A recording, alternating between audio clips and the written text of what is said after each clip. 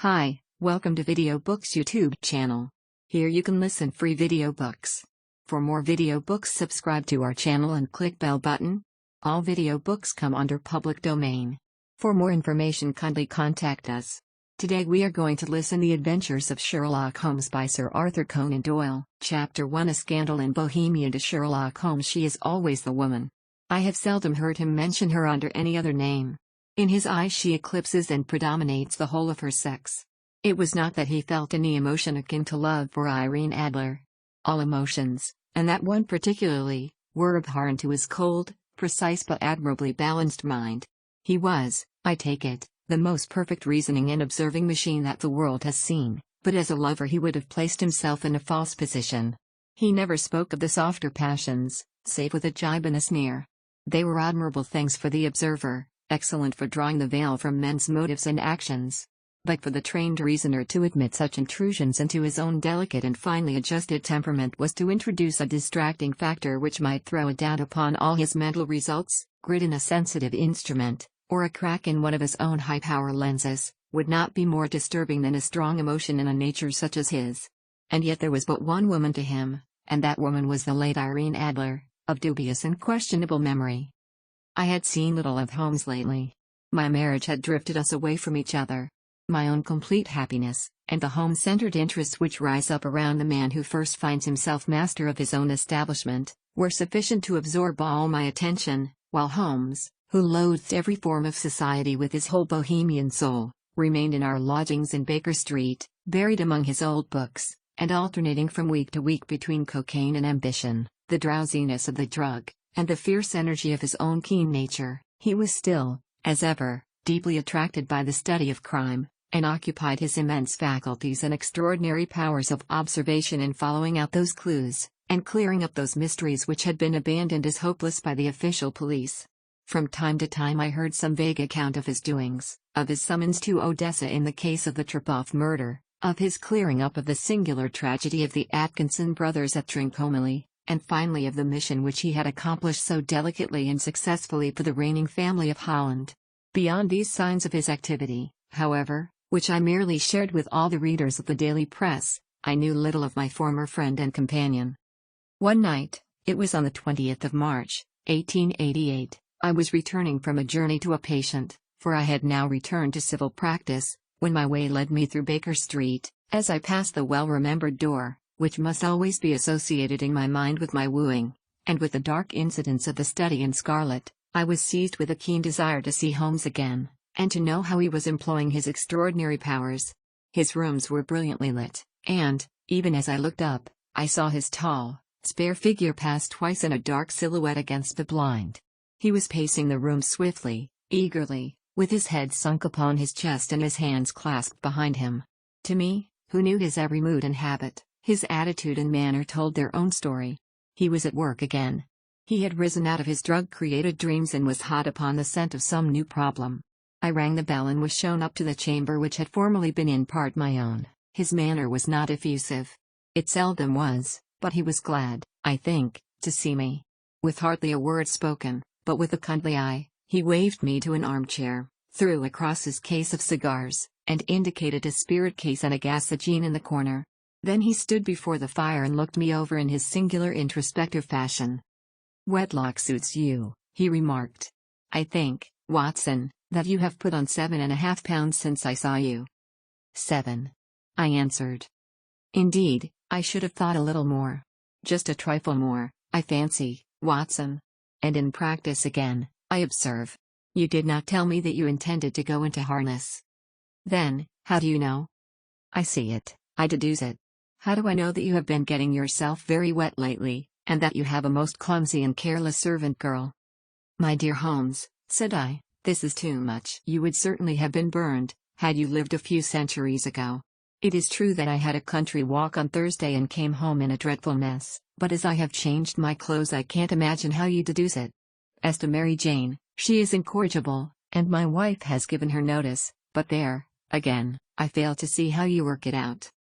He chuckled to himself and rubbed his long, nervous hands together. "It is simplicity itself," said he. "My eyes tell me that on the inside of your left shoe, just where the firelight strikes it, The leather is scored by 6 almost parallel cuts.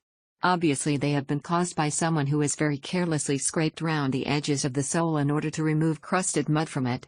Hence, you see, my double deduction that you had been out in vile weather, and that you had a particularly malignant boot-slitting specimen of the London slavey. As to your practice, if a gentleman walks into my room smelling of iodoform, with a black mark of nitrate of silver upon his right forefinger, and a bulge on the right side of his top hat to show where he has secreted his stethoscope, I must be dull, indeed, if I do not pronounce him to be an active member of the medical profession. I could not help laughing at the ease with which he explained his process of deduction. When I hear you give your reasons, I remarked, the thing always appears to me to be so ridiculously simple that I could easily do it myself, though at each successive instance of your reasoning I am baffled until you explain your process. And yet I believe that my eyes are as good as yours.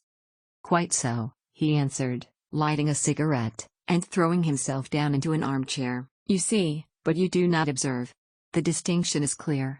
For example, you have frequently seen the steps which led up from the hall to this room. Frequently.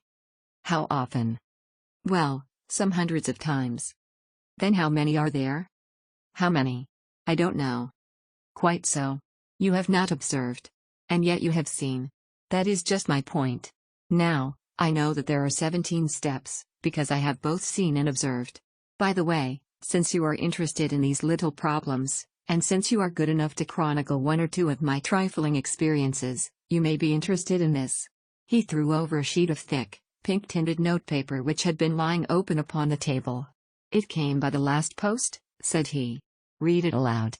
The note was undated, and without either signature or address. There will call upon you tonight, but the note itself. What do you deduce from it? I carefully examined the writing, and the paper upon which it was written. The man who wrote it was presumably well-to-do, I remarked, endeavoring to imitate my companion's processes. Such paper could not be bought under half a crown a packet. It is peculiarly strong and stiff. Peculiar, that is the very word, said Holmes. It is not an English paper at all. Hold it up to the light. I did so, and saw a large E with a small g, a P, and a large G with a small t woven into the texture of the paper. What do you make of that? Asked Holmes. The name of the maker, no doubt, or his monogram, rather. Not at all. The G with the small t stands for Gesellschaft, which is the German for company. It is a customary contraction like our co. P, of course, stands for papier. Now for the e.g. let us glance at our Continental Gazetteer. He took down a heavy brown volume from his shelves. Iglo, Eglanitz, here we are, Igria. It is in a German-speaking country, in Bohemia, not far from Carlsbad. Remarkable as being the scene of the death of Wallenstein, and for its numerous glass factories and paper mills. Ha, ha, my boy, what do you make of that? His eyes sparkled, and he sent up a great blue triumphant cloud from his cigarette. The paper was made in Bohemia, I said. Precisely. And the man who wrote the note is a German. Do you note the peculiar construction of the sentence? This account of you we have from all quarters received, a Frenchman or stay where you are. I am lost without my Boswell. And this promises to be interesting. It would be a pity to miss it. But your client? Never mind him. I may want your help, and so may he. Here he comes.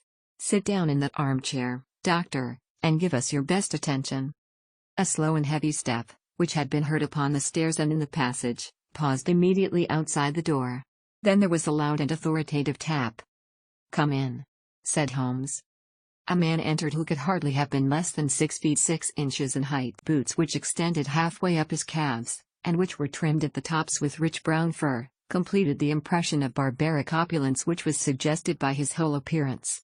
He carried a broad-brimmed hat in his hand, while he wore across the upper part of his face, extending down past the cheekbones, a black visored mask, which he had apparently adjusted that very moment, for his hand was still raised to it as he entered. From the lower part of the face he appeared to be a man of strong character, with a thick, hanging lip, and a long, straight chin suggestive of resolution pushed to the length of obstinacy. You had my note? He asked with a deep harsh voice and a strongly marked German accent. I told you that I would call. He looked from one to the other of us, as if uncertain which to address. Pray take a seat, said Holmes. This is my friend and colleague, Dr. Watson, who is occasionally good enough to help. At present it is not too much to say that it is of such weight it may have an influence upon European history. I promise, said Holmes. And I. You will excuse this mask, continued our strange visitor. The august person who employs me wishes his agent to be unknown to you, and I may confess at once that the title by which I have just called myself is not exactly my own. I was aware of it, said Holmes dryly. The circumstances are of great delicacy, and every precaution has to be taken to quench what might grow to be an immense scandal and seriously compromise one of the reigning families of Europe. To speak plainly, the matter implicates the great house of Ormstein, hereditary kings of Bohemia. I was also aware of that, murmured Holmes, settling himself down in his armchair and closing his eyes. But you can understand, said our strange visitor, sitting down once more and passing his hand over his high white forehead, you can understand that I am not accustomed to doing such business in my own person. Yet the matter was so delicate that I could not confide it to an agent without putting myself in his power. I have come incognito from Prague for the purpose of consulting you. Then, pray consult. In this case I found her biography sandwiched in between that of a Hebrew rabbi and that of a staff commander who had written a monograph upon the deep-sea fishes. Let me see, said Holmes. Born in New Jersey in the year 1858. Contralto, La Scala, Prima donna Imperial Opera of Warsaw, yes. Retired from operatic stage, Living in London, quite so. Your Majesty, as I understand, became entangled with this young person, wrote her some compromising letters, and is now desirous of getting those letters back. Precisely so. But how? Was there a secret marriage? None. No legal papers or certificates? None. Then I fail to follow your Majesty. If this young person should produce her letters for blackmailing or other purposes, how is she to prove their authenticity? There is the writing. Pooh. Forgery. My private notepaper. Stolen. My own seal. Imitated. My photograph. Bought. We were both in the photograph. Oh, dear. That is very bad. Your Majesty has indeed committed an indiscretion. I was mad, insane. You have compromised yourself seriously. I was only Crown Prince then. I was young. I am but 30 now. It must be recovered. We have tried and failed. Your Majesty must pay. It must be bought. She will not sell. Stolen, then. 5 attempts have been made. Twice burglars in my pay ransacked her house. Once we diverted her luggage when she traveled. Twice she has been waylaid. There has been no result. No sign of it? Absolutely none. Holmes laughed. It is quite a pretty little problem, said he, but a very serious one to me, returned the king reproachfully. Very, indeed. And what does she propose to do with the photograph? To ruin me. But how? I am about to be married. So I have heard. To Clotilde Lothman von Saxe-Meiningen, second daughter of the King of Scandinavia. You may know the strict principles of her family. She is herself the very soul of delicacy. A shadow of a doubt as to my conduct would bring the matter to an end. And Irene Adler? Threatens to send them the photograph. And she will do it. I know that she will do it. You do not know her, but she has a soul of steel. She has the face of the most beautiful of women, and the mind of the most resolute of men. Rather than I should marry another woman, there are no lengths to which she would not go, none. You are sure that she has not sent it yet? I am sure. And why? Because she has said that she would send it on the day when the betrothal was publicly proclaimed. That will be next Monday. Oh, then we have 3 days yet, said Holmes with a yawn. That is very fortunate, as I have 1 or 2 matters of importance to look into just at present. Your Majesty will, of course, stay in London for the present? Certainly. You will find me at the Langham under the name of the Count von Cram. Then I shall drop you a line to let you know how we progress. Pray do so. I shall be all anxiety. Then, as to money? You have carte blanche. Absolutely. I tell you that I would give one of the provinces of my kingdom to have that photograph. And for present expenses? The king took a heavy chamois leather bag from under his cloak and laid it on the table. There are £300 in gold and 700 in notes, he said. Holmes scribbled a receipt upon a sheet of his notebook and handed it to him. And mademoiselle's address? He asked. Is Bryony Lodge, Serpentine Avenue, St. John's Wood. Holmes took a note of it. "One other question," said he. "Was the photograph a cabinet?" "It was." "Then, good night, Your Majesty, and I trust that we shall soon have some good news for you. And good night, Watson," he added, as the wheels of the royal brougham rolled down the street. "If you will be good enough to call tomorrow afternoon at 3 o'clock, I should like to chat this little matter over with you." At 3 o'clock precisely I was at Baker Street, but Holmes had not yet returned. The landlady informed me that he had left the house shortly after 8 o'clock in the morning. I sat down beside the fire, however, with the intention of awaiting him, however long he might be. I was already deeply interested in his inquiry, for, though it was surrounded by none of the grim and strange features which were associated with the two crimes which I have already recorded, still, the nature of the case and the exalted station of his client gave it a character of its own.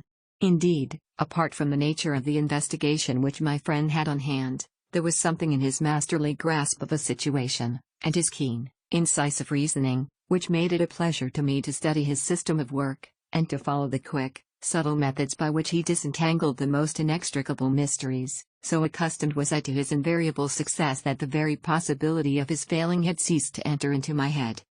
It was close upon 4 before the door opened, and a drunken-looking groom, ill-kept and side-whiskered, with an inflamed face and disreputable clothes, walked into the room. Accustomed as I was to my friend's amazing powers in the use of disguises, I had to look 3 times before I was certain that it was indeed he. With a nod he vanished into the bedroom, whence he emerged in 5 minutes tweed-suited and respectable, as of old. Putting his hands into his pockets, he stretched out his legs in front of the fire and laughed heartily for some minutes. "Well, really," he cried, and then he choked and laughed again until he was obliged to lie back, limp and helpless, in the chair. "What is it? It's quite too funny.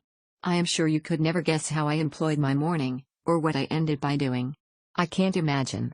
I suppose that you have been watching the habits, and perhaps the house, of Miss Irene Adler."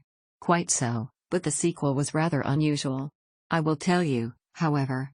I left the house a little after 8 o'clock this morning in the character of a groom out of work. There is a wonderful sympathy and freemasonry among horsey men. Be one of them, and you will know all that there is to know. I soon found Briony Lodge. It is a Beeches villa, with a garden at the back, but built out in front right up to the road, 2 stories. Chubb locked to the door. Large sitting room on the right side, well furnished, with long windows almost to the floor, and those preposterous English window fasteners which a child could open. Behind there was nothing remarkable, save that the passage window could be reached from the top of the coach-house. I walked round it and examined it closely from every point of view, but without noting anything else of interest. I then lounged down the street and found, as I expected, that there was a mews in a lane which runs down by one wall of the garden. I lent the ostlers a hand in rubbing down their horses, and received in exchange 2d, a glass of half and half, 2 fills of shag tobacco, and as much information as I could desire about Miss Adler, to say nothing of half a dozen other people in the neighborhood in whom I was not in the least interested, but whose biographies I was compelled to listen to. "And what of Irene Adler?" I asked. "Oh, she has turned all the men's heads down in that part. She is the daintiest thing under a bonnet on this planet. So say the Serpentine Mews, to a man. She lives quietly, sings at concerts, drives out at 5 every day, and returns at 7 sharp for dinner. Seldom goes out at other times, except when she sings. Has only 1 male visitor, but a good deal of him. He is dark, handsome, and dashing, never calls less than once a day, and often twice. He is a Mr. Godfrey Norton, of the Inner Temple. See the advantages of a cabman as a confidant. They had driven him home a dozen times from Serpentine Mews, and knew all about him. When I had listened to all they had to tell, I began to walk up and down near Briony Lodge once more, and to think over my plan of campaign. This Godfrey Norton was evidently an important factor in the matter. He was a lawyer. That sounded ominous. What was the relation between them, and what the object of his repeated visits? Was she his client, his friend, or his mistress? If the former, she had probably transferred the photograph to his keeping. If the latter, it was less likely. On the issue of this question depended whether I should continue my work at Briony Lodge, or turn. He was a remarkably handsome man, dark, aquiline, and mustached, evidently the man of whom I had heard. He appeared to be in a great hurry, shouted to the cabman to wait, and brushed past the maid who opened the door with the air of a man who was thoroughly at home. He was in the house about half an hour, and I could catch glimpses of him in the windows of the sitting room, pacing up and down, talking excitedly, and waving his arms. Of her I could see nothing. Presently he emerged, looking even more flurried than before. As he stepped up to the cab, he pulled a gold watch from his pocket and looked at it earnestly. "Drive like the devil," he shouted, "first to Gross and Hankey's in Regent Street, and then to the Church of St. Monica in the Edgware Road. Half a guinea if you do it." The driver looked twice at such a shabby fare, but I jumped in before he could object. "The Church of St. Monica," said I, "and half a sovereign if you reach it in 20 minutes. It was 25 minutes to 12, and of course it was clear enough what was in the wind. My cabby drove fast. I don't think I ever drove faster, but the others were there before us. The cab and the landau with their steaming horses were in front of the door when I arrived. I paid the man and hurried into the church.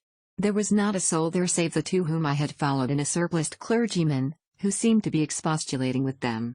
They were all three standing in a knot in front of the altar.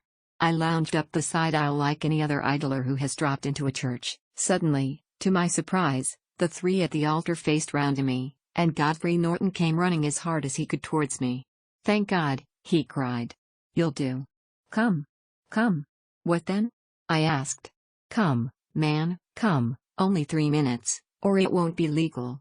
I was half dragged up to the altar, and before I knew where I was I found myself mumbling responses which were whispered in my ear, and vouching for things of which I knew nothing, and generally assisting in the secure tying up of Irene Adler, spinster, to Godfrey Norton, bachelor. It was all done in an instant, and there was the gentleman thanking me on the one side and the lady on the other, while the clergyman beamed on me in front. It was the most preposterous position in which I ever found myself in my life, and it was the thought of it that started me laughing just now. It seems that there had been some informality about their license, that the clergyman absolutely refused to marry them without a witness of some sort, and that my lucky appearance saved the bridegroom from having to sally out into the streets in search of a best man. The bride gave me a sovereign, and I mean to wear it on my watch chain in memory of the occasion. "This is a very unexpected turn of affairs," said I, "and what then?" Well, I found my plans very seriously menaced.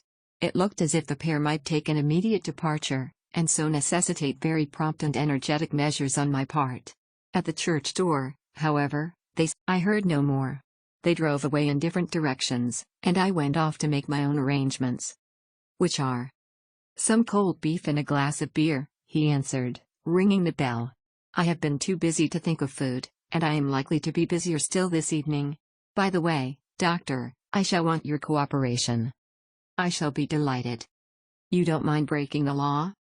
"Not in the least." "Nor running a chance of arrest?" "Not in a good cause." "Oh, the cause is excellent. Then I am your man." "I was sure that I might rely on you. But what is it you wish?" "When Mrs. Turner has brought in the tray I will make it clear to you. Now," he said as he turned hungrily on the simple fare that our landlady had provided, "I must discuss it while I eat, for I have not much time. It is nearly 5 now. In 2 hours we must be on the scene of action. Miss Irene, or Madam, rather, returns from her drive at 7. We must be at Bryony Lodge to meet her." "And what then?" "You must leave that to me. I have already arranged what is to occur. There is only one point on which I must insist. You must not interfere, come what may. You understand?" "I am to be neutral?" "To do nothing whatever. There will probably be some small unpleasantness. Do not join in it. It will end in my being conveyed into the house. 4 or 5 minutes afterwards the sitting-room window will open. You are to station yourself close to that open window." "Yes." "You are to watch me, for I will be visible to you." "Yes." "And when I raise my hand, so, you will throw into the room what I give you to throw, and will, at the same time, raise the cry of fire. You quite follow me?" "Entirely." "It is nothing very formidable," he said, taking a long cigar-shaped roll from his pocket. "It is an ordinary plumber's smoke rocket, fitted with a cap at either end to make it self-lighting. Your task is confined to that. When you raise your cry of fire, it will be taken up by quite a number of people. You may then walk to the end of the street, and I will rejoin you in 10 minutes. I hope that I have made myself clear. I am to remain neutral, to get near the window, to watch you, and at the signal to throw in this object, then to raise the cry of fire, and to wait you at the corner of the street." Precisely. Then you may entirely rely on me. That is excellent. I think, perhaps, it is almost time that I prepare for the new role I have to play. He disappeared into his bedroom and returned in a few minutes in the character of an amiable and simple-minded nonconformist clergyman. His broad black hat, his baggy trousers, his white tie, his sympathetic smile, and general look of peering and benevolent curiosity were such as Mr. John Hare alone could have equaled. It was not merely that Holmes changed his costume. His expression, his manner, his very soul seemed to vary with every fresh part that he assumed. The stage lost a fine actor, even as science lost an acute reasoner, when he became a specialist in crime. It was 6:15 when we left Baker Street, and it still wanted 10 minutes to the hour when we found ourselves in Serpentine Avenue. It was already dusk, and the lamps were just being lighted as we paced up and down in front of Bryony Lodge, waiting for the coming of its occupant. The house was just such as I had pictured it from Sherlock Holmes' succinct description, but the locality appeared to be less private than I expected. On the contrary, for a small street in a quiet neighborhood, it was remarkably animated.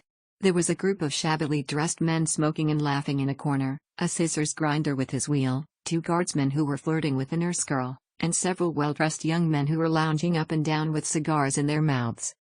"You see," remarked Holmes, as we passed to and fro in front of the house, "this marriage rather simplifies matters. The photograph becomes a double-edged weapon now. The chances are that she would be as averse to its being seen by Mr. Godfrey Norton, as our client is to its coming to the eyes of his princess. Now the question is, where are we to find the photograph?" "Where, indeed? It is most unlikely that she carries it about with her. It is cabinet size. Too large for easy concealment about a woman's dress. She knows that the king is capable of having her waylaid and searched. 2 attempts of the sort have already been. Besides, remember that she had resolved to use it within a few days. It must be where she can lay her hands upon it. It must be in her own house. But it has twice been burgled. Pshaw! They did not know how to look. But how will you look?" "I will not look." "What then?" "I will get her to show me." "But she will refuse." "She will not be able to. But I hear the rumble of wheels. It is her carriage. Now carry out my orders to the letter."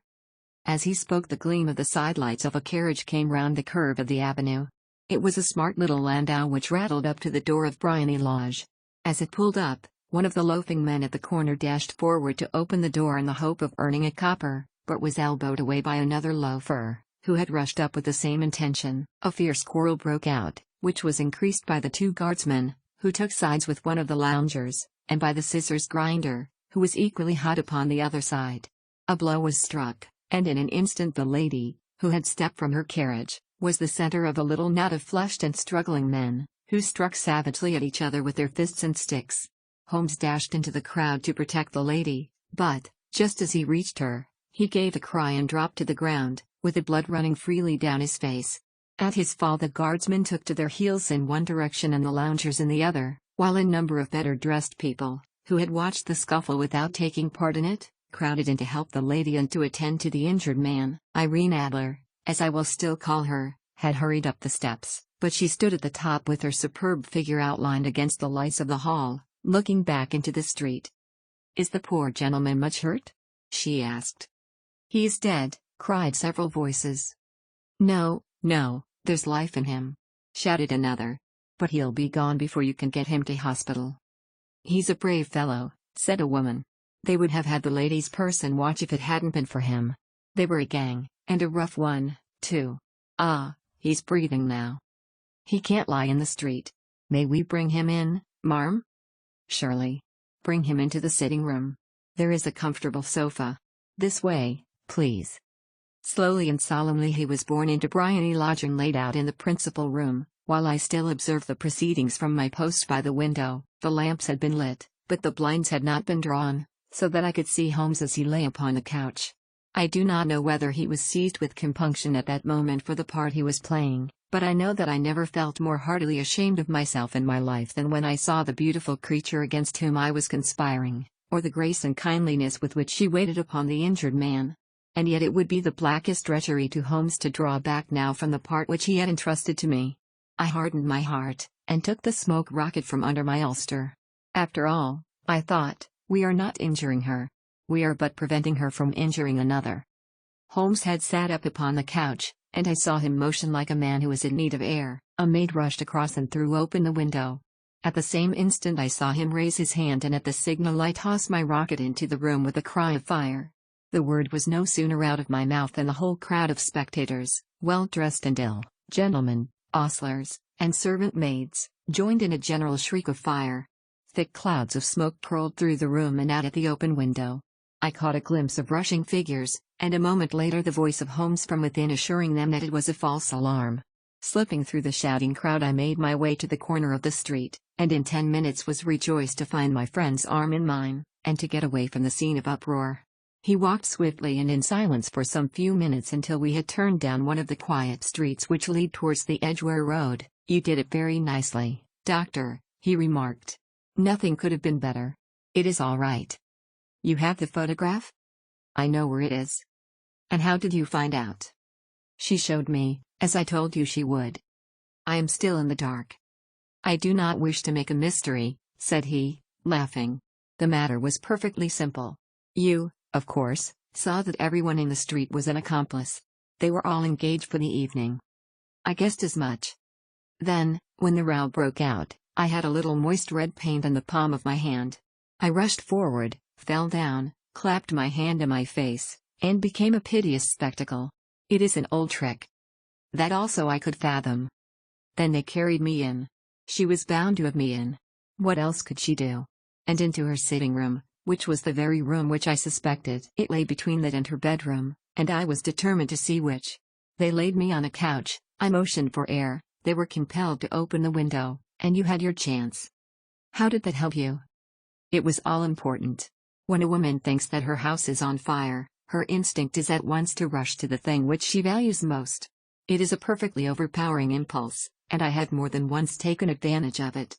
In the case of the Darlington substitution scandal it was of use to me, and also in the Arnsworth Castle business.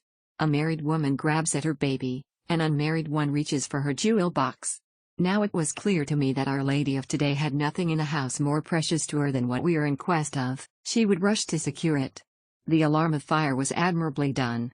The smoke and shouting were enough to shake nerves of steel. She responded beautifully. The photograph is in a recess behind a sliding panel just above the right bell pull. She was there in an instant, and I caught a glimpse of it as she half drew it out. When I cried out that it was a false alarm, she replaced it, glanced at the rocket, rushed from the room, and I have not seen her since. I rose, and, making my excuses, escaped from the house. I hesitated whether to attempt to secure the photograph at once, but the coachman had come in, and as he was watching me narrowly, it seemed safer to wait. A little over-precipitance may ruin all. "And now?" I asked. "Our quest is practically finished. I shall call with the king tomorrow, and with you, if you care to come with us. We will be shown into the sitting room to wait for the lady, but it is probable that when she comes she may find neither us nor the photograph.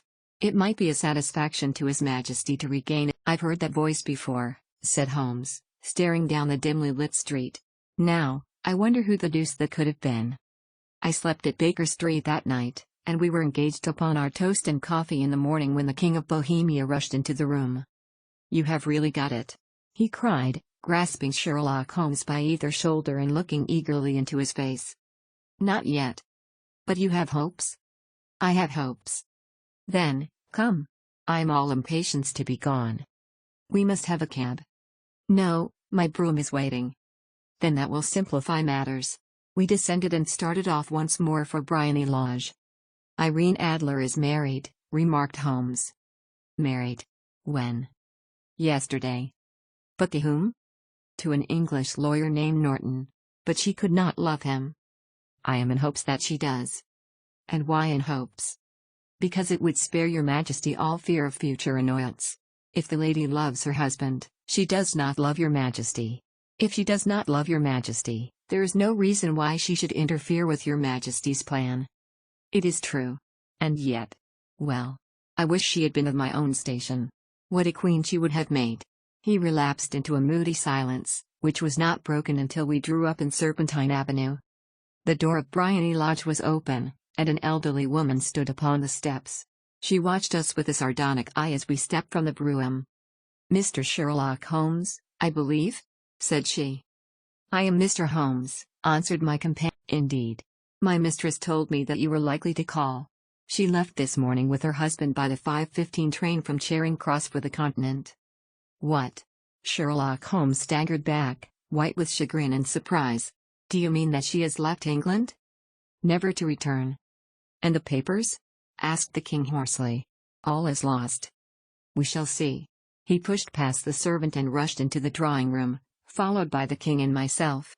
The furniture was scattered about in every direction, with dismantled shelves and open drawers, as if the lady had hurriedly ransacked them before her flight. Holmes rushed at the bell pull, tore back a small sliding shutter, and, plunging in his hand, pulled out a photograph and a letter. The photograph was of Irene Adler herself in evening dress. The letter was superscribed to Sherlock Holmes, Esquire, to be left till called for. My friend tore it open, and we all three read it together. It was dated at midnight of the preceding night and ran in this way.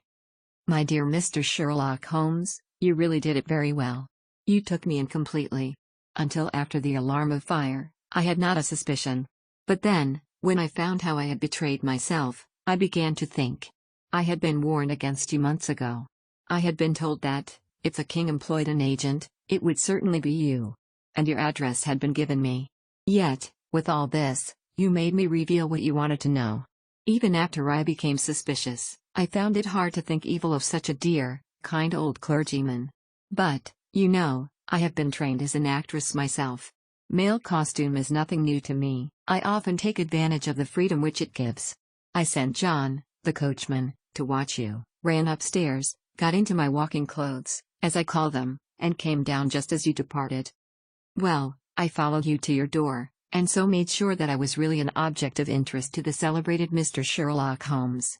Then I, rather imprudently, wished you good night, and started for the temple to see my husband.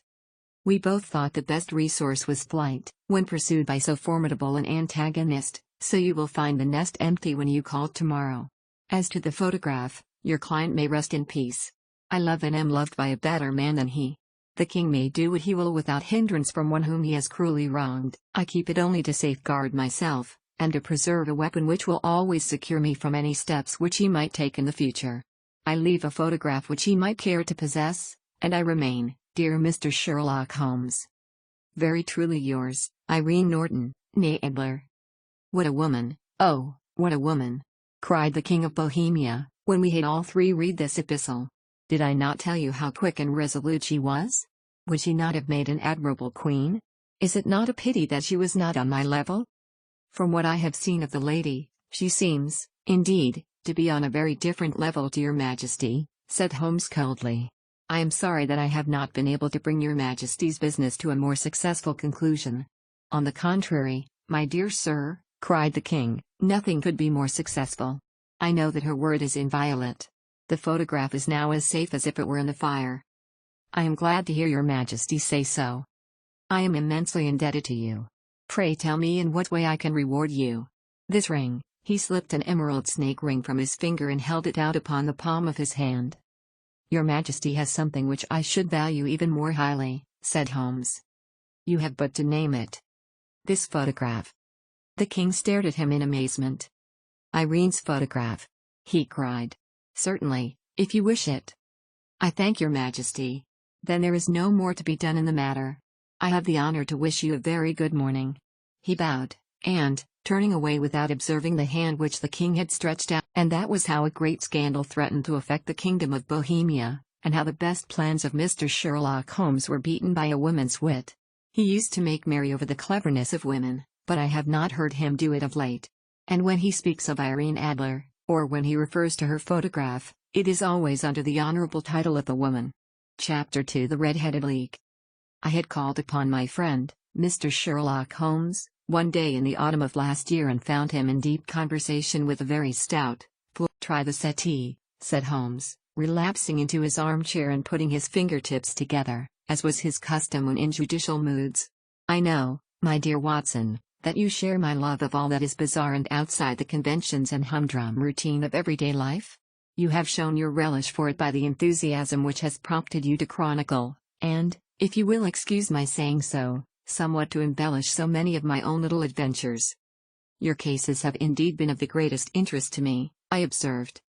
You will remember that I remarked the other day, just before we went into the very simple problem presented by Miss Mary Sutherland, that for strange effects and extraordinary combinations we must go to life itself, which is always far more daring than any efforts of the imagination.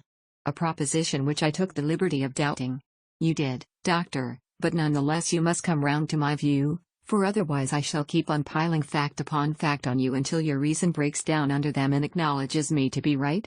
Now, Mr. Jabez Wilson here has been good enough to call upon me this morning, and to begin a narrative which promises to be one of the most singular which I have listened to for some time. You have heard me remark that the strangest and most unique things are very often connected not with the larger but with the smaller crimes, and occasionally, indeed, where there is room for doubt whether any positive crime has been committed. As far as I have heard, it is impossible for me to say whether the present case was an instance of crime or not, but the course of events is certainly among the most singular that I have ever listened to. Perhaps, Mr. Wilson, you would have the great kindness to recommence your narrative. I ask you not merely because my friend Dr. Watson has not heard the opening part but also because the peculiar nature of the story makes me anxious to have every possible detail from your lips. As a rule, when I have heard some slight indication of the course of events, I am able to guide myself by the thousands of other similar cases which occur to my memory. In the present instance I am forced to admit that the facts are, to the best of my belief, unique. The portly client puffed out his chest with an appearance of some little pride and pulled a dirty and wrinkled newspaper from the inside pocket of his greatcoat. As he glanced down the advertisement column, with his head thrust forward and the paper flattened out upon his knee, I took a good look at the man and endeavored, after the fashion of my companion, to read the indications which might be presented by his dress or appearance. I did not gain very much, however, by my inspection. Our visitor bore every mark of being an average commonplace British tradesman, obese, pompous, and slow. He wore rather baggy grey shepherd's check trousers, a not over-clean black frock coat, unbuttoned in the front, and a drab waistcoat with a heavy brassy Albert chain, and a square pierced bit of metal dangling down as an ornament. A frayed top hat and a faded brown overcoat with a wrinkled velvet collar lay upon a chair beside him. Altogether, look as I would, there was nothing remarkable about the man save his blazing red head, and the expression of extreme chagrin and discontent upon his features. Sherlock Holmes' quick eye took in my occupation, and he shook his head with a smile as he noticed my questioning glances. Beyond the obvious facts that he has at some time done manual labor, that he takes snuff, that he is a Freemason, that he has been in China, and that he has done a considerable amount of writing lately, I can deduce nothing else. Mr. Jabez Wilson started up in his chair, with his forefinger upon the paper, but his eyes upon my companion. How, in the name of good fortune, did you know all that, Mr. Holmes? He asked. How did you know, for example, that I did manual labor? It's as true as gospel, for I began as a ship's carpenter. Your hands, my dear sir. Your right hand is quite a size larger than your left. You have worked with it, and the muscles are more developed. Well, the snuff, then, and the Freemasonry? I won't insult your intelligence by telling you how I read that, especially as, rather against the strict rules of your order, you use an arc and compass breastpin? Ah, of course, I forgot that. But the writing? What else can be indicated by that right cuff so very shiny for 5 inches, and the left one with the smooth patch near the elbow where you rested upon the desk? Well, but China? The fish that you have tattooed immediately above your right wrist could only have been done in China. I have made a small study of tattoo marks and have even contributed to the literature of the subject. That trick of staining the fish's scales of a delicate pink is quite peculiar to China. When, in addition, I see a Chinese coin hanging from your watch chain, the matter becomes even more simple. Mr. Jabez Wilson laughed heavily. Well, I never, said he. I thought at first that you had done something clever, but I see that there was nothing in it after all. I begin to think, Watson, said Holmes, that I make a mistake in explaining. Omne ignotum pro magnifico, you know, and my poor little reputation, such as it is, will suffer shipwreck if I am so candid. Can you not find the advertisement, Mr. Wilson? Yes, I have got it now, he answered with his thick red finger planted halfway down the column. Here it is. This is what began it all. You just read it for yourself, sir. Apply in person on Monday, at 11 o'clock, to Duncan Ross, at the offices of the League, 7 Pope's Court, Fleet Street. What on earth does this mean? I ejaculated after I had twice read over the extraordinary announcement. Holmes chuckled and wriggled in his chair, as was his habit when in high spirits. "It is a little off the beaten track, isn't it?" said he. "And now, Mr. Wilson, off you go at scratch and tell us all about yourself, your household, and the effect which this advertisement had upon your fortunes. You will first make a note, Doctor, of the paper and the date." "It is the Morning Chronicle of April 27. It's not a very large affair, and of late years it has not done more than just give me a living. I used to be able to keep 2 assistants, but now I only keep 1, and I would have a job to pay him but that he is willing to come for half wages so as to learn the business." "What is the name of this obliging youth?" asked Sherlock Holmes. "His name is Vincent Spaulding, and he's not such a youth, either. It's hard to say his age.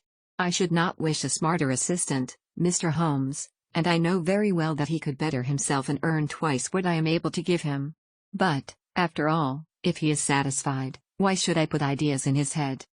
"Why, indeed? You seem most fortunate in having an employee who comes under the full market price. It is not a common experience among employers in this age. I don't know that your assistant is not as remarkable as your advertisement." "Oh, he has his faults, too," said Mr. Wilson. "Never was such a fellow for photography. Snapping away with the camera when he ought to be improving his mind, and then diving down into the cellar like a rabbit into its hole to develop his pictures. That is his main fault, but on the whole he's a good worker. There's no vice in him." "He is still with you, I presume?" "Yes, sir. He and a girl of 14, who does a bit of simple cooking and keeps the place clean. That's all I have in the house, for I am a widower and never had any family. We live very quietly, sir, the 3 of us, and we keep a roof over our heads and pay our debts, if we do nothing more. The first thing that put us out was that advertisement, Spaulding. He came down into the office just in that way. I didn't know much of what was going on outside, and I was always glad of a bit of news." "Have you never heard of the League of the Red-Headed Men?" he asked with his eyes open. "Never." "Why, I wonder at that, for you are eligible yourself for one of the vacancies." "And what are they worth?" I asked. "Oh, merely a couple of hundred a year, but the work is slight, and it need not interfere very much with one's other occupations." Well, you can easily think that made me prick up my ears, for the business has not been over good for some years, and an extra couple of hundred would have been very handy. "Tell me all about it," said I. "Well," said he, showing me the advertisement, "you can see for yourself that the League has a vacancy, and there is the address where you should apply for particulars. As far as I can make out, the League was founded by an American millionaire, Ezekiah Hopkins, who was very peculiar in his ways.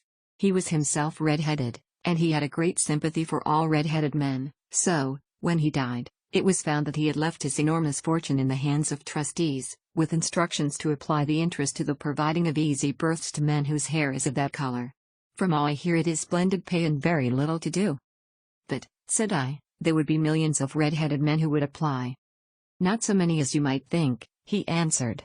"You see, it is really confined to Londoners, and to grown men. This American had started from London when he was young, and he wanted to do the old town a good turn. Then, again, I have heard it is no use your applying if your hair is light red, or dark red, or anything but real bright, blazing, fiery red. Now, if you cared to apply, Mr. Wilson, you would just walk in, but perhaps it would hardly be worth your while to put yourself out of the way for the sake of a few £100. Now, it is a fact, gentlemen, as you may see for yourselves, that my hair is of a very full and rich tint, so that it seemed to me that if there was to be any competition in the matter I stood as good a chance as any man that I had ever met. Vincent Spaulding seemed to know so much about it that I thought he might prove useful, so I just ordered him to put up the shutters for the day and to come right away with me. He was very willing to have a holiday, so we shut the business up and started off for the address that was given us in the advertisement. I never hope to see such a sight as that again, Mr. Holmes. From north, south, east, and west every man who had a shade of red in his hair had tramped into the city to answer the advertisement. Fleet Street was choked with red-headed folk, and Pope's Court looked like a coster's orange barrow. I should not have thought there were so many in the whole country as were brought together by that single advertisement.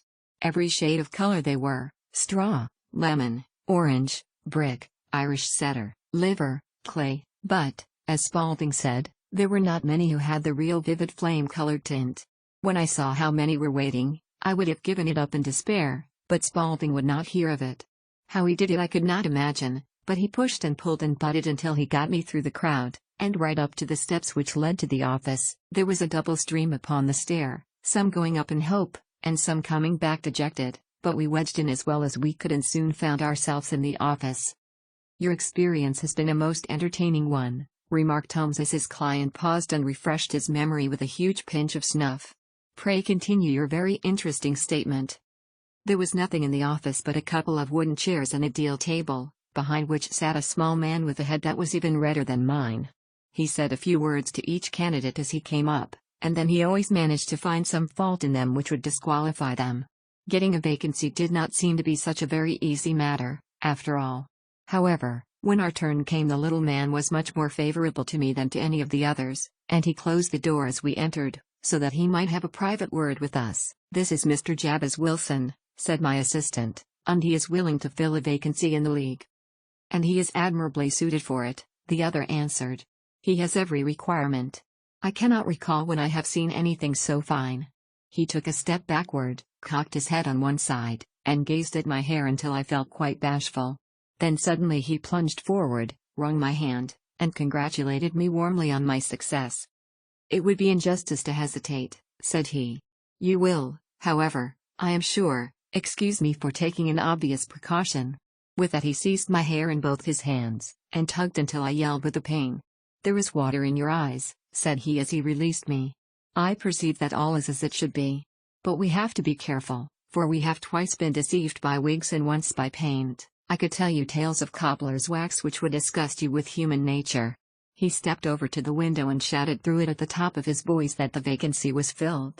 A groan of disappointment came up from below, and the folk all trooped away in different directions until there was not a redhead to be seen except my own and that of the manager. "My name," said he, "is Mr. Duncan Ross, and I am myself one of the pensioners upon the fund left by our noble benefactor. Are you a married man, Mr. Wilson? Have you a family?" I answered that I had not. His face fell immediately. "Dear me," he said gravely, "that is very serious indeed. I am sorry to hear you say that. The fund was, of course, for the propagation and spread of the redheads as well as for their maintenance. It is exceedingly unfortunate that you should be a bachelor." My face lengthened at this, Mr. Holmes, for I thought that I was not to have the vacancy after all, but after thinking it over for a few minutes he said that it would be all right. "In the case of another," said he, "the objection might be fatal, but we must stretch a point in favor of a man with such a head of hair as yours. When shall you be able to enter upon your new duties?" "Well, it is a little awkward, for I have a business already," said I. "Oh, never mind about that, Mr. Wilson," said Vincent Spaulding. "I should be able to look after that for you." "What would be the hours?" I asked. 10 to 2. Now a pawnbroker's business is mostly done of an evening, Mr. Holmes, especially Thursday and Friday evening, which is just before payday, so it would suit me very well to earn a little in the mornings. Besides, I knew that my assistant was a good man, and that he would see to anything that turned up. "That would suit me very well," said I. "And the pay?" "Is £4 a week." "On the work?" "Is purely nominal." "What do you call purely nominal?" "Well, you have to be in the office, or at least in the building, the whole time. If you leave, you forfeit your whole position forever. The will is very clear upon that point. You don't comply with the conditions if you budge from the office during that time." "It's only 4 hours a day, and I should not think of leaving," said I. "No excuse will avail," said Mr. Duncan Ross, "neither sickness nor business nor anything else. There you must stay, or you lose your billet." "On the work?" "Is to copy out the Encyclopedia Britannica. There is the first volume of it in that press. You must find your own ink, pens, and blotting paper, but we provide this table and chair. Will you be ready tomorrow?" "Certainly," I answered. "Then, goodbye, Mr. Jabez Wilson, and let me congratulate you once more on the important position which you have been fortunate enough to gain." He bowed me out of the room and I went home with my assistant, hardly knowing what to say or do. I was so pleased at my own good fortune. Well, I thought over the matter all day, and by evening I was in low spirits again, for I had quite persuaded myself that the whole affair must be some great hoax or fraud, though what its object might be I could not imagine. It seemed altogether past belief that anyone could make such a will, or that they would pay such a sum for doing anything so simple as copying out the Encyclopedia Britannica. Vincent Spaulding did what he could to cheer me up, but by bedtime I had reasoned myself out of the whole thing. However, in the morning I determined to have a look at it anyhow, so I bought a penny bottle of ink, and with a quill pen, and 7 sheets of foolscap paper, I started off for Pope's Court. Well, to my surprise and delight, everything was as right as possible. The table was set out ready for me, and Mr. Duncan Ross was there to see that I got fairly to work. He started me off upon the letter A, and then he left me, but he would drop in from time to time to see that all was right with me. At 2 o'clock he bade me good day, complimented me upon the amount that I had written, and locked the door of the office after me. This went on day after day, Mr. Holmes, and on Saturday the manager came in and planked down 4 golden sovereigns for my week's work. It was the same next week, and the same the week after. Every morning I was there at 10, and every afternoon I left at 2. By degrees Mr. Duncan Ross took to coming in only once of a morning, and then, after a time, he did not come in at all. Still, of course, I never dared to leave the room for an instant, for I was not sure when he might come, and the billet was such a good one, and suited me so well, that I would not risk the loss of it. 8 weeks passed away like this, and I had written about abbots and archery and armor and architecture in Attica, and hoped with diligence that I might get on to the bees before very long. It cost me something in foolscap, and I had pretty nearly filled a shelf with my writings.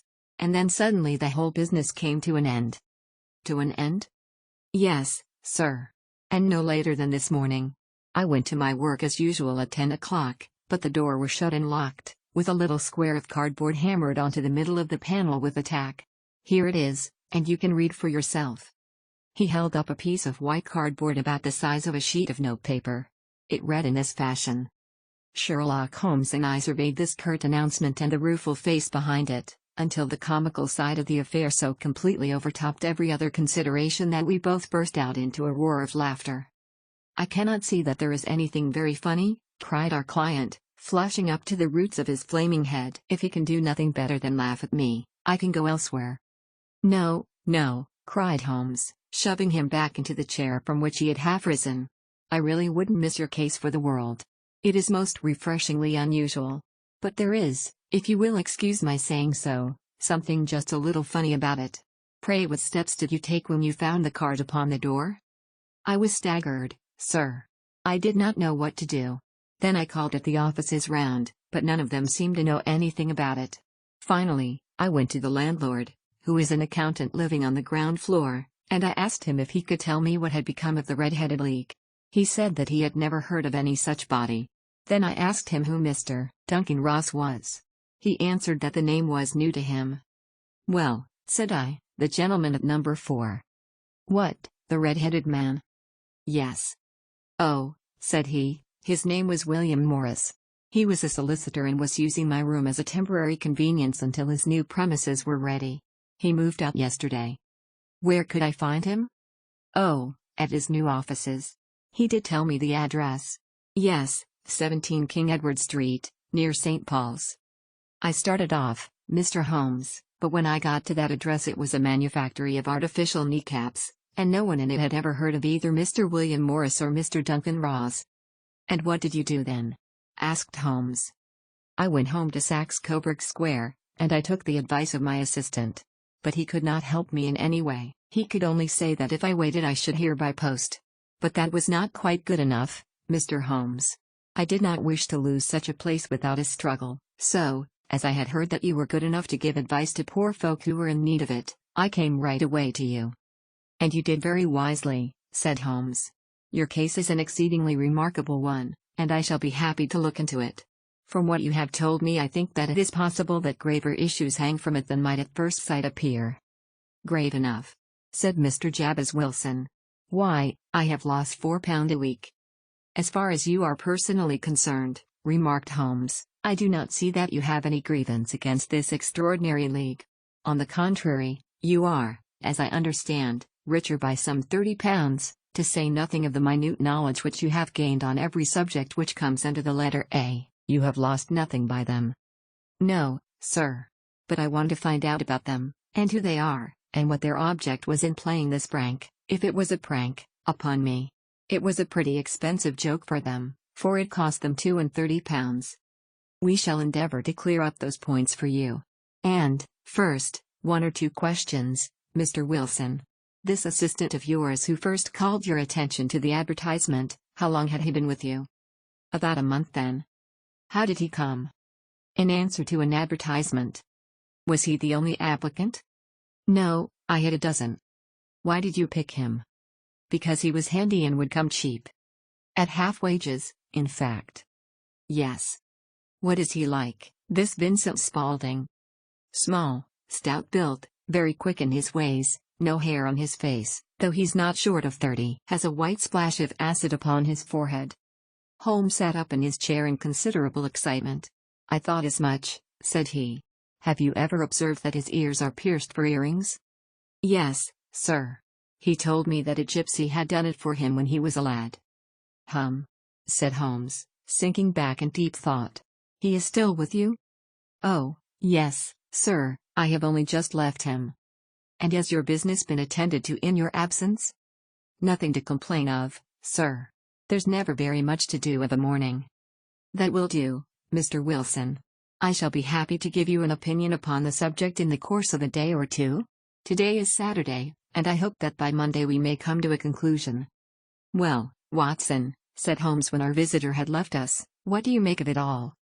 I make nothing of it, I answered frankly. It is a most mysterious business. As a rule, said Holmes, the more bizarre a thing is the less mysterious it proves to be. It is your commonplace, featureless crimes which are really puzzling, just as a commonplace face is the most difficult to identify. But I must be prompt over this matter. What are you going to do, then? I asked. To smoke, he answered. It is quite a three-pipe problem, and I beg that you won't speak to me for 15 minutes. He curled himself up in his chair, with his thin knees drawn up to his hawk-like nose, and there he sat with his eyes closed and his black clay pipe thrusting out like the bill of some strange bird. I had come to the conclusion that he had dropped asleep, and indeed was nodding myself, when he suddenly sprang out of his chair with the gesture of a man who has made up his mind and put his pipe down upon the mantelpiece. Sarasate plays at the St. James's Hall this afternoon, he remarked. What do you think, Watson? Could your patients spare you for a few hours? I have nothing to do today. My practice is never very absorbing. Then put on your hat and come. I am going through the city first, and we can have some lunch on the way. I observe that there is a good deal of German music on the program, which is rather more to my taste than Italian or French. It is introspective, and I want to introspect. Come along. We traveled by the underground as far as Aldersgate, and a short walk took us to Saxe-Coburg Square, the scene of the singular story which we had listened to in the morning. It was a poky, little, shabby genteel place, where 4 lines of dingy 2-storied brick houses looked out into a small railed-in enclosure, where a lawn of weedy grass and a few clumps of faded laurel bushes made a hard fight against a smoke-laden and uncongenial atmosphere. 3 gilt balls and a brown board with Jabez Wilson in white letters, upon a corner house, announced the place where our red-headed client carried on his business. Sherlock Holmes stopped in front of it with his head on one side and looked it all over, with his eyes shining brightly between puckered lids. Then he walked slowly up the street, and then down again to the corner, still looking keenly at the houses. Finally he returned. 3rd right, 4th left, answered the assistant promptly, closing the door. Smart fellow, that, observed Holmes as we walked away. He is, in my judgment, the 4th smartest man in London, and for daring I am not sure that he has not a claim to be 3rd. I have known something of him before. Evidently, said I, Mr. Wilson's assistant counts for a good deal in this mystery of the Red-Headed League. I am sure that you inquired your way merely in order that you might see him. Not him. What then? The knees of his trousers. And what did you see?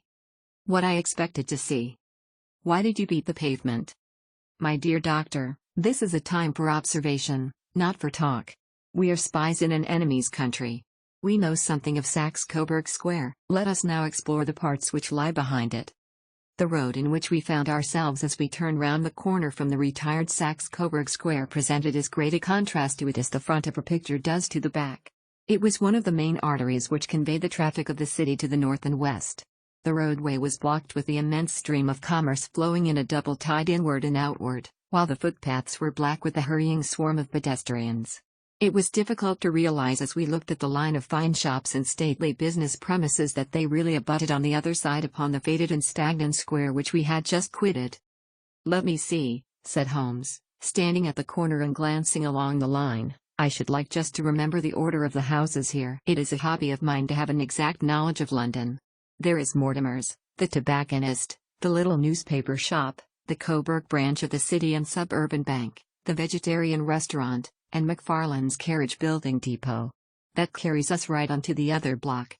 And now, Doctor, we've done our work, so it's time we had some play. A sandwich and a cup of coffee, and then off to violin land, where all is sweetness and delicacy and harmony, and there are no red-headed clients to vex us with their conundrums." My friend was an enthusiastic musician, being himself not only a very capable performer but a composer of no ordinary merit. All the afternoon he sat in the stalls wrapped in the most perfect happiness, gently waving his long, thin fingers in time to the music, while his gently smiling face and his languid, dreamy eyes were as unlike those of Holmes the sleuth-hound, Holmes the relentless, keen-witted, ready-handed criminal agent, as it was possible to conceive. In his singular character the dual nature alternately asserted itself, and his extreme exactness and astuteness represented, as I have often thought, the reaction against the poetic and contemplative mood which occasionally predominated in him. The swing of his nature took him from extreme languor to devouring energy, and, as I knew well, he was never so truly formidable as when, for days on end, when I saw him that afternoon so enwrapped in the music at St. James's Hall, I felt that an evil time might be coming upon those whom he had set himself to hunt down. "Do you want to go home?" "No doubt, Doctor," he remarked as we emerged. "Yes." He waved his hand, turned on his heel, and disappeared in an instant among the crowd. I trust that I am not more dense than my neighbors, but I was always oppressed with a sense of my own stupidity in my dealings with Sherlock Holmes. Here I had heard what he had heard, I had seen what he had seen, and yet from his words it was evident that he saw clearly not only what had happened but what was about to happen, while to me the whole business was still confused and grotesque. As I drove home to my house in Kensington I thought over it all, from the extraordinary story of the red-headed copier of the encyclopedia down to the visit to Saxe-Coburg Square, and the ominous words with which he had parted from me. What was this nocturnal expedition, and why should I go armed? Where were we going, and what were we to do? I had the hint from Holmes that the smooth-faced pawnbroker's assistant was a formidable man, a man who might play a deep game. I tried to puzzle it out, but gave it up in despair and set the matter aside until night should bring an explanation. It was 9:15 when I started from home and made my way across the park, and so through Oxford Street to Baker Street. 2 hansoms were standing at the door, and as I entered the passage I heard the sound of voices from above. On entering his room, I found Holmes in animated conversation with 2 men, one of whom I recognized as Peter Jones, the official police agent, while the other was a long, thin, sad-faced man, with a very shiny hat and oppressively respectable frock coat. "Ha! Our party is complete," said Holmes, buttoning up his pea jacket and taking his heavy hunting crop from the rack. "Watson, I think you know Mr. Jones, of Scotland Yard? Let me introduce you to Mr. Merryweather, who is to be our companion in tonight's adventure." "We're hunting in couples again, Doctor, you see," said Jones in his consequential way. "Our friend here is a wonderful man for starting a chase. All he wants is an old dog to help him to do the running down." "I hope a wild goose may not prove to be the end of our chase," observed Mr. Merryweather gloomily. "You may place considerable confidence in Mr. Holmes, sir," said the police agent loftily. "He has his own little methods, which are, if you won't mind my saying so, just a little too theoretical and fantastic, but he has the makings of a detective in him. It is not too much to say that once or twice, as in that business of the Sholto murder and the Agra treasure, he has been more nearly correct than the official force." "Oh, if you say so, Mr. Jones, it is all right," said the stranger with deference. "Still, I confess that I miss my rubber. It is the first Saturday night for 27 years that I have not had my rubber." "I think you will find," said Sherlock Holmes, "that you will play for a higher stake tonight than you have ever done yet, and that the play will be more exciting. For you, Mr. Merryweather, the stake will be some £30,000, and for you, Jones, it will be the man upon whom you wish to lay your hands. John Clay, the murderer, thief, smasher, and forger.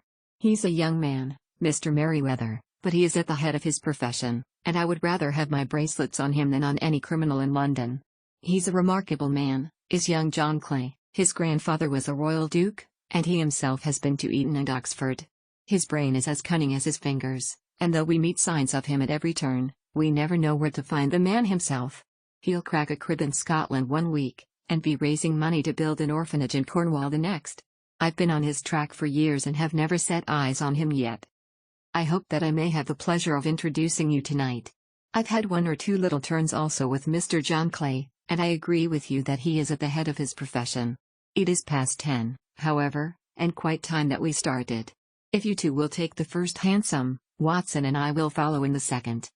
Sherlock Holmes was not very communicative during the long drive and lay back in the cab humming the tunes which he had heard in the afternoon. We rattled through an endless labyrinth of gaslit streets until we emerged into Farrington Street. "We are close there now," my friend remarked. "This fellow Merryweather is a bank director, and personally interested in the matter. I thought it as well to have Jones with us also. He is not a bad fellow, though an absolute imbecile in his profession. He has one positive virtue. He is as brave as a bulldog." And within there was a small corridor, which ended in a very massive iron gate. This also was opened, and led down a flight of winding stone steps, which terminated at another formidable gate. Mr. Merryweather stopped to light a lantern, and then conducted us down a dark, earth-smelling passage, and so, after opening a third door, into a huge vault or cellar, which was piled all round with crates and massive boxes. "You were not very vulnerable from above," Holmes remarked as he held up the lantern and gazed about him. "Nor from below," said Mr. Merryweather, striking his stick upon the flags which lined the floor. "Why, dear me, it sounds quite hollow," he remarked, looking up in surprise. "I must really ask you to be a little more quiet," said Holmes severely. "You have already imperiled the whole success of our expedition. Might I beg that you would have the goodness to sit down upon one of those boxes, and not to interfere?" The solemn Mr. Merryweather perched himself upon a crate, with a very injured expression upon his face, while Holmes fell upon his knees upon the floor and, with a lantern and a magnifying lens, began to examine minutely the cracks between the stones. A few seconds sufficed to satisfy him, for he sprang to his feet again and put his glass in his pocket. "We have at least an hour before us," he remarked, "for they can hardly take any steps until the good pawnbroker is safely in bed. Then they will not lose a minute, for the sooner they do their work the longer time they will have for their escape. We are at present, Doctor, as no doubt you have divined, in the cellar of the City branch of one of the principal London banks. Mr. Merryweather is the chairman of directors, and he will explain to you that there are reasons why the more daring criminals of London should take a considerable interest in this cellar at present." "It is our French gold," whispered the director. "We have had several warnings that an attempt might be made upon it." "Your French gold?" "Yes. We had occasion some months ago to strengthen our resources and borrowed for that purpose 30,000 Napoleons from the Bank of France. It has become known that we have never had occasion to unpack the money, and that it is still lying in our cellar. The crate upon which I sit contains 2,000 Napoleons packed between layers of lead foil. Our reserve of bullion is much larger at present than is usually kept in a single branch office, and the directors have had misgivings upon the subject." "Which were very well justified," observed Holmes. "And now it is time that we arranged our little plans. I expect that within an hour matters will come to a head. In the meantime, Mr. Merryweather, we must put the screen over that dark lantern." "And sit in the dark?" "I am afraid so. I had brought a pack of cards in my pocket, and I thought that, as we were a party carré, you might have your rubber after all. But I see that the enemy's preparations have gone so far that we cannot risk the presence of a light. And, first of all, we must choose our positions. These are daring men, and though we shall take them at a disadvantage, they may do us some harm unless we are careful. I shall stand behind this grate, and do you conceal yourselves behind those.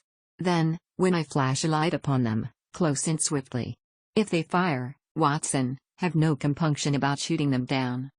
I placed my revolver, cocked, upon the top of the wooden case behind which I crouched. Holmes shut the slide across the front of his lantern and left us in pitch darkness, such an absolute darkness as I have never before experienced. The smell of hot metal remained to assure us that the light was still there, ready to flash out at a moment's notice. To me, with my nerves worked up to a pitch of expectancy, there was something depressing and subduing in the sudden gloom, and in the cold dank air of the vault. "They have but one retreat," whispered Holmes. "That is back to the house into Saxe-Coburg Square. I hope that you have done what I asked you, Jones? I have an inspector and 2 officers waiting at the front door. Then we have stopped all the holes. And now we must be silent and wait." What a time it seemed! From comparing notes afterwards, it was but an hour and a quarter, yet it appeared to me that the night must have almost gone, and the dawn be breaking above us. My limbs were weary and stiff, for I feared to change my position, yet my nerves were worked up to the highest pitch of tension, and my hearing was so acute that I could not only hear the gentle breathing of my companions, but I could distinguish the deeper, heavier in-breath of the bulky Jones from the thin, sighing note of the bank director. From my position I could look over the case in the direction of the floor. Suddenly my eyes caught the glint of a light. At first it was but a lurid spark upon the stone pavement. Then it lengthened out until it became a yellow line, and then, without any warning or sound, a gash seemed to open and a hand appeared, a white, almost womanly hand, which felt about in the center of the little area of light. For a minute or more the hand, with its writhing fingers, protruded out of the floor. Then it was withdrawn as suddenly as it appeared, and all was dark again save the single lurid spark which marked a chink between the stones. Its disappearance, however, was but momentary. With a rending, tearing sound, one of the broad, white stones turned over upon its side and left a square, gaping hole, through which streamed the light of a lantern. Over the edge there peeped a clean-cut, boyish face, which looked keenly about it, and then, with a hand on either side of the aperture, drew itself shoulder-high and waist-high, until one knee rested upon the edge. In another instant he stood at the side of the hole and was hauling after him a companion, lithe and small like himself, with a pale face and a shock of very red hair. "It's all clear," he whispered. "Have you the chisel and the bags? Great Scott! Jump, Archie, jump, and I'll swing for it." Sherlock Holmes had sprung out and seized the intruder by the collar. The other dived down the hole, and I heard the sound of rending cloth as Jones clutched at his skirts. The light flashed upon the barrel of a revolver, but Holmes' hunting crop came down on the man's wrist, and the pistol clinked upon the stone floor. "It's no use, John Clay," said Holmes blandly. "You have no chance at all." "So I see," the other answered with the utmost coolness. "I fancy that my pal is all right, though I see you have got his coat-tails." "There are 3 men waiting for him at the door," said Holmes. "Oh, indeed. You seem to have done the thing very completely. I must compliment you." "And I you," Holmes answered. "Your red-headed idea was very new and effective." "You'll see your pal again presently," said Jones. "He's quicker at climbing down holes than I am. Just hold out while I fix the derbies." "I beg that you will not touch me with your filthy hands," remarked our prisoner as the handcuffs clattered upon his wrists. "You may not be aware that I have royal blood in my veins. Have the goodness, also, when you address me always to say sir and please." "All right," said Jones with a stare and a snigger. "Well, would you please, sir, march upstairs, where we can get a cab to carry your highness to the police station." "That is better," said John Clay serenely. He made a sweeping bow to the 3 of us and walked quietly off in the custody of the detective. "Really, Mr. Holmes," said Mr. Merriweather as we followed them from the cellar, "I do not know how the bank can thank you or repay you. There is no doubt that you have detected and defeated in the most complete manner one of the most determined attempts at bank robbery that have ever come within my experience. I have had 1 or 2 little scores of my own to settle with Mr. John Clay," said Holmes. "I have been at some small expense over this matter, which I shall expect the bank to refund, but beyond that I am amply repaid by having had an experience which is in many ways unique, and by hearing the very remarkable narrative of the Red-Headed League. You see, Watson," he explained in the early hours of the morning as we sat over a glass of whiskey and soda in Baker Street, "it was perfectly obvious from the first that the only possible object of this rather fantastic business of the advertisement of the League, and the copying of the encyclopedia, must be to get this nut-over bright pawnbroker out of the way for a number of hours every day. It was a curious way of managing it, but, really, it would be difficult to suggest a better. The method was no doubt suggested to Clay's ingenious mind by the color of his accomplice's hair. The £4 a week was a lure which must draw him, and what was it to them, who were playing for thousands? They put in the advertisement, one rogue has the temporary office, the other rogue incites the man to apply for it, and together they managed to secure his absence every morning in the week. From the time that I heard of the assistant having come for half wages, it was obvious to me that he had some strong motive for securing the situation." "But how could you guess what the motive was?" Had there been women in the house, I should have suspected a mere vulgar intrigue. That, however, was out of the question. The man's business was a small one, and there was nothing in his house which could account for such elaborate preparations, and such an expenditure as they were at. It must, then, be something out of the house. What could it be? I thought of the assistant's fondness for photography, and his trick of vanishing into the cellar. The cellar. There was the end of this tangled clue. Then I made inquiries as to this mysterious assistant and found that I had to deal with one of the coolest and most daring criminals in London. He was doing something in the cellar, something which took many hours a day for months on end. What could it be, once more? I could think of nothing save that he was running a tunnel to some other building. So far I had got when we went to visit the scene of action. I surprised you by beating upon the pavement with my stick. I was ascertaining whether the cellar stretched out in front or behind. It was not in front. Then I rang the bell, and, as I hoped, the assistant answered it. We have had some skirmishes, but we had never set eyes upon each other before. I hardly looked at his face. His knees were what I wished to see. You must yourself have remarked how worn, wrinkled, and stained they were. They spoke of those hours of burrowing. The only remaining point was what they were burrowing for. I walked round the corner, saw the city and suburban bank abutted on our friend's premises, and felt that I had solved my problem. When you drove home after the concert I called upon Scotland Yard and upon the chairman of the bank directors, with the result that you have seen. And how could you tell that they would make their attempt tonight? I asked. Well, when they closed their league offices that was a sign that they cared no longer about Mr. Jabez Wilson's presence, in other words, that they had completed their tunnel. But it was essential that they should use it soon, as it might be discovered, or the bullion might be removed. Saturday would suit them better than any other day, as it would give them 2 days for their escape. For all these reasons I expected them to come tonight. You reasoned it out beautifully, I exclaimed in unfeigned admiration. It is so long a chain, and yet every link rings true. It saved me from ennui, he answered, yawning. Alas! I already feel it closing in upon me. My life is spent in one long effort to escape from the commonplaces of existence. These little problems help me to do so. And you are a benefactor of the race, said I. He shrugged his shoulders. Well, perhaps, after all, it is of some little use, he remarked. L'homme c'est rien, l'ouvre c'est tout, as Gustave Flaubert wrote to George Sand. Chapter 3 A Case of Identity. My dear fellow, said Sherlock Holmes as we sat on either side of the fire in his lodgings at Baker Street, life is infinitely stranger than anything which the mind of man could invent. We would not dare to conceive the things which are really mere commonplaces of existence. If we could fly out of that window hand in hand, hover over this great city, gently remove the roofs, and peep in at the queer things which are going on, the strange coincidences, the plannings, the cross-purposes, the wonderful chains of events, working through generations, and leading to the most outré results, it would make all fiction with its conventionalities and foreseen conclusions most stale and unprofitable. And yet I am not convinced of it, I answered. The cases which come to light in the papers are, as a rule, bald enough, and vulgar enough. We have in our police reports realism pushed to its extreme limits, and yet the result is, it must be confessed, neither fascinating nor artistic. A certain selection and discretion must be used in producing a realistic effect, remarked Holmes.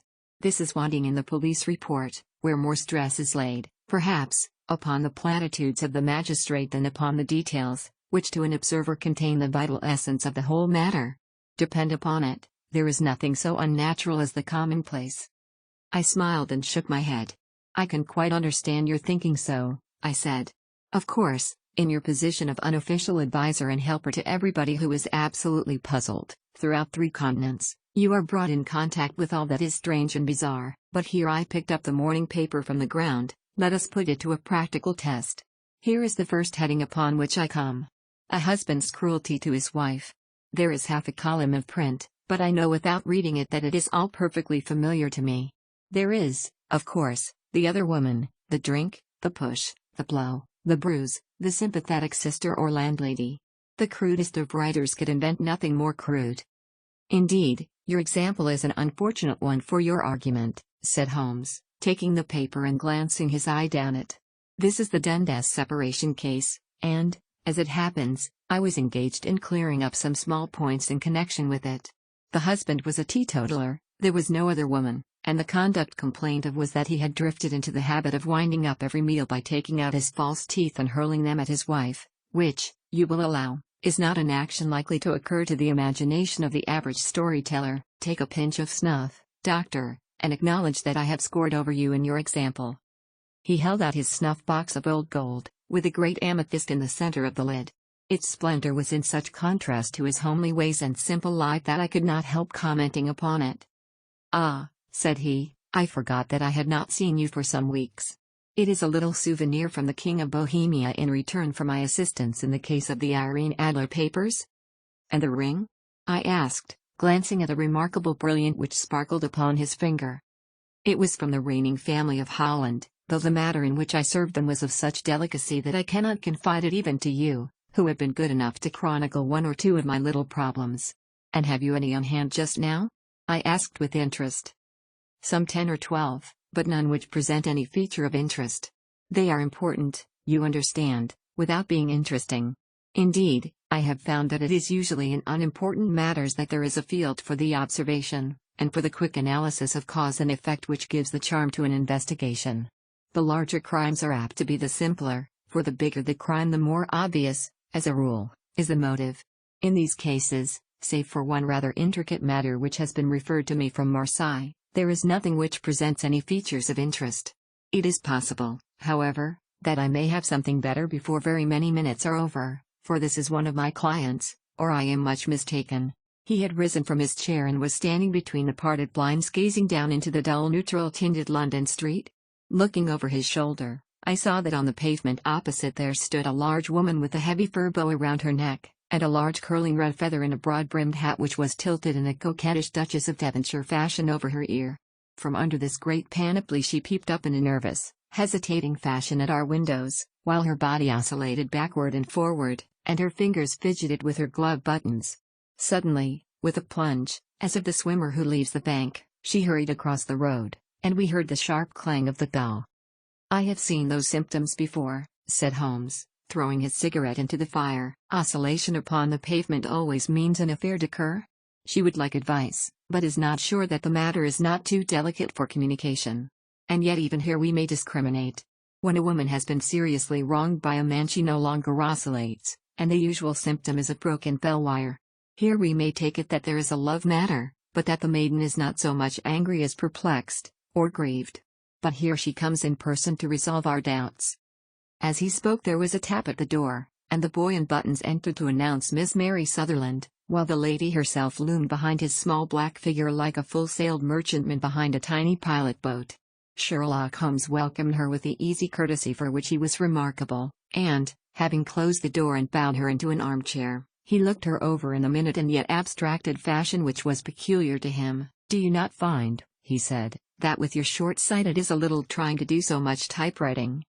"I did at first," she answered, "but now I know where the letters are without looking."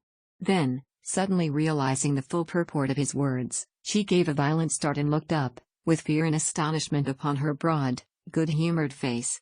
"You've heard about me, Mr. Holmes," she cried, "else how could you know all that?" "Never mind," said Holmes, laughing, "it is my business to know things. Perhaps I have trained myself to see what others overlook. If not, why should you come to consult me?" "I came to you, sir, because I heard of you from Mrs. Etheridge, whose husband you found so easy when the police and everyone had given him up for dead. Oh, Mr. Holmes, I wish you would do as much for me. I'm not rich, but still I have 100 a year in my own right, besides the little that I make by the machine, and I would give it all to know what has become of Mr. Hosmer Angel." "Why did you come away to consult me in such a hurry?" asked Sherlock Holmes, with his fingertips together and his eyes to the ceiling. Again a startled look came over the somewhat vacuous face of Miss Mary Sutherland. "Yes, I did bang out of the house," she said, "for it made me angry to see the easy way in which Mr. Windibank, that is, my father, took it all. He would not go to the police, and he would not go to you, and so at last, as he would do nothing and kept on saying that there was no harm done, it made me mad, and I just on with my things and came right away to you." "Your father," said Holmes, "your stepfather, surely, since the name is different." "Yes, my stepfather. I call him father, though it sounds funny, too, for he is only 5 years and 2 months older than myself."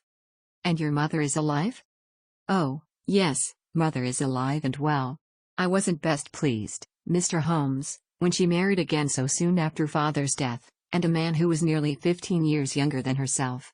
Father was a plumber in the Tottenham Court Road, and he left a tidy business behind him, which mother carried on with Mr. Hardy, the foreman, but when Mr. Windibank came he made her sell the business, for he was very superior, being a traveller in wines.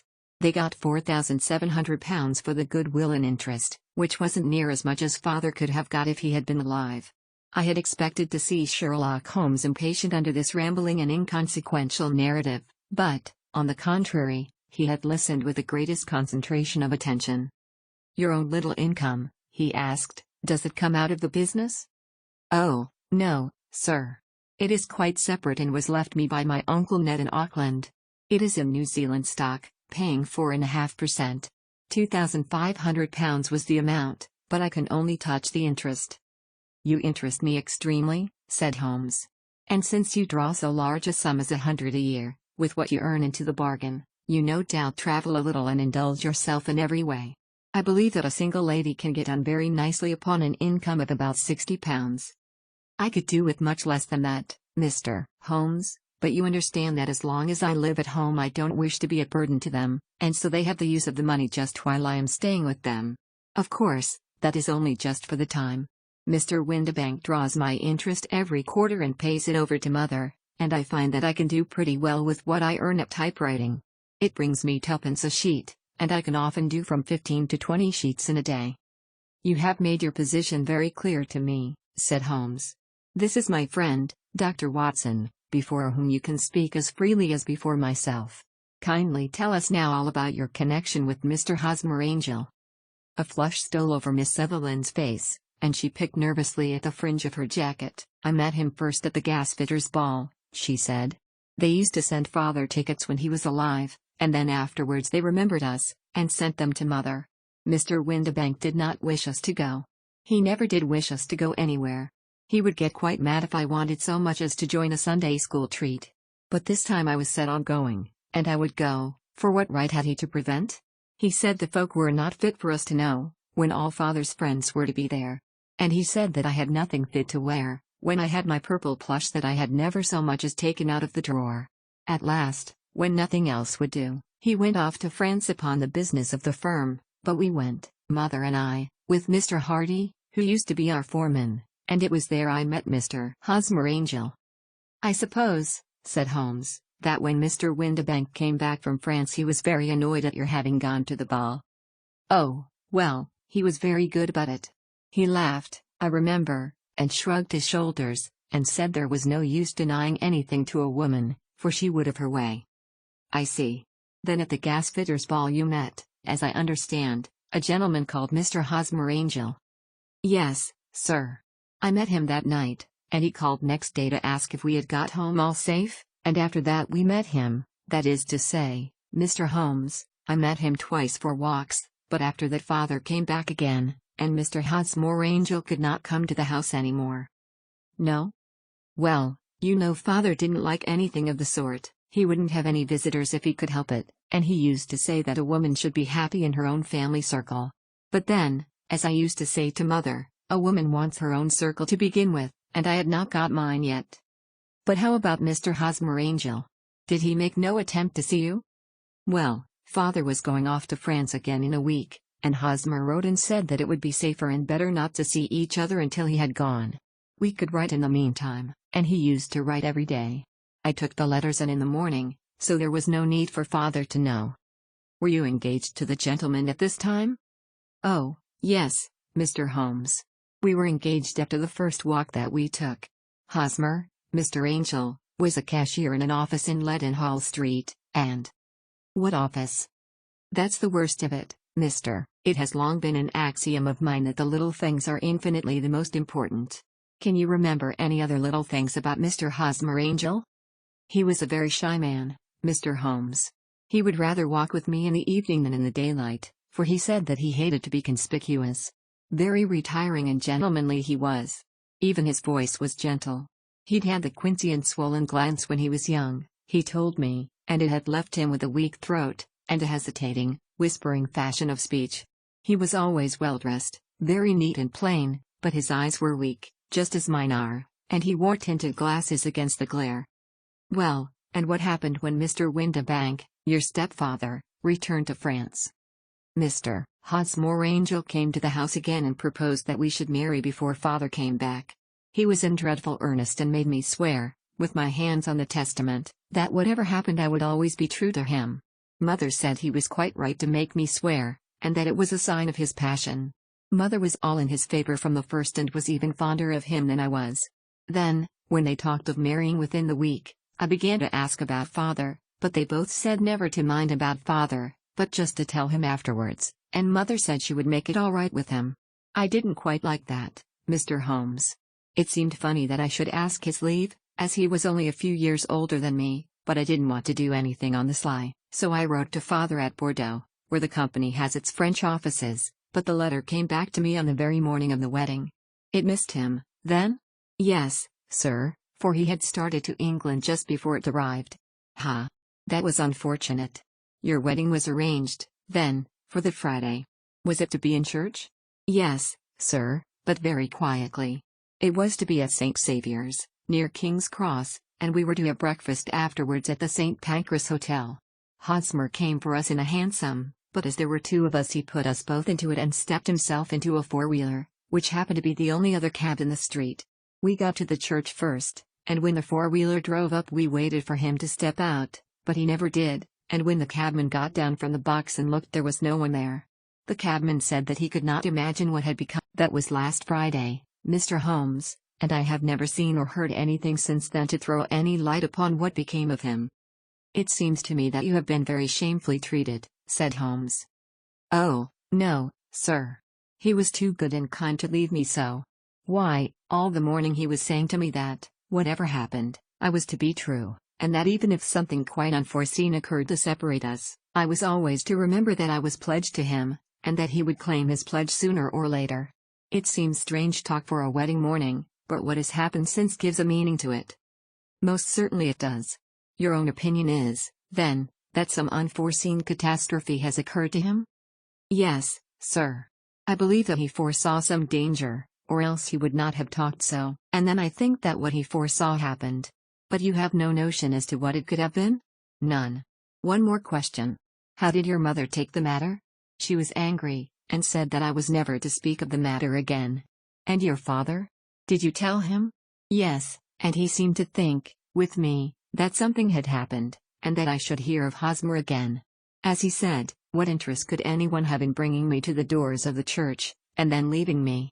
Now, if he had borrowed my money, or if he had married me and got my money settled on him, there might be some reason, but Hosmer was very independent about money and never would look at a shilling of mine. And yet, what could have happened? And why could he not write? Oh, it drives me half mad to think of it, and I can't sleep a wink at night. She pulled a little handkerchief out of her muff and began to sob heavily into it. I shall glance into the case for you, said Holmes, rising, and I have no doubt that we shall reach some definite result. Let the weight of the matter rest upon me now, and do not let your mind dwell upon it further. Above all, try to let Mr. Hosmer Angel vanish from your memory, as he has done from your life. Then you don't think I'll see him again? I fear not. Then what has happened to him? You will leave that question in my hands. I should like an accurate description of him and any letters of his which you can spare. I advertised for him in last Saturday's Chronicle, said she. Here is the slip and here are 4 letters from him. Thank you. And your address? Sherlock Holmes sat silent for a few minutes with his fingertips still pressed together, his legs stretched out in front of him, and his gaze directed upward to the ceiling. Then but the maiden herself was most instructive. You appeared to read a good deal upon her which was quite invisible to me, I remarked. Not invisible but unnoticed, Watson. You did not know where to look, and so you missed all that was important. I can never bring you to realize the importance of sleeves, the suggestiveness of thumbnails, or the great issues that may hang from a bootlace. Now, what did you gather from that woman's appearance? Describe it. Well, she had a slate-colored, broad-brimmed straw hat, with a feather of a brickish red. Her jacket was black, with black beads sewn upon it, and a fringe of little black jet ornaments. Her dress was brown, rather darker than coffee color, with a little purple plush at the neck and sleeves. Her gloves were grayish and were worn through at the right forefinger. Her boots I didn't observe. She had small round, hanging gold earrings, and a general air of being fairly well-to-do in a vulgar, comfortable, easygoing way. Sherlock Holmes clapped his hands softly together and chuckled. "'Pon my word, Watson, you are coming along wonderfully. You have really done very well indeed. It is true that you have missed everything of importance, but you have hit upon the method, and you have a quick eye for color. Never trust to general impressions, my boy, but concentrate yourself upon details. My first glance is always at a woman's sleeve. In a man it is perhaps better first to take the knee of the trouser. As you observe, this woman had plush upon her sleeves, which is a most useful material for showing traces. The double line a little above the wrist, where the typewriter presses against the table, was beautifully defined. The sewing machine, of the hand type, leaves a similar mark, but only on the left arm, and on the side of it farthest from the thumb, instead of being right across the broadest part, as this was. I then glanced at her face, and, observing the dint of a pince nez at either side of her nose, I ventured a remark upon short sight in typewriting, which seemed to surprise her. It surprised me. But, surely, it was obvious. I was then much surprised and interested on glancing down to observe that, though the boots which she was wearing were not unlike each other, they were really odd ones, the one having a slightly decorated toe cap, and the other a plain one. One was buttoned only in the 2 lower buttons out of 5, and the other at the 1st, 3rd, and 5th. Now, when you see that a young lady, otherwise neatly dressed, has come away from home with odd boots, half-buttoned, it is no great deduction to say that she came away in a hurry. "And what else?" I asked, keenly interested, as I always was, by my friend's incisive reasoning. I noted, in passing, that she had written a note before leaving home but after being fully dressed. You observed that her right glove was torn at the forefinger, but you did not apparently see that both glove and finger were stained with violet ink. She had written in a hurry and dipped her pen too deep. It must have been this morning, or the mark would not remain clear upon the finger. All this is amusing, though rather elementary, but I must go back to business. Watson, would you mind reading me the advertised description of Mr. Hosmer Angel? I held the little printed slip to the light. Missing, it said, on the morning of the 14th, a gentleman named Hosmer Angel. About 5'7" in height, strongly built, sallow complexion, black hair, a little bald in the center, bushy, black side whiskers and mustache, tinted glasses, slight infirmity of speech. Was dressed, when last seen, in black frock coat faced with silk, black waistcoat, gold Albert chain, and grey Harris tweed trousers, with brown gaiters over elastic-sided boots. Known to have been employed in an office in Leadenhall Street. Anybody bringing? That will do, said Holmes. As to the letters, he continued, glancing over them, they are very commonplace. Absolutely no clue in them to Mr. Angel, save that he quotes Balzac once. No, that was not the point. However, I shall write 2 letters, which should settle the matter. One is to a firm in the city, the other is to the young lady's stepfather, Mr. Windibank, asking him whether he could meet us here at 6 o'clock tomorrow evening. It is just as well that we should do business with the male relatives. And now, Doctor, we can do nothing until the answers to those letters come, so we may put our little problem upon the shelf for the interim. I had had so many reasons to believe in my friend's subtle powers of reasoning and extraordinary energy in action that I felt that he must have some solid grounds for the assured and easy demeanor with which he treated the singular mystery which he had been called upon to fathom. Once only had I known him to fail, in the case of the King of Bohemia and of the Irene Adler photograph, but when I looked back to the weird business of the sign of 4, and the extraordinary circumstances connected with the study in scarlet, I felt that it would be a strange tangle indeed which he could not unravel. I left him then, still puffing at his black clay pipe, with the conviction that when I came again on the next evening I would find that he held in his hands all the clues which would lead up to the identity of the disappearing bridegroom of Miss Mary Sutherland. A professional case of great gravity was engaging my own attention at the time, and the whole of next day I was busy at the bedside of the sufferer. It was not until close upon 6 o'clock that I found myself free and was able to spring into a hansom and drive to Baker Street, half afraid that I might be too late to assist at the dénouement of the little mystery. I found Sherlock Holmes alone, however, half asleep, with his long, thin form curled up in the recesses of his armchair.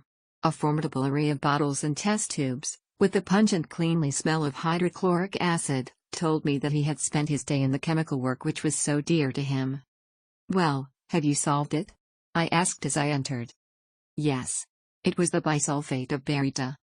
"No, no, the mystery," I cried. "Oh, that.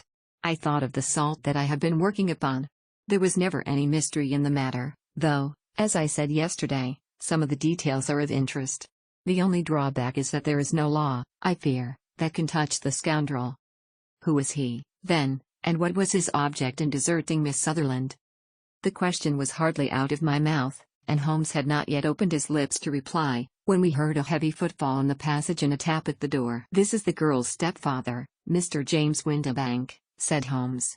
"He has written to me to say that he would be here at 6. Come in." The man who entered was a sturdy, middle-sized fellow, some 30 years of age, clean-shaven, and sallow-skinned, with a bland, insinuating manner, and a pair of wonderfully sharp and penetrating gray eyes.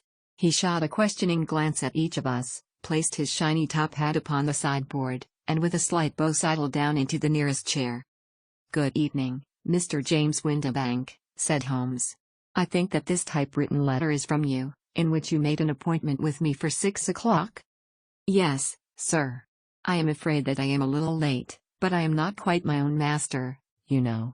I am sorry that Miss Sutherland has troubled you about this little matter, for I think it is far better not to wash linen of the sort in public. It was quite against my wishes that she came, but she is a very excitable, impulsive girl, as you may have noticed, and she is not easily, unless they are quite new. No two of them write exactly alike. Some letters get more worn than others, and some were only on one side. Now, you remark in this note of yours, Mr. Windibank, that in every case there is some little slurring over of the E, and a slight defect in the tail of the R. There are 14 other characteristics, but those are the more obvious. We do all our correspondence with this machine at the office, and no doubt it is a little worn," our visitor answered, glancing keenly at Holmes with his bright little eyes. "And now I will show you what is really a very interesting study, Mr. Windibank," Holmes continued. "I think of writing another little monograph some of these days on the typewriter and its relation to crime. It is a subject to which I have devoted some little attention. I have here 4 letters which purport to come from the missing man. They are all typewritten. In each case, not only are the E's slurred and the R's tailless, but you will observe, if you care to use my magnifying lens, that the 14 other characteristics to which I have alluded are there as well." Mr. Windibank sprang out of his chair and picked up his hat. "I cannot waste time over this sort of fantastic talk, Mr. Holmes," he said. "If you can catch the man, catch him, and let me know when you have done it." "Certainly," said Holmes, stepping over and turning the key in the door. "I let you know, then, that I have caught him." "What? Where?" shouted Mr. Windibank, turning white to his lips and glancing about him like a rat in a trap. "Oh, it won't do, really it won't," said Holmes suavely. "There is no possible getting out of it, Mr. Windibank.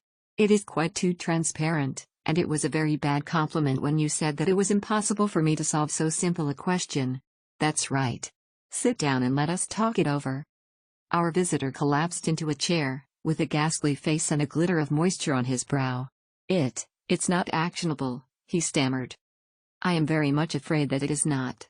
But between ourselves, Windibank, it was as cruel and selfish and heartless a trick in a petty way as ever came before me. Now, let me just run over the course of events, and you will contradict me if I go wrong." The man sat huddled up in his chair, with his head sunk upon his breast, like one who is utterly crushed. Holmes stuck his feet up on the corner of the mantelpiece and, leaning back with his hands in his pockets, began talking, rather to himself, as it seemed, than to us. "The man married a woman very much older than himself for her money," said he, "and he enjoyed the use of the money of the daughter as long as she lived with them. It was a considerable sum, for people in their position, and the loss of it would have made a serious difference. It was worth an effort to preserve it. The daughter was of a good, amiable disposition, but affectionate and warm-hearted in her ways, so that it was evident that with her fair personal advantages, and her little income, she would not be allowed to remain single long. Now her marriage would mean, of course, the loss of 100 a year, so what does her stepfather do to prevent it? He takes the obvious course of keeping her at home and forbidding her to seek the company of people of her own age, but soon he found that that would not answer forever.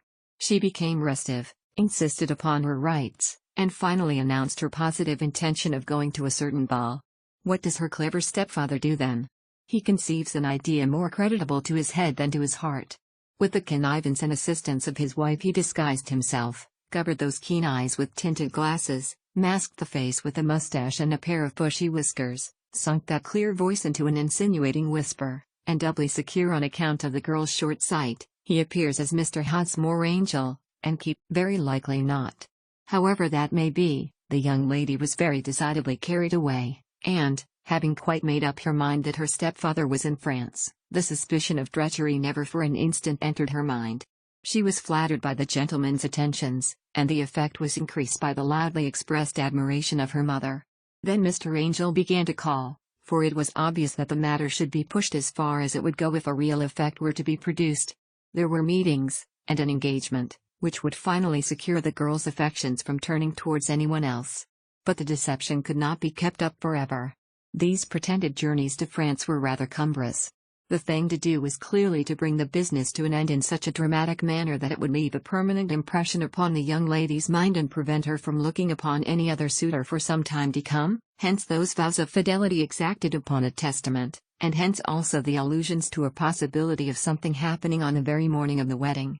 James Windibank wished Miss Sutherland to be so bound to Hosmore Angel, and so uncertain as to his fate, that for 10 years to come, at any rate, she would not listen to another man.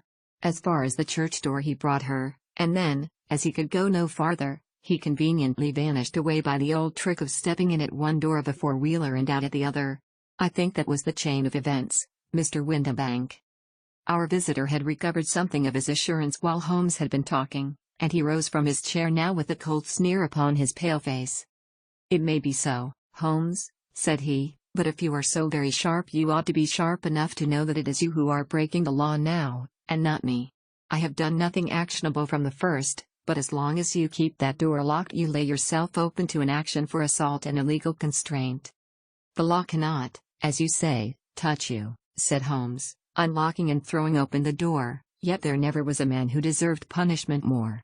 If the young lady has a brother or a friend, he ought to lay a whip across your shoulders. By Jove," he continued, flushing up at the sight of the bitter sneer upon the man's face, "it is not part of my duties to my client, but here's a hunting crop handy, and I think I shall just treat myself to." He took 2 swift steps to the whip, but before he could grasp it there was a wild clatter of steps upon the stairs, the heavy hall door banged, and from the window we could see Mr. James Windibank running at the top of his speed down the road. "There's a cold-blooded scoundrel," said Holmes, laughing, as he threw himself down into his chair once more.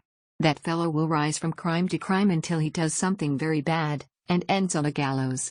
The case has, in some respects, been not entirely devoid of interest."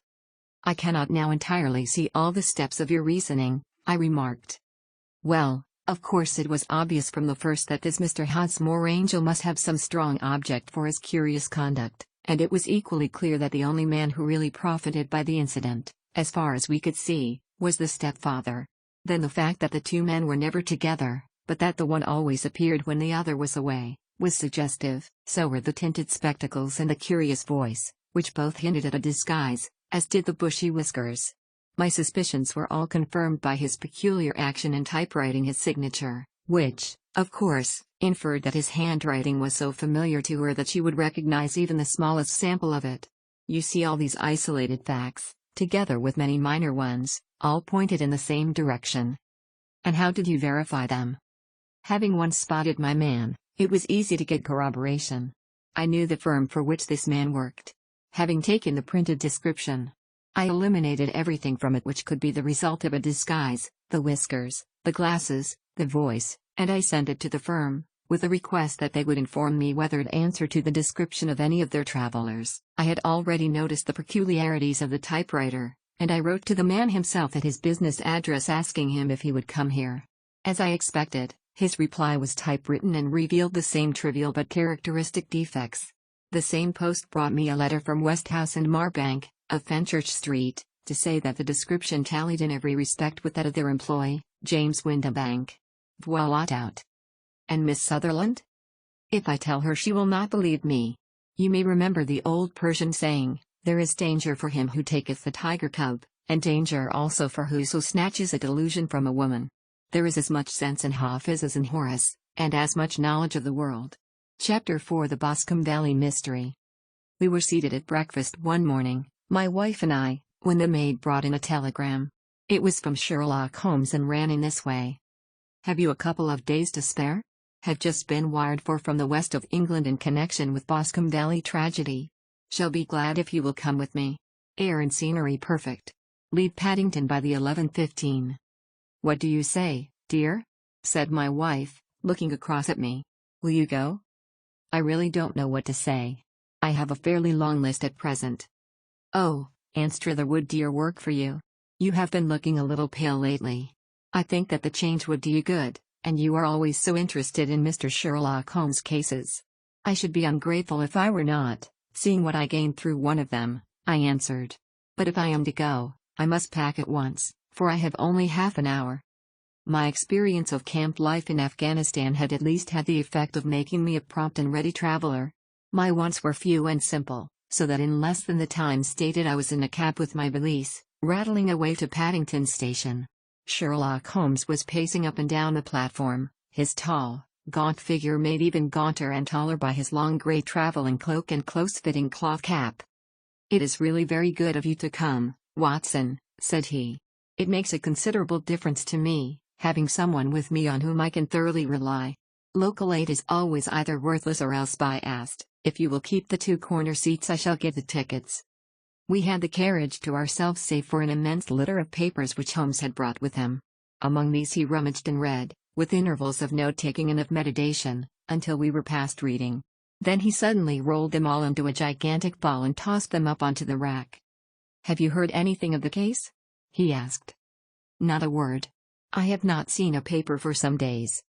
The London press has not had very full accounts. I have just been looking through all the recent papers in order to master the particulars. It seems, from what I gather, to be one of those simple cases which are so extremely difficult."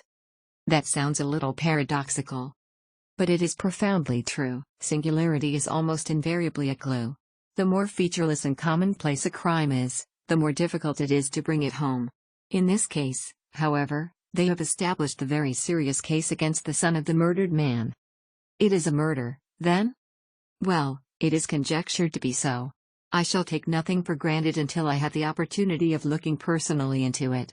I will explain the state of things to you, as far as I have been able to understand it, in a very few words. Boscombe Valley is a country district not very far from Ross, in Herefordshire. The largest landed proprietor in that part is a Mr. John Turner, who made his money in Australia and returned some years ago to the old country. One of the farms which he held, that of Hatherley, was let to Mr. Charles McCarthy, who is also an ex-Australian. The men had known each other in the colonies, so that it was not unnatural that when they came to settle down they should do so as near each other as possible. Turner was apparently the richer man, so McCarthy became his tenant but still remained, it seems, upon terms of perfect equality, as they were frequently together. McCarthy had one son, a lad of 18, and Turner had an only daughter of the same age, but neither of them had wives living. They appear to have avoided the society of the neighboring English families and to have led retired lives, though both the McCarthys were fond of sport and were frequently seen at the race meetings of the neighborhood. McCarthy kept 2 servants, a man and a girl. Turner had a considerable household, some half-dozen at the least. That is as much as I have been able to gather about the families. Now for the facts. On June 3rd, that is, on Monday last, McCarthy left his house at Hatherley about 3 in the afternoon and walked down to the Boscombe Pool, which is a small lake formed by the spreading out of the stream which runs down the Boscombe Valley. He had been out with his serving man in the morning at Ross, and he had told the man that he must hurry, as he had an appointment of importance to keep at 3. From that appointment he never came back alive. From Hatherley farmhouse to the Turner. Both these witnesses depose that Mr. McCarthy was walking alone. The gamekeeper adds that within a few minutes of his seeing Mr. McCarthy pass he had seen his son, Mr. James McCarthy, going the same way with a gun under his arm. To the best of his belief, the father was actually in sight at the time, and the son was following him. He thought no more of the matter until he heard in the evening of the tragedy that had occurred. The 2 McCarthys were seen after the time when William Crowder, the gamekeeper, lost sight of them. The Boscombe Pool is thickly wooded round, with just a fringe of grass and of reeds round the edge. a girl of 14, Patience Moran, who is the daughter. She states that while she was there she saw, at the borders of the wood and close by the lake, Mr. McCarthy and his son, and that they appeared to be having a violent quarrel. She heard Mr. McCarthy the elder using very strong language to his son, and she saw the latter raise up his hand as if to strike his father. She was so frightened by their violence that she ran away and told her mother when she reached home that she had left the two McCarthys quarreling near Boscombe Pool, and that she was afraid that they were going to fight. She had hardly said the words when young Mr. McCarthy came running up to the lodge to say that he had found his father dead in the wood, and to ask for the help of the lodge keeper. He was much excited, without either his gun or his hat, and his right hand and sleeve were observed to be stained with fresh blood. On following him they found the dead body stretched out upon the grass beside the pool. The head had been beaten in by repeated blows of some heavy and blunt weapon. The injuries were such as might very well have been inflicted by the butt end of his son's gun, which was found lying on the grass within a few paces of the body. Under these circumstances the young man was instantly arrested, and a verdict of willful murder having been returned at the inquest on Tuesday, he was on Wednesday brought before the magistrates with Ross, who have referred the case to the next assizes. Those are the main facts of the case as they came out before the coroner and the police court. I could hardly imagine a more damning case, I remarked. If ever circumstantial evidence pointed to a criminal it is so here. Circumstantial evidence is a very tricky thing, answered Holmes thoughtfully. It may seem to point very straight to one thing, but if you shift your own point of view a little, you may find it pointing in an equally uncompromising manner to something entirely different. It must be confessed, however, that the case looks exceedingly grave against the young man, and it is very possible that he is indeed the culprit. There are several people in the neighborhood, however, and among them Miss Turner, the daughter of the neighboring landowner, who believe in his innocence, and who have retained Lestrade, whom you may recollect in connection with the study in Scarlet, to work out the case in his interest. Lestrade, being rather puzzled, has referred the case to me, and hence it is that two middle-aged gentlemen are flying westward at 50 miles an hour instead of quietly digesting their breakfasts at home. I am afraid, said I, that the facts are so obvious that you will find little credit to be gained out of this case. There is nothing more deceptive than an obvious. I know the military neatness which characterizes you. You shave every morning, and in this season you shave by the sunlight, but since your shaving is less and less complete as we get farther back on the left side, until it becomes positively slovenly as we get round the angle of the jaw, it is surely very clear that that side is less illuminated than the other. I could not imagine a man of your habits looking at himself in an equal light and being satisfied with such a result. I only quote this as a trivial example of observation and inference. Therein lies my métier, and it is just possible that it may be of some service in the investigation which lies before us. There are one or two minor points which were brought out in the inquest, and which are worth considering. What are they? It appears that his arrest did not take place at once, but after the return to Heatherley Farm. On the inspector of constabulary informing him that he was a prisoner, he remarked that he was not surprised to hear it, and that it was no more than his deserts. This observation of his had the natural effect of removing any traces of doubt which might have remained in the minds of the coroner's jury. It was a confession, I ejaculated. No, for it was followed by a protestation of innocence. Coming on the top of such a damning series of events, it was at least a most suspicious remark. On the contrary, said Holmes, it is the brightest rift which I can at present see in the clouds.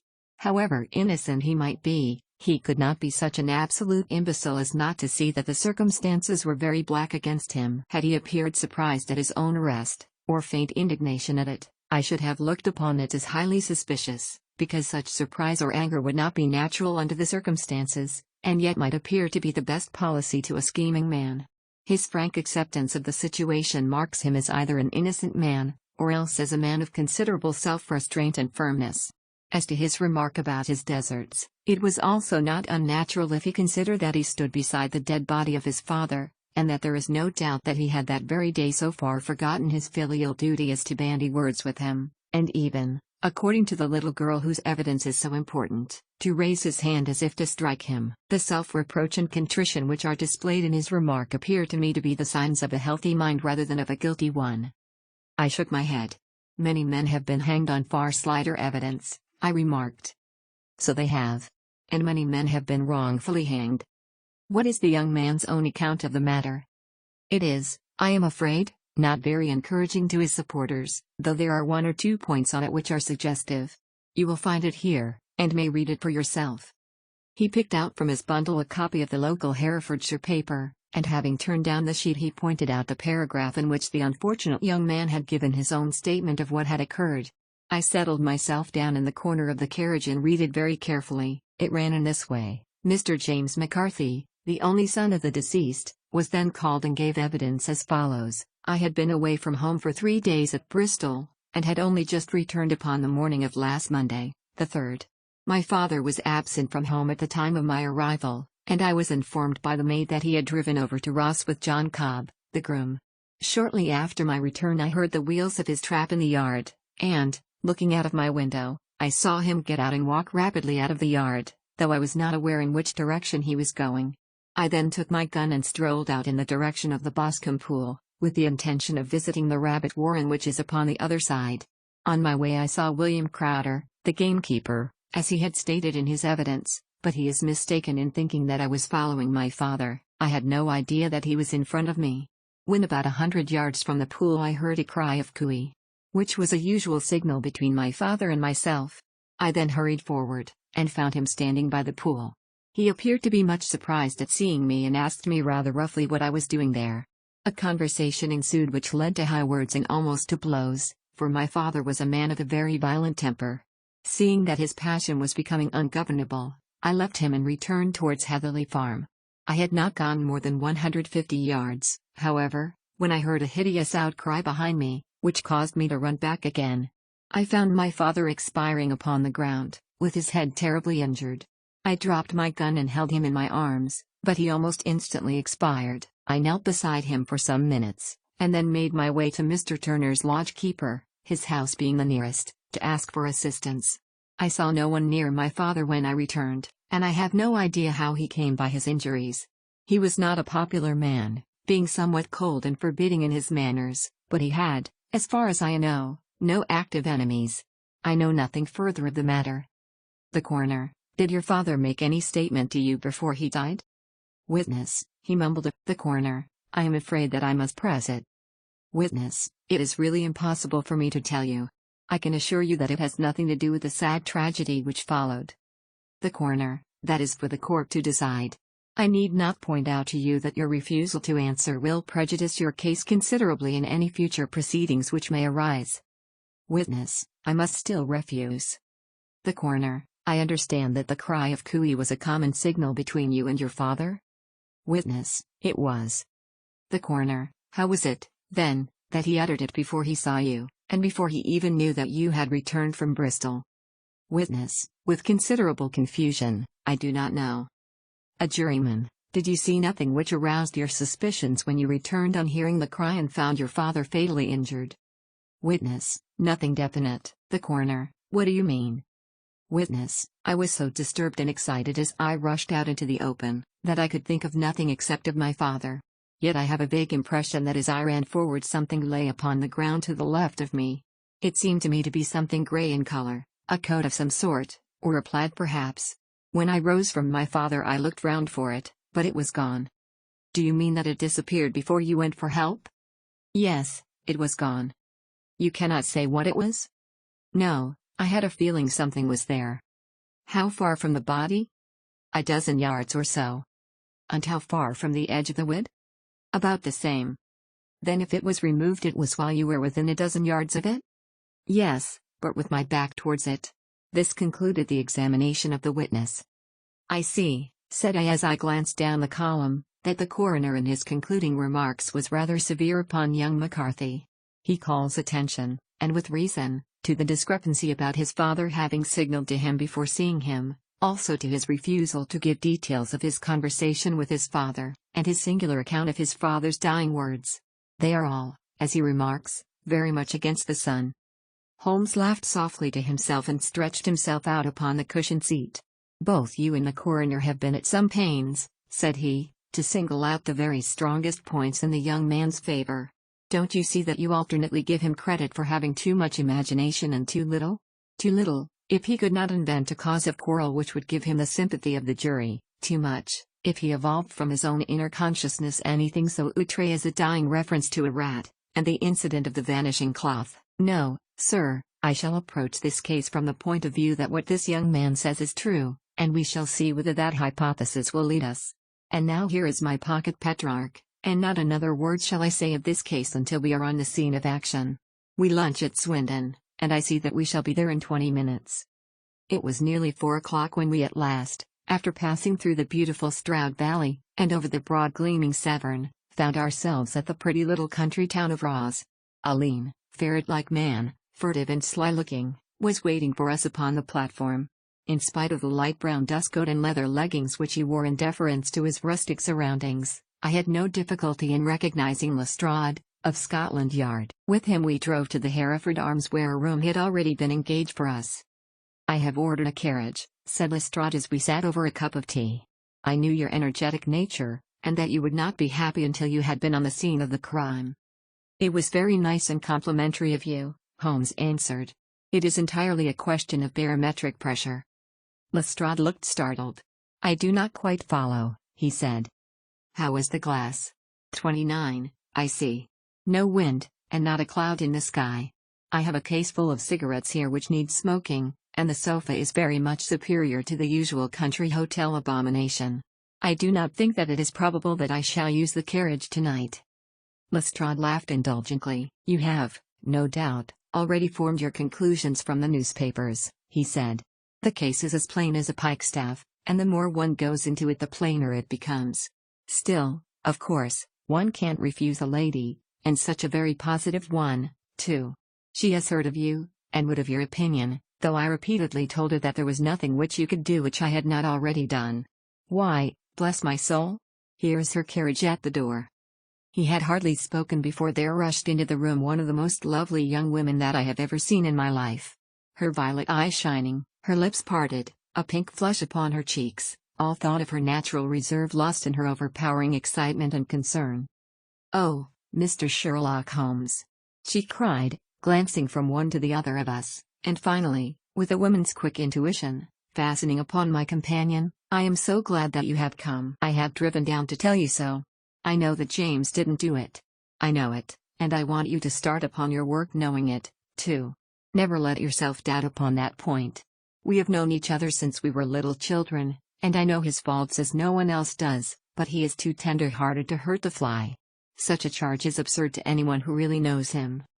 "I hope we may clear him, Miss Turner," said Sherlock Holmes. "You may rely upon my doing all that I can." "But you have read the evidence. You have formed some conclusion?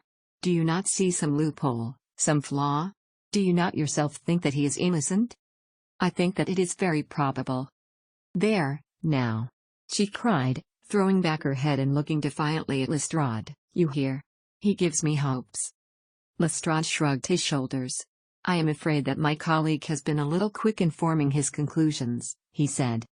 "But he is right. Oh, I know that he is right. James never did it. And about his quarrel with his father, I am sure that the reason why he would not so there were quarrels, and this, I am sure, was one of them." "And your father?" asked Holmes. "Was he in favor of such a union?" "No, he was averse to it also. No one but Mr. McCarthy was in favor of it." A quick blush passed over her fresh young face as Holmes shot one of his keen, questioning glances at her. "Thank you for this information," said he. "May I see your father if I call tomorrow?" "I am afraid the doctor won't allow it." "The doctor?" "Yes, have you not heard? Poor father has never been strong for years back, but this has broken him down completely. He has taken to his bed, and Dr. Willows says that he is a wreck and that his nervous system is shattered. Mr. McCarthy was the only man alive who had known Dad in the old days in Victoria." "Ha! In Victoria? That is important." "Yes, at the mines." "Quite so, at the gold mines, where, as I understand, Mr. Turner made his money." "Yes, certainly." "Thank you, Miss Turner. You have been of material assistance to me. You will tell me if you have any news tomorrow. No doubt you will go to the prison to see James. Oh, if you do, Mr. Holmes, do tell him that I know him to be innocent." "I will, Miss Turner. I must go home now, for Dad is very ill, and he misses me so if I leave him. Goodbye, and God help you in your undertaking." She hurried from the room as impulsively as she had entered, and we heard the wheels of her carriage rattle off down the street. "I am ashamed of you, Holmes," said Lestrade with dignity after a few minutes' silence. "Why should you raise up hopes which you are bound to disappoint? I am not over-tender of heart, but I call it cruel." "I think that I see my way to clearing James McCarthy," said Holmes. "Have you an order to see him in prison?" "Yes, but only for you and me. Then I shall reconsider my resolution about going out. We have still time to take a train to Hereford and see him tonight?" "Ample. Then let us do so. Watson, I fear that you will find it very slow, but I shall only be away a couple of hours." I walked down to the station with him, and then wandered through the streets of the little town, finally returning to the hotel, where I lay upon the sofa and tried to interest myself in a yellow-backed novel. The puny plot of the story was so thin, however, when compared to the deep mystery through which we were groping, and I found my attention wander so continually from the action to the fact, that I at last flung it across the room and gave myself up entirely to a consideration of the events of the day. Supposing that this unhappy young man's story were absolutely true, then what hellish thing, what absolutely unforeseen and extraordinary calamity could have occurred between the time when he parted from his father, and the moment when, drawn back by his screams, he rushed into the glade? It was something terrible and deadly. What could it be? Might not the nature of the injuries reveal something to my medical instincts? I rang the bell and called for the weekly county paper, which contained a verbatim account of the inquest. In the surgeon's deposition it was stated that the posterior third of the left parietal bone and the left half of the occipital bone had been shattered by a heavy blow from a blunt weapon. I marked the spot upon my own head. Clearly such a blow must have been struck from behind. That was to some extent in favor of the accused, as when seen quarreling he was face to face with his father. Still, it did not go for very much, for the older man might have turned his back before the blow fell. Still, it might be worthwhile to call Holmes' attention to it. Then there was the peculiar dying reference to a rat. What could that mean? It could not be delirium. A man dying from a sudden blow does not commonly become delirious. No, it was more likely to be an attempt to explain how he met his fate. But what could it indicate? I cudgelled my brains to find some possible explanation. And then the incident of the grey cloth seen by young McCarthy. If that were true, the murderer must have dropped some part of his dress, presumably his overcoat, in his flight, and must have had the hardihood to return and to carry it away at the instant when the son was kneeling with his back turned not a dozen paces. What a tissue of mysteries and improbabilities the whole thing was! I did not wonder at Lestrade's opinion, and yet I had so much faith in Sherlock Holmes' insight that I could not lose hope as long as every fresh fact seemed to strengthen his conviction of young McCarthy's innocence. It was late before Sherlock Holmes returned. He came back alone, for Lestrade was staying in lodgings in the town. "The glass still keeps very high," he remarked as he sat down. "It is of importance that it should not rain before we are able to go over the ground. On the other hand, a man should be at his very best and keenest for such nice work as that, and I did not wish to do it when fagged by a long journey. I have seen young McCarthy." "And what did you learn from him?" "Nothing." "Could he throw no light?" "None at all. I was inclined to think at one time that he knew who had done it and was screening him or her, but I am convinced now that he is as puzzled as everyone else. He is not a very quick-witted youth, though comely to look at and, I should think, sound at heart." "I cannot admire his taste," I remarked, "if it is indeed a fact that he was averse to a marriage with so charming a young lady as this Miss Turner. Ah, thereby hangs a rather painful tale. This fellow is madly, insanely, in love with her, but some 2 years ago, when he was only a lad, and before he really knew her, for she had been away 5 years at a boarding school, what does the idiot do but get into the clutches of a barmaid in Bristol and marry her at a registry office? No one knows a word of the matter, but you can imagine how maddening it must be to him to be upbraided for not doing what he would give his very eyes to do, but what he knows to be absolutely impossible. It was sheer frenzy of this sort which made him throw his hands up into the air when his father, at their last interview, was quoting him on to propose to Miss Turner. On the other hand, he had no means of support. I think that that bit of news has consoled young McCarthy for all that he has suffered. But if he is innocent, who has done it? At 9 o'clock Lestrade called for us with the carriage, and we set off for Heatherley Farm in the Boscombe pool. "There is serious news this morning," Lestrade observed. "It is said that Mr. Turner, of the Hall, is so ill that his life is desperative." "An elderly man, I presume?" said Holmes. "About 60, but his constitution has been shattered by his life abroad, and he has been in failing health for some time. This business has had a very bad effect upon him. He was an old friend of McCarthy's, and, I may add, a great benefactor to him, for I have learned that he gave him Heatherley Farm rent-free." "Indeed. That is interesting," said Holmes. "Oh, yes. In 100 other ways he has helped him. Everybody about, really.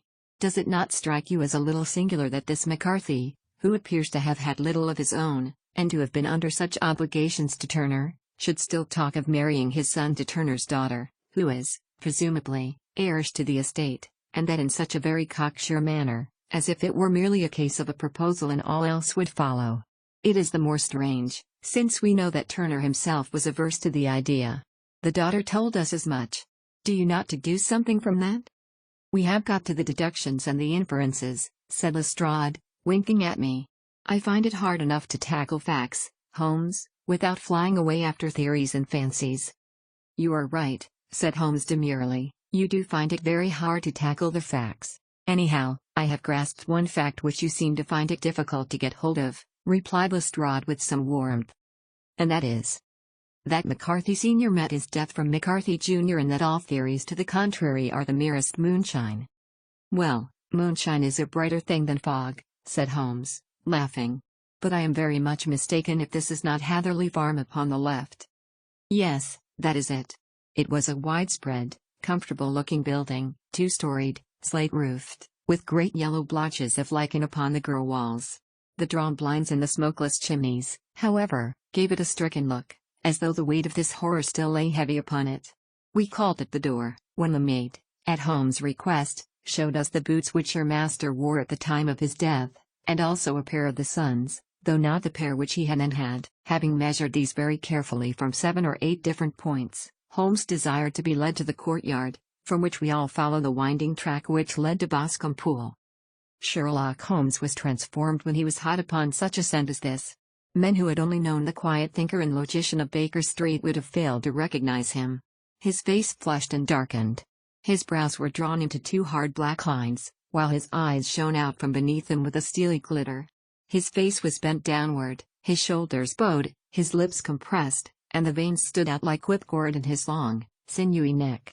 His nostrils seemed to dilate with a purely animal lust for the chase, and his mind was so absolutely concentrated upon the matter before him that a question or remark fell unheeded upon his ears, or, at the most, only provoked a quick, impatient snarl in reply. Swiftly and silently he made his way along the track which ran through the meadows, and so by way of the woods to the Boscombe Pool.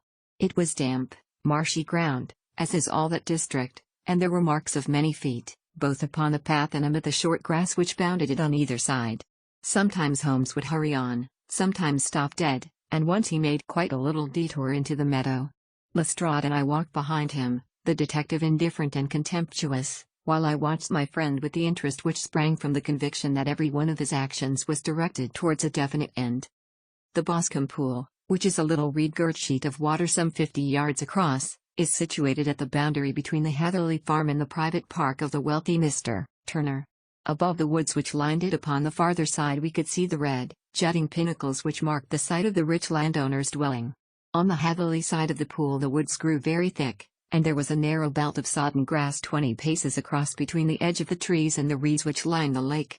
Lestrade showed us the exact spot at which the body had been found, and, indeed, so moist was the ground, that I could plainly see the traces which had been left by the fall of the stricken man. To Holmes, as I could see by his eager face and peering eyes, very many other things were to be read upon the trampled grass. He ran round, like a dog who is picking up a scent, and then turned upon my companion. "What did you go into the pool for?" he asked. "I fished about with a rake. I thought there might be some weapon or other trace. But how on earth—" "Oh, tut, tut. I have no time. That left foot of yours with its inward twist is all over the place. A mole could trace it, and there it vanishes among the reeds. Oh, how simple it would all have been had I been here before they came like a herd of buffalo and wallowed all over it. Here is where the party with the lodge-keeper came, and they have covered all tracks for 6 or 8 feet round the body. But here are 3 separate tracks of the same feet." He drew out a lens and lay down upon his waterproof to have a better view, talking all the time rather to himself than to us. "These are young McCarthy's feet." Twice he was walking, and once he ran swiftly, so that the soles are deeply marked and the heels hardly visible. That bears out his story. He ran when he saw his father on the ground. Then here are the father's feet as he paced up and down. What is this, then? It is the butt end of the gun as the son stood listening. And this? Ha, ha. What have we here? Tiptoes. Tiptoes. Square, too, quite unusual boots. They come, they go, they come again. Of course that was for the cloak. Now where did they come from?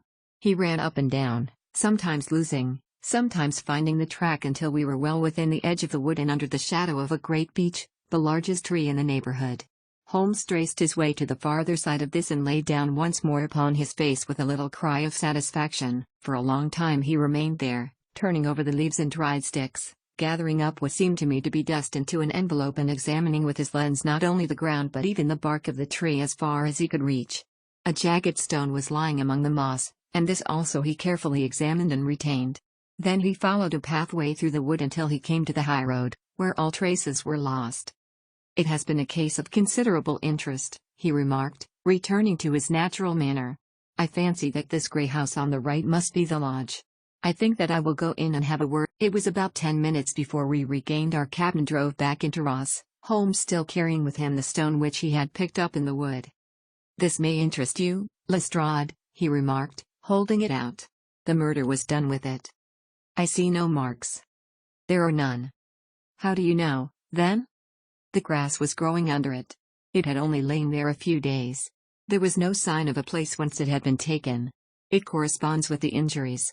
There is no sign of any other weapon. And the murderer? Is a tall man, left-handed, limps with the right leg, wears thick soled shooting boots and a grey cloak, smokes Indian cigars, uses a cigar holder, and carries a blunt penknife in his pocket.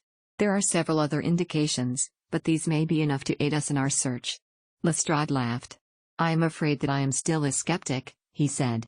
Theories are all very well, but we have to deal with a hard-headed British jury.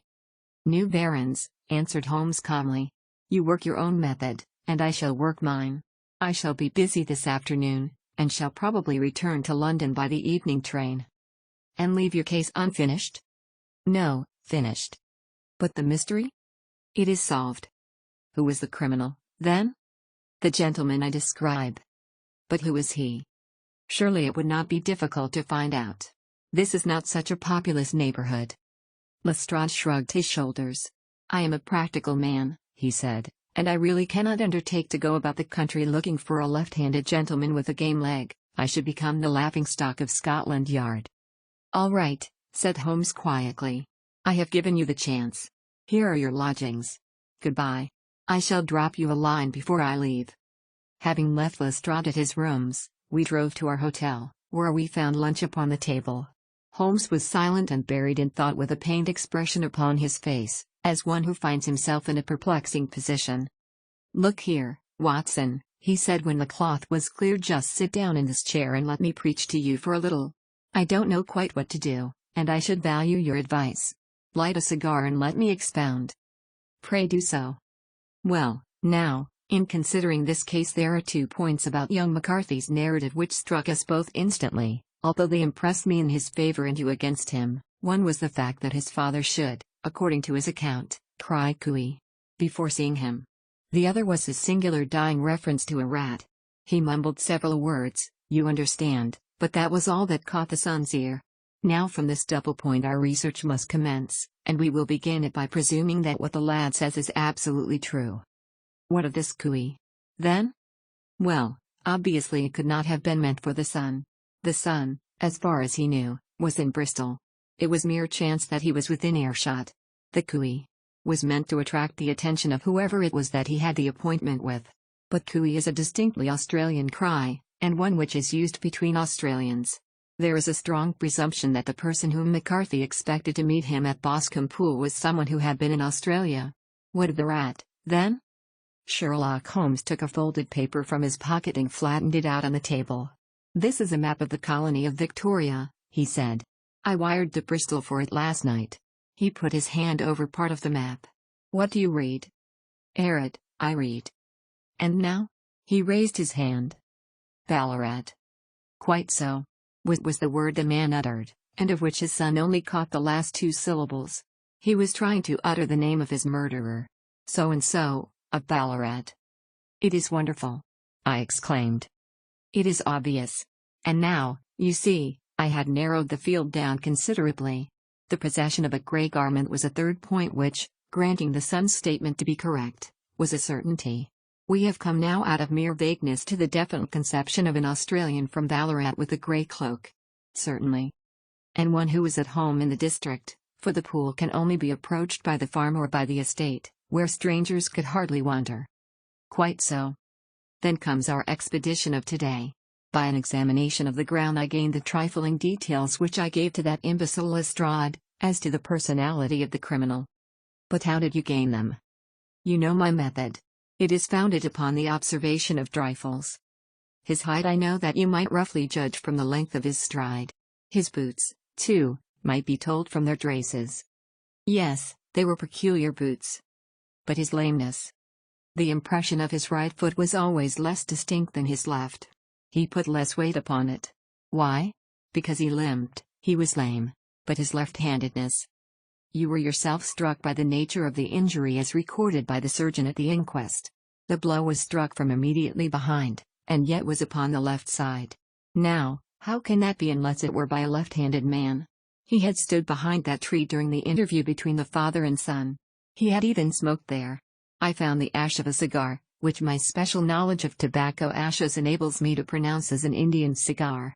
I have, as you know, devoted some attention to this, and written a little monograph on the ashes of 140 different varieties of pipe, cigar, and cigarette tobacco. Having found the ash, I then looked round and discovered the stump among the moss where he had tossed it. It was an Indian cigar, of the variety which are rolled in Rotterdam. And the cigar holder? I could see that the end had not been in his mouth. Therefore he used a holder. The tip had been cut off, not bitten off, but the cut was not a clean one, so I deduced a blunt penknife. "Holmes," I said, "you have drawn a net round this man from which he cannot escape, and you have saved an innocent human life as truly as if you had cut the cord which was hanging him. I see the direction in which all this points. The culprit is—" "Mr. John Turner," cried the hotel waiter, opening the door of our sitting room, and ushering in a visitor. The man who entered was a strange and impressive figure. His slow, limping step and bowed shoulders gave the appearance of decrepitude, and yet his hard, deep-lined, craggy features, and his enormous limbs showed that he was possessed of unusual strength of body and of character. His tangled beard, grizzled hair, and outstanding, drooping eyebrows combined to give an air of dignity and power to his appearance, but his face was of an ashen white, while his lips and the corners of his nostrils were tinged with a shade of blue. It was clear to me at a glance that he was in the grip of some deadly and chronic disease. "Pray sit down on the sofa," said Holmes gently. "You had my note?" "Yes, the lodge-keeper brought it up. You said that you wished to see me here to avoid scandal." "I thought people would talk if I went to the hall." "And why did you wish to see me?" He looked across at my companion with despair in his weary eyes, as though his question was already answered. "Yes," said Holmes, answering the look rather than the words, "it is so. I know all about McCarthy." The old man sank his face in his hands. "God help me!" he cried. "But I would not have let the young man come to harm. I give you my word that I would have spoken out if it went against him at the assizes." "I am glad to hear you say so," said Holmes gravely. "I would have spoken now had it not been for my dear girl. It would break her heart. It will break her heart when she hears that I am arrested." "It may not come to that," said Holmes. "What?" "I am no official agent. I understand that it was your daughter who required my presence here, and I am acting in her interests. Young McCarthy must be got off, however." "I am a dying man," said old Turner. "I have had diabetes for years. My doctor says it is a question whether I shall live a month, yet I would rather die under my own roof than in a jail." Holmes rose and sat down at the table with his pen in his hand and a bundle of paper before him. "Just tell us the truth," he said. "I shall jot down the facts. You will sign it, and Watson here can witness it. Then I could produce your confession at the last extremity to save young McCarthy. I promise you that I shall not use it unless it is absolutely needed." "It's as well," said the old man. "It's a question whether I shall live to the assizes, so it matters little to me, but I should wish to spare Alice the shock. And now I will make the thing clear to you. It has been a long time in the acting, but will not take me long to tell. You didn't know this dead man, McCarthy?" He was a devil incarnate. I tell you that. God keep you out of the clutches of such a man as he. His grip has been upon me these 20 years, and he has blasted my life. I'll tell you first how I came to be in his power. It was in the early 60s at the diggings. I was a young chap then, hot-blooded and reckless, ready to turn my hand at anything. I got among bad companions, took to drink, had no luck with my claim, took to the bush, and in a word became what you would call over here a highway robber. There were 6 of us, and we had a wild, free life of it, sticking up a station from time to time, or stopping the wagons on the road to the diggings. Black Jack of Ballarat was the name I went under, and our party is still remembered in the colony as the Ballarat Gang. One day a gold convoy came down from Ballarat to Melbourne, and we lay in wait for it and attacked it. There were 6 troopers and 6 of us, so it was a close thing, but we emptied 4 of their saddles at the first volley. 3 of our boys were killed, however, before we got the swag. I put my pistol to the head of the wagon driver, who was this very man McCarthy. I wished to the Lord that I had shot him then, but I spared him, though I saw his wicked little eyes fixed on my face, as though to remember every feature. We got away with the gold, became wealthy men, and made our way over to England without being suspected. There I parted from my old pals and determined to settle down to a quiet and respectable life. I bought this estate, which chanced to be in the market, and I set myself to do a little good with my money, to make up for the way in which I had earned it. I married, too, and though my wife died young she left me my dear little Alice. Even when she was just a baby her wee hand seemed to lead me down the right path as nothing else had ever done. In a word, I turned over a new leaf and did my best to make up for the past. All was going well when McCarthy laid his grip upon me. I had gone up to town about an investment, and I met him in Regent Street with hardly a coat to his back or a boot to his foot. "Here we are, Jack," says he, touching me on the arm. "We'll be as good as a family to you. There's 2 of us, me and my son." There was no rest for me, no peace, no forgetfulness. Turn where I would, there was his cunning, grinning face at my elbow. It grew worse as Alice grew up, for he soon saw I was more afraid of her knowing my past than of the police. Whatever he wanted he must have, and whatever it was I gave him without question: land, money, houses, until at last he asked a thing which I could not give. He asked for Alice. His son, you see, had grown up, and so had my girl, and as I was known to be in weak health, it seemed a fine stroke to him that his lad should step into the whole property. But there I was firm. I would not have his cursed stock mixed with mine, not that I had any dislike to the lad, but his blood was in him, and that was enough. I stood firm. McCarthy threatened. I braved him to do his worst. We were to meet at the pool midway between our houses to talk it over. When I went down there I found him talking with his son, so I smoked a cigar and waited behind a tree until he should be alone. But as I listened to his talk all that was black and bitter in me seemed to come uppermost. He was urging his son to marry my daughter with as little regard for what she might think as if she were a slut from off the streets. It drove me mad to think that I and all that I held most dear should be in the power of such a man as this. Could I not snap the bond? I was already a dying and a desperate man. Though clear of mind and fairly strong of limb, I knew that my own fate was sealed. But my memory and my girl, both could be saved if I could but silence that foul tongue. I did it, Mr. Holmes. I would do it again. Deeply as I have sinned, I have led a life of martyrdom to atone for it. But that my girl should be entangled in the same meshes which held me was more than I could suffer. I struck him down with no more compunction than if he had been some foul and venomous beast. His cry brought back his son, but I had gained the cover of the wood, though I was forced to go back to fetch the cloak which I had dropped in my flight. That is the true story, gentlemen, of all that occurred. Well, it is not for me to judge you, said Holmes as the old man signed the statement which had been drawn out. I pray that we may never be exposed to such a temptation. I pray not, sir. And what do you intend to do? In view of your health, nothing. You are yourself aware that you will soon have to answer for your deed at a higher court than the assizes. I will keep your confession, and if McCarthy is condemned I shall be forced to use it. If not, it shall never be seen by mortal eye, and your secret, whether you be alive or dead, shall be safe with us. Farewell, then, said the old man solemnly. Your own deathbeds, when they come, will be the easier for the thought of the peace which you have given to mine. Tottering and shaking in all his giant frame, he stumbled slowly from the room. God help us, said Holmes after a long silence. Why does fate play such tricks with poor, helpless worms? I never hear of such a case as this that I do not think of Baxter's words, and say, there, but for the grace of God, goes Sherlock Holmes. James McCarthy was acquitted at the assizes on the strength of a number of objections which had been drawn out by Holmes and submitted to the defending counsel. Old Turner lived for 7 months after our interview, but he is now dead, and there is every prospect that the son and daughter may come to live happily together in ignorance of the black cloud which rests upon their past.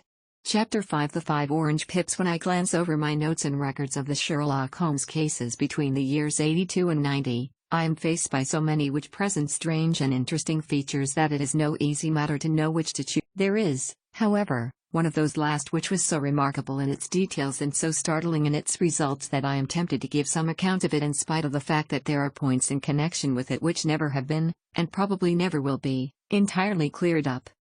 The year 87 furnished us with a long series of cases of greater or less interest, of which I retain the records.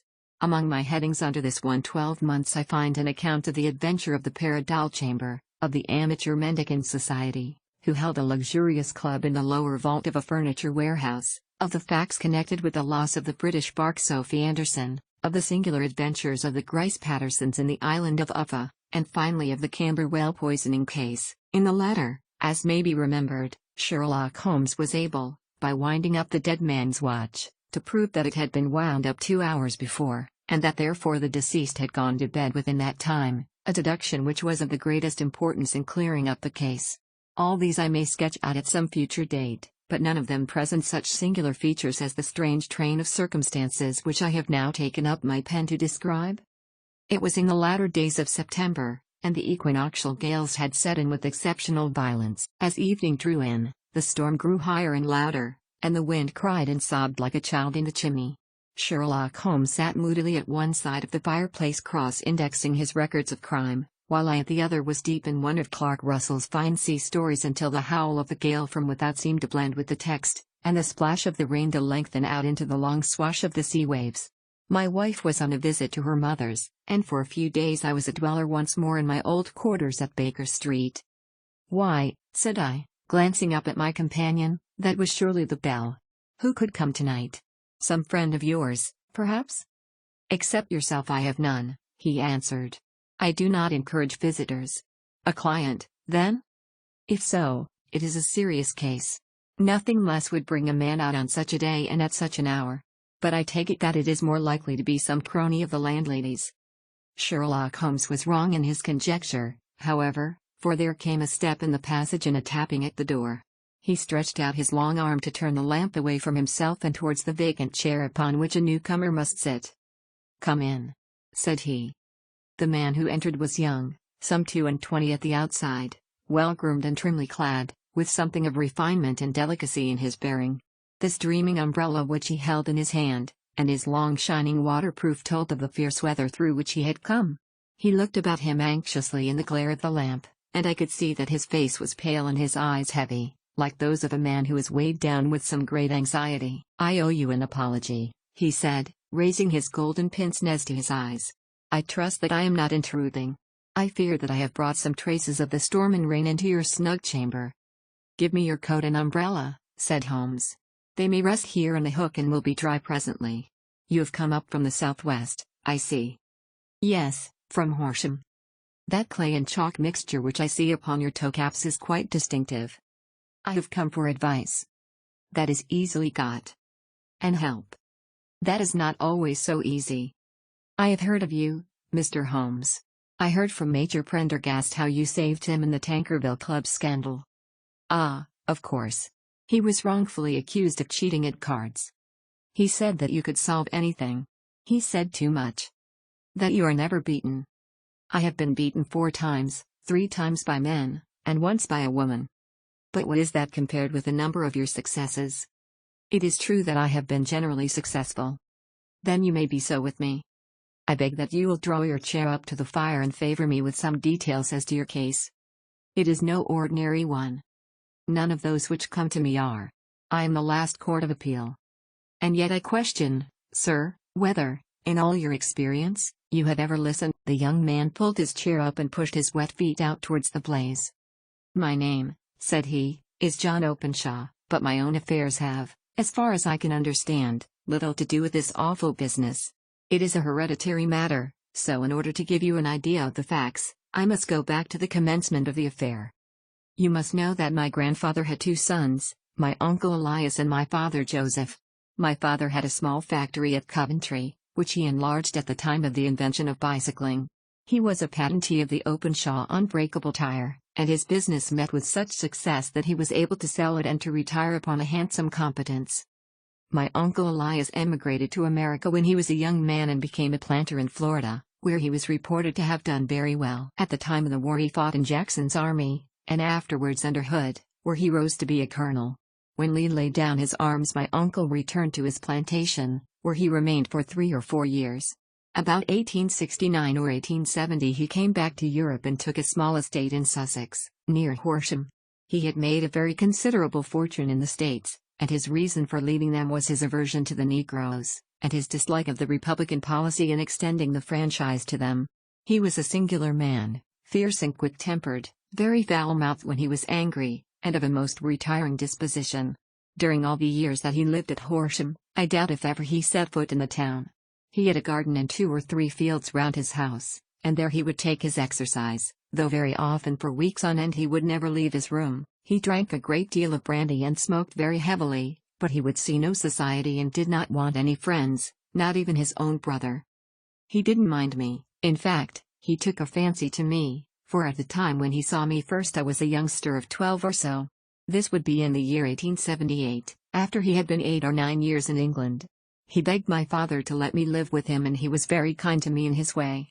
When he was sober he used to be fond of playing backgammon and draughts with me, and he would make me his representative both with the servants and with the tradespeople, so that by the time that I was 16 I was quite master of the house. I kept all the keys and could go where I liked and do what I liked, so long as I did not disturb him in his privacy. There was one singular exception, however, for he had a single room, a lumber room up among the attics, which was invariably locked, and which he would never permit either me or anyone else to enter. With a boy's curiosity I have peeped through the keyhole, but I was never able to see more than such a collection of old trunks and bundles as would be expected in such a room. One day, it was in March, 1883, a letter with a foreign stamp lay upon the table in front of the colonel's plate. It was not a common thing for him to receive letters, for his bills were all paid in ready money, and he had no friends of any sort. "From India," said he as he took it up, Pondicherry postmark. What can this be? Opening it hurriedly, out there jumped 5 little dried orange pips, which pattered down upon his plate. I began to laugh at this, but the laugh was struck from my lips at the sight of his face. His lip had fallen, his eyes were protruding, his skin the color of putty, and he glared at the envelope which he still held in his trembling hand. K. K. K. He shrieked, and then, my God, my sins have overtaken me. "What is it, uncle?" I cried. "Death," said he, and rising from the table he retired to his room, leaving me palpitating with horror. I took up the envelope and saw scrawled in red ink upon the inner flap, just above the gum, the letter K 3 times repeated. There was nothing else save the 5 dried pips. What could be the reason of his overpowering terror? I left the breakfast table, and as I ascended the stair I met him coming down with an old rusty key, which must have belonged to the attic, in one hand, and a small brass box, like a cash box, in the other. "They may do what they like, but I'll checkmate them still," said he with an oath. "Tell Mary that I shall want a fire in my room today, and send down to Fordham, the Horsham lawyer." I did as he ordered, and when the lawyer arrived I was asked to step up to the room. The fire was burning brightly, and in the grate there was a mass of black, fluffy ashes, as of burned paper, while the brass box stood open and empty beside it. As I glanced at the box I noticed, with a start, that upon the lid was printed the treble K which I had read in the morning upon the envelope. "I wish you, John," said my uncle, "to witness my will. I leave my estate, with all its advantages and all its disadvantages, to my brother, your father, whence it will, no doubt, descend to you. If you can enjoy it in peace, well and good. If you find you cannot, take my advice, my boy, and leave it to your deadliest enemy. I am sorry to give you such a two-edged thing, but I can't say what turn things are going to take. Kindly sign the paper where Mr. Fordham shows you." I signed the paper as directed, and the lawyer took it away with him. The singular incident made, as you may think, the deepest impression upon me, and I pondered over it and turned it every way in my mind without being able to make anything of it. Yet I could not shake off the vague feeling of dread which is left behind, though the sensation grew less keen as the weeks passed and nothing happened to disturb the usual routine of our lives. I could see a change in my uncle, however. He drank more than ever, and he was less inclined for any sort of society. Most of his time he would spend in his room, with the door locked upon the inside, but sometimes he would emerge in a sort of drunken frenzy and would burst out of the house and tear about the garden with a revolver in his hand, screaming out that he was afraid of no man, and that he was not to be cooped up, like a sheep in a pen, by man or devil. When these hot fits were over, however, he would rush tumultuously in at the door and lock and bar it behind him, like a man who can brazen it out no longer against the terror which lies at the roots of his soul. At such times I have seen his face, even on a cold day, glisten with moisture, as though it were new raised from a basin. Well, to come to an end of the matter, Mr. Holmes, and not to abuse your patience, there came a night when he made one of those drunken sallies from which he never came back. We found him, when we went to search for him, face downward in a little green-scummed pool, which lay at the foot of the garden. There was no sign of any violence, and the water was but 2 feet deep, so that the jury, having regard to his known eccentricity, brought in a verdict of suicide. But I, who knew how he winced from the very thought of death, had much ado to persuade myself that he had gone out of his way to meet it. The matter passed, however, and my father entered into possession of the estate, and of some £14,000, which lay to his credit at the bank. "One moment," Holmes interposed. "Your statement is, I foresee, one of the most remarkable to which I have ever listened. Let me have the date of the reception by your uncle of the letter, and the date of his supposed suicide." The letter arrived on March 10, 1883. His death was 7 weeks later, upon the night of May 2. "Thank you. Pray proceed." "When my father took over the Horsham property, he, at my request, made a careful examination of the attic, which had been always locked up. We found the brass box there, although its contents had been destroyed. On the inside of the cover was a paper label, with the initials of K. K repeated upon it, and letters, memoranda, receipts, and a register written beneath. These, we presume, indicated the nature of the papers which had been destroyed by Colonel Openshaw. For the rest, there was nothing of much importance in the attic save a great many scattered papers and notebooks bearing upon my uncle's life in America. Some of them were of the wartime and showed that he had done his duty well and had borne the repute of a brave soldier. Others were of a date during the reconstruction of the Southern states, and were mostly concerned with politics, for he had evidently taken a strong part in opposing the carpetbag politicians who had been sent down from the north. Well, it was the beginning of '84 when my father came to live at Horsham, and all went as well as possible with us until the January of '85. On the 4th day after the New Year I heard my father give a sharp cry of surprise as we sat together at the breakfast table. There he was, sitting with a newly opened envelope in one hand and 5 dried orange pips in the outstretched palm of the other one. He had always laughed at what he called my cock and bull story about the colonel, but he looked very scared and puzzled now that the same thing had come upon himself. "Why, what on earth does this mean, John?" he stammered. My heart had turned to lead. "It is K, said I. He looked inside the envelope. "So it is," he cried. "Here are the very letters. But what is this written above them?" "Put the papers on the sundial," I read, peeping over his shoulder. "What papers? What sundial?" he asked. "The sundial in the garden. There is no other," said I, "but the papers must be those that are destroyed." "Pooh," said he, gripping hard at his courage. "We are in a civilized land here, and we can't have tomfoolery of this kind. Where does the thing come from?" "From Dundee," I answered, glancing at the postmark. "Some preposterous practical joke," said he. "What have I to do with sundials and papers? I shall take no notice of such nonsense." "I should certainly speak to the police," I said. B laughed at for my pains. "Nothing of the sort." "Then let me do so?" "No, I forbid you. I won't have a fuss made about such nonsense." It was in vain to argue with him, for he was a very obstinate man. I went about, however, with a heart which was full of forebodings. On the 3rd day after the coming of the letter my father went from home to visit an old friend of his, Major Freebody, who was in command of one of the fords upon Portsdown Hill. I was glad that he should go, for it seemed to me that he was farther from danger when he was away from home. In that, however, I was in error. Upon the second day of his absence I received a telegram from the major, imploring me to come at once. My father had fallen over one of the deep chalk pits which abound in the neighborhood, and was lying senseless, with a shattered skull. I hurried to him, but he passed away without having ever recovered his consciousness. He had, as it appears, been returning from Fareham in the twilight, and as the country was unknown to him, and the chalk pit unfenced, the jury had no hesitation in bringing in a verdict of death from accidental causes. Carefully as I examined every fact connected with his death, I was unable to find anything which could suggest the idea of murder. There were no signs of violence, no footmarks, no robbery, no record of strangers having been seen upon the roads, and yet I need not tell you that my mind was far from at ease, and that I was well nigh certain that some foul plot had been woven round him.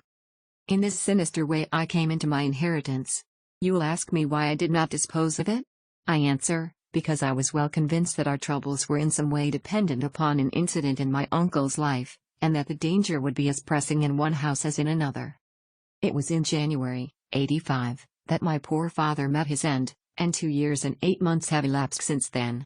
During that time I have lived happily at Horsham, and I had begun to hope that this curse had passed away from the family, and that it had ended with the last generation. I had begun to take comfort too soon, however. Yesterday morning the blow fell in the very shape in which it had come upon my father. The young man took from his waistcoat a crumpled envelope, and turning to the table he shook out upon it 5 little dried orange pips. "This is the envelope," he continued. "The postmark is London, Eastern Division. Within are the very words which were upon my father's last message, K.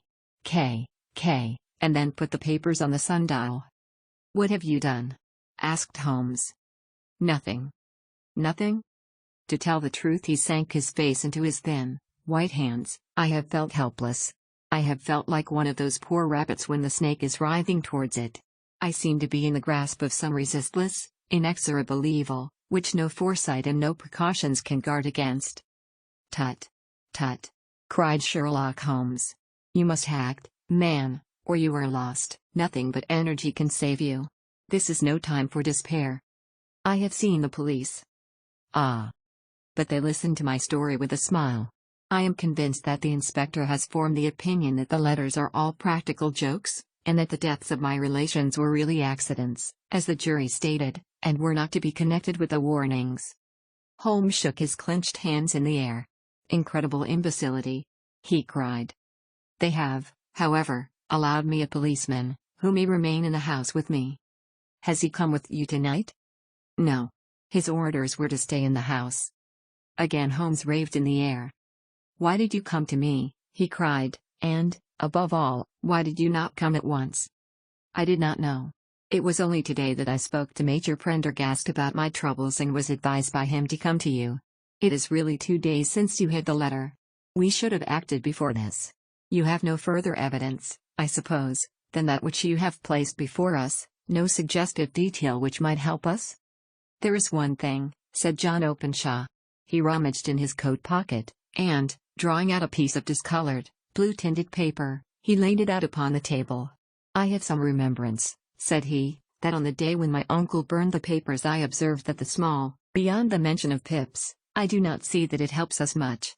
I think myself that it is a page from some private diary. The writing is undoubtedly my uncle's."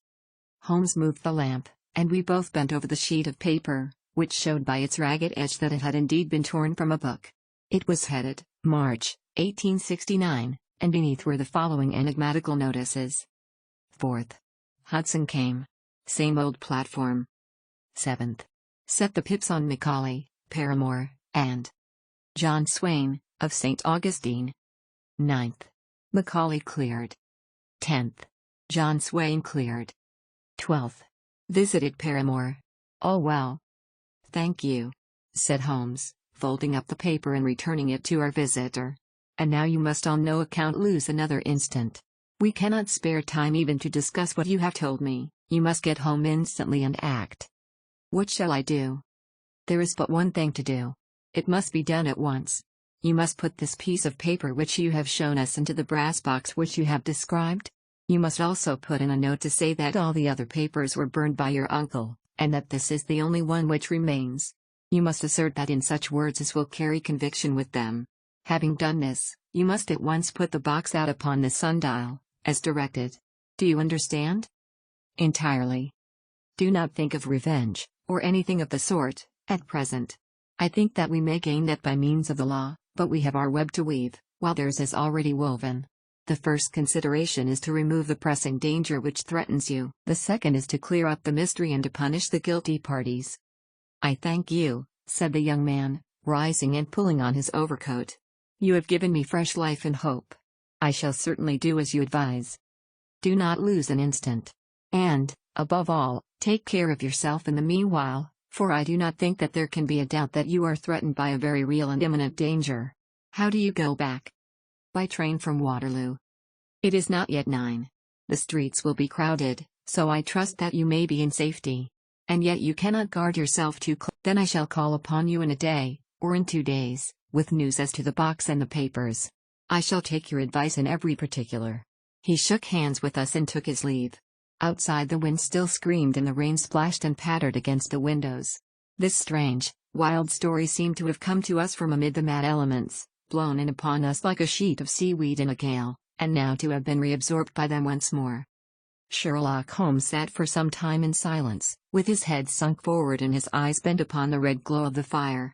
Then he lit his pipe, and leaning back in his chair he watched the blue smoke rings as they chased each other up to the ceiling. I think, Watson, he remarked at last, that of all our cases we have had none more fantastic than this. Save, perhaps, the sign of Bohr. Well, yes. Save, perhaps, that. And yet this John Openshaw seems to me to be walking amid even greater perils than did the Sholtos.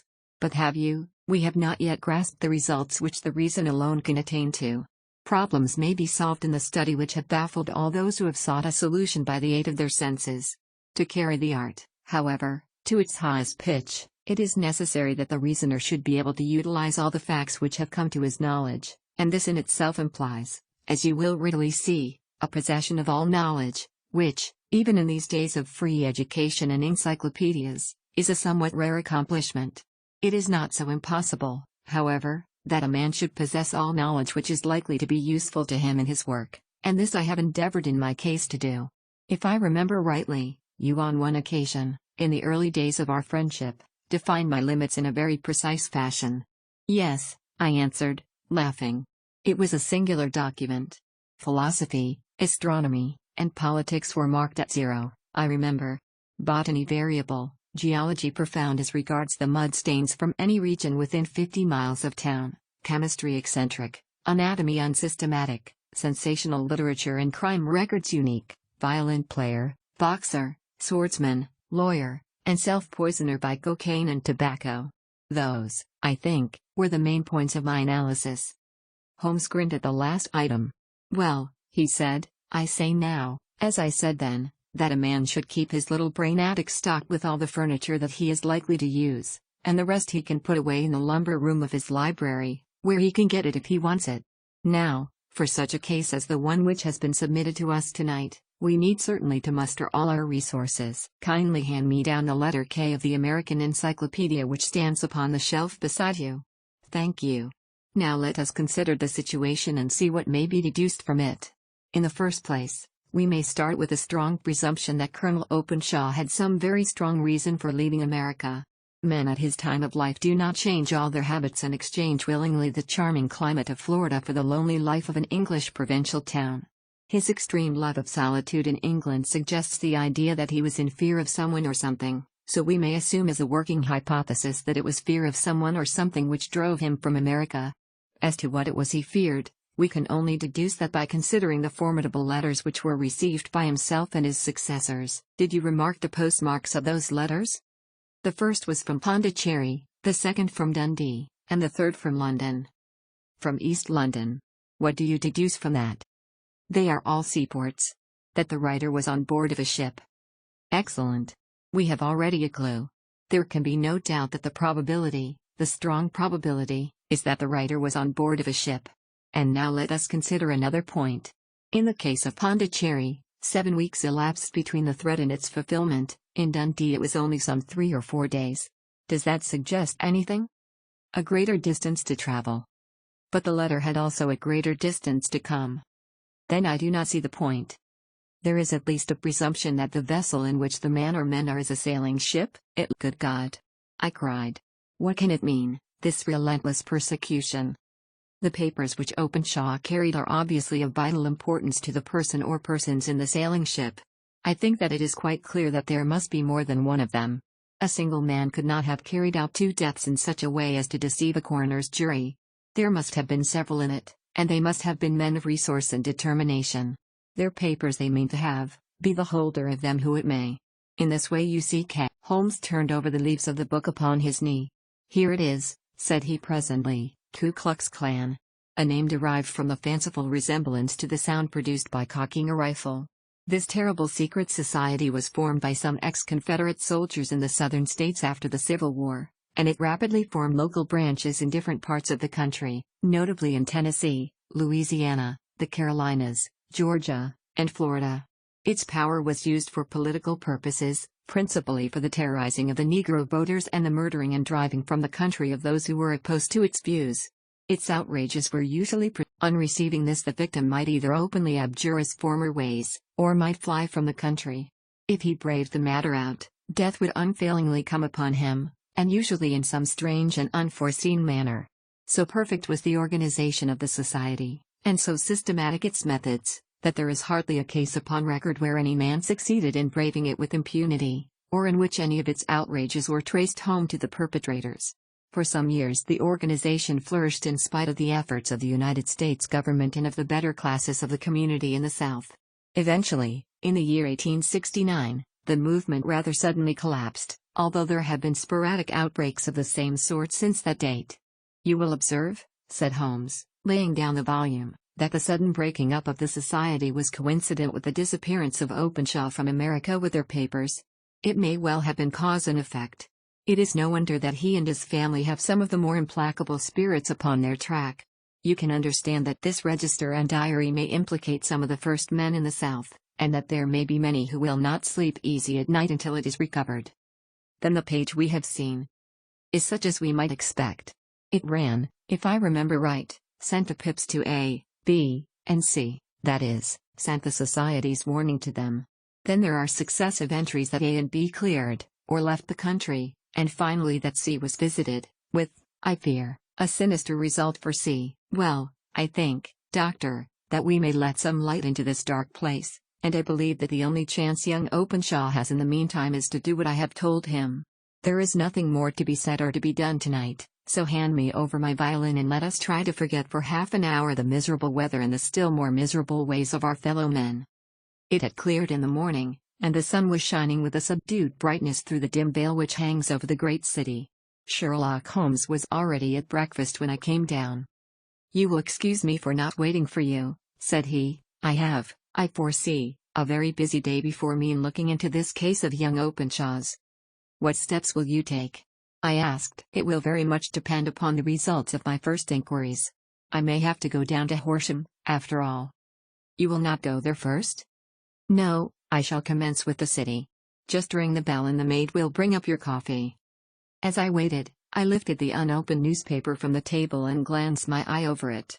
It rested upon a heading which sent a chill to my heart.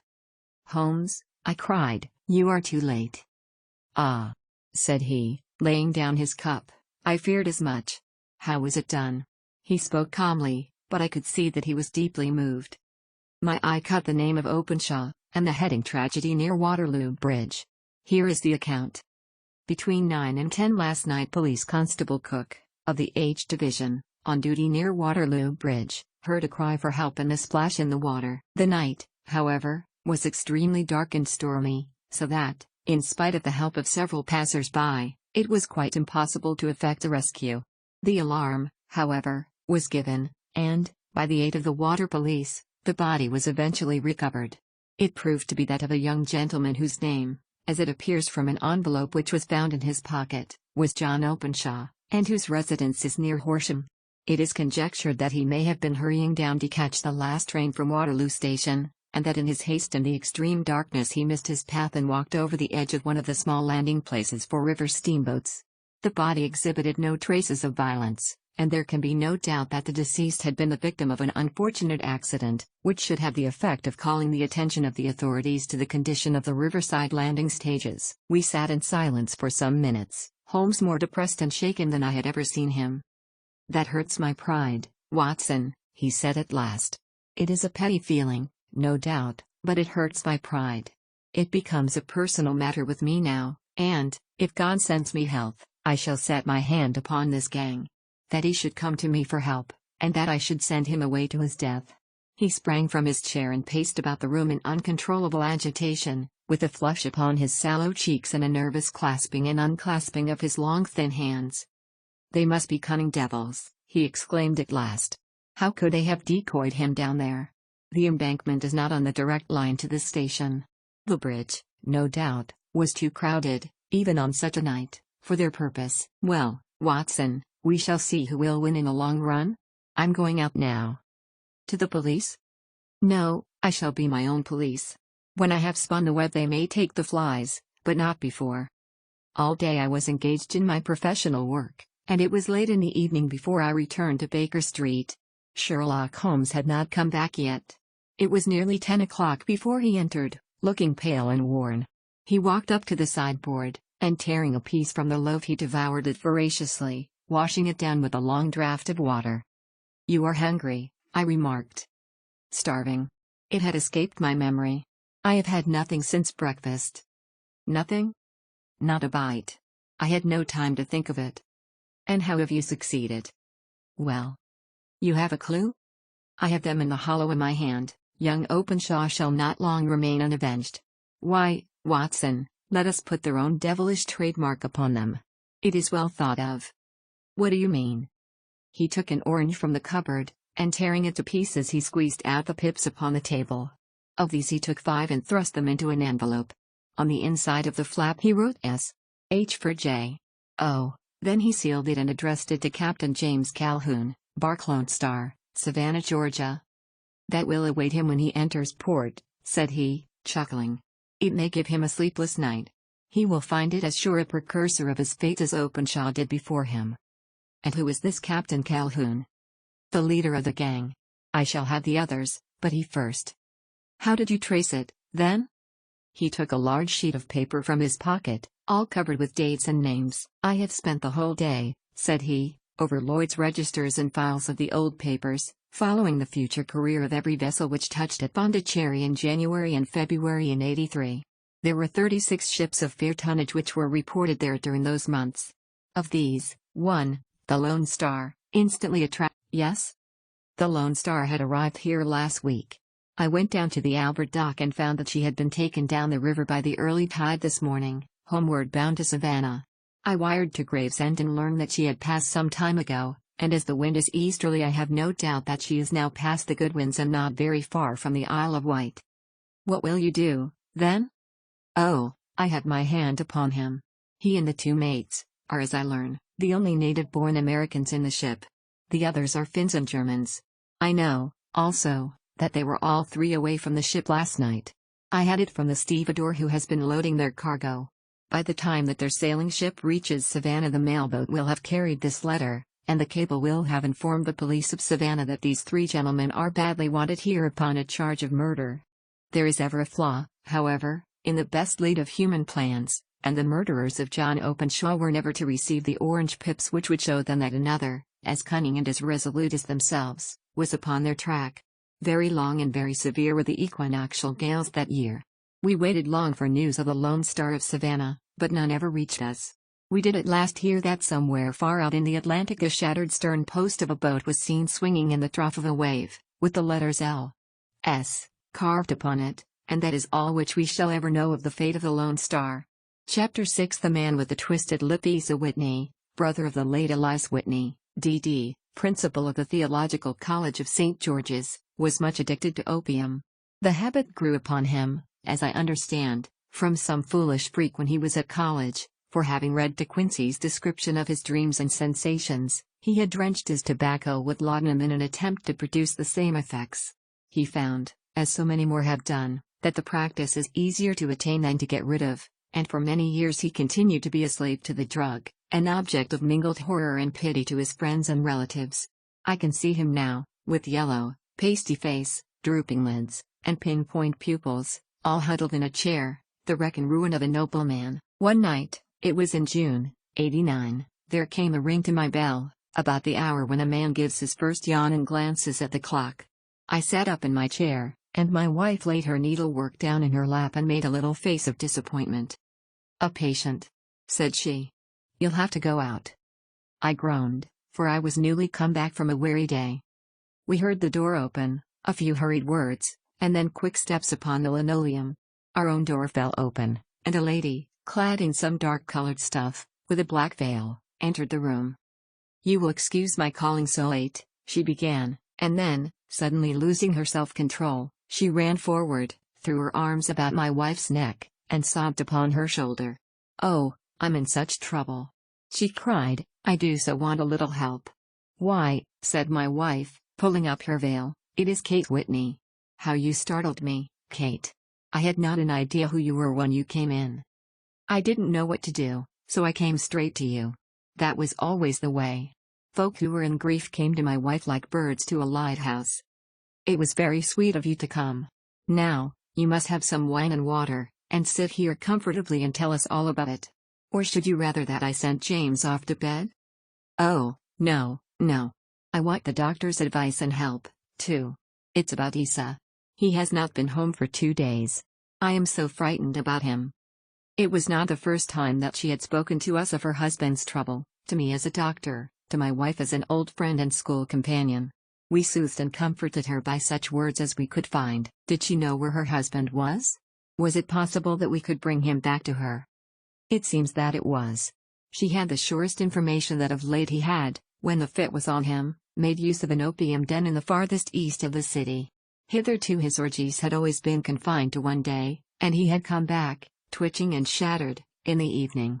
But now the spell had been upon him 48 hours, and he lay there, doubtless among the dregs of the docks, breathing in the poison or sleeping off the effects. There he was to be found, she was sure of it, at the Bar of Gold, in Upper Swandam Lane. But what was she to do? How could she, a young and timid woman, make her way into such a place and pluck her husband out from among the ruffians who surrounded him? Might I not escort her to this place? And then, as a second thought, why should she come at all? I was Isa Whitney's medical advisor, and as such I had influence over him. I could manage it better if I were alone. I promised her on my word that I would send him home in a cab within 2 hours if he were indeed at the address which she had given me. And so in 10 minutes I had left my armchair and cheery sitting room behind me, and was speeding eastward in a hansom on a strange errand, as it seemed to me at the time, though the future only could show how strange it was to be. But there was no great difficulty in the first stage of my adventure. Upper Swandam Lane is a vile alley lurking behind the high wharves which line the north side of the river to the east of London Bridge, between a slop shop and a gin shop, approached by a steep flight of steps leading down to a black gap like the mouth of a cave. I found the den of which I was in search. Ordering my cab to wait, I passed down the steps, worn hollow in the center by the ceaseless tread of drunken feet, and by the light of a flickering oil lamp above the door I found the latch and made my way into a long, low room, thick and heavy with the brown opium smoke, and terraced with wooden berths, like the forecastle of an emigrant ship. Through the gloom one could dimly catch a glimpse of bodies lying in strange fantastic poses, bowed shoulders, bent knees, heads thrown back, and chins pointing upward, with here and there a dark, lackluster eye turned upon the newcomer. Out of the black shadows there glimmered little red circles of light, now bright, now faint, as the burning poison waxed or waned in the bowls of the metal pipes. The most lay silent, but some muttered to themselves, and others talked together in a strange, low, monotonous voice, their conversation coming in gushes, and then suddenly tailing off into silence, each mumbling out his own thoughts and paying little heed to the words of his neighbor. At the farther end was a small brazier of burning charcoal, beside which on a 3-legged wooden stool there sat a tall, thin old man, with his jaw resting upon his 2 fists, and his elbows upon his knees, staring into the fire. As I entered, a sallow Malay attendant had hurried up with a pipe for me and a supply of the drug, beckoning me to an empty berth. "Thank you. I have not come to stay," said I. "There is a friend of mine here, Mr. Isa Whitney, and I wish to speak with him." There was a movement and an exclamation from my right, and peering through the gloom, I saw Whitney, pale, haggard, and unkempt, staring out at me. My God. But you've got mixed, Watson, for I have only been here a few hours, 3 pipes, 4 pipes, I forget how many. But I'll go home with you. I wouldn't frighten Kate, poor little Kate. Give me your hand. Have you a cab? Yes, I have one waiting. Then I shall go in it. But I must owe something. Find what I owe, Watson. I am all off color. I can do nothing for myself. I walked down the narrow passage between the double row of sleepers, holding my breath to keep out the vile, stupefying fumes of the drug, and looking about for the manager. As I passed the tall man who sat by the brazier, I felt a sudden pluck at my skirt, and a low voice whispered, "Walk past me," and then look back at me. The words fell quite distinctly upon my ear. I glanced down. They could only have come from the old man at my side, and yet he sat now as absorbed as ever, very thin, very wrinkled, bent with age, an opium pipe dangling down from between his knees, as though it had dropped in sheer lassitude from his fingers. I took 2 steps forward and looked back. It took all my self-control to prevent me from breaking out into a cry of astonishment. He had turned his back so that none could see him, but his form had filled out, his wrinkles were gone, the dull eyes had regained their fire, and there, sitting by the fire and grinning at my surprise, was none other than Sherlock Holmes. He made a slight motion to me to approach him, and instantly, as he turned his face half round to the company once more, subsided into a doddering, loose-lipped senility. "Holmes," I whispered, "what on earth are you doing in this den?" "As low as you can," he answered. "I have excellent ears. If you would have the great kindness to get rid of that sottish friend of yours, I should be exceedingly glad to have a little talk with you.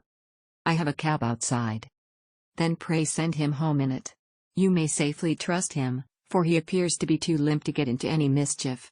I should recommend you also to send a note by the cabman to your wife to say that you have thrown in your lot with me. If you will wait outside, I shall be with you in 5 minutes." It was difficult to refuse any of Sherlock Holmes' requests, for they were always so exceedingly definite, and put forward with such a quiet air of mastery. I felt, however, that when Whitney was once confined in the cab my mission was practically accomplished, and for the rest, I could not wish anything better than to be associated with my friend in one of those singular adventures which were the normal condition of his existence. In a few minutes I had written my note, paid Whitney's bill, led him out to the cab, and seen him driven through the darkness. In a very short time a decrepit figure had emerged from the opium den, and I was walking down the street with Sherlock Holmes. For 2 streets he shuffled along with a bent back and an uncertain foot. Then, glancing quickly round, he straightened himself out and burst into a hearty fit of laughter. "I suppose, Watson," said he, "that you imagine that I have added opium smoking to cocaine injections, and all the other little weaknesses on which you have favored me with your medical views. I was certainly surprised to find you there. But not more so than I to find you. I came to find a friend. And I to find an enemy." "An enemy?" "Yes, one of my natural enemies, or, shall I say, my natural prey.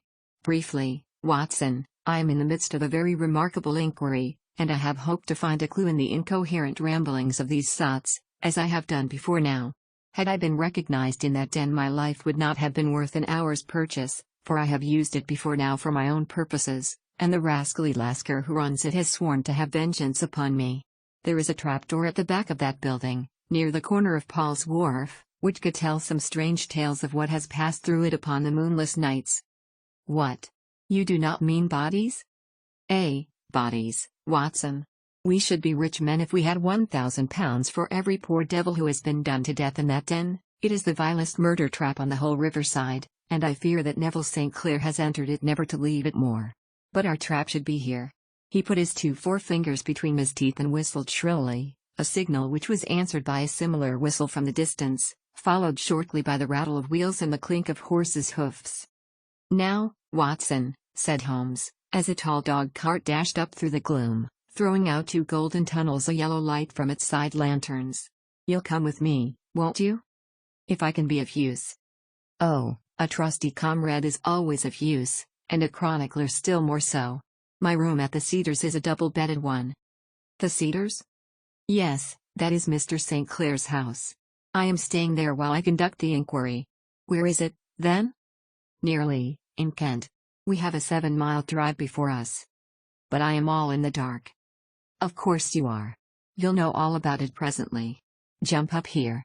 All right, John, we shall not need you. Here's £half-a-crown. Look out for me tomorrow, about 11. Give her her head. So long, then. He flicked the horse with his whip, and we dashed away through the endless succession of somber and deserted streets, which widened gradually, until we were flying across a broad balustraded bridge, with the murky river flowing sluggishly beneath us. Beyond lay another dull wilderness of bricks and mortar, its silence broken only by the heavy, regular footfall of the policeman, or the songs and shouts of some belated party of revelers. A dull rack was drifting slowly across the sky, and a star or two twinkled dimly here and there through the rifts of the clouds. Holmes drove in silence, with his head sunk upon his breast, and the air of a man who is lost in thought, while I sat beside him, curious to learn what this new quest might be which seemed to tax his powers so sorely, and yet afraid to break in upon the current of his thoughts. We had driven several miles, and were beginning to get to the fringe of a belt of suburban villas, when he shook himself, shrugged his shoulders, and lit up his pipe with the air of a man who has satisfied himself that he is acting for the best. "You have a grand gift of silence, Watson," said he. "It makes you quite invaluable as a companion. On my word, it is a great thing for me to have someone to talk to, for my own thoughts are not over-pleasant. I was wondering what I should say to this dear little woman tonight when she meets me at the door. You forget that I know nothing about it. I shall just have time to tell you the facts of the case before we get to Lee. It seems absurdly simple, and yet, somehow I can get nothing to go upon.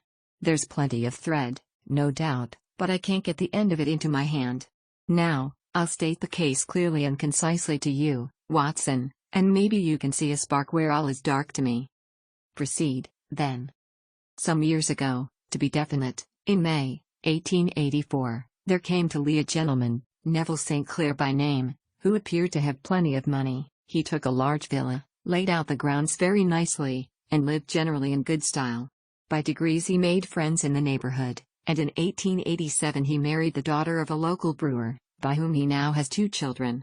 He had no occupation, but was interested in several companies and went into town as a rule in the morning, returning by the 5:14 from Cannon Street every night. Mr. St. Clair is now 37 years of age, is a man of temperate habits, a good husband, a very affectionate father, and a man who is popular with all who know him. I may add that his whole debts at the present moment, as far as we have been able to ascertain, amount to £88 sterling, while he has £220 standing to his credit in the Capital and Counties Bank. There is no reason, therefore, to think that money troubles have been weighing upon his mind. Last Monday Mr. Neville St. Clair went into town rather earlier than usual, remarking before he started that he had 2 important commissions to perform, and that he would bring his little boy home a box of bricks. Now, by the merest chance, his wife received a telegram upon this same Monday, very shortly after his departure, to the effect that a small parcel of considerable value which she had been expecting was waiting for her at the offices of the Aberdeen Shipping Company. Now, if you are well up in your London, you will know that the office of the company is in Fresno Street, which branches out of Upper Swandam Lane, where you found me tonight. Mrs. St. Clair had her lunch, started for the city, did some shopping, proceeded to the company's office, got her packet, and found herself at exactly 4:35 walking through Swandam Lane on her way back to the station. Have you followed me so far? It is very clear. If you remember, Monday was an exceedingly hot day, and Mrs. St. Clair walked slowly, glancing about in the hope of seeing a cab, as she did not like the neighborhood in which she felt herself. While she was walking in this way down Swandam Lane, she suddenly heard an ejaculation or cry, and was struck cold to see her husband looking down at her and, as it seemed to her, beckoning to her from a second-floor window. The window was open, and she distinctly saw his face, which she describes as being terribly agitated. He waved his hands frantically to her, and then vanished from the window so suddenly that it seemed to her that he had been plucked back by some irresistible force from behind. One singular point which struck her quick feminine eye was that although he wore some dark coat, such as he had started to town in, he had on neither collar nor necktie. Convinced that something was amiss with him, she rushed down the steps, for the house was none other than the opium den in which you found me tonight, and running through the front room she attempted to ascend the stairs which led to the first floor.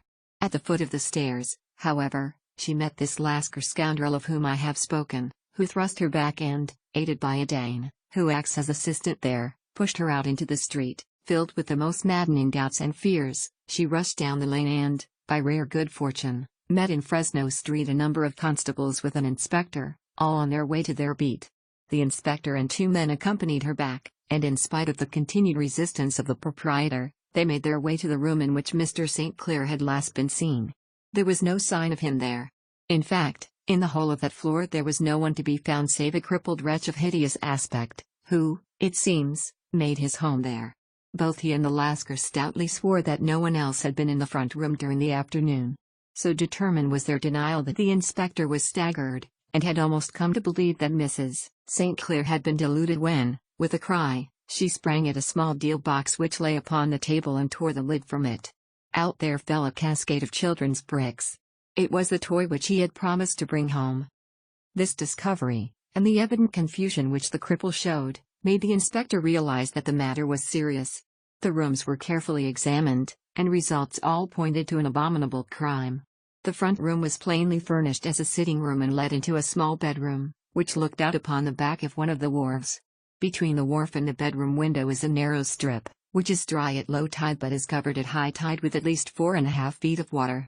The bedroom window was a broad one and opened from below. On examination, traces of blood were to be seen upon the windowsill, and several scattered drops were visible upon the wooden floor of the bedroom. Thrust away behind a curtain in the front room were all the clothes of Mr. Neville St. Clair, with the exception of his coat. His boots, his socks, his hat, and his watch, all were there. There were no signs of violence upon any of these garments, and there were no other traces of Mr. Neville St. Clair. Out of the window he must apparently have gone, for no other exit could be discovered, and the ominous bloodstains upon the sill gave little promise that he could save himself by swimming, for the tide was at its very highest at the moment of the tragedy. And now as to the villains who seemed to be immediately implicated in the matter. The Lascar was known to be a man of the vilest antecedents, but as, by Mrs. St. Clair's story, he was known to have been at the foot of the stair within a very few seconds of her husband's appearance at the window, he could hardly have been more than an accessory to the crime. His defense was one of absolute ignorance, and he protested that he had no knowledge as to the doings of Hubun, his lodger, and that he could not account in any way for the presence of the missing gentleman's clothes. So much for the Lascar manager. Now for the sinister cripple who lives upon the second floor of the opium den, and who was certainly the last human being whose eyes rested upon Neville St. Clair. His name is Hubun, and his hideous face is one which is familiar to every man who goes much to the city. He is a professional beggar, though in order to avoid the police regulations he pretends to a small trade in wax vestas. Some little distance down Threadneedle Street, upon the left-hand side, there is, as you may have remarked, a small angle in the wall. Here it is that this creature takes his daily seat, cross-legged with his tiny stock of matches on his lap, and as he is a piteous spectacle a small rain of charity descends into the greasy leather cap which lies upon the pavement beside him. I have watched the fellow more than once before ever I thought of making his professional acquaintance, and I have been surprised at the harvest which he has reaped in a short time. A shock of orange hair, a pale face disfigured by a horrible scar, which, by its contraction, has turned up the outer edge of his upper lip, a bulldog chin, and a pair of very penetrating dark eyes, which present a singular contrast to the color of his hair, all mark him out from amid the common crowd of mendicants, and so, too, does his wit, for he is ever ready with a reply to any piece of chaff which may be thrown at him by the passers-by. This is the man whom we now learn to have been the lodger at the opium den, and to have been the last man to see the gentleman of whom we are in quest. But a cripple, said I. What could he have done single-handed against a man? Surely your medical experience would tell you, Watson, that weakness in one limb is often compensated for by exceptional strength in the others. Pray continue your narrative. Mrs. St. Clair had fainted at the sight of the blood upon the window, and she was escorted home in a cab by the police, as her presence could be of no help to them in their investigations. Inspector Barton, who had charge of the case, made a very careful examination of the premises, but without finding anything which threw any light upon the matter.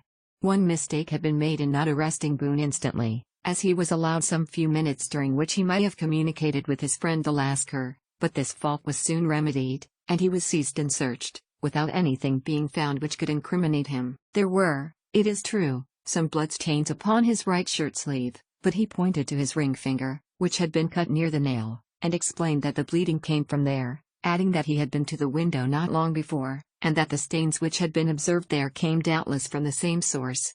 He denied strenuously having ever seen Mr. Neville St. Clair and swore that the presence of the clothes in his room was as much a mystery to him as to the police.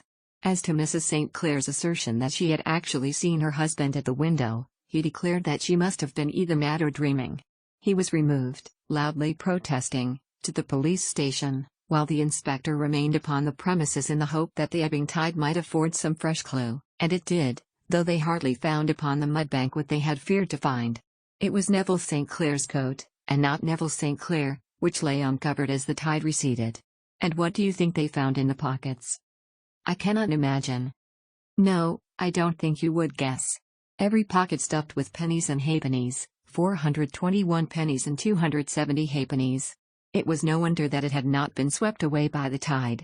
But a human body is a different matter. There is a fierce eddy between the wharf and the house.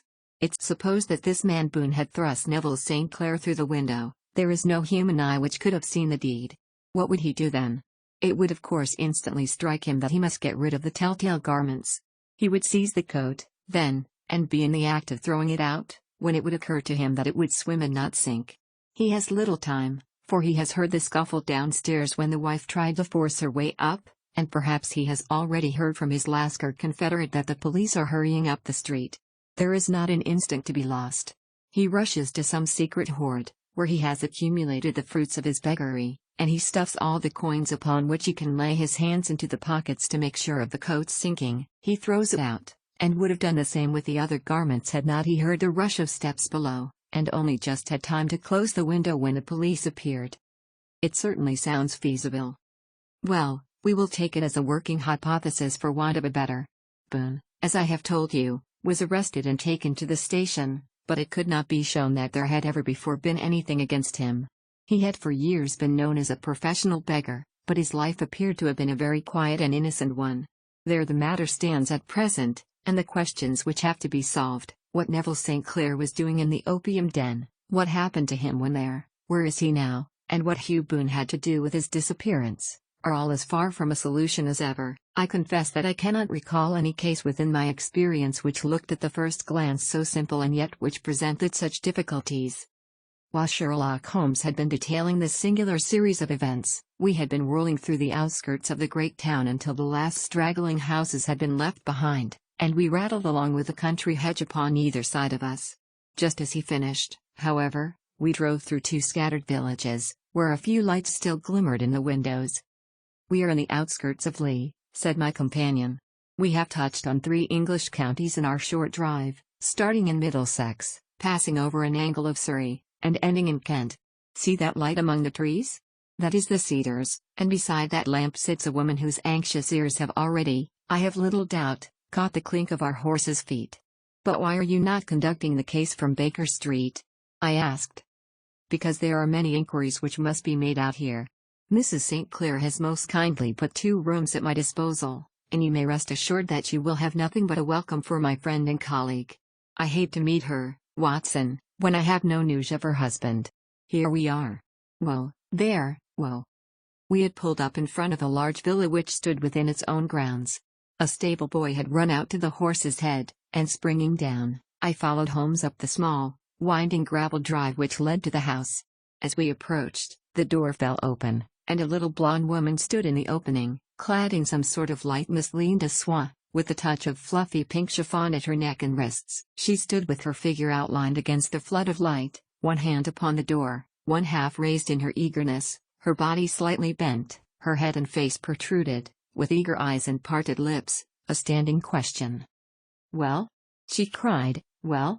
And then, seeing that there were 2 of us, she gave a cry of hope which sank into a groan as she saw that my companion shook his head and shrugged his shoulders. "No good news?" "None." "No bad?" "No." "Thank God for that. But come in.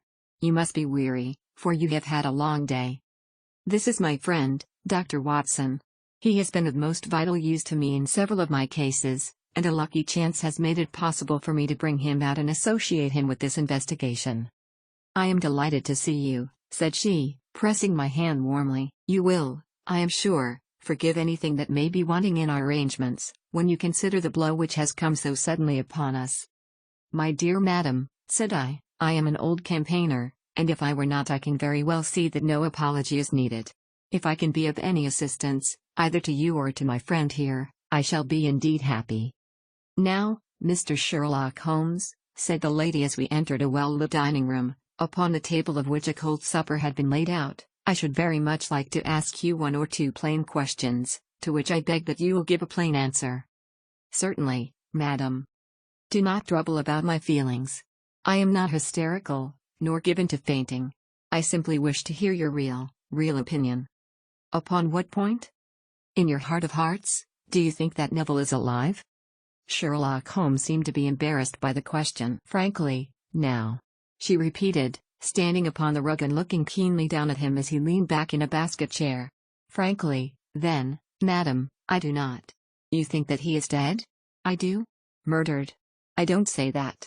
Perhaps. And on what day did he meet his death? On Monday. Then perhaps, Mr. Holmes, you will be good enough to explain how it is that I have received a letter from him today. Sherlock Holmes sprang out of his chair as if he had been galvanized. What? He roared. Yes, today. She stood smiling, holding up a little slip of paper in the air. May I see it? Certainly. He snatched it from her in his eagerness, and smoothing it out upon the table he drew over the lamp and examined it intently. I had left my chair and was gazing at it over his shoulder. The envelope was a very coarse one and was stamped with the Gravesend postmark and with the date of that very day, or rather of the day before, for it was considerably after midnight. Coarse writing, murmured Holmes. Surely this is not your husband's writing, madam. No, but the enclosure is.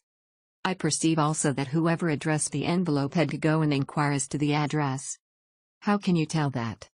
The name, you see, is in perfectly black ink, which has dried itself. The rest is of the grayish color, which shows that blotting paper has been used. If it had been written straight off, and then blotted, none would be of a deep black shade. This man has written the name, and there has then been a pause before he wrote the address, which can only mean that he was not familiar with it. It is, of course, a trifle, but there is nothing so important as trifles. Let us now see the letter. Ha! There has been an enclosure here. Yes, there was a ring. His signet ring. And you are sure that this is your husband's hand? One of his hands. One? His hand when he wrote hurriedly. It is very unlike his usual writing, and yet I know it well. Dearest, do not be frightened. All will come well. There is a huge error which it may take some little time to rectify. Wait in patience. Neville. Written in pencil upon the flyleaf of a book, octavo size, no watermark. Posted today in Gravesend by a man with a dirty thumb. Ha! And the flap has been gummed, if I am not very much in error, by a person who had been chewing tobacco, and you have no doubt that it is your husband's hand, madam? None. Neville wrote those words. And they were posted today at Gravesend. Well, Mrs. St. Clair, the clouds lighten, though I should not venture to say that the danger is over. But he must be alive, Mr. Holmes. Unless this is a clever forgery to put us on the wrong scent. The ring, after all, proves nothing. It may have been taken from him. No, it is his very own writing. Very well. It may, however, have been written on Monday and only posted today. That is possible. If so, much may have happened between. Oh, you must not discourage me, Mr. Holmes. I know that all is well with him. There is so keen a sympathy between us that I should know if evil came upon him. On the very day that I saw him last he cut himself in the bedroom, and yet I in the dining room rushed upstairs instantly with the utmost certainty that something had happened. Do you think that I would respond to such a trifle and yet be ignorant of his death? I have seen too much not to know that the impression of a woman may be more valuable than the conclusion of an analytical reasoner. And in this letter you certainly have a very strong piece of evidence to corroborate your view. But if your husband is alive and able to write letters, why should he remain away from you? I cannot imagine. It is unthinkable. And on Monday he made no remarks before leaving you? No. And you were surprised to see him in Swandam Lane? Very much so. Was the window open? Yes. Then he might have called to you? He might. He only, as I understand, gave an inarticulate cry? Yes. A call for help, you thought? Yes. He waved his hands. But it might have been a cry of surprise. Astonishment at the unexpected sight of you might cause him to throw up his hands? It is possible. And you thought he was pulled back? He disappeared so suddenly. He might have leapt back. You did not see anyone else in the room? No, but this horrible man confessed to having been there, and the Lascar was at the foot of the stairs. Quite so. Your husband, as far as you could see, had his ordinary clothes on? But without his collar or tie. I distinctly saw his bare throat. Had he ever spoken of Swandam Lane? Never. Had he ever showed any signs of having taken opium? Never. Thank you, Mrs. St. Clair. Those are the principal points about which I wish to be absolutely clear. We shall now have a little supper and then retire, for we may have a very busy day tomorrow. A large and comfortable double-bedded room had been placed at our disposal, and I was quickly between the sheets, for I was weary after my night of adventure. Sherlock Holmes was a man, however, who, when he had an unsolved problem upon his mind, would go for days, and even for a week, without rest, turning it over, rearranging his facts, looking at it from every point of view until he had either fathomed it or convinced himself that his data were insufficient. It was soon evident to me that he was now preparing for an all-night sitting. He took off his coat and waistcoat, put on a large blue dressing gown, and then wandered about the room collecting pillows from his bed and cushions from the sofa and armchairs. With these he constructed a sort of eastern divan, upon which he perched himself cross-legged, with an ounce of shag tobacco and a box of matches laid out in front of him. In the dim light of the lamp I saw him sitting there, an old briar pipe between his lips, his eyes fixed vacantly upon the corner of the ceiling, the blue smoke curling up from him, silent, motionless, with the light shining upon his strong-set aquiline features. So he sat as I dropped off to sleep, and so he sat when a sudden ejaculation caused me to wake up, and I found the summer sun shining into the apartment. A pipe was still between his lips, the smoke still curled upward, and the room was full of a dense tobacco haze, but nothing remained of the heap of shag which I had seen upon the previous night. "Awake, Watson?" he asked. "Yes." "Game for a morning drive?" "Certainly." "Then dress. No one is stirring yet, but I know where the stable boy sleeps, and we shall soon have the trap out." He chuckled to himself as he spoke, his eyes twinkled, and he seemed a different man to the somber thinker of the previous night. As I dressed I glanced at my watch. It was no wonder that no one was stirring. It was 25 minutes past 4. I had hardly finished when Holmes returned with the news that the boy was putting in the horse. "I want to test a little theory of mine," said he, pulling on his boots. "I think, Watson, that you are now standing in the presence of one of the most absolute fools in Europe. I deserve to be kicked from here to Charing Cross. But I think I have the key of the affair now." "And where is it?" I asked, smiling. "In the bathroom," he answered. "Oh, yes, I am not joking," he continued, seeing my look of incredulity. "I have just been there, and I have taken it out, and I have got it in this Gladstone bag. Come on, my boy, and we shall see whether it will not fit the lock." We made our way downstairs as quietly as possible, and out into the bright morning sunshine. In the road stood our horse and trap, with the half-clad stable boy waiting at the head. We both sprang in, and away we dashed down the London road. A few country carts were stirring, bearing in vegetables to the metropolis, but the lines of villas on either side were as silent and lifeless as some city in a dream. "It has been in some points a singular case," said Holmes, flicking the horse on into a gallop. "I confess that I have been as blind as a mole, but it is better to learn wisdom late than never to learn it at all." In town the earliest risers were just beginning to look sleepily from their windows as we drove through the streets of the Surrey side. Passing down the Waterloo Bridge Road we crossed over the river, and dashing up Wellington Street wheeled sharply to the right and found ourselves in Bow Street. Sherlock Holmes was well known to the force, and the two constables at the door saluted him. One of them held the horse's head while the other led us in. "Who is on duty?" asked Holmes. "Inspector Bradstreet, sir." "Ah, Bradstreet, I wish to have a quiet word with you, Bradstreet." "Certainly, Mr. Holmes. Step into my room here." It was a small, office-like room, with a huge ledger upon the table, and a telephone projecting from the wall. The inspector sat down at his desk. "What can I do for you, Mr. Holmes?" "I called about that beggar man, Boone, the one who was charged with being concerned in the disappearance of Mr. Neville St. Clair, of Lee." "Yes. He was brought up and remanded for further inquiries." "So I heard. You have him here?" "In the cells." "Is he quiet?" "Oh, he gives no trouble. But he is a dirty scoundrel." "Dirty?" Yes, it is all we can do to make him wash his hands, and his face is as black as a tinker's. Well, when once his case has been settled, he will have a regular prison bath, and I think, if you saw him, you would agree with me that he needed it. I should like to see him very much. Would you? That is easily done. Come this way. You can leave your bag. No, I think that I'll take it. Very good. Come this way, if you please. He led us down a passage, opened a barred door, passed down a winding stair, and brought us to a whitewashed corridor with a line of doors on each side. The third on the right is his, said the inspector. Here it is. He quietly shot back a panel in the upper part of the door and glanced through. He is asleep, said he. You can see him very well. We both put our eyes to the grating.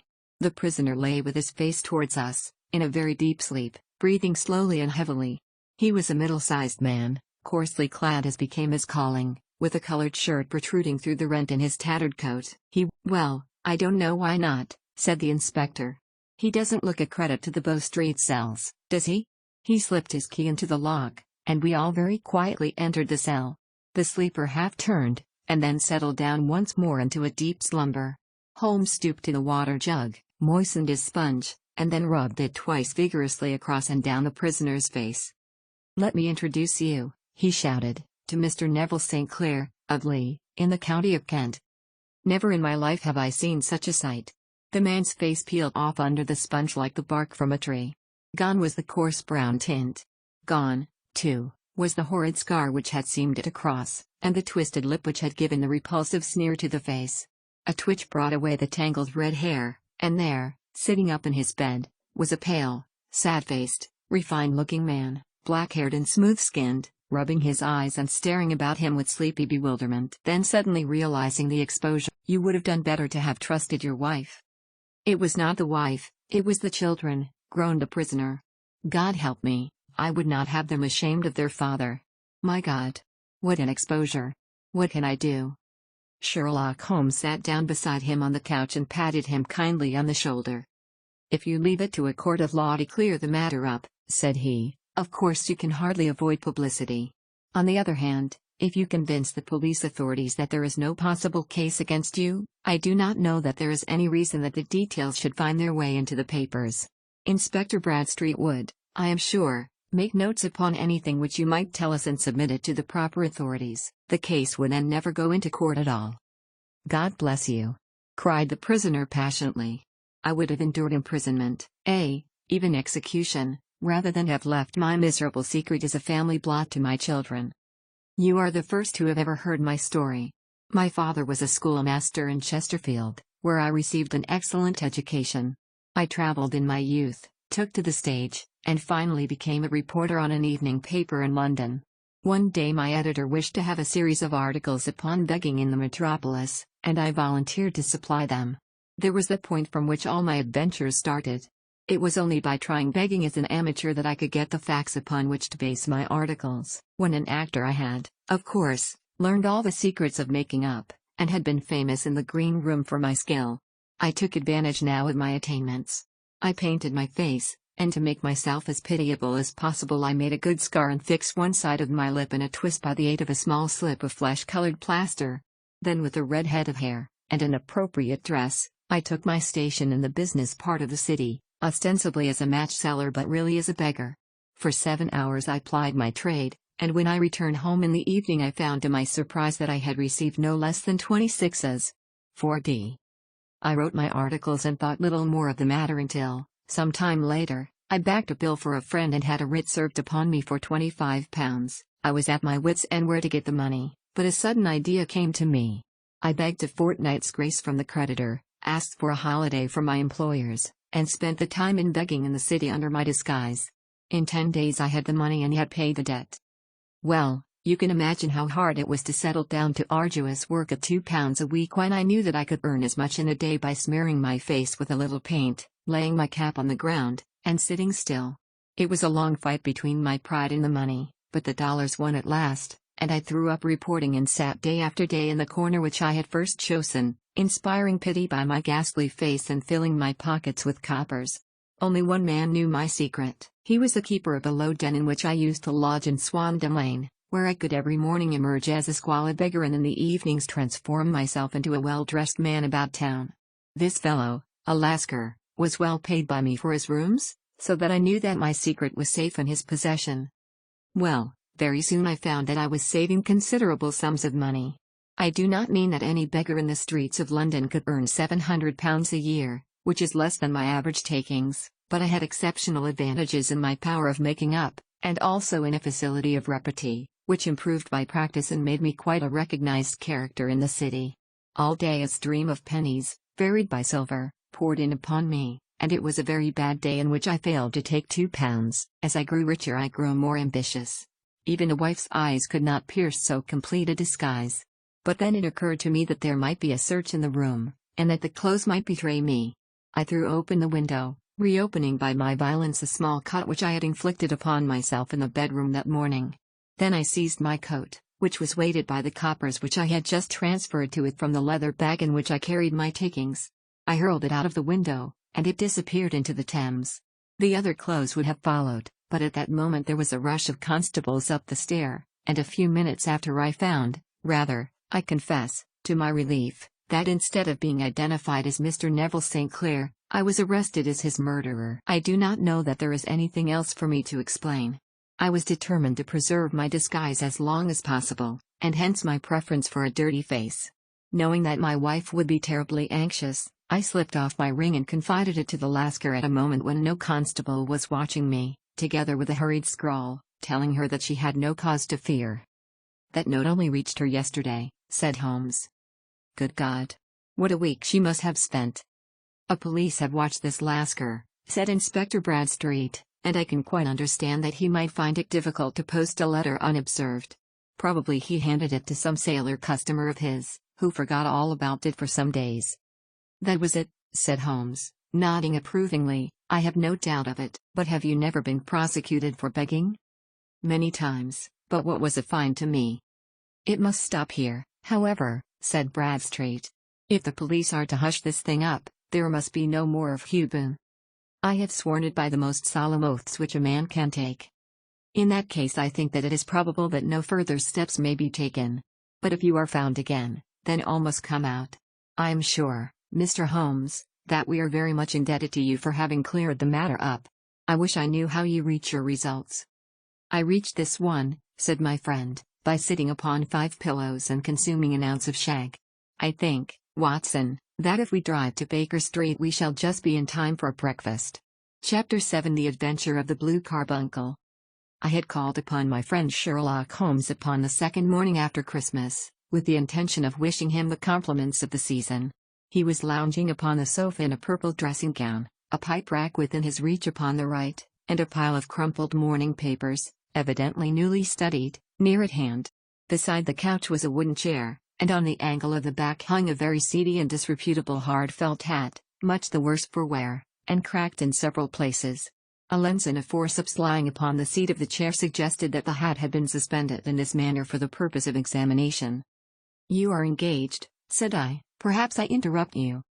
Not at all. I am glad to have a friend with whom I can discuss my results. The matter is a perfectly trivial one. He jerked his thumb in the direction of the old hat, but there are points in connection with it which are not entirely devoid of interest and even of instruction.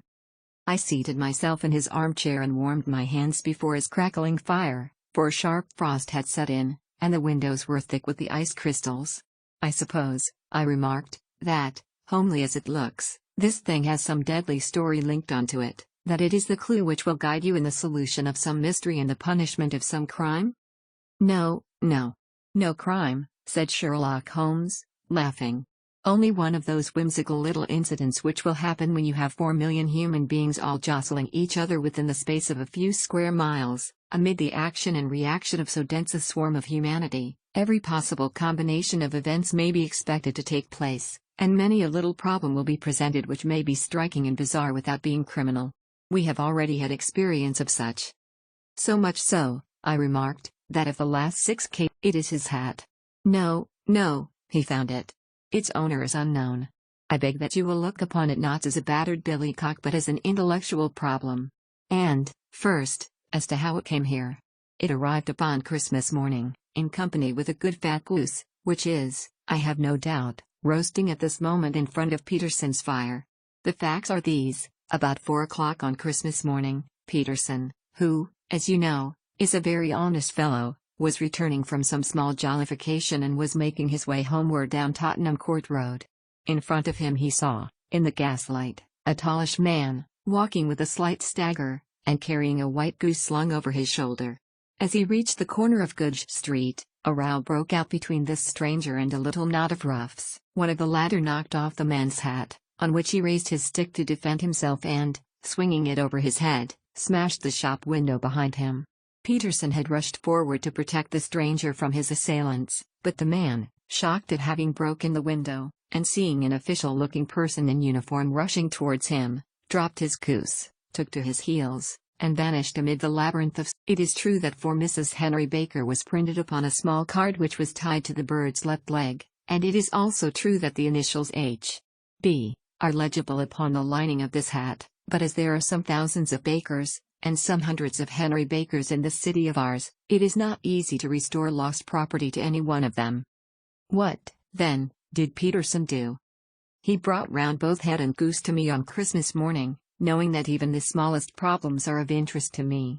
The goose we retained until this morning, when there were signs that, in spite of the slight frost, it would be well that it should be eaten without unnecessary delay. Its finder has carried it off, therefore, to fulfill the ultimate destiny of a goose, while I continue to retain the hat of the unknown gentleman who lost his Christmas dinner. Did he not advertise? No. Then, what clue could you have as to his identity? Only as much as we can deduce. From his hat? Precisely. But you are joking. What can you gather from this old battered felt? Here is my lens. You know my methods. What can you gather yourself as to the individuality of the man who has worn this article? I took the tattered object in my hands and turned it over rather ruefully. It was a very ordinary black hat of the usual round shape, hard and much the worse for wear. The lining had been of red silk, but was a good deal discolored. There was no maker's name, but, as Holmes had remarked, for the rest, it was cracked, exceedingly dusty, and spotted in several places, although there seemed to have been some attempt to hide the discolored patches by smearing them with ink. "I can see nothing," said I, handing it back to my friend. "On the contrary, Watson, you can see everything. You fail, however, to reason from what you see. You are too timid in drawing your inferences. Then, pray tell me what it is that you can infer from this hat?" He picked it up and gazed at it in the peculiar introspective fashion which was characteristic of him. "It is perhaps less suggestive than it might have been," he remarked, "and yet there are a few inferences which are very distinct, and a few others which represent at least a strong balance of probability. That the man was highly intellectual is of course obvious upon the face of it, and also that he was fairly well to do within the last 3 years, although he has now fallen upon evil days. He had foresight, but has less now than the formerly, pointing to a moral retrogression, which, when taken with the decline of his fortunes, seems to indicate some evil influence, probably drink, at work upon him. This may account also for the obvious fact that his wife has ceased to love him. My dear Holmes. He has, however, retained some degree of self-respect," he continued, disregarding my remonstrance. "He is a man who leads a sedentary life, goes out little, is out of training entirely, is middle-aged, has grizzled hair which he has had cut within the last few days, and which he anoints with lime cream. These are the more patent facts which are to be deduced from his hat. Also, by the way, that it is extremely improbable that he has gas laid on in his house." "You are certainly joking, Holmes." "Not in the least. Is it possible that even now, when I give you these results, you are unable to see how they are attained?" "I have no doubt that I am very stupid, but I must confess that I am unable to follow you. For example, how did you deduce that this man was intellectual?" For answer Holmes clapped the hat upon his head. It came right over the forehead and settled upon the bridge of his nose. "It is a question of cubic capacity," said he. "A man with so large a brain must have something in it." "The decline of his fortunes, then?" "This hat is 3 years old. These flat brims curled at the edge came in then. It is a hat of the very best quality. Look at the band of ribbed silk and the excellent lining. If this man could afford to buy so expensive a hat 3 years ago, and has had no hat since, then he has assuredly gone down in the world." "Well, that is clear enough, certainly. But how about the foresight and the moral retrogression?" Sherlock Holmes laughed. "Here is the foresight," said he, putting his finger upon the little disc and loop of the hat securer. "They are never sold upon hats. If this man ordered one, it is a sign of a certain amount of foresight, since he went out of his way to take this precaution against the wind. But since we see that he has broken the elastic and has not troubled to replace it, it is obvious that he has less foresight now than formerly, which is the distinct proof of a weakening nature. On the other hand, he has endeavored to conceal some of these stains upon the felt by daubing them with ink, which is a sign that he has not entirely lost his self-respect. Your reasoning is certainly plausible. The further points, that he is middle-aged, that his hair is grizzled, that it has been recently cut, and that he uses lime cream, are all to be gathered from a close examination of the lower part of the lining. The lens discloses a large number of hair ends, clean cut by the scissors of the barber. They all appear to be adhesive, and there is a distinct odor of lime cream. This dust, you will observe, is not the gritty, gray dust of the street but the fluffy brown dust of the house, showing that it has been hung up indoors most of the time, while the marks of moisture upon the inside are proof positive that the wearer perspired very freely, and could therefore hardly be in the best of training. But his wife, you said that she had ceased to love him. This hat has not been brushed for weeks. When I see you, my dear Watson, with a week's accumulation of dust upon your hat, and when your wife allows you to go out in such a state, I shall fear that you also have been unfortunate enough to lose your wife's affection. But he might be a bachelor. Nay, he was bringing home the goose as a peace offering to his wife. Remember the card upon the bird's leg. You have an answer to everything. But how on earth do you deduce that the gas is not laid on in his house? One tallow stain, or even two, might come by chance, but when I see no less than 5, I think that there can be little doubt. Anyhow, he never got tallow stains from a gas jet. Are you satisfied? Well, it is very ingenious, said I, laughing, but since, as you said just now, there has been no crime committed, and no harm done save the loss of a goose, all this seems to be rather a waste of energy. Sherlock Holmes had opened his mouth to reply, when the door fell open, and Peterson, the commissionaire, rushed into the apartment with flushed cheeks and the face of a man who was dazed with astonishment. "The goose, Mr. Holmes. The goose, sir," he gasped. "Eh? What of it, then? Has it returned to life and flapped off through the kitchen window?" Holmes twisted himself round upon the sofa to get a fair view of the man's excited face. "See here, sir. See what my wife found in its crop." He held out his hand and displayed upon the center of the palm a brilliantly scintillating blue stone, rather smaller than a bean in size, but of such purity and radiance that it twinkled like an electric point in the dark hollow of his hand. Sherlock Holmes sat up with a whistle. "By Jove, Peterson," said he, "this is treasure trove indeed. I suppose you know what you have got?" "A diamond, sir? A precious stone. It cuts into glass as though it were putty." "It's more than a precious stone. It is the precious stone." "Not the Countess of Morcar's blue carbuncle?" I ejaculated. "Precisely so. I ought to know its size and shape, seeing that I have read the advertisement. That is the reward, and I have reason to know that there are sentimental considerations in the background which would induce the Countess to part with half her fortune if she abstracted from the jewel case of the Countess of Morcar the valuable gem known as the blue carbuncle." James Ryder, upper attendant at the hotel, gave his evidence to the effect that he had shown Horner up to the dressing-room of the Countess of Morcar upon the day of the robbery in order that he might solder the second bar of the grate, which was loose. He had remained with Horner some little time, but had finally been called away. On returning, he found that Horner had disappeared, that the bureau had been forced open, and that the small morocco casket in which, as it afterwards transpired, the Countess was accustomed to keep her jewel, was lying empty upon the dressing-table. Ryder instantly gave the alarm, and Horner was arrested the same evening, but the stone could not be found either upon his person or in his rooms. Catherine Cusick, maid to the Countess, deposed to having heard Ryder's cry of dismay on the question for us now to solve is the sequence of events leading from a rifled jewel case at one end to the crop of a goose in Tottenham Court Road at the other. You see, Watson, our little deductions have suddenly assumed a much more important and less innocent aspect. Here is the stone. The stone came from the goose, and the goose came from Mr. Henry Baker, the gentleman with the bad hat and all the other characteristics with which I have bored you. So now we must set ourselves very seriously to finding this gentleman and ascertaining what part he has played in this little mystery. To do this, we must try the simplest means first, and these lie undoubtedly in an advertisement in all the evening papers. If this fail, I shall have recourse to other methods. What will you say?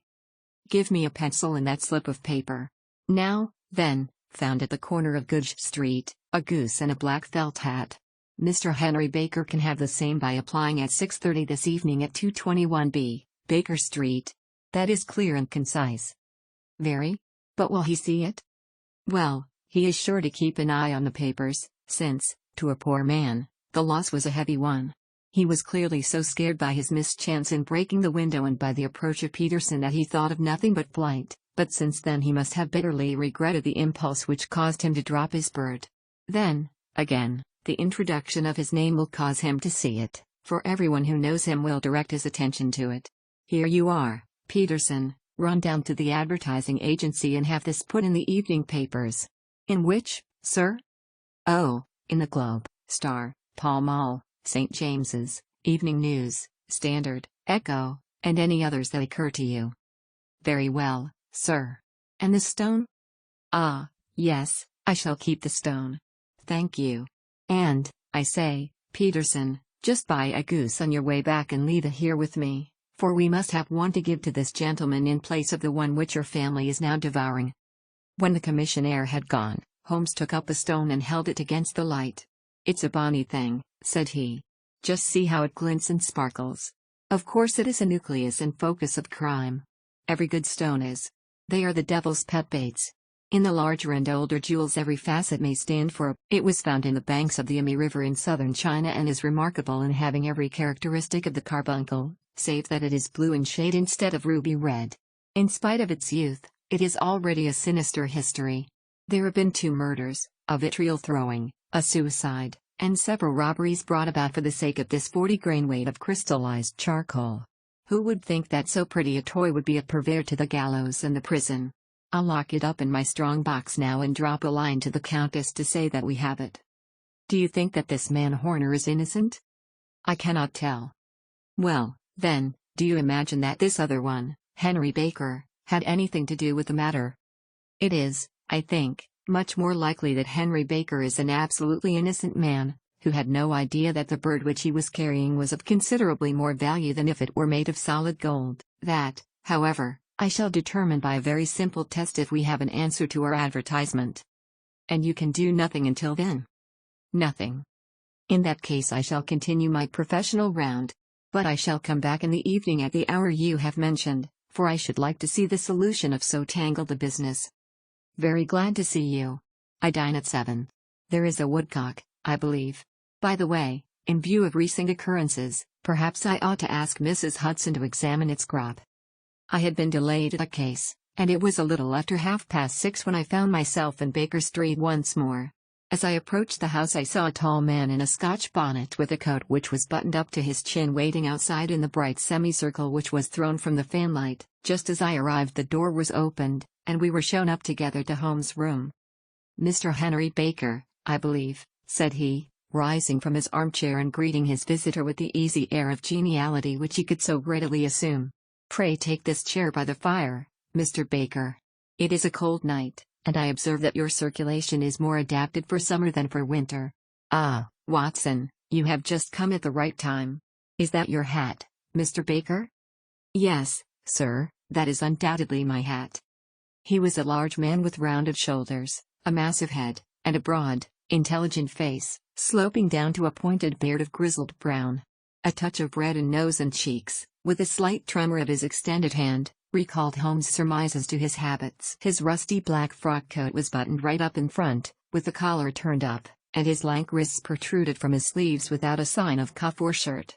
He spoke in a slow staccato fashion, choosing his words with care, and gave the impression generally of a man of learning and letters who had had ill usage at the hands of fortune.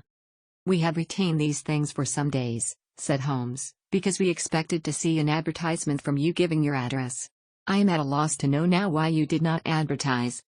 Our visitor gave a rather shamefaced laugh. "Shillings have not been so plentiful with me as they once were," he remarked. "I had no doubt that the gang of roughs who assaulted me had carried off both my hat and the bird. I did not care to spend more money in a hopeless attempt at recovering them." "Very naturally. By the way, about the bird, we were compelled to eat it." to eat it. Our visitor half rose from his chair in his excitement. Yes, it would have been of no use to anyone had we not done so. But I presume that this other goose upon the sideboard, which is about the same weight and perfectly fresh, will answer your purpose equally well. Oh, certainly, certainly, answered Mr. Baker with a sigh of relief. Of course, we still have the feathers, legs, crop, and so on of your own bird, so if you wish. The man burst into a hearty laugh. They might be useful to me as relics of my adventure, said he, but beyond that I can hardly see what use the disjecta membra of my late acquaintance are going to be to me. No, sir, I think that, with your permission, I will confine my attentions to the excellent bird which I perceive upon the sideboard. Sherlock Holmes glanced sharply across at me with a slight shrug of his shoulders. There's your hat, then, and there your bird, said he. By the way, would it bore you to tell me where you got the other one from? I am somewhat of a fowl fancier, and I have seldom seen a better grown goose. Certainly, sir, said Baker, who had risen and tucked his newly gained property under his arm. There are a few of us who frequent the Alpha Inn, near the museum. We are to be found in the museum itself during the day, you understand. This year our good host, Windigate by name, instituted a goose club, by which, on consideration of some few pence every week, we were each to receive a bird at Christmas. My pence were duly paid, and the rest is familiar to you. I am much indebted to you, sir, for a Scotch bonnet is fitted neither to my years nor my gravity. With a comical pomposity of manner he bowed solemnly to both of us and strode off upon his way. So much for Mr. Henry Baker, said Holmes when he had closed the door behind him. It is quite certain that he knows nothing whatever about the matter. Are you hungry, Watson? Not particularly. Then I suggest that we turn our dinner into a supper and follow up this clue while it is still hot. By all means. It was a bitter night, so we drew on our ulsters and wrapped cravats about our throats. Outside, the stars were shining coldly in a cloudless sky, and the breath of the passers-by blew out into smoke like so many pistol shots. Our footfalls rang out crisply and loudly as we swung through the Doctor's Quarter, Wimpole Street, Harley Street, and so through Wigmore Street into Oxford Street. In a quarter of an hour we were in Bloomsbury at the Alpha Inn, which is a small public house at the corner of one of the streets which runs down into. Indeed? I know some of them. Which was it? Breckenridge is his name. Ah. I don't know him. Well, here's your good health, landlord, and prosperity to your house. Good night. Now for Mr. Breckenridge, he continued, buttoning up his coat as we came out into the frosty air. Remember, Watson, that though we have so homely a thing as a goose at one end of this chain, we have at the other a man who will certainly get 7 years penal servitude unless we can establish his innocence. It is possible that our inquiry may but confirm his guilt, but, in any case, we have a line of investigation which has been missed by the police, and which a singular chance has placed in our hands. Let us follow it out to the bitter end. Faces to the south, then, and quick march. We passed across Holborn, down Endell Street, and so through a zigzag of slums to Covent Garden Market. One of the largest stalls bore the name of Breckenridge upon it, and the proprietor, a horsey-looking man, with a sharp face and trim side whiskers, was helping a boy to put up the shutters. Good evening. It's a cold night, said Holmes. The salesman nodded and shot a questioning glance at my companion. Sold out of geese, I see, continued Holmes, pointing at the bare slabs of marble. Let you have 500 tomorrow morning. That's no good. Well, there are some on the stall with a gas flare. Ah, but I was recommended to you. Who by? The landlord of the Alpha. Oh, yes, I sent him a couple of dozen. Fine birds there were, too. Now where did you get them from? To my surprise the question provoked a burst of anger from the salesman. Now, then, mister, said he, with his head cocked and his arms akimbo, what are you driving at? Let's set it straight, now. It is straight enough.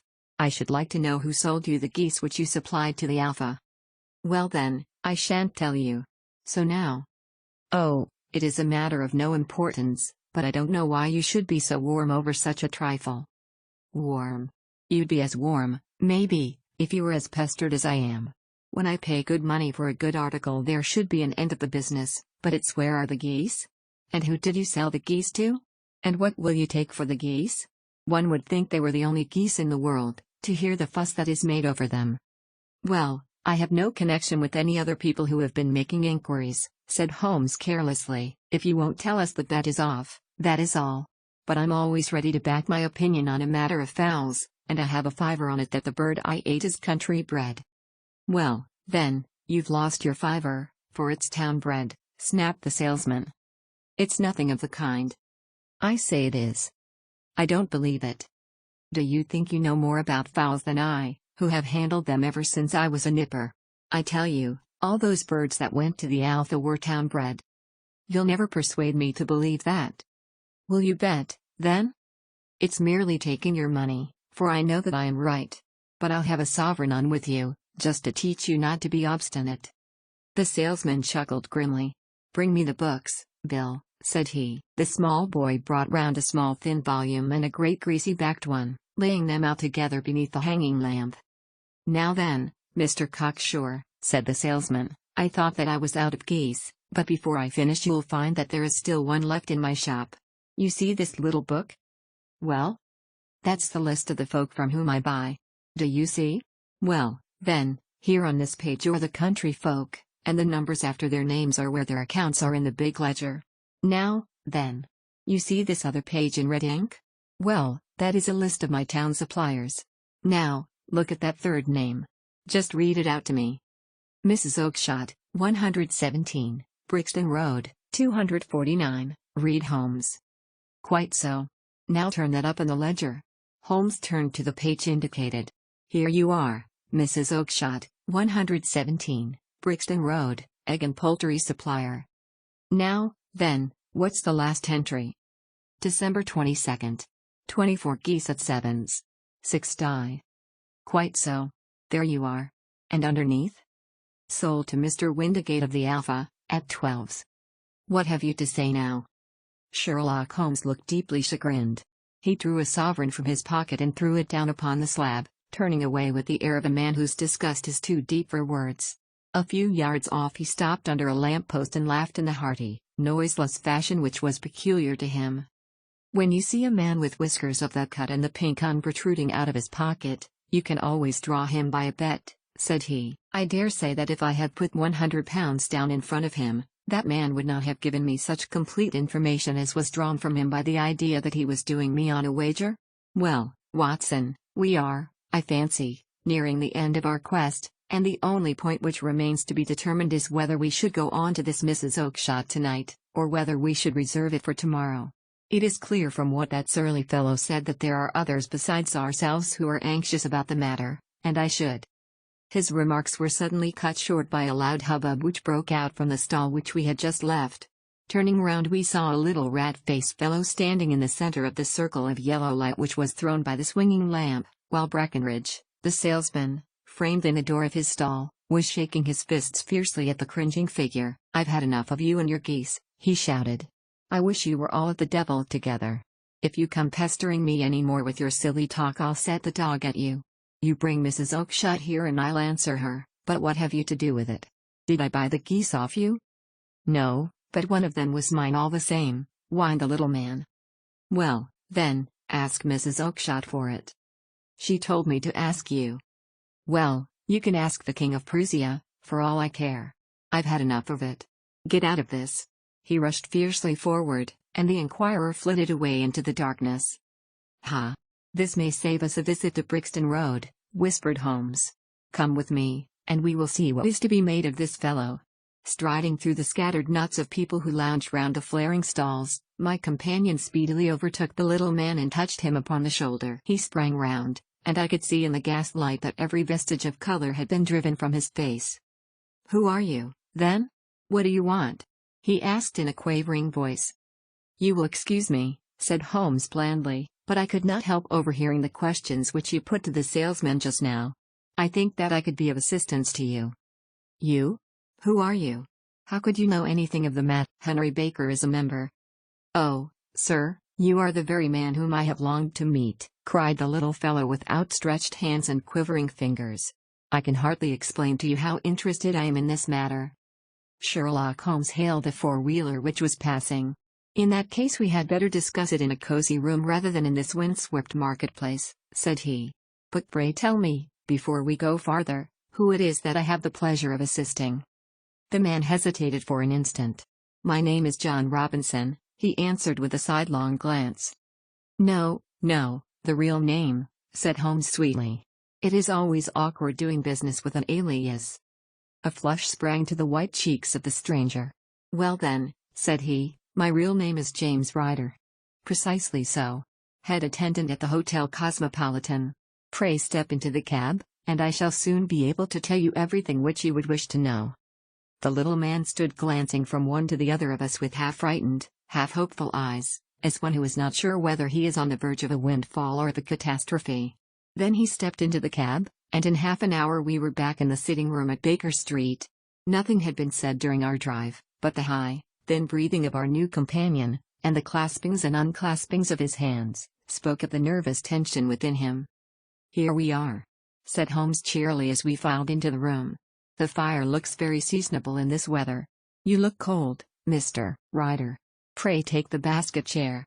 I will just put on my slippers before we settle this little matter of yours. Now, then. You want to know what became of those geese?" "Yes, sir. Or rather, I fancy, of that goose. It was one bird, I imagine, in which you were interested, white, with a black bar across the tail."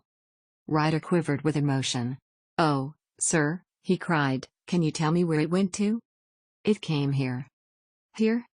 "Yes, and a most remarkable bird it proved. I don't wonder that you should take an interest in it. It laid an egg after it was dead, the bonniest, brightest little blue egg that ever was seen. I have it here in my museum." Our visitor staggered to his feet and clutched the mantelpiece with his right hand. Holmes unlocked his strong box and held up the blue carbuncle, which shone out like a star, with a cold, brilliant, many-pointed radiance. Ryder stood glaring with a drawn face, uncertain whether to claim or to disown it. "The game's up, Ryder," said Holmes quietly. "Hold up, man, or you'll be into the fire. Give him an arm back into his chair, Watson. He's not got blood enough to go in for felony with impunity. Give him a dash of brandy. So. Now he looks a little more human. What a shrimp it is, to be sure." For a moment he had staggered and nearly fallen, but the brandy brought a tinge of color into his cheeks, and he sat staring with frightened eyes at his accuser. "I have almost every link in my hands, and all the proofs which I could possibly need, so there is little which you need tell me. Still, that little may as well be cleared up to make the case complete. You had heard, Ryder, of this blue stone of the Countess of Morcar's?" "It was Catherine Cusack who told me of it," said he in a crackling voice. "I see, her ladyship's waiting maid. Well, the temptation of sudden wealth so easily acquired was too much for you, as it has been for better men before you, but you were not very scrupulous in the means you used. It seems to me, Ryder, that there is the making of a very pretty villain in you. You knew that this man Horner, the plumber, had been concerned in some such matter before, and that suspicion would rest the more readily upon him. What did you do, then? You made some small job in my lady's room, you and your confederate Cusack, and you managed that he should be the man sent for. Then, for God's sake, have mercy!" he shrieked. "Think of my father. Of my mother. It would break their hearts. I never went wrong before. I never will again. I swear it. I'll swear it on a Bible. Oh, don't bring it into court. For Christ's sake, don't." "Get back into your chair," said Holmes sternly. "It is very well to cringe and crawl now, but you thought little enough of this poor Horner in the dock for a crime of which he knew nothing. I will fly, Mr. Holmes. I will leave the country, sir. Then the charge against him will break down. We will talk about that. And now let us hear a true account of the next act. How came the stone into the goose, and how came the goose into the open market? Tell us the truth, for there lies your only hope of safety." Ryder passed his tongue over his parched lips. "I will tell you it just as it happened, sir," said he. "When Horner had been arrested, it seemed to me that it would be best for me to get away with the stone at once, for I did not know at what moment the police might not take it into their heads to search me and my room. There was no place about the hotel where it would be safe. I went out, as if on some commission, and I made for my sister's house. She had married a man named Oakshott, and lived in Brixton Road, where she fattened fowls for the market. All the way there every man I met seemed to me to be a policeman or a detective, and, for all that it was a cold night, the sweat was pouring down my face before I came to the Brixton Road. My sister asked me what was the matter, and why I was so pale, but I told her that I had been upset by the jewel robbery at the hotel. Then I went into the backyard and smoked a pipe and wondered what it would be best to do. I had a friend once called Maudsley, who went to the band, and has just been serving his time in Pentonville. One day he had met me, and fell into talk about the ways of thieves, and how they could get rid of what they stole. I knew that he would be true to me, for I knew one or two things about him, so I made up my mind to go right on to Kilburn, where he lived, and take him into my confidence. He would show me how to turn the stone into money. But how to get to him in safety? I thought of the agonies I had gone through in coming from the hotel. I might at any moment be seized and searched, and there would be the stone in my waistcoat pocket. I was leaning against the wall at the time and looking at the geese which were waddling about round my feet, and suddenly an idea came into my head which showed me how I could beat the best detective that ever lived. My sister had told me some weeks before that I might have the pick of her geese for a Christmas present, and I knew that she was always as good as her word. I would take my goose now, and in it I would carry my stone to Kilburn. There was a little shed in the yard, and behind this I drove one of the birds, a fine big one, white, with a barred tail. I cut it, and prying its bill open, I thrust the stone down its throat as far as my finger could reach. The bird gave a gulp, and I felt the stone pass along its gullet and down into its crop. But the creature flapped and struggled, and out came my sister to know what was the matter. As I turned to speak to her, the brute broke loose and fluttered off among the others. "Whatever were you doing with that bird, Jem?" says she. "Well," said I, "you said you'd give me one for Christmas, and I was feeling which was the fattest." "Oh," says she, "we've set yours aside for you, Jem's bird, we call it. It's the big white one over yonder. There's 26 of them, which makes one for you, and one for us, and 2 dozen for the market." "Thank you, Maggie," says I, "but if it is all the same to you, I'd rather have that one I was handling just now." "The other is a good 3 pound heavier," said she, "and we fattened it expressly for you." "Never mind. I'll have the other, and I'll take it now," said I. "Oh, just as you like," said she, a little huffed. "Which is it you want, then?" "That white one with the bar tail, right in the middle of the flock." "Oh, very well. Kill it and take it with you." Well, I did what she said, Mr. Holmes, and I carried the bird all the way to Kilburn. I told my pal what I had done, for he was a man that it was easy to tell a thing like that to.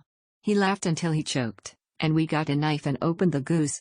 My heart turned to water, for there was no sign of the stone, and I knew that some terrible mistake had occurred. I left the bird, rushed back to my sister's, and hurried into the backyard. There was not a bird to be seen there. "Where are they all, Maggie?" I cried. "Gone to the dealers, Jem." "Which dealers?" "Breckenridge, of Covent Garden." "But was there another with a barred tail?" I asked, "the same as the one I chose?" "Yes, Jem, there were 2 bar-tailed ones, and I could never tell them apart." Well, then, of course I saw it all, and I ran off as hard as my feet would carry me to this man Breckenridge, but he had sold a lot at once, and not one word would he tell me as to where they had gone. You heard him yourselves tonight. "Well, he has always answered me like that. 'Get out,' said he." "What, sir?" "Oh, heaven bless you. No more words. Get out." And no more words were needed. There was a rush, a clatter upon the stairs, the bang of a door, and the crisp rattle of running footfalls from the street. "After all, Watson," said Holmes, reaching up his hand for his clay pipe, "I am not retained by the police to supply their deficiencies. If Horner were in danger it would be another thing, but this fellow will not appear against him, and the case must collapse. I suppose that I am commuting a felony, but it is just possible that I am saving a soul. This fellow will not go wrong again. He is too terribly frightened. Send him to jail now, and you make him a jailbird for life. Besides, it is the season of forgiveness. Chance has put in our way a most singular and whimsical problem, and its solution is its own reward. If you will have the goodness to touch the bell, Doctor, we will begin another investigation, in which, also a bird will be the chief feature." Chapter 8: The Adventure of the Speckled Man. On glancing over my notes of the 70-odd cases in which I have during the last 8 years studied the methods of my friend Sherlock Holmes, I find many tragic, some comic, a large number merely strange, but none commonplace, for, working as he did rather for the love of his art than for the acquirement of wealth, he refused to associate himself with any investigation which did not tend towards the unusual, and even the fantastic. Of all these varied cases, however, I cannot recall any which presented more singular features than that which was associated with the well-known Surrey family of the Royal Lots of Stoke Moran. The events in question occurred in the early days of my association with Holmes, when we were sharing rooms as bachelors in Baker Street. It is possible that I might have placed them upon record before, but a promise of secrecy was made at the time, from which I have only been freed during the last month by the untimely death of the lady to whom the pledge was given. It is perhaps as well that the fact should now come to light, for I have reasons to know that there are widespread rumors as to the death of Dr. Grimesby Roylott which tend to make the matter even more terrible than the truth. It was early in April in the year '83 that I woke one morning to find Sherlock Holmes standing, fully dressed, by the side of my bed. He was a late riser, as a rule, and as the clock on the mantelpiece showed me that it was only 7:15, I blinked up at him in some surprise, and perhaps just a little resentment, for I was myself regular in my habits. "Very sorry to knock you up, Watson," said he, "but it's the common lot this morning." "Mrs. Hudson has been knocked up," she retorted upon me, "and I on you." "What is it, then, a fire?" "No, a client. It seems that a young lady has arrived in a considerable state of excitement, who insists upon seeing me. She is waiting now in the sitting room. Now, when young ladies wander about the metropolis at this hour of the morning, and knock sleepy people up out of their beds, I presume that it is something very pressing which they have to communicate. Should it prove to be an interesting case, you would, I am sure, wish to follow it from the outset. I thought, at any rate, that I should call you and give you the chance. My dear fellow, I would not miss it for anything. I had no keener pleasure than in following Holmes in his professional investigations, and in admiring the rapid deductions, as swift as intuitions, and yet always founded on a logical basis with which he unraveled the problems which were submitted to him. I rapidly threw on my clothes and was ready in a few minutes to accompany my friend down to the sitting room. A lady dressed in black and heavily veiled, who had been sitting in the window, rose as we entered. "Good morning, madam," said Holmes cheerily. "My name is Sherlock Holmes. This is my intimate friend and associate, Dr. Watson, before whom you can speak as freely as before myself. Ha! I am glad to see that Mrs. Hudson has had the good sense to light the fire. Pray draw up to it, and I shall order you a cup of hot coffee, for I observe that you are shivering." "It is not cold which makes me shiver," said the woman in a low voice, changing her seat as requested. "What, then?" "It is fear, Mr. Holmes. It is terror." She raised her veil as she spoke, and we could see that she was indeed in a pitiable state of agitation, her face all drawn and grey, with restless frightened eyes, like those of some hunted animal. Her features and figure were those of a woman of 30, but her hair was shot with premature grey, and her expression was weary and haggard. Sherlock Holmes ran her over with one of his quick, all-comprehensive glances. "You must not fear," said he soothingly, bending forward and patting her forearm. "We shall soon set matters right, I have no doubt. You have come in by train this morning, I see. You know me, then?" "No, but I observe the second half of the return ticket in the palm of your left glove. You must have started early, and yet you had a good drive in a dog-cart, along heavy roads, before you reached the station." "Sir, I can stand this strain no longer, I shall go mad if it continues. I have no one to turn to, none, save Farindosh," said he. "Ah yes, I recall the case, it was concerned with an opal tiara. I think it was before your time, Watson. I can only say, madam, that I shall be happy to devote the same care to your case as I did to that of your friend. As to reward, my profession is its own reward, but you are at liberty to defray whatever expenses I may be put to, at the time which suits you best. And now I beg that you will lay before us everything that may help us in forming an opinion upon the matter." "Alas," replied our visitor, "the very horror of my situation lies in the fact that my fears are so vague, and my suspicions depend so entirely upon small points, which might seem trivial to another, that even he to whom of all others I have a right to look for help and advice looks upon all that I tell him about it as the fancies of a nervous woman. He does not say so, but I can read it from his soothing answers and averted eyes. But I have heard, Mr. Holmes, that you can see deeply into the manifold wickedness of the human heart. You may advise me how to walk amid the dangers which encompass me." "I am all attention, madam." "My name is Helen Stoner, and I am living with my stepfather, who is the last survivor of one of the oldest Saxon families in England, the Royal Lots of Stoke Moran, on the western border of Surrey." Holmes nodded his head.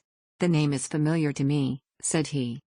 "The family was at one time among the richest in England, and the estates extended over the borders into Berkshire in the north, and Hampshire in the west.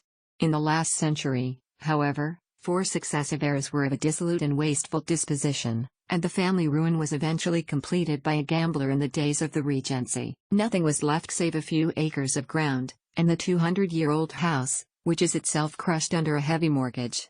The last squire dragged out his existence there, living the horrible life of an aristocratic pauper, but his only son, my stepfather. When Dr. Roylott was in India he married my mother, Mrs. Stoner, the young widow of Major General Stoner, of the Bengal Artillery. My sister Julia and I were twins, and we were only 2 years old at the time of my mother's remarriage. She had a considerable sum of money, not less than £1,000 a year, and this she bequeathed to Dr. Roylott entirely while we resided with him, with a provision that a certain annual sum should be allowed to each of us in the event of our marriage. Shortly after our return to England my mother died. She was killed 8 years ago in a railway accident near Crewe. Dr. Roylott then abandoned his attempts to establish himself and practice in London and took us to live with him in the old ancestral house at Stoke Moran. The money which my mother had left was enough for all our wants, and there seemed to be no obstacle to our happiness. But a terrible change came over our stepfather about this time.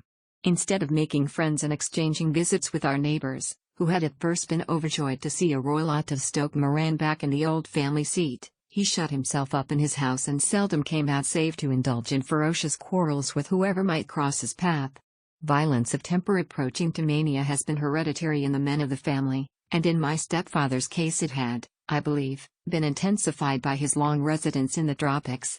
A series of disgraceful brawls took place, 2 of which ended in the police court, until at last he became the terror of the village, and the folks would fly at his approach, for he is a man of immense strength, and absolutely uncontrollable in his anger. Last week he hurled the local blacksmith over a parapet into a stream, and it was only by paying over all the money which I could gather together that I was able to avert another public exposure.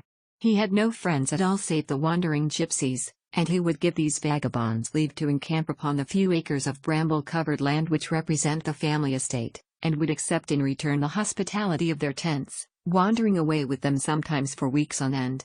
He has a passion also for Indian animals, which are sent over to him by a correspondent, and he has at this moment a cheetah and a baboon, which wander freely over his grounds and are feared by the villagers almost as much as their master. You can imagine from what I say that my poor sister Julia and I had no great pleasure in our lives. No servant would stay with us, and for a long time we did all the work of the house. She was but 30 at the time of her death, and yet her hair had already begun to whiten, even as mine has. Your sister is dead, then? She died just 2 years ago, and it is of her death that I wish to speak to you. You can understand that, living the life which I have described, we were little likely to see it. Sherlock Holmes had been leaning back in his chair with his eyes closed and his head sunk in a cushion, but he half opened his lids now and glanced across at his visitor. "Pray be precise as to details," said he. "It is easy for me to be so, for every event of that dreadful time is seared into my memory. The manor house is, as I have already said, very old, and only one wing is now inhabited. The bedrooms in this wing are on the ground floor, the sitting rooms being in the central block of the buildings. Of these bedrooms the first is Dr. Roylott's, the second my sister's, and the third my own.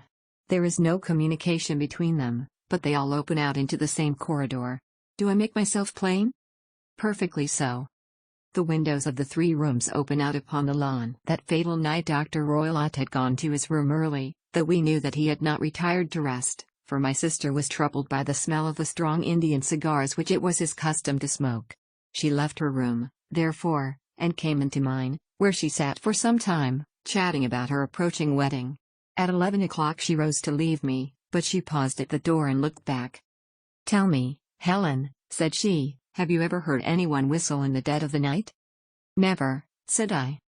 "I suppose that you could not possibly whistle, yourself, in your sleep?" "Certainly not. But why?" "Because during the last few nights I have always, about 3 in the morning, heard a low, clear whistle. I am a light sleeper, and it has awakened me. I cannot tell where it came from, perhaps from the next room, perhaps from the lawn. I thought that I would just ask you whether you had heard it." "No, I have not. It must be those wretched gypsies in the plantation." "Very likely. And yet if it were on the lawn, I wonder that you did not hear it also. Ah, but I sleep more heavily than you. Well, it is of no great consequence. Pray proceed with your statement. I could not sleep that night. A vague feeling of impending misfortune impressed me. My sister and I, you will recollect, were twins, and you know how subtle are the links which bind two souls which are so closely allied. It was a wild night. The wind was howling outside, and the rain was beating and splashing against the windows. Suddenly, amid all the hubbub of the gale, there burst forth the wild scream of a terrified woman. I knew that it was my sister's voice. I sprang from my bed, wrapped a shawl round me, and rushed into the corridor. As I opened my door I seemed to hear a low whistle, such as my sister described, and a few moments later a clanging sound, as if mass of metal had. I stared at it horror-stricken, not knowing what was about to issue from it. By the light of the corridor lamp I saw my sister appear at the opening, her face blanched with terror, her hands groping for help, her whole figure swaying to and fro like that of a drunkard. I ran to her and threw my arms round her, but at that moment her knees seemed to give way and she fell to the ground. She writhed as one who is in terrible pain, and her limbs were dreadfully convulsed. At first I thought that she had not recognized me, but as I bent over her she suddenly shrieked out in a voice which I shall never forget, "Oh, my God! Helen!" It was the band. The Speckled band. There was something else which she would fain have said, and she stabbed with her finger into the air in the direction of the doctor's room, but a fresh convulsion seized her and choked her words. I rushed out, calling loudly for my stepfather, and I met him hastening from his room in his dressing gown. When he reached my sister's side she was unconscious, and though he poured brandy down her throat and sent for medical aid from the village, all efforts were in vain, for she slowly sank and died without having recovered her consciousness. Such was the dreadful end of my beloved sister. "One moment," said Holmes, "are you sure about this whistle and metallic sound? Could you swear to it?" "That was what the county coroner asked me at the inquiry. It is my strong impression that I heard it, and yet, among the crash of the gale and the creaking of an old house, I may possibly have been deceived." "Was your sister dressed?" "No, she was in her nightdress. In her right hand was found the charred stump of a match, and in her left a matchbox, showing that she had struck a light and looked about her when the alarm took place. That is important. And what conclusions did the coroner come to?" "He investigated the case with great care, for Dr. Roylott's conduct had long been notorious in the county, but he was unable to find any satisfactory cause of death. My evidence showed that the door had been fastened upon the inner side, and the windows were blocked by old-fashioned shutters with broad iron bars, which were secured every night. The walls were carefully sounded, and were shown to be quite solid all round, and the flooring was also thoroughly examined, with the same result. The chimney is wide, but is barred up by 4 large staples. It is certain, therefore, that my sister was quite alone when she met her end. Besides, there were no marks of any violence upon her." "How about poison?" "The doctors examined her for it, but without success."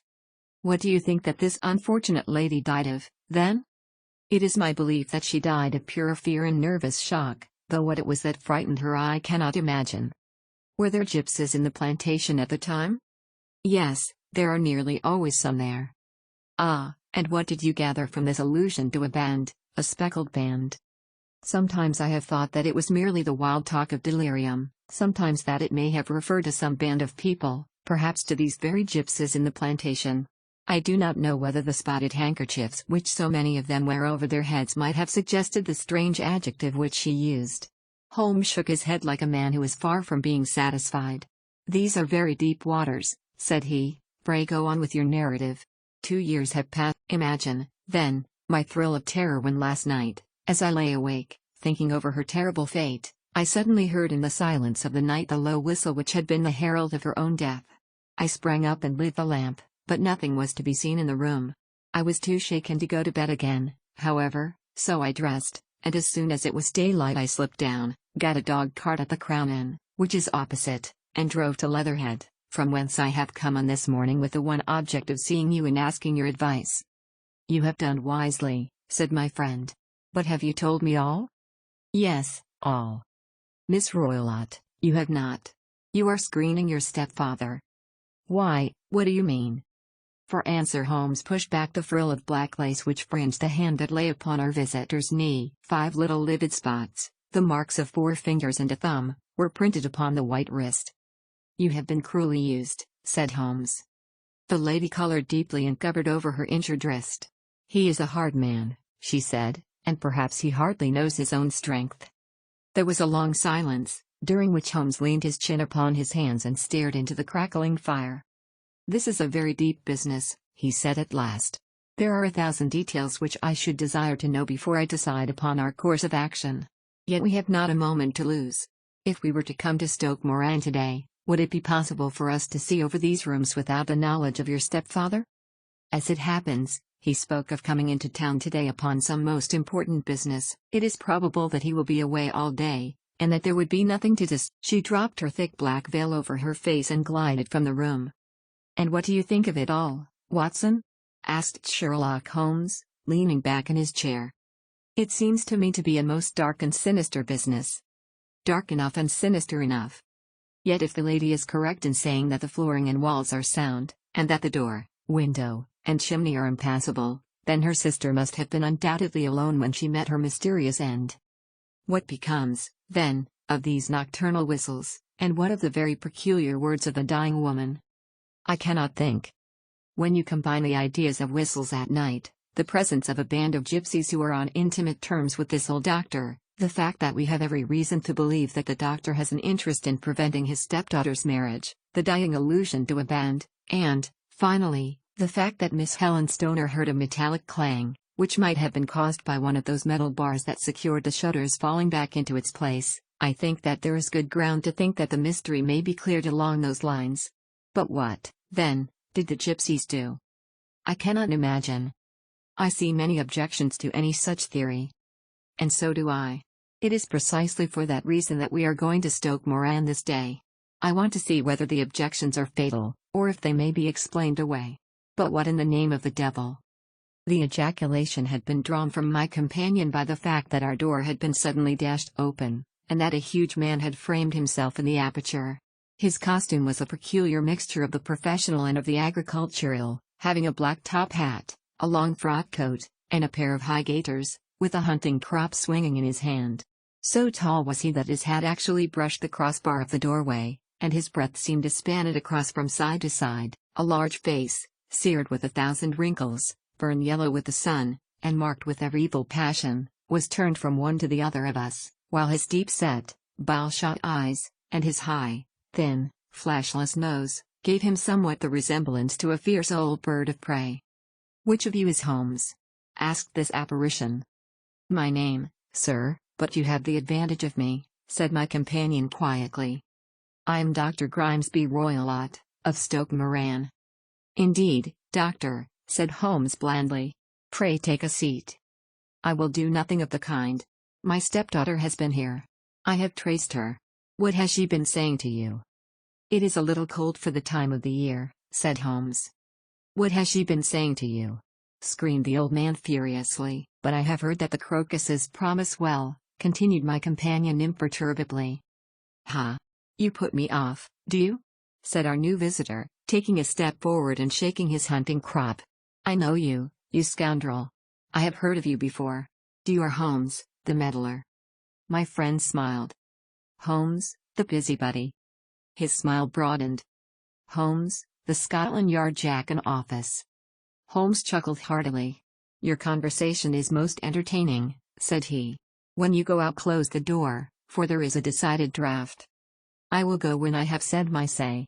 Don't you dare to meddle with my affairs. I know that Miss Stoner has been here. I traced her. I am a dangerous man to fall foul of. See here." He stepped swiftly forward, seized the poker, and bent it into a curve with his huge brown hands. "See that you keep yourself out of my grip," he snarled, and hurling the twisted poker into the fireplace he strode out of the room. "He seems a very amiable person," said Holmes, laughing. "I am not quite so bulky, but if he had remained I might have shown him that my grip was not much more feeble than his own." As he spoke he picked up the steel poker and, with a sudden effort, straightened it out again. "Fancy his having the insolence to confound me with the official detective force. This incident gives zest to our investigation, however, and I only trust that our little friend will not suffer from her imprudence in allowing this brute to trace her. And now, Watson, we shall order breakfast, and afterwards I shall walk down to Doctors' Commons, where I hope to get some data which may help us in this matter." It was nearly 1 o'clock when Sherlock Holmes returned from his excursion. He held in his hand a sheet of blue paper, scrawled over with notes and figures. "I have seen the will of the deceased wife," said he. "To determine its exact meaning I have been obliged to work out the present prices of the investments with which it is concerned. The total income, which at the time of the wife's death was little short of £1,100, is now, through the fall in agricultural prices, not more than £750. Each daughter can claim an income of £250, in case of marriage. It is evident, therefore, that if both girls had married, this beauty would have had a mere pittance, while even one of them would cripple him to a very serious extent. My morning's work has not been wasted, since it has proved that he has the very strongest motives for standing in the way of anything of the sort. And now, Watson, this is too serious for dawdling, especially as the old man is aware that we are interesting ourselves in his affairs, so if you are ready, we shall call a cab and drive to Waterloo. I should be very much obliged if you would slip your revolver into your pocket. And Ely's number 2 is an excellent argument with gentlemen who can twist steel pokers into knots. That and a toothbrush are, I think, all that we need." At Waterloo we were fortunate in catching a train for Leatherhead, where we hired a trap at the station inn and drove for 4 or 5 miles through the lovely Surrey lanes. It was a perfect day, with a bright sun and a few fleecy clouds in the heavens. The trees and wayside hedges were just throwing out their first green shoots, and the air was full of the pleasant smell of the moist earth. To me at least there was a strange contrast between the sweet promise of the spring and the sinister quest upon which we were engaged. My companion sat in the front of the trap, his arms folded, his hat pulled down over his eyes, and his chin sunk upon his breast, buried in the deepest thought. "There's the village," said the driver, pointing to a cluster of roofs some distance to the left, "but if you want to get to the house, you'll find it shorter to get over this stile, and so by the footpath over the fields. There it is, where the lady is walking." "And the lady, I fancy, is Miss Stoner," observed Holmes, shading his eyes. "Yes, I think we had better do as you suggest." We got off, paid our fare, and the trap rattled back on its way to Leatherhead. "I thought it as well," said Holmes as we climbed the stile, "that this fellow should think we had come here as architects, or on some definite business. It may stop his gossip. Good afternoon, Miss Stoner. You see that we have been as good as our word." Our client of the morning had hurried forward to meet us with a face which spoke her joy. "I have been waiting so eagerly for you," she cried, shaking hands with us warmly.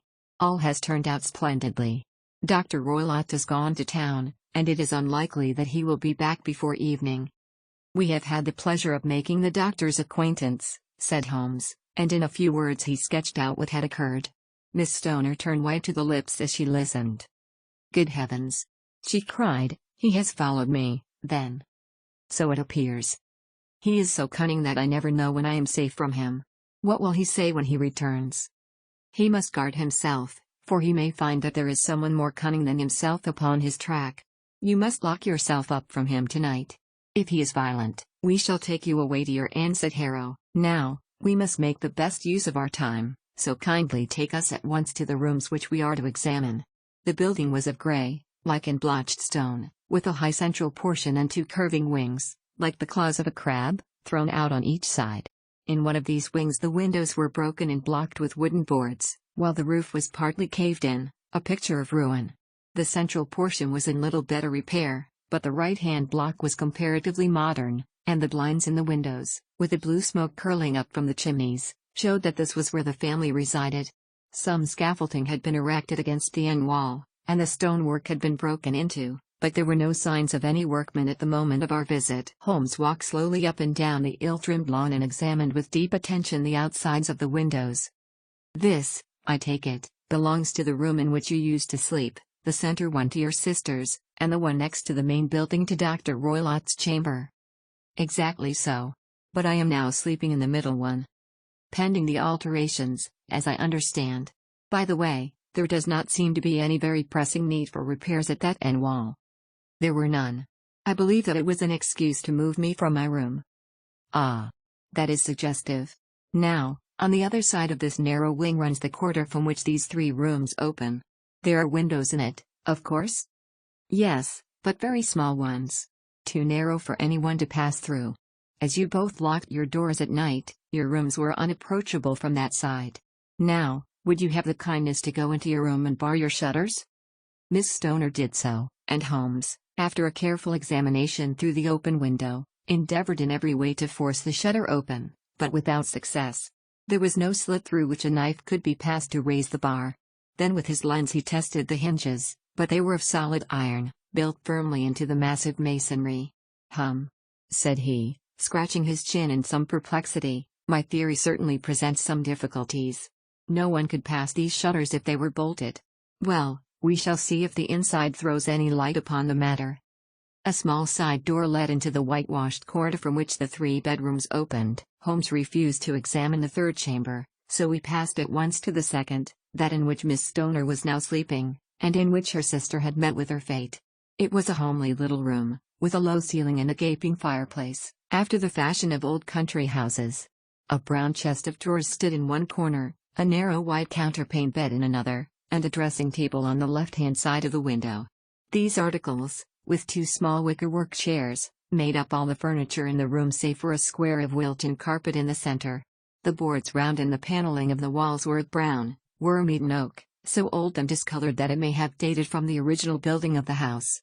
Holmes drew one of the chairs into a corner and sat silent, while his eyes traveled round and up and down, taking in every detail of the apartment. "Where does that bell communicate with?" he asked at last, pointing to a thick bell rope which hung down beside the bed, the tassel actually lying upon the pillow. "It goes to the housekeeper's room." "It looks newer than the other things?" "Yes, it was only put there a couple of years ago." "Your sister asked for it, I suppose?" "No, I never heard of her using it. We used always to get what we wanted for ourselves." "Indeed, it seemed unnecessary to put so nice a bell pull there. You will excuse me for a few minutes while I satisfy myself as to this floor." He threw himself down upon his face with his lens in his hand and crawled swiftly backward and forward, examining minutely the cracks between the boards. Then he did the same with the woodwork with which the chamber was paneled. Finally he walked over to the bed and spent some time in staring at it and in running his eye up and down the wall. Finally he took the bell rope in his hand and gave it a brisk tug. "Why, it's a dummy," said he. "Won't it ring?" "No, it is not even attached to a wire. This is very interesting. You can see now that it is fastened to a hook just above where the little opening for the ventilator is." "How very absurd. I never noticed that before." "Very strange," muttered Holmes, pulling at the rope. "There are 1 or 2 very singular points about this room. For example, what a fool a builder must be to open a ventilator into another room, when, with the same trouble, he might have communicated with the outside air." "That is also quite modern," said the lady. "Down about the same time as the bell rope?" remarked Holmes. "Yes, there were several little changes carried out about that time. They seem to have been of a most interesting character, dummy bell ropes, and ventilators which do not ventilate. With your permission, Miss Stoner, we shall now carry our researches into the inner apartment." Dr. Grimesby Roylott's chamber was larger than that of his stepdaughter, but was as plainly furnished. A camp bed, a small wooden shelf full of books, mostly of a technical character, an armchair beside the bed, a plain wooden chair against the wall, a round table, and a large iron safe were the principal things which met the eye. Holmes walked slowly round and examined each and all of them with the keenest interest. "What's in here?" he asked, tapping the safe. "My stepfather's business papers." "Oh. You have seen inside, then?" "Only once, some years ago.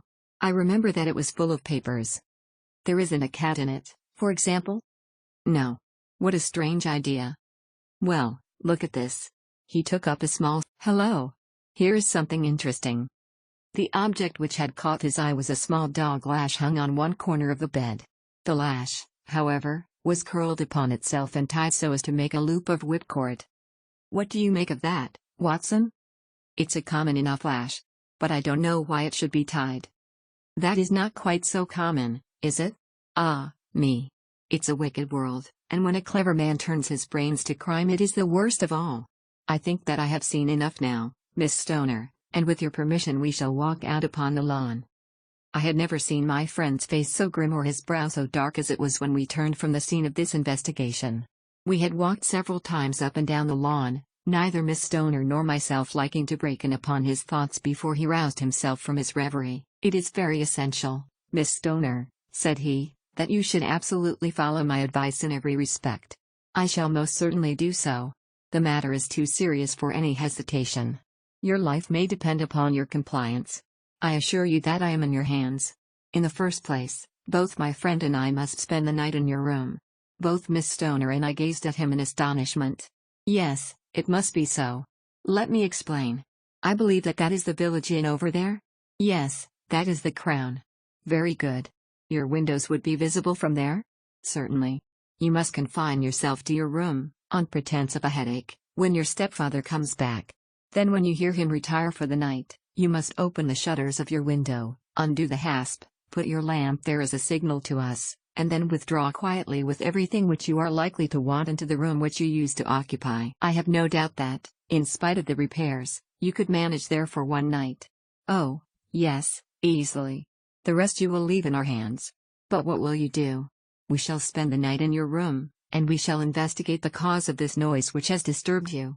I believe, Mr. Holmes, that you have already made up your mind, said Miss Stoner, laying her hand upon my companion's sleeve. Perhaps I have. Then, for pity's sake, tell me what was the cause of my sister's death. I should prefer to have clearer proofs before I speak. You can at least tell me whether my own thought is correct, and if she died from some sudden fright. No, I do not think so. I think that there was probably some more tangible cause. And now, Miss Stoner, we must leave you, for if drive, Roylott returned and saw us, our journey would be in vain. Goodbye, and be brave, for if you will do what I have told you, you may rest assured that we shall soon drive away the dangers that threaten you. Sherlock Holmes and I had no difficulty in engaging a bedroom and sitting room at the Crown Inn. They were on the upper floor, and from our window we could command a view of the avenue gate, and of the inhabited wing of Stoke Moran Manor House. At dusk we saw Dr. Grimesby Roylott drive. The trap drove on, and a few minutes later we saw a sudden light spring up among the trees as the lamp was lit in one of the sitting rooms. Do you know, Watson, said Holmes as we sat together in the gathering darkness, I have really some scruples as to taking you tonight. There is a distinct element of danger. Can I be of assistance? Your presence might be invaluable. Then I shall certainly come. It is very kind of you. You speak of danger. You have evidently seen more in these rooms than was visible to me. No, but I fancy that I may have deduced a little more. I imagine that you saw all that I did. I saw nothing remarkable save the bell rope, and what purpose that could answer I confess is more than I can imagine. You saw the ventilator, too? Yes, but I do not think that it is such a very unusual thing to have a small opening between two rooms. It was so small that a rat could hardly pass through. I knew that we should find a ventilator before ever we came to Stoke Moran. My dear Holmes. Oh, yes, I did. You remember in her statement she said that her sister could smell Dr. Roylott's cigar. Now, of course that suggested at once that there must be a communication between the two rooms? It could only be a small one, or it would have been remarked upon at the coroner's inquiry. I deduced a ventilator. But what harm can there be in that? Well, there is at least a curious coincidence. It was clamped to the floor. Did you ever see a bed fastened like that before? I cannot say that I have. The lady could not move her bed. It must always be in the same relative position to the ventilator and to the rope, or so we may call it, since it was clearly never meant for a bell pull. Holmes, I cried, I seem to see dimly what you are hinting at. We are only just in time to prevent some subtle and horrible crime. Subtle enough and horrible enough. When a doctor does go wrong he is the first of criminals. He has nerve and he has knowledge. Palmer and Pritchard were among the heads of their profession. This man strikes even deeper, but I think, Watson, that we shall be able to strike deeper still. But we shall have horrors enough before the night is over. For goodness sake let us have a quiet pipe and turn our minds for a few hours to something more cheerful. About 9 o'clock the light among the trees was extinguished, and all was dark in the direction of the manor house. 2 hours passed slowly away, and then, suddenly, just at the stroke of 11, a single bright light shone out right in front of us. That is our signal, said Holmes, springing to his feet. It comes from the middle window. As we passed out he exchanged a few words with the landlord, explaining that we were going on a late visit to an acquaintance, and that it was possible that we might spend the night there. A moment later we were out on the dark road, a chill wind blowing in our faces, and one yellow light twinkling in front of us through the gloom to guide us on our somber errand. There was little difficulty in entering the grounds, Four unrepaired breaches gaped in the old park wall. Making our way among the trees, we reached the lawn, crossed it, and were about to enter through the window when out from a clump of laurel bushes there darted what seemed to be a hideous and distorted child, who threw itself upon the grass with writhing limbs and then ran swiftly across the lawn into the darkness. "My God!" I whispered, "did you see it?" Holmes was for the moment as startled as I. His hand closed like a vice upon my wrist in his agitation. Then he broke into a low laugh and put his lips to my ear. "It is a nice household," he murmured. "That is the baboon." I had forgotten the strange pets which the doctor affected. There was a cheetah, too, perhaps we might find it upon our shoulders at any moment. I confess that I felt easier in my mind when, after following Holmes' example and slipping off my shoes, I found myself inside the bedroom. My companion noiselessly closed the shutters, moved the lamp onto the table, and cast his eyes round the room. All was as we had seen it in the daytime. Then creeping up to me and making a trumpet of his hand, he whispered into my ear again so gently that it was all that I could do to distinguish the words. The least sound would be fatal to our plans. I nodded to show that I had heard. "We must sit without light." He would see it through the ventilator. By it he laid the box of matches and the stump of a candle. Then he turned down the lamp, and we were left in darkness. How shall I ever forget that dreadful vigil? I could not hear a sound, not even the drawing of a breath, and yet I knew that my companion sat open-eyed, within a few feet of me, in the same state of nervous tension in which I was myself. The shutters cut off the least ray of light, and we waited in absolute darkness. From outside came the occasional cry of a night bird, and once at our very window a long-drawn cat-like whine, which told us that the cheetah was indeed at liberty. Far away we could hear the deep tones of the parish clock, which boomed out every quarter of an hour. How long they seemed, those quarters! 12 struck, and 1 and 2 and 3, and still we sat waiting silently for whatever might befall. Suddenly there was the momentary gleam of a light up in the direction of the ventilator, which vanished immediately, but was succeeded by a strong smell of burning oil and heated metal. Someone in the next room had lit a dark lantern. I heard a gentle sound of movement, and then all was silent once more, though the smell grew stronger. For half an hour I sat with straining ears. Then suddenly another sound became audible, a very gentle, soothing sound, like that of a small jet of steam escaping continually from a kettle. The instant that we heard it, Holmes sprang from the bed, struck a match, and lashed furiously with his cane at the bell pull. "You see it, Watson?" he yelled. "You see it?" But I saw nothing. At the moment when Holmes struck the light I heard a low, clear whistle, but the sudden glare flashing into my weary eyes made it impossible for me to tell what it was at which my friend lashed so savagely. I could, however, see that his face was deadly pale and filled with horror and loathing. He had ceased to strike and was gazing up at the ventilator when suddenly there broke from the silence of the night the most horrible cry to which I have ever listened. It swelled up louder and louder, a hoarse yell of pain and fear and anger all mingled in the one dreadful shriek. "They say that away down in the village, take your pistol, and we will enter Dr. Roylott's room." With a grave face he lit the lamp and led the way down the corridor. Twice he struck at the chamber door without any reply from within. Then he turned the handle and his chin was cocked upward and his eyes were fixed in a dreadful, rigid stare at the corner of the ceiling. Round his brow he had a peculiar yellow band, with brownish speckles, which seemed to be bound tightly round his head. As we entered he made neither sound nor motion. "The band. The speckled band," whispered Holmes. I took a step forward. In an instant his strange headgear began to move, and there reared itself from among his hair the squat diamond-shaped head and puffed neck of a loathsome serpent. "It is a swamp adder," cried Holmes, "the deadliest snake in India. He has died within 10 seconds of being bitten. Violence does, in truth, recoil upon the violent, and the schemer falls into the pit which he digs for another. Let us thrust this creature back into its den, and we can then remove Miss Stoner to some place of shelter and let the county police know what has happened." As he spoke he drew the dog whip swiftly from the dead man's lap, and throwing the noose round the reptile's neck he drew it from its horrid perch and, carrying it at arm's length, threw it into the iron safe, which he closed upon it. Such are the true facts of the death of Dr. Grimesby Roylott, of Stoke Moran. It is not necessary that I should prolong a narrative which has already run to too great a length by telling how we broke the sad news to the terrified girl, how we conveyed her by the morning train to the care of her good aunt at Harrow, of how the slow process of official inquiry came to the conclusion that the doctor met his fate while indiscreetly playing with a dangerous pet. The little which I had yet to learn of the case was told me by Sherlock Holmes as I had, said he, come to an entirely erroneous conclusion which shows, my dear Watson, how dangerous it always is to reason from insufficient data. The presence of the gypsies, and the use of the word band, which was used by the poor girl, no doubt, to explain the appearance which she had caught a hurried glimpse of by the light of her match, were sufficient to put me upon an entirely wrong scent. I can only claim the merit that I instantly reconsidered my position when, however, it became clear to me that whatever danger threatened an occupant of the room could not come either from the window or the door. My attention was speedily drawn, as I have already remarked to you, to this ventilator, and to the bell rope which hung down to the bed. The discovery that this was a dummy, and that the bed was clamped to the floor, instantly gave rise to the suspicion that the rope was there as a bridge for something passing through the hole and coming to the bed.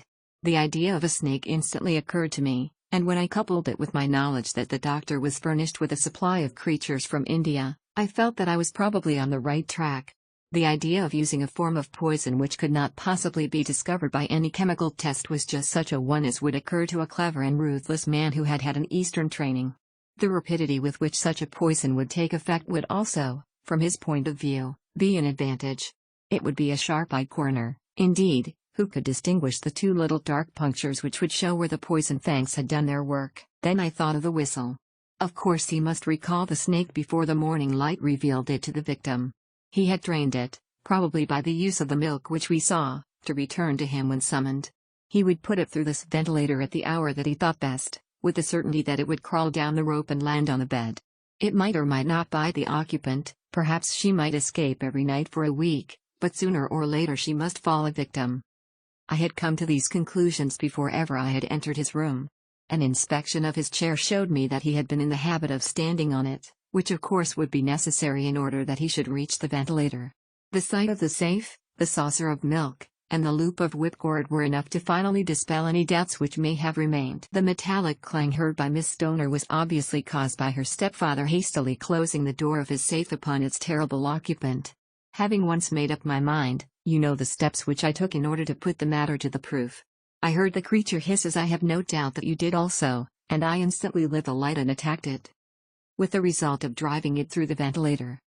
And also with the result of causing it to turn upon its master at the other side.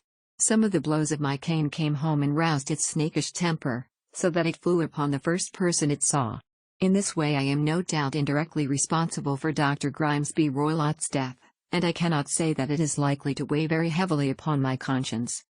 Chapter 9: The Adventure of the Engineer's Thumb. Of all the problems which have been submitted to my friend, Mr. Sherlock Holmes, for solution during the years of our intimacy, there were only two which I was the means of introducing to his notice, that of Mr. Hatherley's thumb, and that of Colonel Warburton's madness. Of these the latter may have afforded a finer field for an acute and original observer, but the other was so strange in its inception and so dramatic in its details that it may be the more worthy of being placed upon record, even if it gave my friend fewer openings for those deductive methods of reasoning by which he achieved such remarkable results. The story has, I believe, been told more than once in the newspapers, but, like all such narratives, its effect is much less striking when set forth en bloc in a single half-column of print than when the facts slowly evolve before your own eyes, and the mystery clears gradually away as each new discovery furnishes a step which leads on to the complete truth. At the time the circumstances made a deep impression upon me, and the lapse of 2 years has hardly served to weaken the effect. It was in the summer of '89, not long after my marriage, that the events occurred which I am now about to summarize. I had returned to civil practice and had finally abandoned Holmes in his Baker Street rooms, although I continually visited him and occasionally even persuaded him to forego his Bohemian habits so far as to come and visit us. My practice had steadily increased, and as I happened to live at no very great distance from Paddington Station, I got a few patients from among the officials. One of these, whom I had cured of a painful and lingering disease, was never weary of advertising my virtues and of endeavoring to send me on every sufferer over whom he might have any influence. One morning, at a little before 7 o'clock, I was awakened by the maid tapping at the door to announce that 2 men had come from Paddington and were waiting in the consulting room. I dressed hurriedly, for I knew by experience that railway cases were seldom trivial, and hastened downstairs. As I descended, my old ally, the guard, came out of the room and closed the door tightly behind him. "I've got him here," he whispered, jerking his thumb over his shoulder. "He's all right." "What is it, then?" I asked, for his manner suggested that it was some strange creature which he had caged up in my room. "It's a new patient," he whispered. "I thought I'd bring him round myself, then he couldn't slip away. There he is, all safe and sound. I must go now, doctor, I have my duties, just the same as you," and off he went, this trusty tout, without even giving me time to thank him. I entered my consulting room and found a gentleman seated by the table.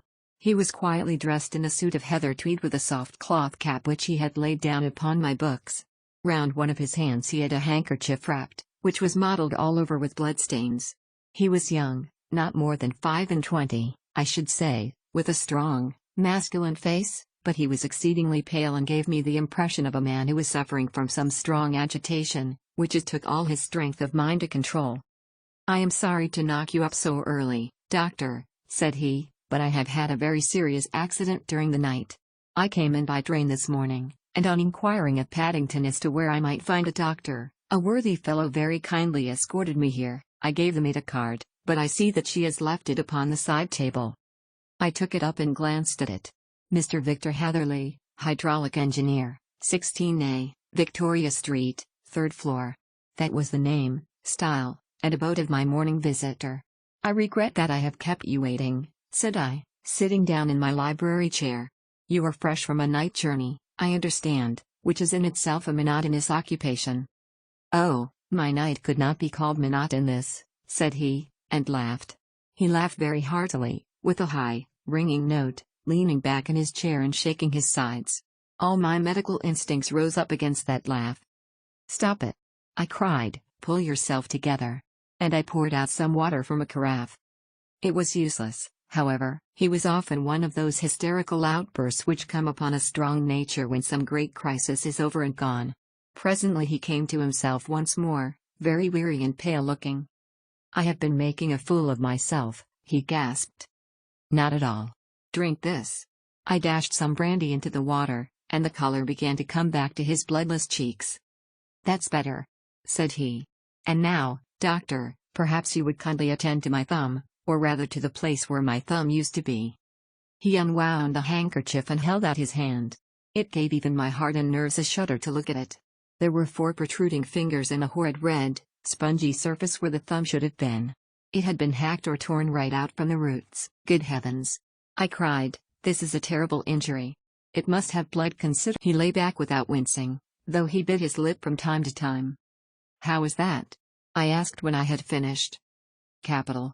Between your brandy and your bandage, I feel a new man. I was very weak, but I have had a good deal to go through. Perhaps you had better not speak of the matter. It is evidently trying to your nerves." "Oh, no, not now. I shall have to tell my tale to the police, but, between ourselves, if it were not for the convincing evidence of this wound of mine, I should be surprised if they believed my statement, for it is a very extraordinary one, and I have not much in the way of proof with which to back it up, and, even if they believe me, the clues which I can give them are so vague that it is a question whether justice will be done." "Ha!"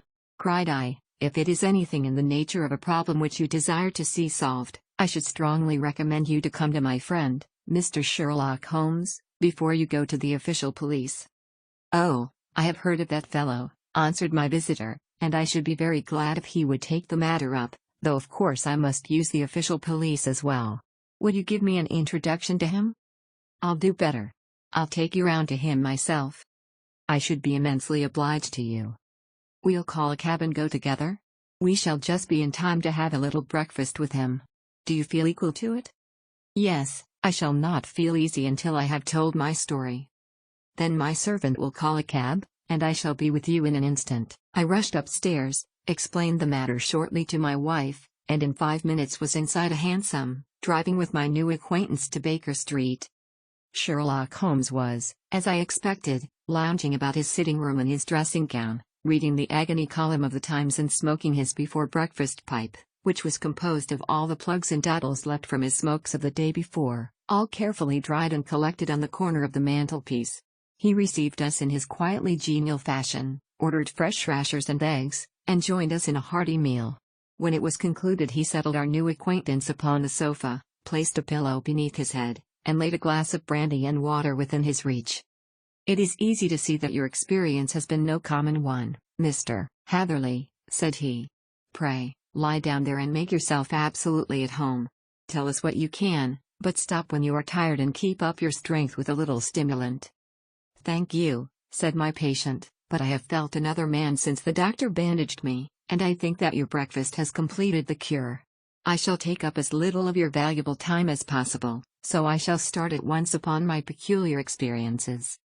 Holmes sat in his big armchair with a weary, heavy-lidded expression which veiled his keen and eager nature, while I sat opposite to him, and we listened in silence to the strange story which our visitor detailed to us. You must know, said he, that I am an orphan and a bachelor, residing alone in lodgings in London. By profession I am a hydraulic engineer, and I have had considerable experience of my work during the 7 years that I was apprenticed to Venner and Matheson, the well-known firm, of Greenwich. 2 years ago, having served my time, and having also come into a fair sum of money through my poor father's death, I determined to start in business for myself and took professional chambers in Victoria Street.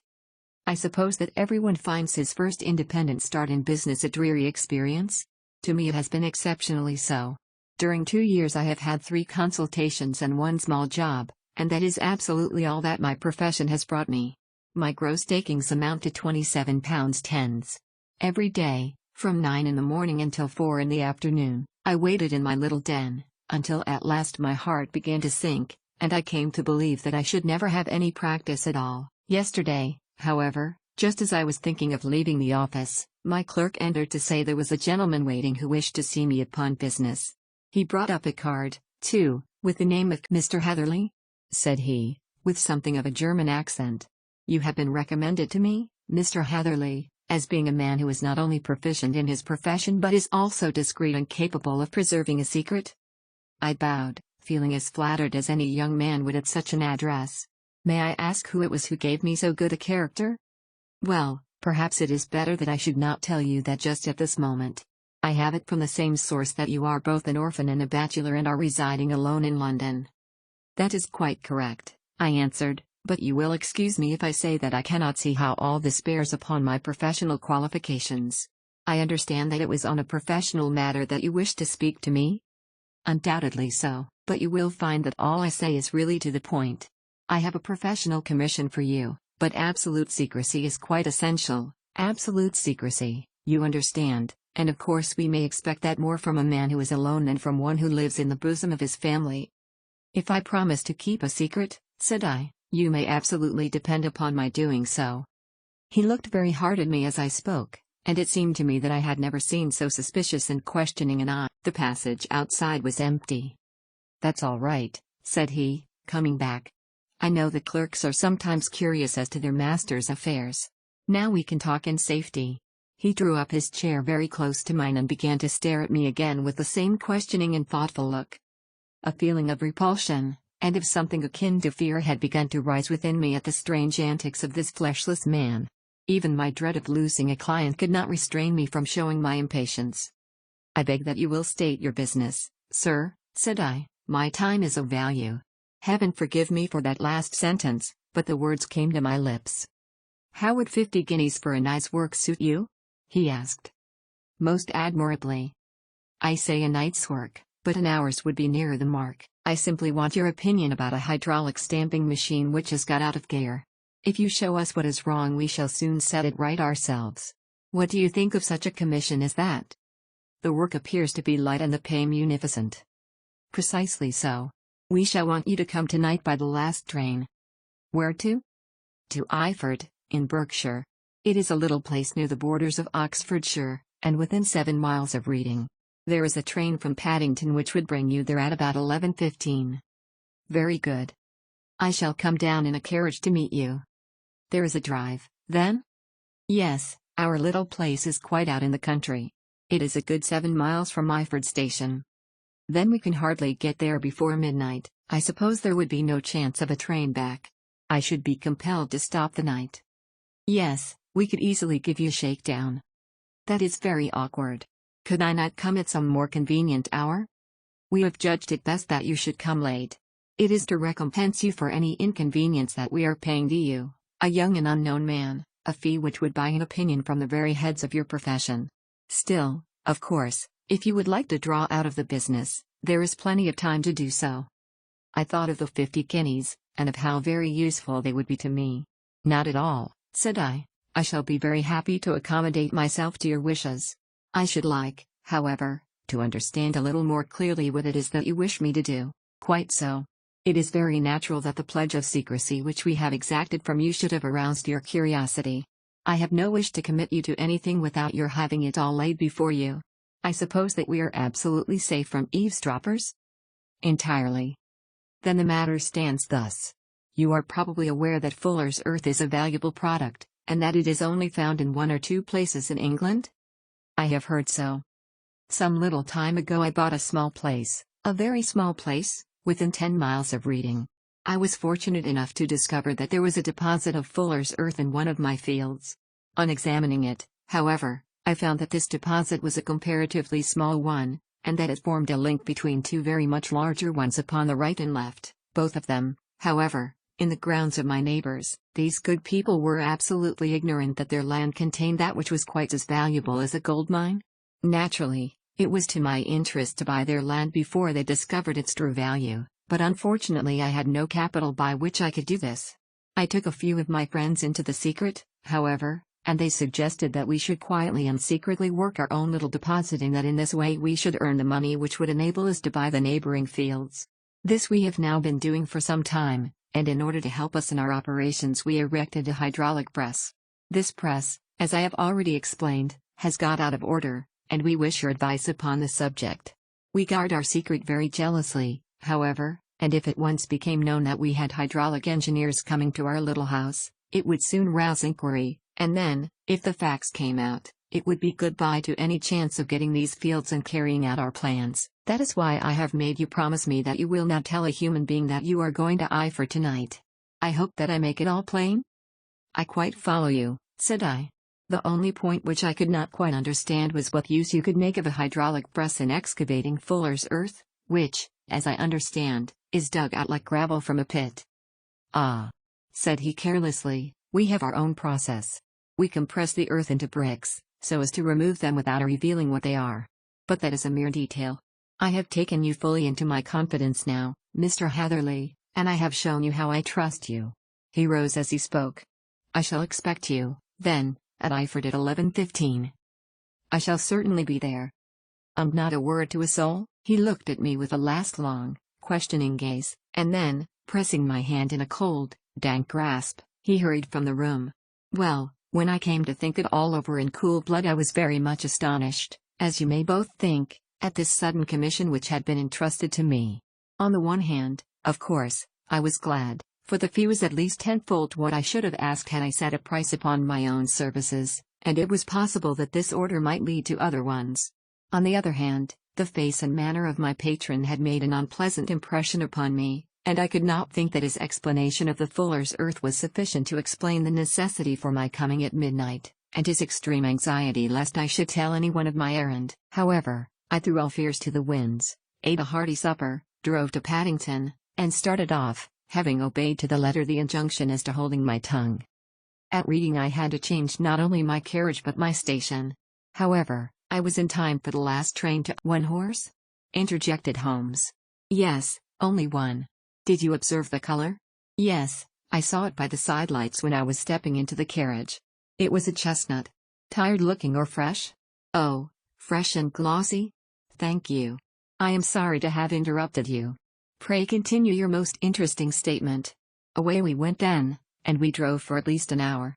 Colonel Lysander Stark had said that it was only 7 miles, but I should think, from the rate that we seemed to go, and from the time that we took, that it must have been nearer 12. He sat at my side in silence all the time, and I was aware, more than once when I glanced in his direction, that he was looking at me with great intensity. The country roads seemed to be not very good in that part of the world, for we lurched and jolted terribly. I tried to look out of the windows to see something of where we were, but they were made of frosted glass, and I could make out nothing save the occasional bright blur of a passing light. Now and then I hazarded some remark to break the monotony of the journey, but the colonel answered only in monosyllables, and the conversation soon flagged. At last, however, the bumping of the road was exchanged for the crisp smoothness of a gravel drive, and the carriage came to a stand. Colonel Lysander Stark sprang out, and, as I followed after him, pulled me swiftly into a porch which gaped in front of us. We stepped, as it were, right out of the carriage and into the hall, so that I failed to catch the most fleeting glance of the front of the house. The instant that I had crossed the threshold, the door slammed heavily behind us, and I heard faintly the rattle of the wheels as the carriage drove away. It was pitch dark inside the house, and the colonel fumbled about looking for matches and muttering under his breath. Suddenly a door opened at the other end of the passage, and a long, golden bar of light shot out in our direction. It grew broader, and a woman appeared with a lamp in her hand, which she held above her head, pushing her face forward and peering at us. I could see that she was pretty, and from the gloss with which the light shone upon her dark dress I knew that it was a rich material. She spoke a few words in a foreign tongue in a tone as though asking a question, and when my companion answered in a gruff monosyllable she gave such a start that the lamp nearly fell from her hand. Colonel Stark went up to her, whispered something in her ear, and then, pushing her back into the room from whence she had come, he walked towards me again with the lamp in his hand. "Perhaps you will have the kindness to wait in this room for a few minutes," said he, throwing open another door. It was a quiet, little, plainly furnished room, with a round table in the center, on which several German books were scattered. Colonel Stark laid down the lamp on the top of a harmonium beside the door. "I shall not keep you waiting an instant," said he, and vanished into the darkness. I glanced at the books upon the table, and in spite of my ignorance of German I could see that 2 of them were treatises on science, the others being volumes of poetry. Then I walked across to the window, hoping that I might catch some glimpse of the countryside, but an oak shutter, heavily barred, was folded across it. It was a wonderfully silent house. There was an old clock ticking loudly somewhere in the passage, but otherwise everything was deadly still. A vague feeling of uneasiness began to steal over me. Who were these German people, and what were they doing living in this strange, out-of-the-way place? And where was the place? I was 10 miles or so from Eyford, that was all I knew, but whether north, south, east, or west I had no idea. For that matter, Reading, and possibly other large towns, were within that radius, so the place might not be so secluded, after all. Yet it was quite certain, from the absolute stillness, that we were in the country. I paced up and down the room, humming a tune under my breath to keep up my spirits and feeling that I was thoroughly earning my 50-guinea fee. Suddenly, without any preliminary sound in the midst of the utter stillness, the door of my room swung slowly open. The woman was standing in the aperture, the darkness of the hall behind her, the yellow light from my lamp beating upon her eager and beautiful face. I could see at a glance that she was sick with fear, and the sight sent a chill to my own heart. She held up one shaking finger to warn me to be silent, and she shot a few whispered words of broken English at me, her eyes glancing back, like those of a frightened horse, into the gloom behind her. "I would go," said she, trying hard, as it seemed to me, to speak calmly. "I would go. I should not stay here. I cannot possibly leave until I have seen the machine." "It is not worth your while to wait," she went on. "You can pass through with a stout bearing." Therefore, though her manner had shaken me more than I cared to confess, I still shook my head and declared my intention of remaining where I was. She was about to renew her entreaties when a door slammed overhead, and the sound of several footsteps was heard upon the stairs. She listened for an instant, threw up her hands with a despairing gesture, and vanished as suddenly and as noiselessly as she had come. The newcomers were Colonel Lysander Stark and a short thick man with a chinchilla beard growing out of the creases of his double chin, who was introduced to me as Mr. Ferguson. "This is my secretary and manager," said the colonel.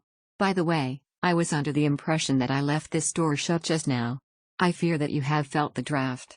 "On the contrary," said I opened the door myself because I felt the room to be a little close. He shot one of his suspicious looks at me. "Perhaps we had better proceed to business, then," said he. "Mr. Ferguson and I will take you up to see the machine. I had better put my hat on, I suppose." "Oh, no, it is in the house." "What, you dig fuller's earth in the house?" No. This is only where we compress it. But never mind that.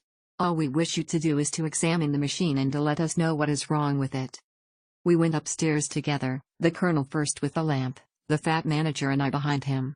It was a labyrinth of an old house, with corridors, passages, narrow winding staircases, and little low doors, the thresholds of which were hollowed out by the generations who had crossed them. There were no carpets and no signs of any furniture. The ceiling of this small chamber is really the end of the descending piston, and it comes down with the force of many tons upon this metal floor. There are small lateral columns of water outside which receive the force, and which transmit and multiply it in the manner which is familiar to you. The machine goes readily enough, but there is some stiffness in the working of it, and it has lost a little of its force. Perhaps you will have the goodness to look it over and to show us how we can set it right. I took the lamp from him, and I examined the machine very thoroughly. It was indeed a gigantic one, and capable of exercising enormous pressure. When I passed outside, however, and pressed down the levers which controlled it, I knew at once by the whishing sound that there was a slight leakage, which allowed a regurgitation of water through one of the side cylinders. An examination showed that one of the India rubber bands which was round the head of a driving rod had shrunk so as now quite to fill the socket along which it worked.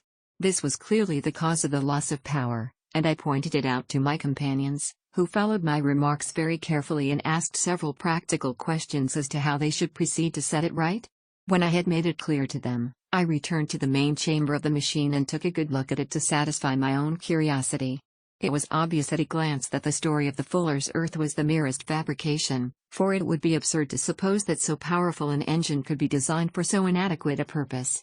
The walls were of wood, but the floor consisted of a large iron trough, and when I came to examine it I could see a crust of metallic deposit all over it. I had stooped and was scraping at this to see exactly what it was when I heard a muttered exclamation in German and saw the cadaverous face of the colonel looking down at me. "What are you doing there?" he asked. I felt angry at having been tricked by so elaborate a story as that which he had told me. "I was admiring your fuller's earth," said I. "I think that I should be better able to advise you as to your machine if I knew what the exact purpose was for which it was used." The instant that I uttered the words I regretted the rashness of my speech. His face set hard, and a baleful light sprang up in his grey eyes. "Very well," said he, "you shall know all about the machine." He took a step backward, slammed the little door, and turned the key in the lock. I rushed towards it and pulled at the handle, but it was quite secure, and did not give in the least to my kicks and shoves. "Hello!" I yelled. "Hello, Colonel! Let me out!" And then suddenly in the silence I heard a sound which sent my heart into my mouth. It was the clank of the levers and the swish of the leaking cylinder. He had set the engine at work. The lamp still stood upon the floor where I had placed it when examining the trough.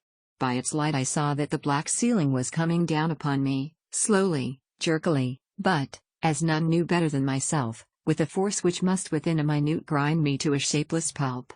I threw myself, screaming, against the door, and dragged with my nails at the lock. I implored the colonel to let me out, but the remorseless clanking of the levers drowned my cries. The ceiling was only a foot or two above my head, and with my hand upraised I could feel its hard, rough surface. Then it flashed through my mind that the pain of my death would depend very much upon the position in which I met it. If I lay on my face the weight would come upon my spine, and I shuddered to think of that dreadful snap. Easier the other way, perhaps, and yet, had I the nerve to lie and look up at that deadly black shadow wavering down upon me? Already I was unable to stand erect, when my eye caught something which brought a gush of hope back to my heart. I have said that though the floor and ceiling were of iron, the walls were of wood. As I gave a last hurried glance around, I saw a thin line of yellow light between two of the boards, which broadened and broadened as a small panel was pushed backward. For an instant I could hardly believe that here was indeed a door which led away from death.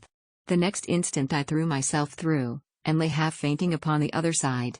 The panel had closed again behind me, but the crash of the lamp, and a few moments afterwards the clang of the two slabs of metal, told me how narrow had been my escape. I was recalled to myself by a frantic plucking at my wrist, and I found myself lying upon the stone floor of a narrow corridor, while a woman bent over me and tugged at me with her left hand, while she held a candle in her right. It was the same good friend whose warning I had so foolishly rejected. "Come! Come!" she cried breathlessly. "They will be here in a moment. They will see that you are not there. Oh, do not waste the so precious time, but come." This time, at least, I did not scorn her advice. I staggered to my feet and ran with her along the corridor and down a winding stair. The ladder led to another broad passage, and just as we reached it we heard the sound of running feet and the shouting of two voices, one answering the other from the floor on which we were and from the one beneath. My guide stopped and looked about her like one who is at her wit's end. Then she threw open a door which led into a bedroom, through the window of which the moon was shining brightly. "It is your only chance," said she. "It is high, but it may be that you can jump it." As she spoke, a light sprang into view at the further end of the passage, and I saw the lean figure of Colonel Lysander Stark rushing forward with a lantern in one hand and a weapon like a butcher's cleaver in the other. I rushed across the bedroom, flung open the window, and looked out.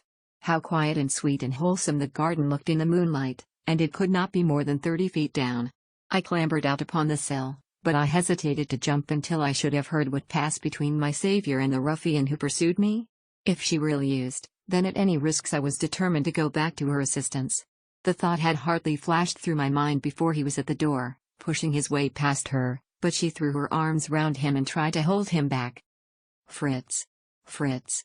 she cried in English, "remember your promise after the last time. You said it should not be again.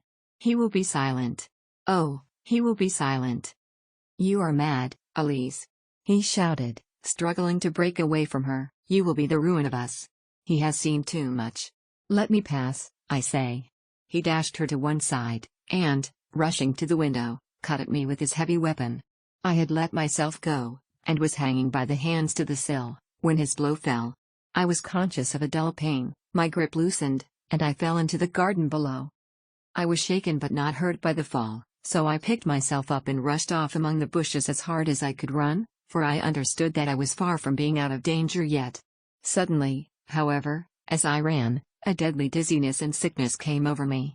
I glanced down at my hand, which was throbbing painfully, and then, for the first time, saw that my thumb had been cut off and that the blood was pouring from my wound. I endeavored to tie my handkerchief round it, but there came a sudden buzzing in my ears, and next moment I fell in a dead faint among the rose bushes. How long I remained unconscious I cannot tell. It must have been a very long time, for the moon had sunk, and a bright morning was breaking when I came to myself. My clothes were all sodden with dew, and my coat sleeve was drenched with blood from my wounded thumb. The smarting of it recalled in an instant all the particulars of my night's adventure, and I sprang to my feet with the feeling that I might hardly yet be safe from my pursuers. But to my astonishment, when I came to look round me, neither house nor garden were to be seen.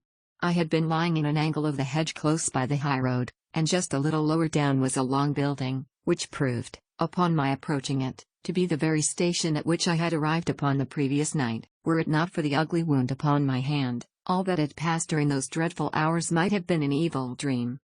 Half dazed, I went into the station and asked about the morning train. There would be one to Reading in less than an hour. The same porter was on duty, I found, as had been there when I arrived. I inquired of him whether he had ever heard of Colonel Lysander Stark. The name was strange to him. Had he observed a carriage the night before waiting for me? No, he had not. Was there a police station anywhere near? There was one about 3 miles off. It was too far for me to go, weak and ill as I was. I determined to wait until I got back to town before telling my story to the police. It was a little past 6 when I arrived, so I went first to have my wound dressed, and then the doctor was kind enough to bring me along here. I put the case into your hands and shall do exactly what you advise." We both sat in silence for some little time after listening to this extraordinary narrative. Then Sherlock Holmes pulled down from the shelf one of the ponderous commonplace books in which he placed his cuttings. "Here is an advertisement which will interest you," said he. "It appeared in all the papers about a year ago. Listen to this. Lost, on the 9th inst., Mr. Jeremiah Haling, aged 26, a hydraulic engineer. Left his lodgings at 10 o'clock at night, and has not been heard of since. Was dressed in, etc., etc. Ha!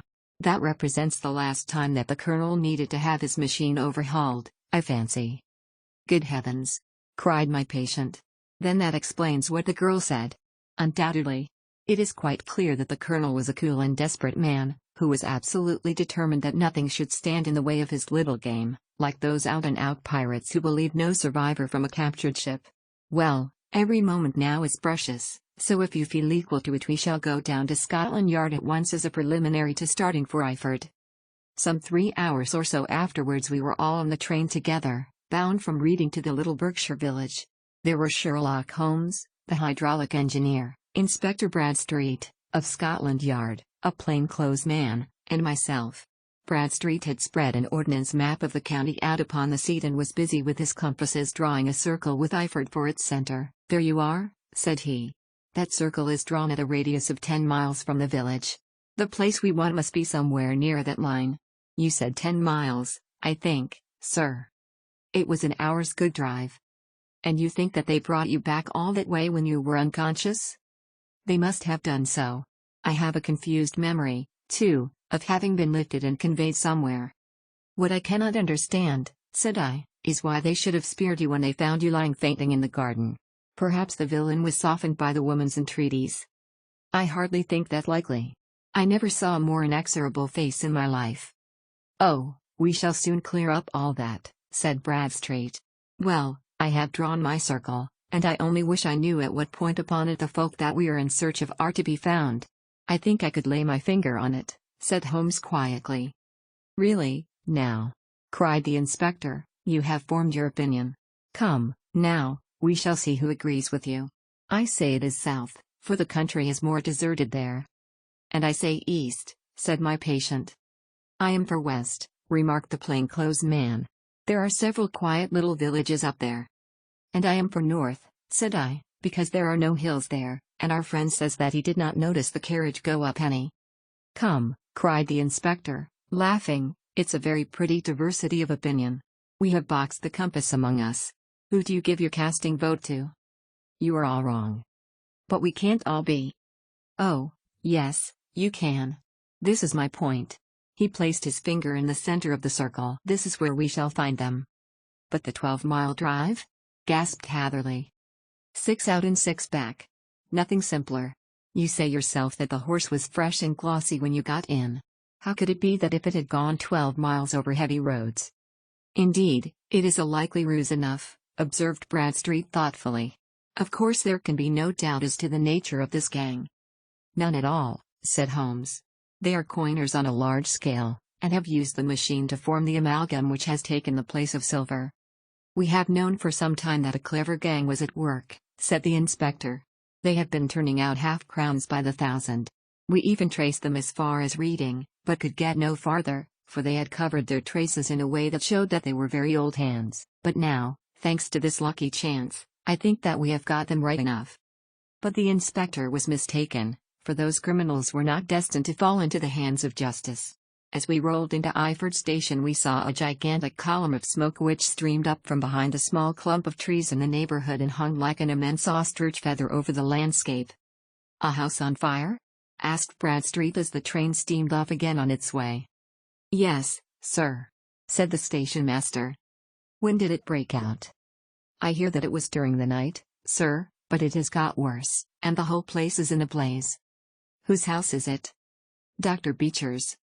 "Tell me," broke in the engineer, "is Dr. Beecher a German, very thin, with a long, sharp nose?" The station master laughed heartily. "No, sir, Dr. Beecher is an Englishman, and there isn't a man in the parish who has a better line waistcoat. But he has a gentleman staying with him, a patient, as I understand, who is a foreigner, and he looks as if a little good Berkshire beef would do him no harm." The station master had not finished his speech before we were all hastening in the direction of the fire. The road topped a low hill, and there was a great widespread whitewashed building in front of us, spouting fire at every chink and window, while in the garden in front 3 fire engines were vainly striving to keep the flames under. "That's it!" cried Hatherley, in intense excitement. "There is the gravel drive, and there are the rose bushes where I lay. That second window is the one that I jumped from." "Well, at least," said Holmes, "you have had your revenge upon them. There can be no question that it was your oil lamp which, when it was crushed in the press, set fire to the wooden walls, though no doubt they were too excited in the chase after you to observe it at the time. Now keep your eyes open in this crowd for your friends of last night, though I very much fear that they are a good 100 miles off by now." And Holmes' fears came to be realized, for from that day to this no word has ever been heard either of the beautiful woman, the sinister German, or the morose Englishman. Early that morning a peasant had met a cart containing several people and some very bulky boxes driving rapidly in the direction of Reading, but there all traces of the fugitives disappeared, and even Holmes' ingenuity failed ever to discover the least clue as to their whereabouts. The firemen had been much perturbed at the strange arrangements which they had found within, and still more so by discovering a newly severed human thumb upon a windowsill of the second floor. About sunset, however, their efforts were at last successful, and they subdued the flames, but not before the roof had fallen in, and the whole place been reduced to such absolute ruin that, save some twisted cylinders and iron piping, not a trace remained of the machinery which had cost our unfortunate acquaintance so dearly. Large masses of nickel and of tin were discovered stored in an outhouse, but no coins were to be found, which may have explained the presence of those bulky boxes which have been already referred to. How our hydraulic engineer had been conveyed from the garden to the spot where he recovered his senses might have remained forever a mystery were it not for the soft mold, which told us a very plain tale. He had evidently been carried down by two persons, one of whom had remarkably small feet and the other unusually large ones. On the whole, it was most probable that the silent Englishman, being less bold or less murderous than his companion, had assisted the woman to bear the unconscious man out of the way of danger. "Well," said our engineer ruefully as we took our seats to return once more to London, "it has been a pretty business for me. I have lost my thumb and I have lost a 50-guinea fee, and what have I gained?"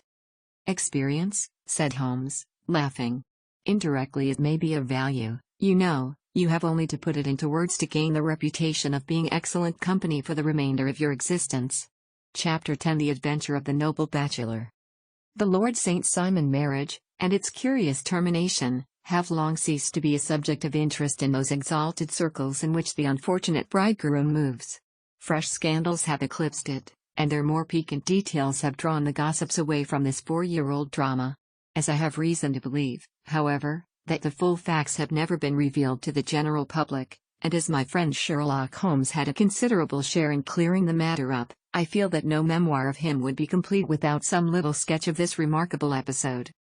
It was a few weeks before my own marriage, during the days when I was still sharing rooms with Holmes in Baker Street, that he came home from an afternoon stroll to find a letter on the table waiting for him. I had remained indoors all day, for the weather had taken a sudden turn to rain, with high autumnal winds, and the Jezeel bullet which I had brought back in one of my limbs as a relic of my Afghan campaign throbbed with dull persistence.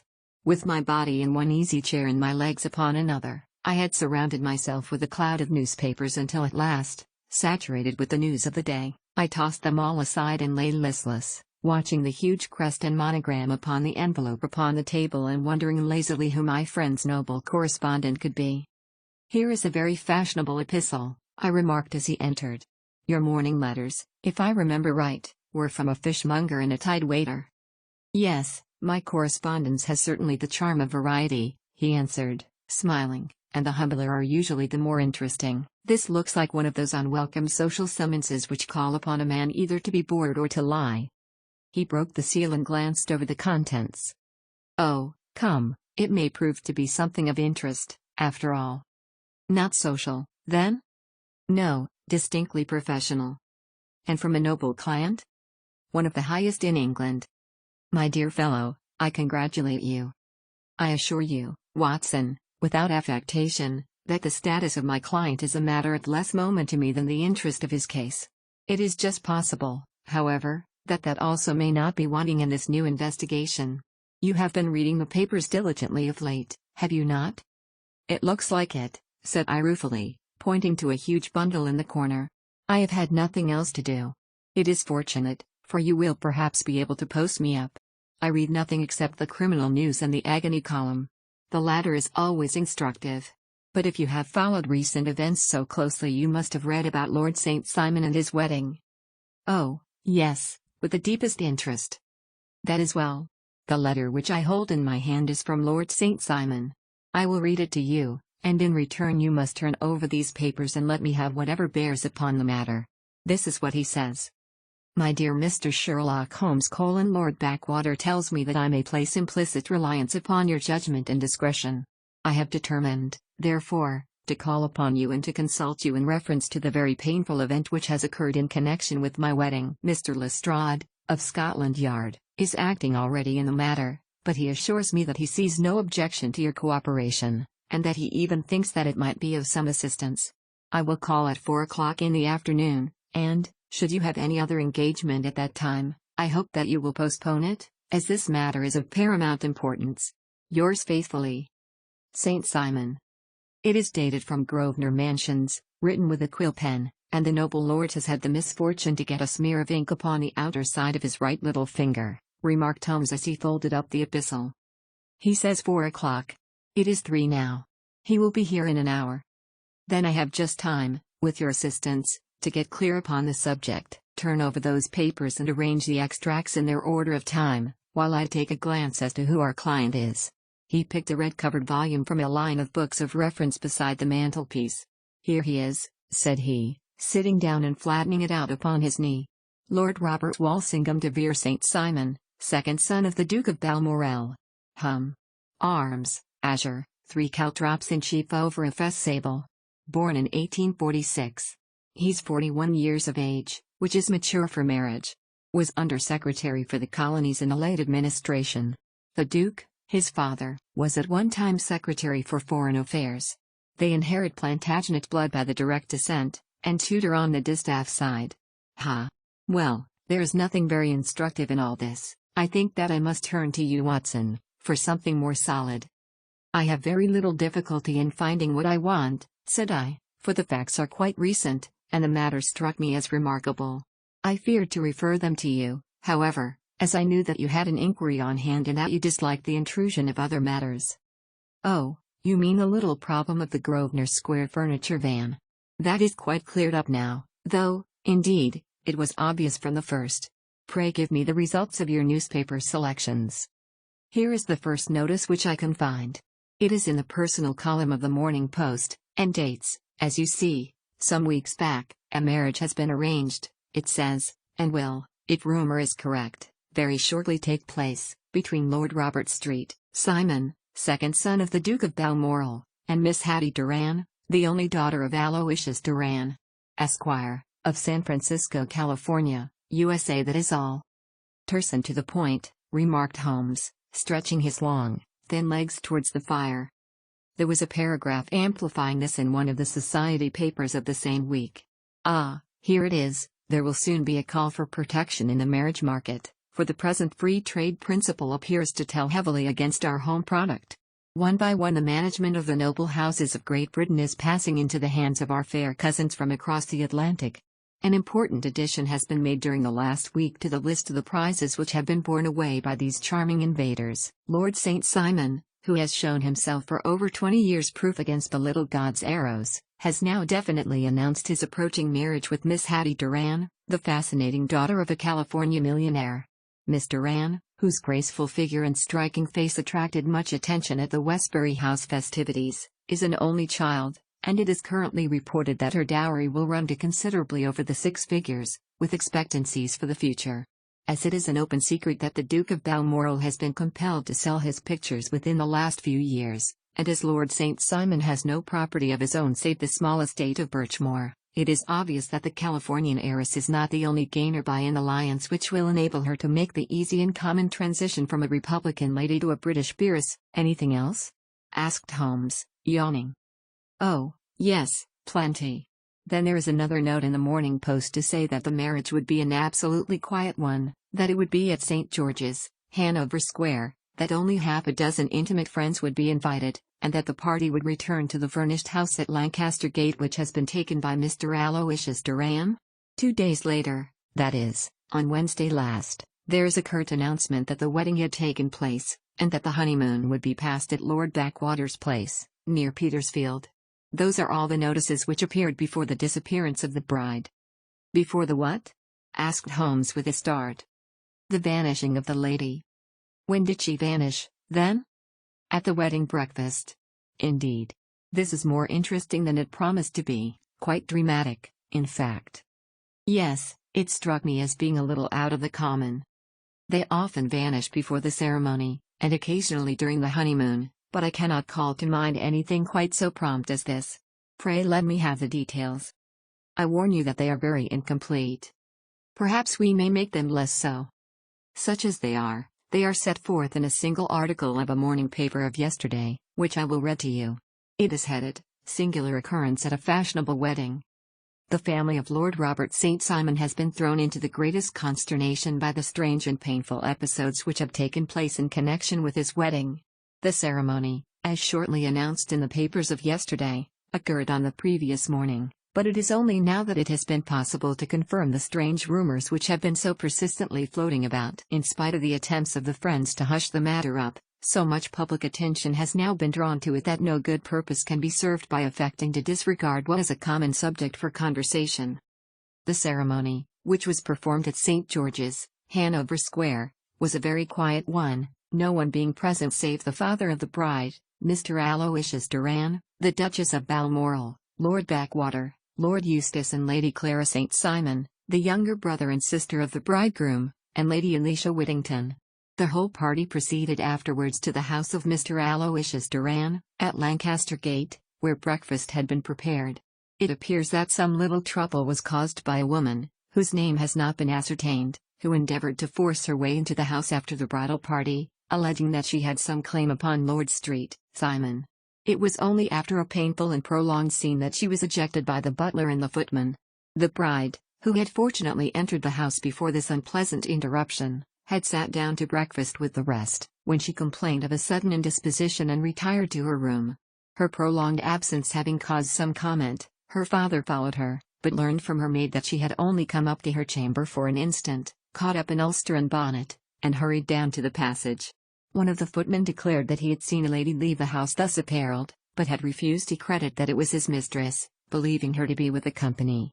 On ascertaining that his daughter had disappeared, Mr. Aloysius Doran, in conjunction with the bridegroom, instantly put themselves in communication with the police, and very energetic inquiries are being made, which will probably result in a speedy clearing up of this very singular business. Up to a late hour last night, however, nothing had transpired as to the whereabouts of the missing lady. There are rumors of foul play in the matter, and it is said that the police have caused the arrest of the woman who had caused the original disturbance, in the belief that, from jealousy or some other motive, she may have been concerned in the strange disappearance of the bride. And is that all? Only one little item in another of the morning papers, but it is a suggestive one. And it is that Miss Flora Miller, the lady who had caused the disturbance, has actually been arrested. It appears that she was formerly a donzeuse at the Allegro, and that she has known the bridegroom for some years. There are no further particulars, and the whole case is in your hands now, so far as it has been set forth in the public press. And an exceedingly interesting case it appears to be. I would not have missed it for worlds. But there is a ring at the bell, Watson, and as the clock makes it a few minutes after 4, I have no doubt that this will prove to be our noble client. Do not dream of the going, Watson, for I very much prefer having the witness, if only as a check to my own memory.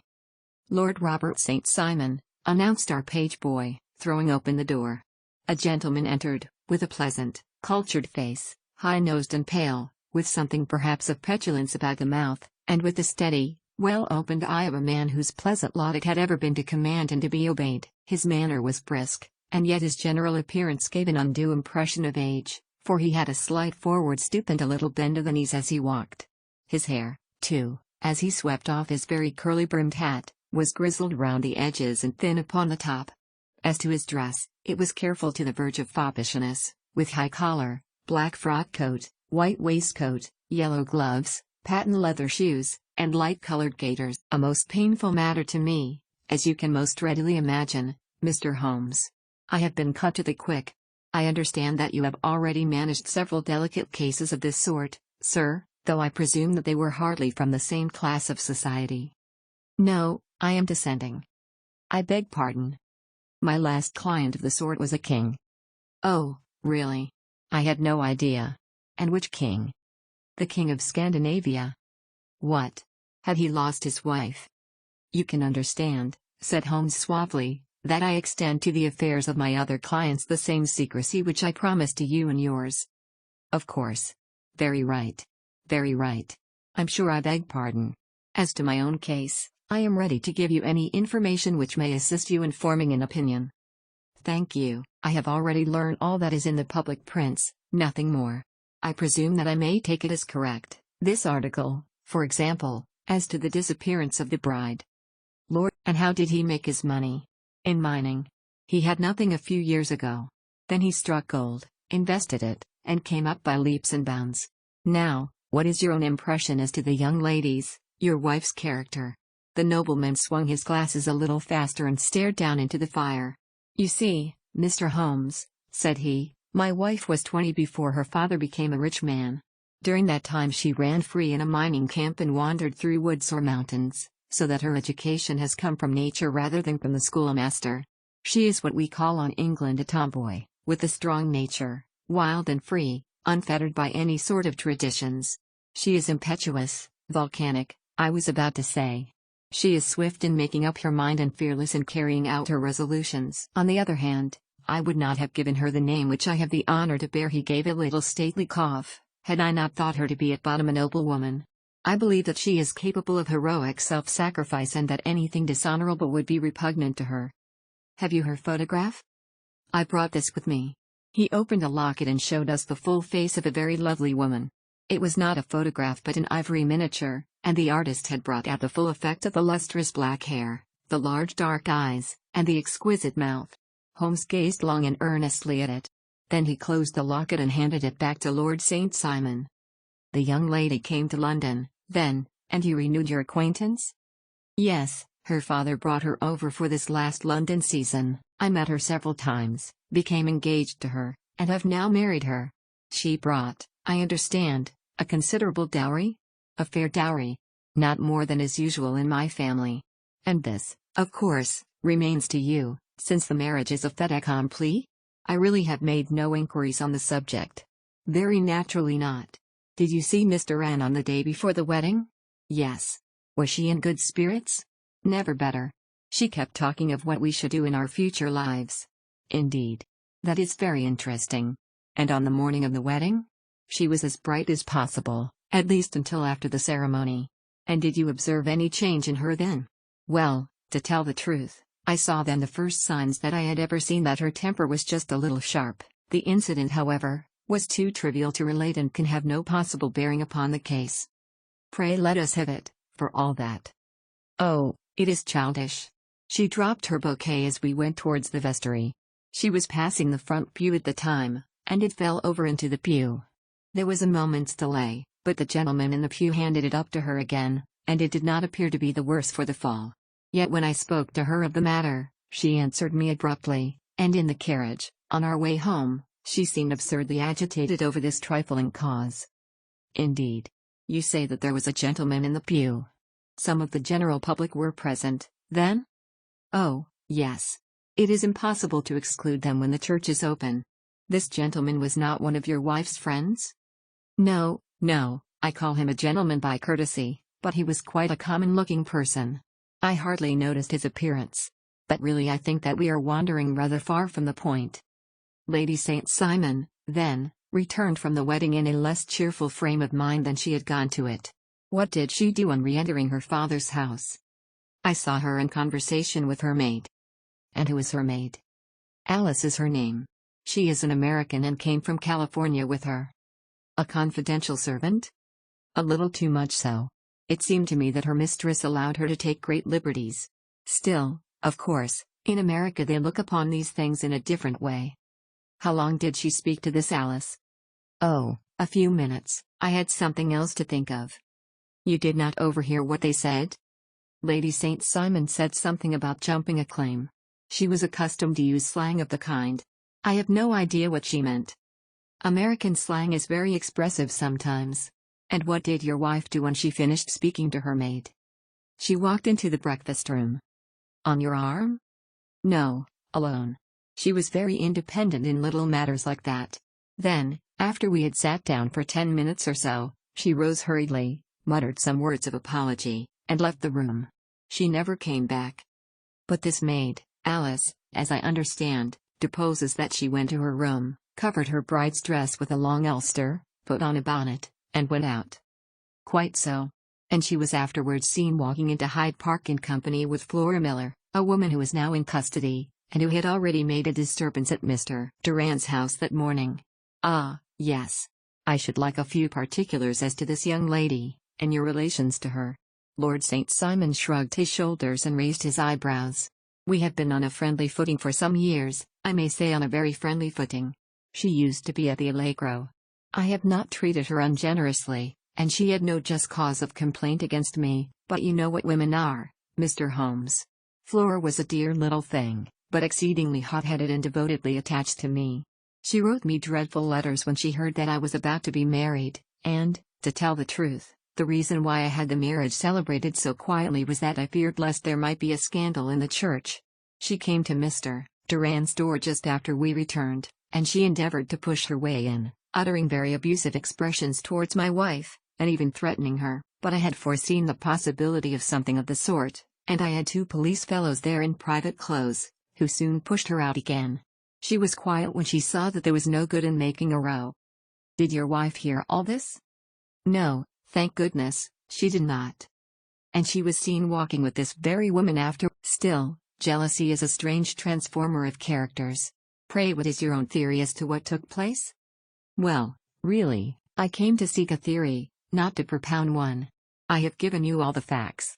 Since you ask me, however, I may say that it has occurred to me as possible that the excitement of this affair, the consciousness that she had made so immense a social stride, had the effect of causing some little nervous disturbance in my wife. In short, that she had become suddenly deranged? Well, really, when I consider that she has turned her back, I will not say upon me, but upon so much that many have aspired to without success, I can hardly explain it in any other fashion. Well, certainly that is also a conceivable hypothesis, said Holmes, smiling. And now, Lord St. Simon, I think that I have nearly all my data. May I ask whether you were seated at the breakfast table so that you could see out of the window? We could see the other side of the road in the park. Quite so. Then I do not think that I need to detain you longer. I shall communicate with you. Should you be fortunate enough to solve this problem, said our client, rising. I have solved it. Eh? What was that? I say that I have solved it. Where, then, is my wife? That is a detail which I shall speedily supply. Lord St. Simon shook his head. I am afraid that it will take wiser heads than yours or mine, he remarked, and bowing in a stately, old-fashioned manner he departed. It is very good of Lord St. Simon to honor my head by putting it on a level with his own, said Sherlock Holmes, laughing. I think that I shall have a whiskey and soda and a cigar after all this cross-questioning. I had formed my conclusions as to the case before our client came into the room. My dear Holmes, I have notes of several similar cases, though none, as I remarked before, which were quite as prompt. My whole examination served to turn my conjecture into a certainty. Circumstantial evidence is occasionally very convincing, as when you find a trout in the milk, to quote Thoreau's example. But I have heard all that you have heard. Without, however, the knowledge of pre-existing cases which serves me so well. There was a parallel instance in Aberdeen some years back, and something on very much the same lines at Munich the year after the Franco-Prussian War. It is one of these cases, but, hello, here's Lestrade. Good afternoon, Lestrade. You will find an extra tumbler upon the sideboard, and there are cigars in the box. The official detective was attired in a pea jacket and cravat, which gave him a decidedly nautical appearance, and he carried a black canvas bag in his hand. With a short greeting he seated himself and lit the cigar which had been offered to him. What's up, then? Asked Holmes with a twinkle in his eye. You look dissatisfied. And I feel dissatisfied. It is this infernal St. Simon marriage case. I can make neither head nor tail of the business. Really? You surprise me. Who ever heard of such a mixed affair? Every clue seems to slip through my fingers. I have been at work upon it all day. And very wet it seems to have made you, said Holmes, laying his hand upon the arm of the pea jacket. Yes, I have been dragging the Serpentine. In heaven's name, what for? In search of the body of Lady St. Simon. Sherlock Holmes leaned back in his chair and laughed heartily. Have you dragged the basin of Trafalgar Square fountain? He asked. Why? What do you mean? Because you have just as good a chance of finding this lady in the one as in the other. Lestrade shot an angry glance at my companion. I suppose you know all about it, he snarled. Well, I have only just heard the facts, but my mind is made up. Oh, indeed. Then you think that the Serpentine plays no part in the matter? I think it very unlikely. Then perhaps you will kindly explain how it is that we found this in it? He opened his bag as he spoke, and tumbled onto the floor a wedding dress of watered silk, a pair of white satin shoes and a bride's wreath and veil, all discolored and soaked in water. "There," said he, putting a new wedding ring upon the top of the pile. "There is a little nut for you to crack, Master Holmes." "Oh, indeed," said my friend, blowing blue rings into the air. "You dragged them from the Serpentine?" "No. They were found floating near the margin by a park keeper. They have been identified as her clothes, and it seemed to me that if the clothes were there the body would not be far off. By the same brilliant reasoning, every man's body is to be found in the neighborhood of his wardrobe. And pray what did you hope to arrive at through this?" "At some evidence implicating Flora Miller in the disappearance." "I am afraid that you will find it difficult." "Are you, indeed, now?" cried Lestrade with some bitterness. "I am afraid, Holmes, that you are not very practical with your deductions and your inferences. You have made 2 blunders in as many minutes. This dress does implicate Miss Flora Miller." "And how?" "In the dress is a pocket. In the pocket is a card case. In the card case is a note. And here is the very note." He slapped it down upon the table in front of him. "Listen to this. You will see me when all is ready. Come at once. F. H. M." Now my theory all along has been that Lady St. Simon was decoyed away by Flora Miller, and that she, with confederates, no doubt, was responsible for her disappearance. Here, signed with her initials, is the very note which was no doubt quietly slipped into her hand at the door and which lured her within their reach. "Very good, Lestrade," said Holmes, laughing. "You really are very fine indeed. Let me see it." He took up the paper in a listless way, but his attention instantly became riveted, and he gave a little cry of satisfaction. "This is indeed important," said he. "Ha! You find it so?" "Extremely so. I congratulate you warmly." Lestrade rose in his triumph and bent his head to look. "Why," he shrieked, "you're looking at the wrong side." "On the contrary, this is the right side." "The right side? You're mad. Here is the note written in pencil over here. And over here is what appears to be the fragment of a hotel bill, which interests me deeply." "There's nothing in it. I looked at it before," said Lestrade. "October 4th, rooms 8, breakfast 2s, 60, cocktail 1s, lunch 2s, 60, glass sherry, 8 die. I see nothing in that." "Very likely not. It is most important, all the same. As to the note, it is important also, or at least the initials are, so I congratulate you again." "I've wasted time enough," said Lestrade, rising. "I believe in hard work and not in sitting by the fire spinning fine theories. Good day, Mr. Holmes, and we shall see which gets to the bottom of the matter first." He gathered up the garments, thrust them into the bag, and made for the door. "Just one hint to you, Lestrade," drawled Holmes before his rival vanished. "I will tell you the true solution of the matter. Lady St. Simon is a myth. There is not, and there never has been, any such person." Lestrade looked sadly at my companion. Then he turned to me, tapped his forehead 3 times, shook his head solemnly, and hurried away. He had hardly shut the door behind him when Holmes rose to put on his overcoat. "There is something in what the fellow says about outdoor work," he remarked, "so I think, Watson, that I must leave you to your papers for a little." It was after 5 o'clock when Sherlock Holmes left me, but I had no time to be lonely, for within an hour there arrived the confectioner's man with a very large flat box. This he unpacked with the help of a youth whom he had brought with him, and presently, to my very great astonishment, a quite epicurean little cold supper began to be laid out upon our humble lodging-house mahogany. There were a couple of brace of cold woodcock, a pheasant, a pâté de foie gras pie with a group of ancient and cobwebby bottles. Having laid out all these luxuries, my 2 visitors vanished away, like the genii of the Arabian Nights, with no explanation save that the things had been paid for and were ordered to this address. Just before 9 o'clock Sherlock Holmes stepped briskly into the room. His features were gravely set, but there was a light in his eye which made me think that he had not been disappointed in his conclusions. "They have laid the supper, then," he said, rubbing his hands. "You seem to expect company. They have laid for 5. "Yes, I fancy we may have some company dropping in," said he. "I am surprised that Lord St. Simon has not already arrived. Ha! I fancy that I hear his step now upon the stairs." It was indeed our visitor of the afternoon who came bustling in, dangling his glasses more vigorously than ever, and with a very perturbed expression upon his aristocratic features. "My messenger reached you, then?" asked Holmes. "Yes, and I confess that the contents startled me beyond measure. Have you good authority for what you say? The best possible. Lord St. Simon sank into a chair and passed his hand over his forehead. What will the Duke say, he murmured, when he hears that one of the family has been subjected to such humiliation? It is the purest accident. I cannot allow that there is any humiliation. Ah, you look on these things from another standpoint. I fail to see that anyone is to blame.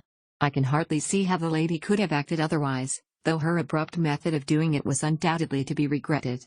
Having no mother, she had no one to advise her at such a crisis.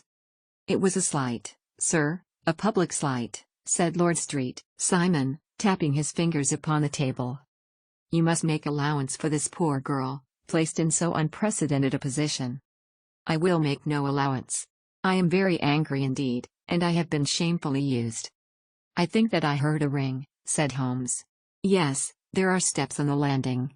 If I cannot persuade you to take a lenient view of the matter. The lady had taken a quick step forward and had held out her hand to him, but he still refused to raise his eyes. It was as well for his resolution, perhaps, for her pleading face was one which it was hard to resist. You're angry, Robert, said she. Well, I guess you have every cause to be. Pray make no apology to me, said Lord St. Simon bitterly. Oh, yes, I know that I have treated you real bad and that I should have spoken to you before I went, but I was kind of rattled, and from the time when I saw Frank here again I just didn't know what I was doing or saying.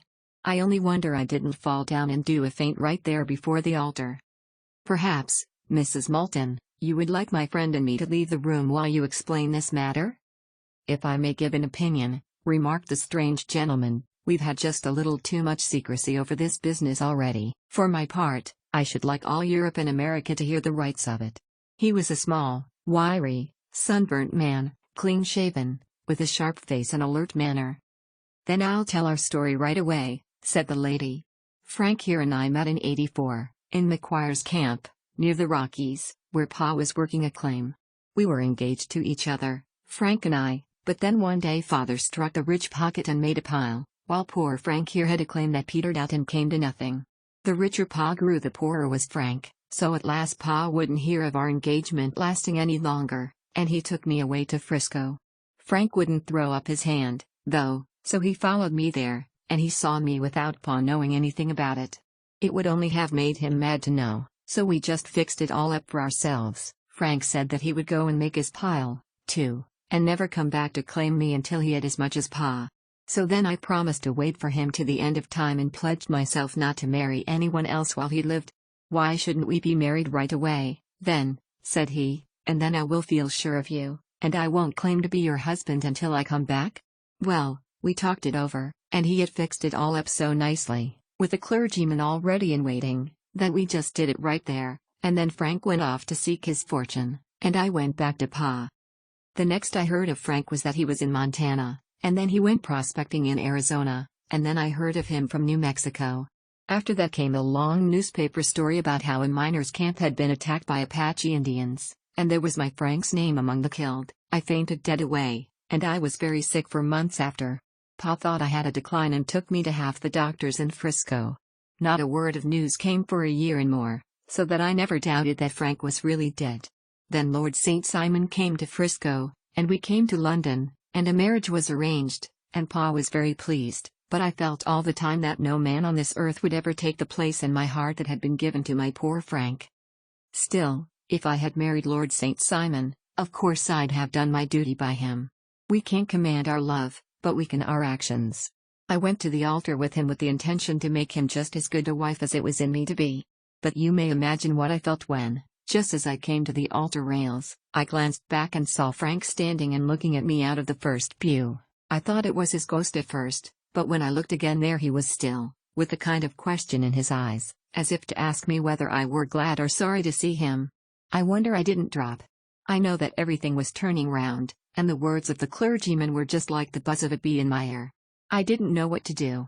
Should I stop the service and make a scene in the church? I glanced at him again, and he seemed to know what I was thinking, for he raised his finger to his lips to tell me to be still. Then I saw him scribble on a piece of paper, and I knew that he was writing me a note. As I passed his pew on the way out I dropped my bouquet over to him, and he slipped the note into my hand when he returned. It was only a line asking me to join him when he made the sign to me to do so. Of course, I never doubted for a moment that my first duty was now to him, and I determined to do just whatever he might direct. When I got back, I told my maid, who had known him in California, and had always been his friend. I ordered her to say nothing, but to get a few things packed and my ulster ready. I know I ought to have spoken to Lord St. Simon, but it was dreadful hard before his mother and all those great people. I just made up my mind to run away and explain afterwards. I hadn't been. Some woman came talking something or other about Lord St. Simon to me, seemed to me from the little I heard as if he had a little secret of his own before marriage also, but I managed to get away from her and soon overtook Frank. We got into a cab together, and away we drove to some lodgings he had taken in Gordon Square, and that was my true wedding after all those years of waiting. Frank had been a prisoner among the Apaches, had escaped, came on to Frisco, found that I had given him up for dead and had gone to England, followed me there, and had come upon me at last on the very morning of my second wedding. I saw it in a paper, explained the American. It gave the name in the church but not where the lady lived. Then we had a talk as to what we should do, and Frank was all for openness, but I was so ashamed of it all that I felt as if I should like to vanish away and never see any of them again, just sending a line to Pa, perhaps, to show him that I was alive. It was awful to me to think of all those lords and ladies sitting round that breakfast table and waiting for me to come back. So Frank took my wedding clothes and things and made a bundle of them, so that I should not be traced, and dropped them away somewhere where no one could find them.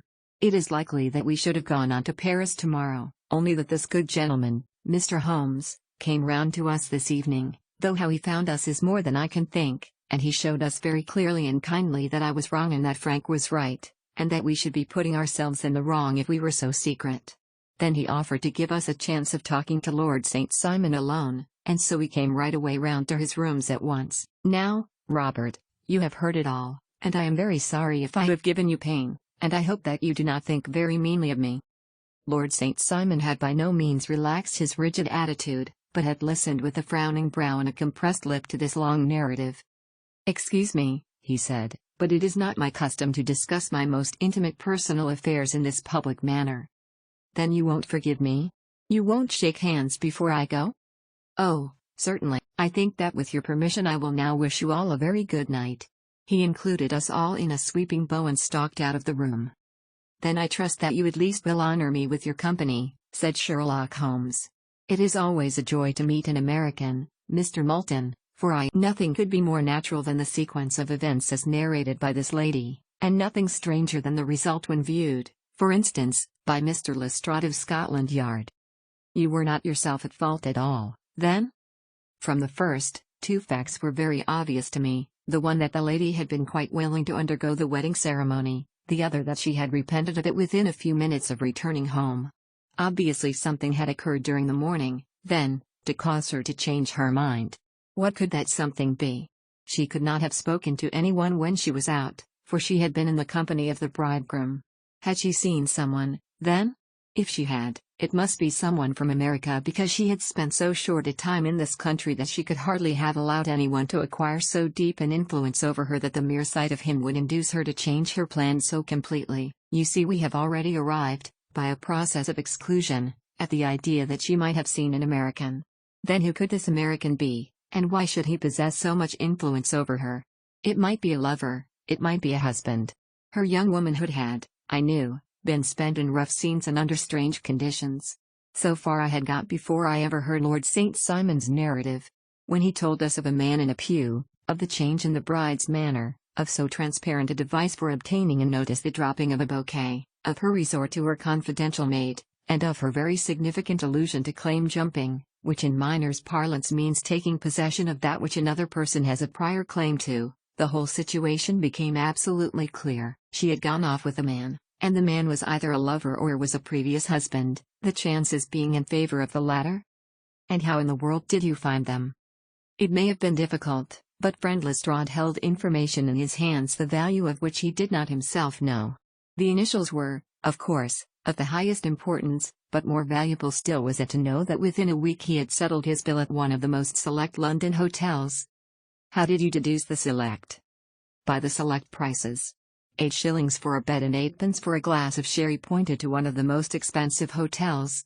There are not many in London which charge at that rate. In the second one, which I visited in Northumberland Avenue, I learned by an inspection of the book that Francis H. Moulton, an American gentleman, had left only the day before, and on looking over the entries against him, I came upon the very items which I had seen in the duplicate bill. His letters were to be forwarded to 226 Gordon Square, so thither I travelled, and being fortunate enough to find the loving couple at home, I ventured to give them some paternal advice and to point out to them that it would be better in every way that they should make their position a little clearer both to the general public and to Lord St. Simon in particular. I invited them to meet him here, and, as you see, I made him keep the appointment. But with no very good result, I remarked. His conduct was certainly not very gracious.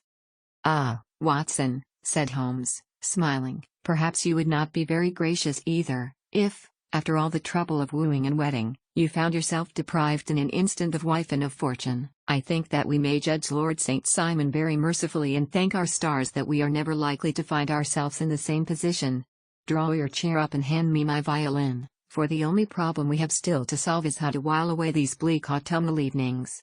Chapter 11: The Adventure of the Beryl Coronet. "Holmes," said I as I stood one morning in our bow window looking down the street, "here is a madman coming along. It seems rather sad that his relatives should allow him to come out alone." My friend rose lazily from his armchair and stood with his hands in the pockets of his dressing gown, looking over my shoulder. It was a bright, crisp February morning, and the snow of the day before still lay deep upon the ground, shimmering brightly in the wintry sun. Down the center of Baker Street it had been plowed into a brown crumbly band by the traffic, but at either side and on the heaped-up edges of the footpaths it still lay as white as when it fell. The grey pavement had been cleaned and scraped, but was still dangerously slippery, so that there were fewer passengers than usual. Indeed, from the direction of the Metropolitan Station no one was coming save the single gentleman whose eccentric conduct had drawn my attention. He was a man of about 50, tall, portly, and imposing, with a massive, strongly marked face and a commanding figure. He was dressed in a somber yet rich style, in black frock coat, shining hat, neat brown gaiters, and well-cut pearl grey trousers. Yet his actions were in absurd contrast to the dignity of his dress and features, for he was running hard, with occasional little springs, such as a wary man gives who is little accustomed to set any tax upon his legs. As he ran he jerked his hands up and down, waggled his head, and writhed his face into the most extraordinary contortions. "What on earth can be the matter with him?" I asked. "He is looking up at the numbers of the houses." "I believe that he is coming here," said Holmes, rubbing his hands. "Here?" "Yes, I rather think he is coming to consult me professionally. I think that I recognize the symptoms. Ha! Did I not tell you?" As he spoke, the man, puffing and blowing, rushed at our door and pulled at our bell until the whole house resounded with the clanging. A few moments later he was in our room, still puffing, still gesticulating, but with so fixed a look of grief and despair in his eyes that our smiles were turned in an instant to horror and pity. For a while he could not get his words out, but swayed his body and plucked at his hair like one who has been driven to the extreme limits of his reason.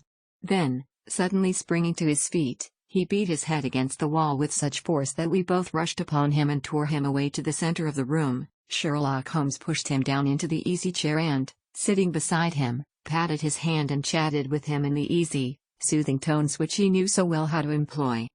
"You have come to me to tell your story, have you not?" said he. "You are fatigued with your haste. Pray wait until you have recovered yourself, and then I shall be most happy to look into any little problem which you may submit to me." The man sat for a minute or more with a heaving chest, fighting against his emotion. Then he passed his handkerchief over his brow, set his lips tight, and turned his face towards us. "No doubt you think me mad?" said he. "I see that you have had some great trouble," responded Holmes. "God knows I have. A trouble which is enough to unseat my reason, so sudden and so terrible is it. Public disgrace I might have faced, although I am a man whose character has never yet borne a stain. Private affliction also is the lot of every man, but the two coming together, and in so frightful a form, have been enough to shake my very soul. What could have happened, then, to bring one of the foremost citizens of London to this most pitiable pass?" We waited, all curiosity, until with another effort he braced himself to tell his story. "I feel that time is of value," said he. "That is why I hastened here when the police inspector suggested that I should secure your cooperation. I came to Baker Street by the Underground and hurried from there on foot, for the cabs go slowly through this snow. That is why I was so out of breath, for I am a man who takes very little exercise. I feel better now, and I will put the facts before you as shortly and yet as clearly as I can. It is, of course, well known to you that in a successful banking business as much depends upon our being able to find remunerative investments for our funds as upon our increasing our connection and the number of our depositors. One of our most lucrative means of laying out money is in the shape of loans, where the security is unimpeachable. We have done a good deal in this direction during the last few years, and there are many noble families to whom we have advanced large sums upon the security of their pictures, libraries, or plate. Yesterday morning I was seated in my office at the bank when a card was brought in to me by one of the clerks. I started when I saw the name, for it was that of none other than, well, perhaps even to you I had better say no more than that it was a name which is a household word all over the earth, one of the highest, noblest, most exalted names in England. I was overwhelmed by the honor and attempted, when he entered, to say so, but he plunged at once into business with the air of a man who wishes to hurry quickly through a disagreeable task. "Mr. Holder," said he, "I have been informed that you are in the habit of advancing." "I should be happy to advance it without further parley from my own private purse," said I, "were it not that the strain would be rather more than it could bear. If, on the other hand, I am to do it in the name of the firm, then in justice to my partner I must insist that, even in your case, every businesslike precaution should be taken." "I should much prefer to have it so," said he, raising up a square, black morocco case which he had laid beside his chair. "You have doubtless heard of the Beryl Coronet." "One of the most precious public possessions of the empire," said I. "Precisely." He opened the case, and there, embedded in soft, flesh-colored velvet, lay the magnificent piece of jewelry which he had named. "There are 39 enormous barrels," said he, "and the price of the gold chasing is incalculable. The lowest estimate would put the worth of the coronet at double the sum which I have asked. I am prepared to leave it with you as my security." I took the precious case into my hands and looked in some perplexity from it to my illustrious client. "You doubt its value?" he asked. "Not at all. I only doubt the propriety of my leaving it. You may set your mind at rest about that. I should not dream of doing so were it not absolutely certain that I should be able in 4 days to reclaim it. It is a pure matter of form. Is the security sufficient?" "Ample. You understand, Mr. Holder, that I am giving you a strong proof of the confidence which I have in you, founded upon all that I have heard of you. I rely upon you not only to be discreet and to refrain from all gossip upon the matter but, above all, to preserve this coronet with every possible precaution because I need not say that a great public scandal would be caused if any harm were to befall it. Any injury to it would be almost as serious as its complete loss, for there are no barrels in the world to match these, and it would be impossible to replace them. I leave it with you, however, with every confidence, and I shall call for it in person on Monday morning." Seeing that my client was anxious to leave, I said no more but, calling for my cashier, I ordered him to pay over £51,000 notes. When I was alone once more, however, with the precious case lying upon the table in front of me, I could not but think with some misgivings of the immense responsibility which it entailed upon me. There could be no doubt that, as it was a national possession, a horrible scandal would ensue if any misfortune should occur to it. I already regretted having ever consented to take charge of it. However, it was too late to alter the matter now, so I locked it up in my private safe and turned once more to my work. When evening came I felt that it would be an imprudence to leave so precious a thing in the office behind me. Bankers' safes had been forced before now, and why should not mine be? If so, how terrible would be the position in which I should find myself. I determined, therefore, that for the next few days I would always carry the case backward and forward with me, so that it might never be really out of my reach. With this intention, I called a cab and drove out to my house at Streatham, carrying the jewel with me. I did not breathe freely until I had taken it upstairs and locked it in the bureau of my dressing room. And now a word as to my household, Mr. Holmes, for I wish you to thoroughly understand the situation. My groom and my page sleep out of the house, and may be set aside altogether. I have 3 maidservants who have been with me a number of years and whose absolute reliability is quite above suspicion. I am a widower and have an only son, Arthur. He has been a disappointment to me, Mr. Holmes, a grievous disappointment. I have no doubt that I am myself to blame. People tell me that I have spoiled him. Very likely I have. When my dear wife died, I felt that he was all I had to love. I could not bear to see the smile fade even for a moment from his face. I have never denied him a wish. Perhaps it would have been better for both of us had I been sterner, but I meant it for the best. It was naturally my intention that he should succeed me in my business, but he was not of a business turn. He was wild, wayward, and, to speak the truth, I could not trust him in the handling of large sums of money. When he was young he became a member of an aristocratic club, and there, having charming manners, he was soon the intimate of a number of men with long purses and expensive habits. He learned to play heavily at cards and to squander money on the turf, until he had again and again to come to me and implore me to give him an advance upon his allowance, that he might settle his debts of honor. He tried more than once to break away from the dangerous company which he was keeping, but each time the influence of his friend, Sir George Burnwell, was enough to draw him back again. And, indeed, I could not wonder that such a man as Sir George Burnwell should gain an influence over him, for he has frequently brought him to my house, and I have found myself that I could hardly resist the fascination of his manner. He is older than Arthur, a man of the world to his fingertips, one who had been everywhere, seen everything, a brilliant talker, and a man of great personal beauty. Yet when I think of him in cold blood, far away from the glamour of his presence, I am convinced from his cynical speech and the look which I have caught in his eyes that he is one who should be deeply distrusted. So I think, and so, too, thinks my little Mary, who has a woman's quick insight into character.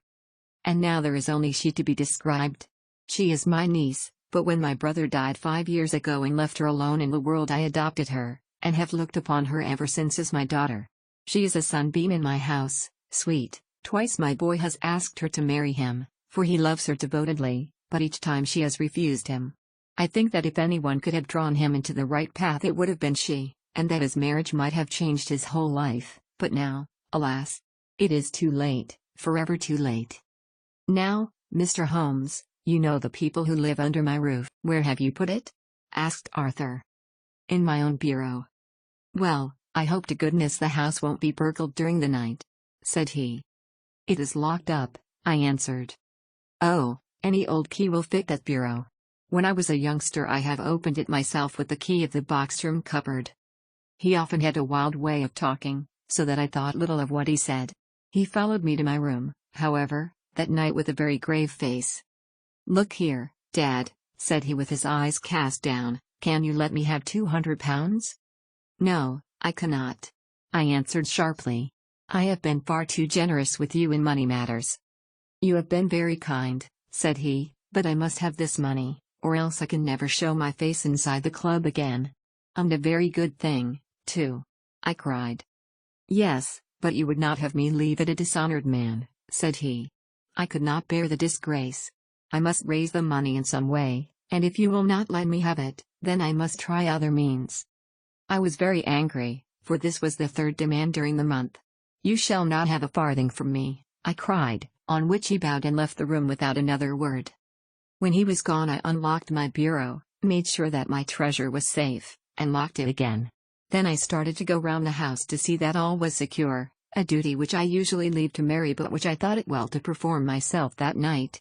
As I came down the stairs I saw Mary herself at the side window of the hall, which she closed and fastened as I approached. Tell me, Dad, said she, looking, I thought, a little disturbed, did you give Lucy, the maid, leave to go out tonight? Certainly not. She came in just now by the back door. I have no doubt that she has only been to the side gate to see someone, but I think that it is hardly safe and should be stopped. You must speak to her in the morning, or I will if you prefer it. Are you sure that everything is fastened? Quite sure, Dad. Then, good night. I kissed her and went up to my bedroom again, where I was soon asleep. I am endeavoring to tell you everything, Mr. Holmes, which may have any bearing upon the case, but I beg that you will question me upon any point which I do not make clear. On the contrary, your statement is singularly lucid. I come to a part of my story now in which I should wish to be particularly so. I am not a very heavy sleeper, and the anxiety in my mind tended, no doubt, to make me even less so than usual.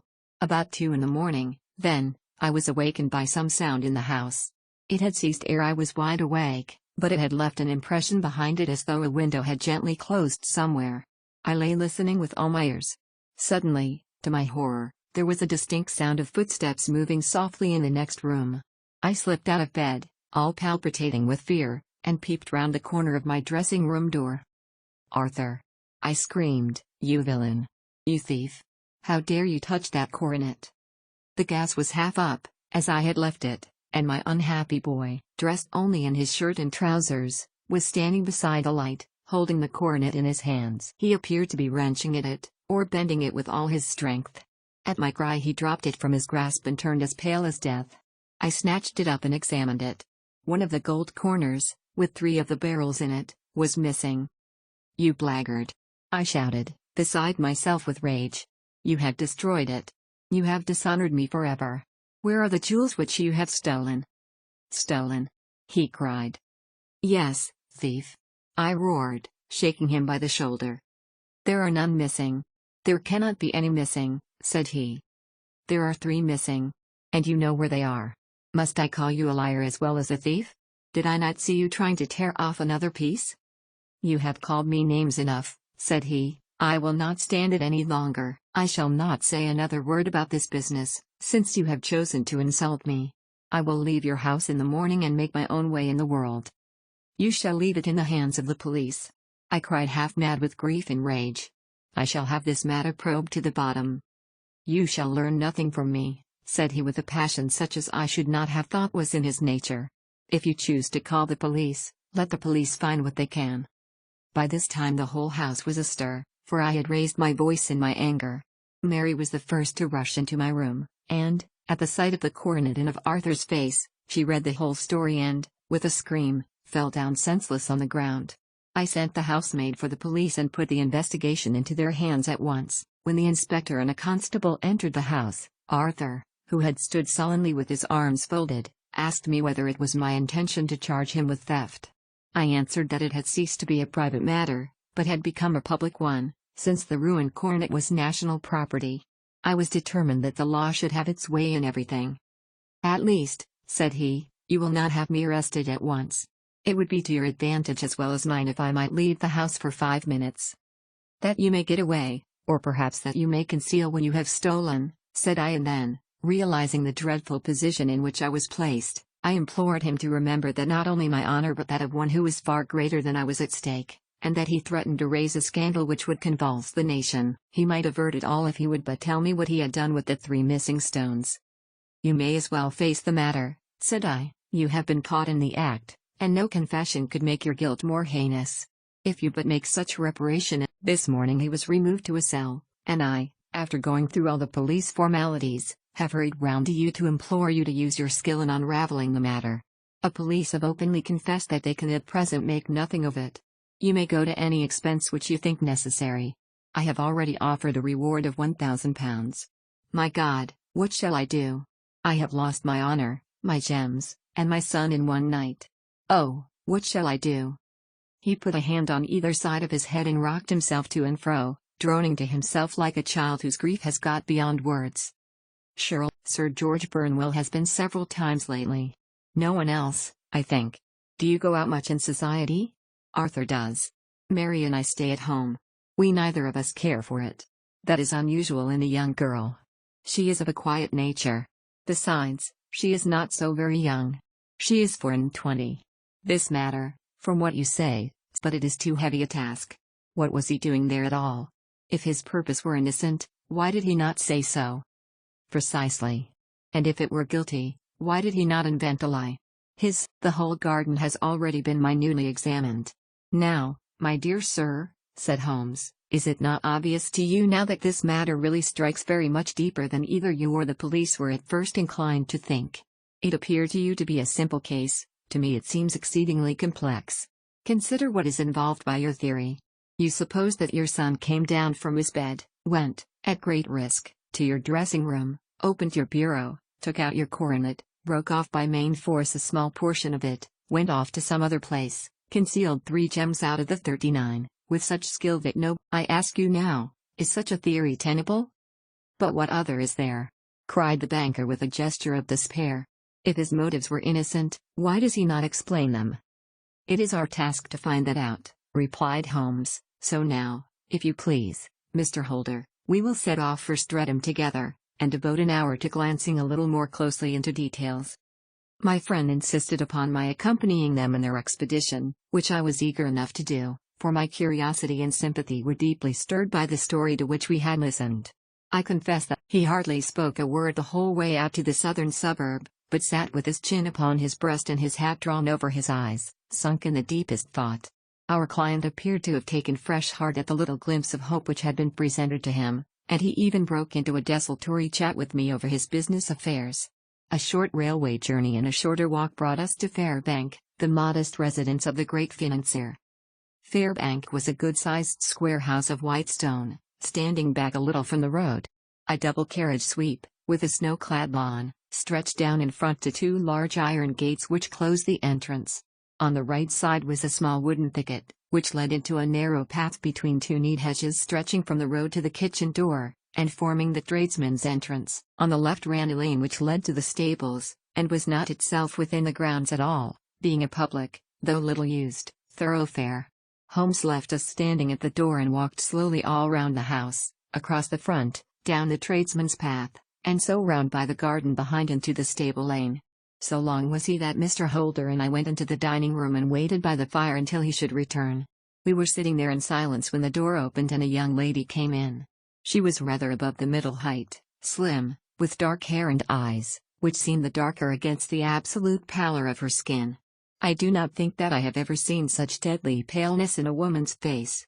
Her lips, too, were bloodless, but her eyes were flushed with crying. As she swept silently into the room she impressed me with a greater sense of grief than the banker had done in the morning, and it was the more striking in her as she was evidently a woman of strong character, with immense capacity for self-restraint. Disregarding my presence, she went straight to her uncle and passed her hand over his head with a sweet womanly caress. "You have given orders that Arthur should be liberated, have you not, Dad?" she asked. No, my girl, the matter must be probed to the bottom. But I am so sure that he is innocent. You know what woman's instincts are. I know that he has done no harm and that you will be sorry for having acted so harshly. Why is he silent, then, if he is innocent? Who knows? Perhaps because he was so angry that you should suspect him. How could I help suspecting him, when I actually saw him with the coronet in his hand? Oh, but he had only picked it up to look at it. Oh, do take my word for it that he is innocent.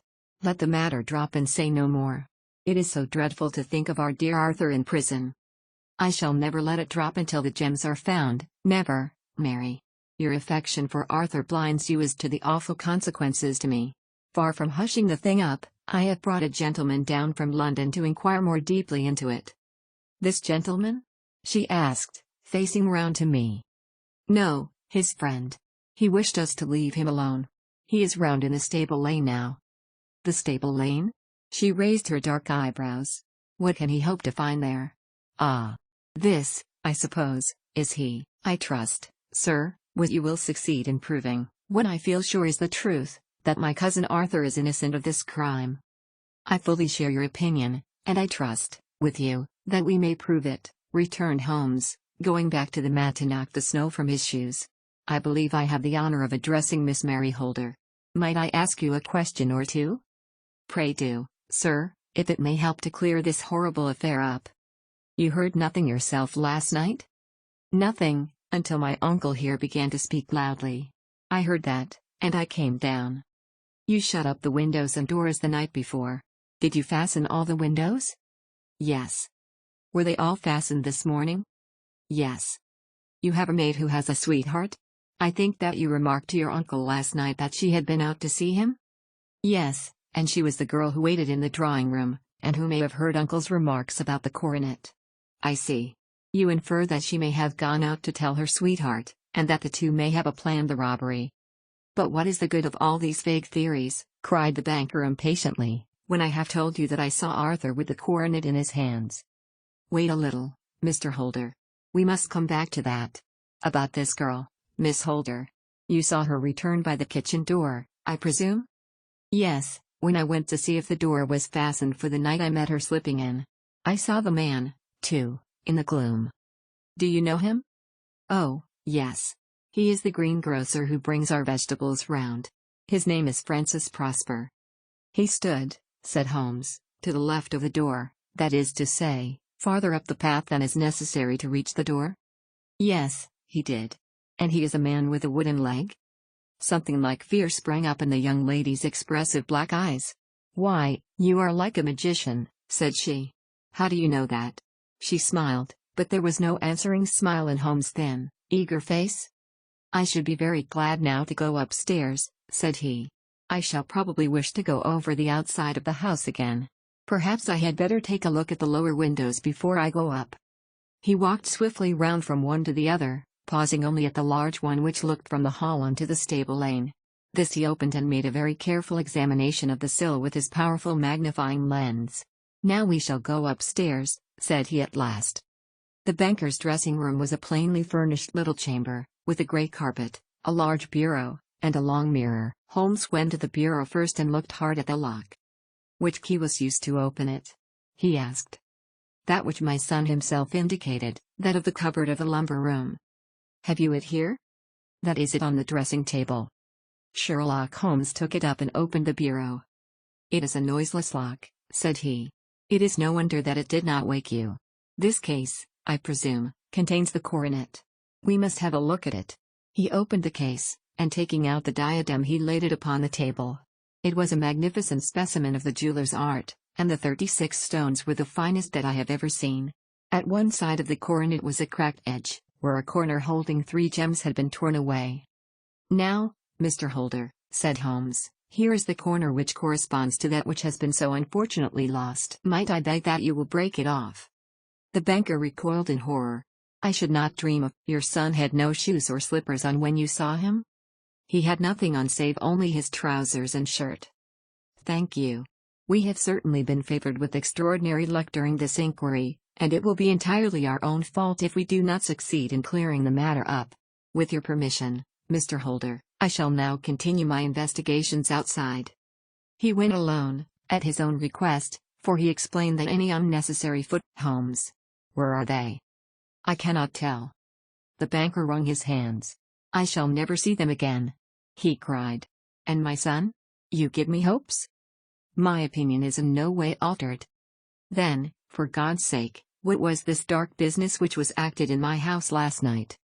If you can call upon me at my Baker Street rooms tomorrow morning between 9 and 10, I shall be happy to do what I can to make it clearer. I understand that you give me carte blanche to act for you, provided only that I get back the gems, and that you place no limit on the sum I may draw. I would give my fortune to have them back. Very good. I shall look into the matter between this and then. Goodbye. It is just possible that I may have to come over here again before evening. It was obvious to me that my companion's mind was now made up about the case, although what his conclusions were was more than I could even dimly imagine. Several times during our homeward journey I endeavored to sound him upon the point, but he always glided away to some other topic, until at last I gave it over in despair. It was not yet 3 when we found ourselves in our rooms once more. He hurried to his chamber and was down again in a few minutes dressed as a common loafer. With his collar turned up, his shiny, seedy coat, his red cravat, and his worn boots, he was a perfect sample of the class. I think that this should do, said he, glancing into the glass above the fireplace. I only wish that you could come with me, Watson, but I fear that it won't do. I may be on the trail in this matter, or I may be following a will-o'-the-wisp, but I shall soon know which it is. I hope that I may be back in a few hours. He cut a slice of beef from the joint upon the sideboard, sandwiched it between 2 rounds of bread, and thrusting this rude meal into his pocket he started off upon his expedition. I had just finished my tea when he returned, evidently in excellent spirits, swinging an old elastic-sided boot in his hand. He chucked it down into a corner and helped himself to a cup of tea. I only looked in as I passed, said he. I am going right on. Where to? Oh, to the other side of the West End. It may be some time before I get back. Don't wait up for me in case I should be late. How are you getting on? Oh, so, nothing to complain of. I have been out to Streatham since I saw you last, but I did not call at the house. It is a very sweet little problem, and I would not have missed it for a good deal. However, I must not sit gossiping here, but must get these disreputable clothes off and return to my highly respectable self. I could see by his manner that he had stronger reasons for satisfaction than his words alone would imply. His eyes twinkled, and there was even a touch of color upon his sallow cheeks. He hastened upstairs, and a few minutes later I heard the slam of the hall door, which told me that he was off once more upon his congenial hunt. I waited until midnight, but there was no sign of his return, so I retired to my room. It was no uncommon thing for him to be away for days and nights on end when he was hot upon a scent, so that his lateness caused me no surprise. I do not know at what hour he came in, but when I came down to breakfast in the morning there he was with the cup of coffee in one hand and the paper in the other, as fresh and trim as possible. "You will excuse my beginning without you, Watson," said he, "but you remember that our client has rather an early appointment this morning." "Why, it is after 9 now," I answered. "I should not be surprised if that were he. I thought I heard a ring." It was, indeed, our friend the financier. I was shocked by the change which had come over him, for his face, which was naturally of a broad and massive mold, was now pinched and fallen in, while his hair seemed to me at least a shade whiter. He entered with a weariness and lethargy which was even more painful than his violence of the morning before, and he dropped heavily into the armchair which I pushed forward for him. "I do not know what I have done to be so severely tried," said he. "Only 2 days ago I was a happy and prosperous man, without a care in the world. Now I am left to a lonely and dishonored age. One sorrow comes close upon the heels of another. My niece, Mary, has deserted me." "Deserted you?" "Yes. Her bed this morning had not been slept in, her room was empty, and a note for me lay upon the hall table. I had said to her last night, in sorrow and not in anger, that if she had married my boy all might have been well with him. Perhaps it was thoughtless of me to say so. It is to that remark that she refers in this note. My dearest Uncle Conan, I feel that I have brought trouble upon you, and that if I had acted differently this terrible misfortune might never have occurred. I cannot, with this thought in my mind, ever again be happy under your roof, and I feel that I must leave you forever. Do not worry about my future, for that is provided for, and, above all, do not search for me, for it will be fruitless labor and an ill service to me. In life or in death, I am ever your loving Mary." What could she mean by that note, Mr. Holmes? Do you think it points to suicide? No, nothing of the kind. It is perhaps the best possible solution. I trust, Mr. Holder, that you are nearing the end of your troubles. Ha! You say so. You have heard something, Mr. Holmes, you have learned something. 3,000 will cover the matter. And there is a little reward, I fancy. Have you your checkbook? Here is a pen. Better make it out for £4,000. With a dazed face the banker made out the required check. Holmes walked over to his desk, took out a little triangular piece of gold with 3 gems in it, and threw it down upon the table. With a shriek of joy our client clutched it up. "You have it," he gasped. "I am saved. I am saved." The reaction of joy was as passionate as his grief had been, and he hugged his recovered gems to his bosom. "There is one other thing you owe, Mr. Holder," said Sherlock Holmes rather sternly. "Oh." He caught up a pen. "Name the sum, and I will pay it." "No, the debt is not to me. You owe a very humble apology to that noble lad, your son, who has carried himself in this matter as I should be proud to see my own son do, should I ever chance to have one." "Then it was not Arthur who took them?" "I told you yesterday, and I repeat today, that it was not." "You are sure of it? Then let us hurry to him at once to let him know that the truth is known." "He knows it already. When I had cleared it all up I had an interview with him, and finding that he would not tell me the story, I told it to him, on which he had to confess that I was right and to add the very few details which were not yet quite clear to me. Your news of this morning, however, may open his lips. For heaven's sake, tell me, then, what is this extraordinary mystery?" "I will do so, and I will show you the steps by which I reached it. And let me say to you, first, that which it is hardest for me to say and for you to hear. There has been an understanding between Sir George Burnwell and your niece Mary. They have now fled together." "My Mary? Impossible." "It is unfortunately more than possible, it is certain. Neither you nor your son knew the true character of this man when you admitted him into your family circle. He is one of the most dangerous men in England, a ruined gambler, an absolutely desperate villain, a man without heart or conscience. Your niece knew nothing of such men. When he breathed his vows to her, as he had done to 100 before her, she flattered herself that she alone had touched his heart. The devil, your niece, when you had, as she thought, gone to your room, slipped down and talked to her lover through the window which leads into the stable lane. His footmarks had pressed right through the snow, so long had he stood there. She told him of the coronet. His wicked lust for gold kindled at the news, and he bent her to his will. I have no doubt that she loved you, but there are women in whom the love of a lover extinguishes all other loves, and I think that she must have been one. She had hardly listened to his instructions when she saw you coming downstairs, on which she closed the window rapidly and told you about one of the servants' escapade with her wooden-legged lover, which was all perfectly true.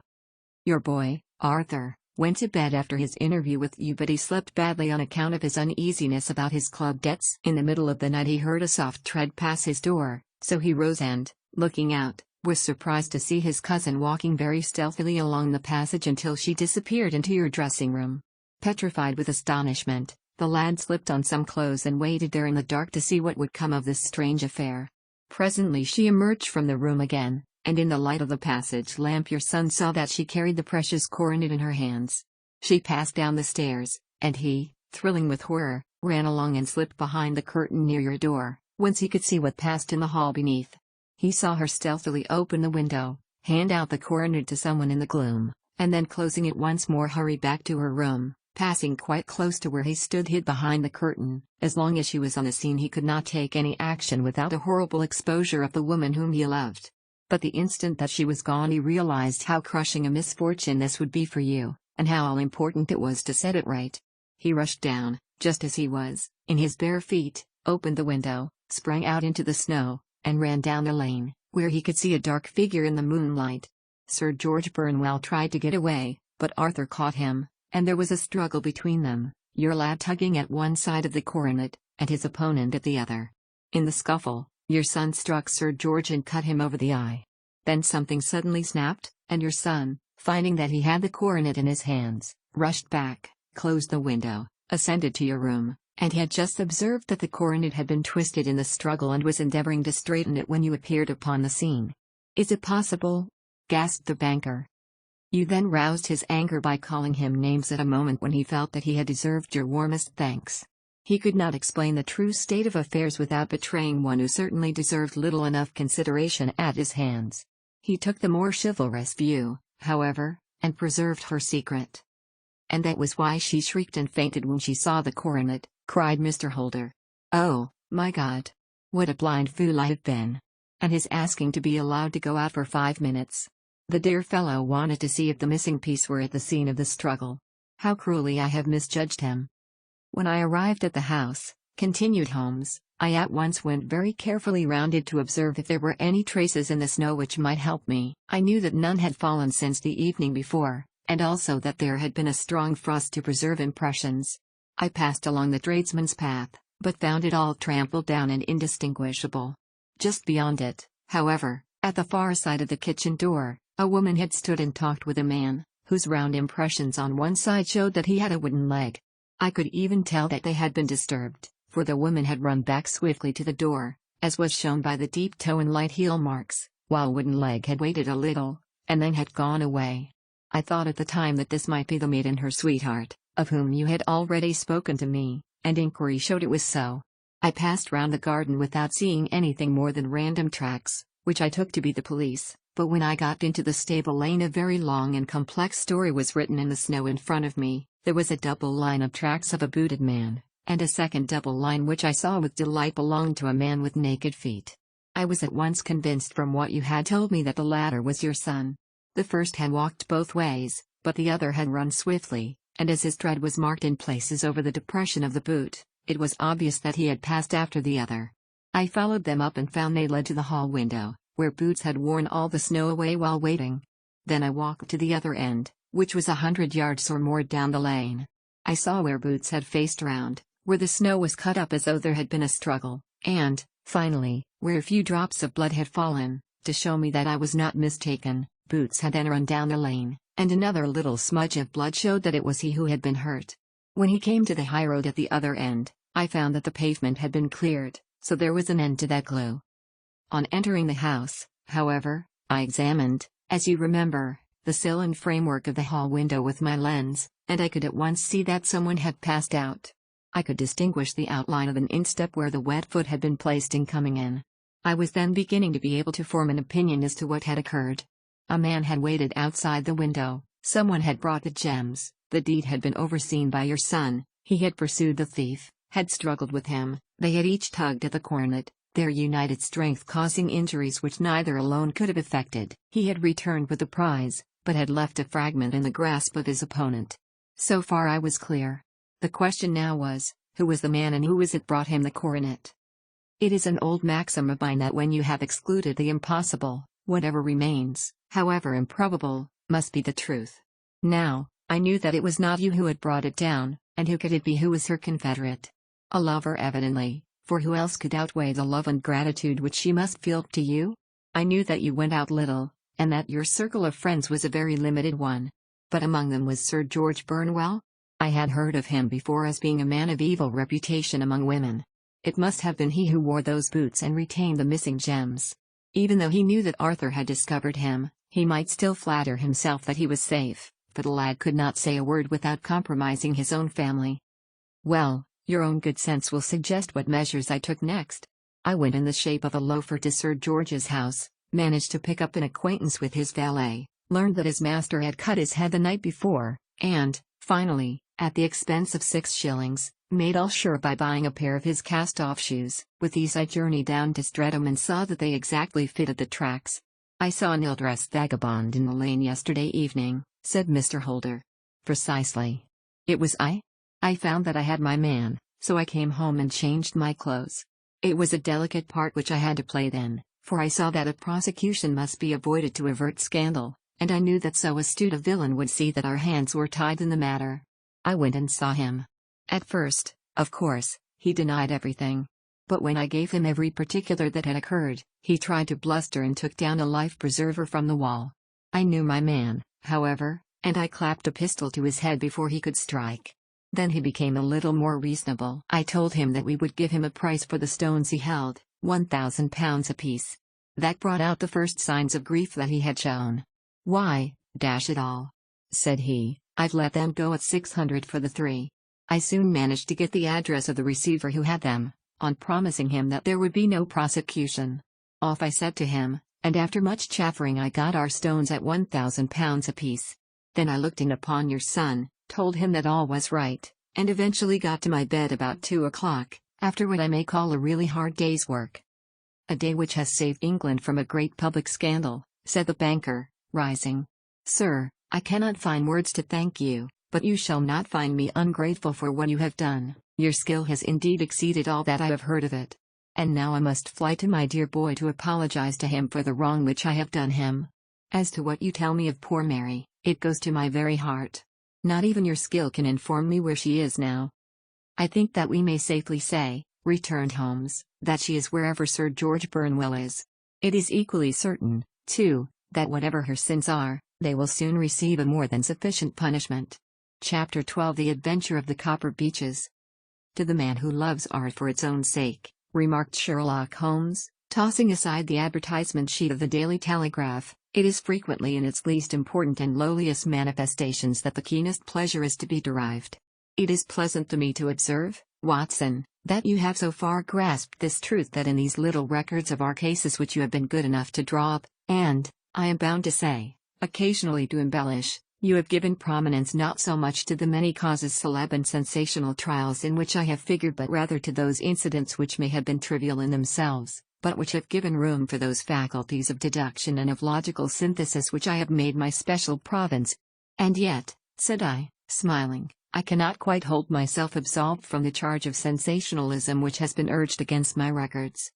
"You have heard, perhaps," he observed, taking up a glowing cinder with the tongs and lighting with it the long cherry wood pipe which was wont to replace his clay when he was in a disputatious rather than a meditative mood, "you have heard perhaps in attempting to put color and life into each of your statements instead of confining yourself to the task of placing upon record that severe reasoning from cause to effect which is really the only notable feature about the thing." "It seems to me that I have done you full justice in the matter," I remarked with some coldness, for I was repelled by the egotism which I had more than once observed to be a strong factor in my friend's singular character. "No, it is not selfishness or conceit," said he, answering, as was his wont, my thoughts rather than my words. "If I claim full justice for my art, it is because it is an impersonal thing, a thing beyond myself. Crime is common. Logic is rare. Therefore it is upon the logic rather than upon the crime that you should dwell. You have degraded what should have been a course of lectures into a series of tales. It was a cold morning of the early spring, and we sat after breakfast on either side of a cheery fire in the old room at Baker Street. A thick fog rolled down between the lines of dun-colored houses, and the opposing windows loomed like dark, shapeless blurs through the heavy yellow wreaths. Our gas was lit and shone on the white cloth and glimmer of china and metal, for the table had not been cleared yet. Sherlock Holmes had been silent all the morning, dipping continuously into the advertisement columns of a succession of papers until at last, having apparently given up his search, he had emerged in no very sweet temper to lecture me upon my literary shortcomings. At the same time, he remarked after a pause, during which he had sat puffing at his long pipe and gazing down into the fire, "You can hardly be open to a charge of sensationalism, for out of these cases which you have been so kind as to interest yourself in, a fair proportion do not treat of crime, in its legal sense, at all. The small matter in which I endeavored to help the King of Bohemia, the singular experience of Miss Mary Sutherland, the problem connected with the man with the twisted lip, and the incident of the noble bachelor, were all matters which are outside the pale of the law, but in avoiding the sensational, I fear that you may have bordered on the trivial." "The end may have been so," I answered, "but the methods I hold to have been novel and of interest." "Pshaw, my dear fellow, what do the public, the great unobservant public, who could hardly tell a weaver by his tooth or a compositor by his left thumb, care about the finer shades of analysis and deduction? But, indeed, if you are trivial, I cannot blame you, for the days of the great cases are past. Man, or at least criminal man, has lost all enterprise and originality. As to my own little practice, it seems to be degenerating into an agency for recovering lost lead pencils and giving advice to young ladies from boarding schools. I think that I have touched bottom at last, however. This note I had this morning marks my 0 point, I fancy. Read it." He tossed a crumpled letter across to me. It was dated from Montague Place upon the preceding evening, and ran thus: "Dear Mr. Holmes: I am very anxious to consult you as to whether I should or should not accept a situation which has been offered to me as governess. I shall call at 10:30 tomorrow if I do not inconvenience you. Yours faithfully, Violet Hunter." "Do you know the young lady?" I asked. "Not I." "It is 10:30 now." "Yes, and I have no doubt that is her ring. It may turn out to be of more interest than you think. You remember that the affair of the blue carbuncle, which appeared to be a mere whim at first, developed into a serious investigation. It may be so in this case, also. Well, let us hope so. But our doubts will very soon be solved, for here, unless I am much mistaken, is the person in question." As he spoke, the door opened and a young lady entered the room. She was plainly but neatly dressed, with a bright, quick face, freckled like a plover's egg, and with the brisk manner of a woman who has had her own way to make in the world. "You will excuse my troubling you, I am sure," said she, as my companion rose to greet her, "but I have had a very strange experience, and as I have no parents or relations of any sort from whom I could ask advice, I thought that perhaps you would be kind enough to tell me what I should do." "Pray take a seat, Miss Hunter. I shall be happy to do anything that I can to serve you." I could see that Holmes was favorably impressed by the manner and speech of his new client. He looked her over in his searching fashion, and then composed himself, with his lids drooping and his fingertips together, to listen to her story. "I have been a governess for 5 years," said she, "in the family of Colonel Spence Munro, but 2 months ago the Colonel received an appointment at Halifax, in Nova Scotia, and took his children over to America with him, so that I found myself without a situation. I advertised, and I answered advertisements, but without success. At last the little money which I had saved began to run short, and I was at my wits' end as to what I should do. There is a well-known agency for governesses in the West End called Westaways, and there I used to call about once a week in order to see whether anything had turned up which might suit me." Westaway was the name of the founder of the business, but it is really managed by Miss Stopare. She sits in her own little office, and the ladies who are seeking employment wait in an anteroom, and are then shown in one by one, when she consults her ledgers and sees whether she has anything which would suit them. Well, when I called last week I was shown into the little office as usual, but I found that Miss Stopare was not alone. A prodigiously stout man with a very smiling face and a great heavy chin which rolled down in fold upon fold over his throat sat at her elbow with a pair of glasses on his nose, looking very earnestly at the ladies who entered. "Capital. Capital." He seemed quite enthusiastic and rubbed his hands together in the most genial fashion. He was such a comfortable-looking man that it was quite a pleasure to look at him. "You were looking for a situation, miss?" he asked.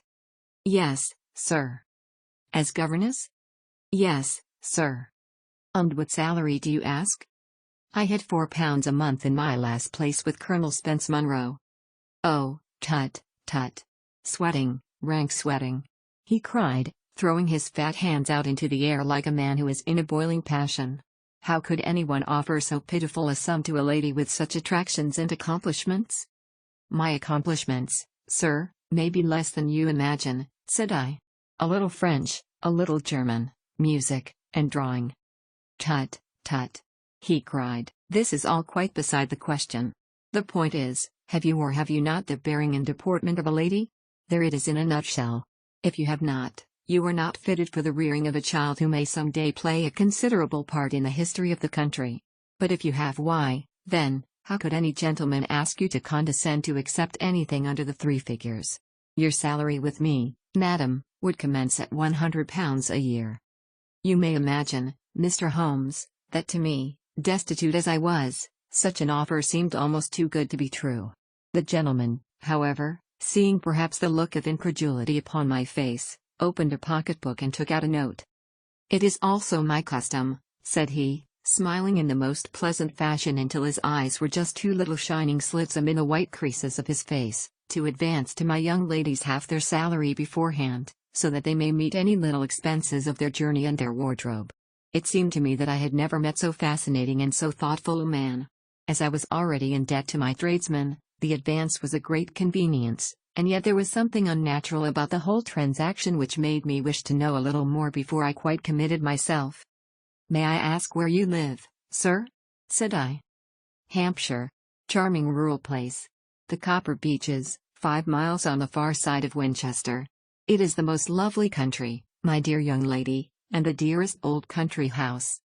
"And my duties, sir? I should be glad to know what they would be." "One child, one dear little romper just 6 years old. Oh, if he could see him killing cockroaches with a slipper. Smack, smack, smack. 3 gone before you could wink." He leaned back in his chair and laughed his eyes into his head again. I was a little startled at the nature of the child's amusement, but the father's laughter made me think that perhaps he was joking. "My sole duties, then," I asked, "are to take charge of a single child?"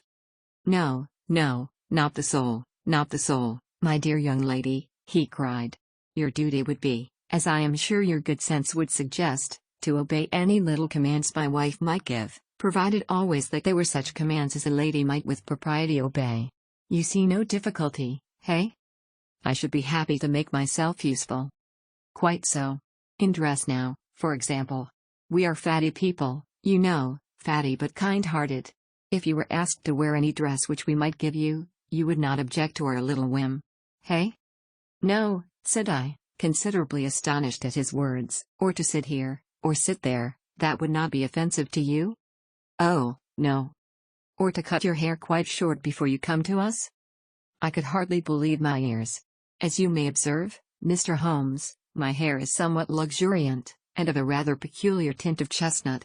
It has been considered artistic. I could not dream of sacrificing it in this offhand fashion." "I am afraid that that is quite impossible," said I.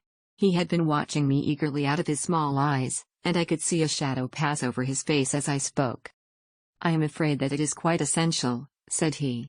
"It is a little fancy of my wife's, and ladies' fancies, you know, madam, ladies' fancies must be consulted. And so you won't cut your hair?" "No, sir, I really could not," I answered firmly. "Ah, very well, then that quite settles the matter. It is a pity, because in other respects you would really have done very nicely. In that case, Miss Stopehair, I had best inspect a few more of your young ladies." The manageress had sat all this while busy with her papers without a word to either of us, but she glanced at me now with so much annoyance upon her face that I could not help suspecting that she had lost a handsome commission through my refusal. "Do you desire your name to be kept upon the books?" she asked. "If you please, Miss Stopehair." "Well, really, it seems rather useless, since you refuse the most excellent offers in this fashion," said she sharply. "You can hardly expect us to exert ourselves to find another such opening for you." "Good day to you, Miss Hunter." She struck a gong upon the table, and I was shown out by the page. Well, Mr. Holmes, when I got back to my lodgings and found little enough in the cupboard, and 2 or 3 bills upon the table, I began to ask myself whether I had not done a very foolish thing. After all, if these people had strange fads and expected obedience on the most extraordinary matters, they were at least ready to pay for their eccentricity. Very few governesses in England are getting £100 a year. Besides, what use was my hair to me? Many people are improved by wearing it short, and perhaps I should be among the number. Next day I was inclined to think that I had made a mistake, and by the day after I was sure of it. I have it here and I will read it to you. The Copper Beeches, near Winchester. Dear Miss Hunter: Miss Stopare has very kindly given me your address, and I write from here to ask you whether you have reconsidered your decision. My wife is very anxious that you should come, for she has been much attracted by my description of you.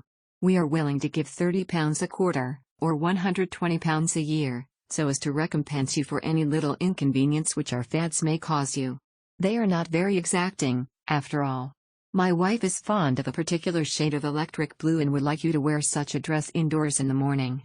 You need not, however, go to the expense of purchasing one, as we have one belonging to my dear daughter Alice, now in Philadelphia, which would, I should think, fit you very well. Then, as to sitting here or there, or amusing yourself in any manner indicated, that need cause you no inconvenience. As regards your hair, it is no doubt a pity, especially as I could not help remarking its beauty during our short interview, but I am afraid that I must remain firm upon this point, and I only hope that the increased salary may recompense you for the loss. Your duties, as far as the child is concerned, are very light. Now do try to come, and I shall meet you at the dog cart at Winchester. Let me know your train. Yours faithfully, Geoffrey Rucastle. That is the letter which I have just received, Mr. Holmes, and my mind is made up that I will accept it. I thought, however, that before taking the final step I should like to submit the whole matter to your consideration. Well, Miss Hunter, if your mind is made up, that settles the question, said Holmes, smiling. But you would not advise me to refuse? I confess that it is not the situation which I should like to see a sister of mine apply for. What is the meaning of it all, Mr. Holmes? Ah, I have no data. I cannot tell. Perhaps you have yourself formed some opinion? Well, there seems to me to be only one possible solution. Mr. Rucastle seemed to be a very kind, good-natured man. Is it not possible that his wife is a lunatic, that he desires to keep the matter quiet for fear she should be taken to an asylum, and that he humors her fancies in every way in order to prevent an outbreak? That is a possible solution. In fact, as matters stand, it is the most probable one, but in any case it does not seem to be a nice household for a young lady. But the money, Mr. Holmes, the money. Well, yes, of course the pay is good, too good. That is what makes me uneasy. Why should they give you £120 a year, when they could have their pick for £40? There must be some strong reason behind. I thought that if I told you the circumstances you would understand afterwards if I wanted your help. I should feel so much stronger if I felt that you were at the back of me. Oh, you may carry that feeling away with you. I assure you that your little problem promises to be the most interesting which has come my way for some months. There is something distinctly novel about some of the features. If you should find yourself in doubt or in danger. Danger?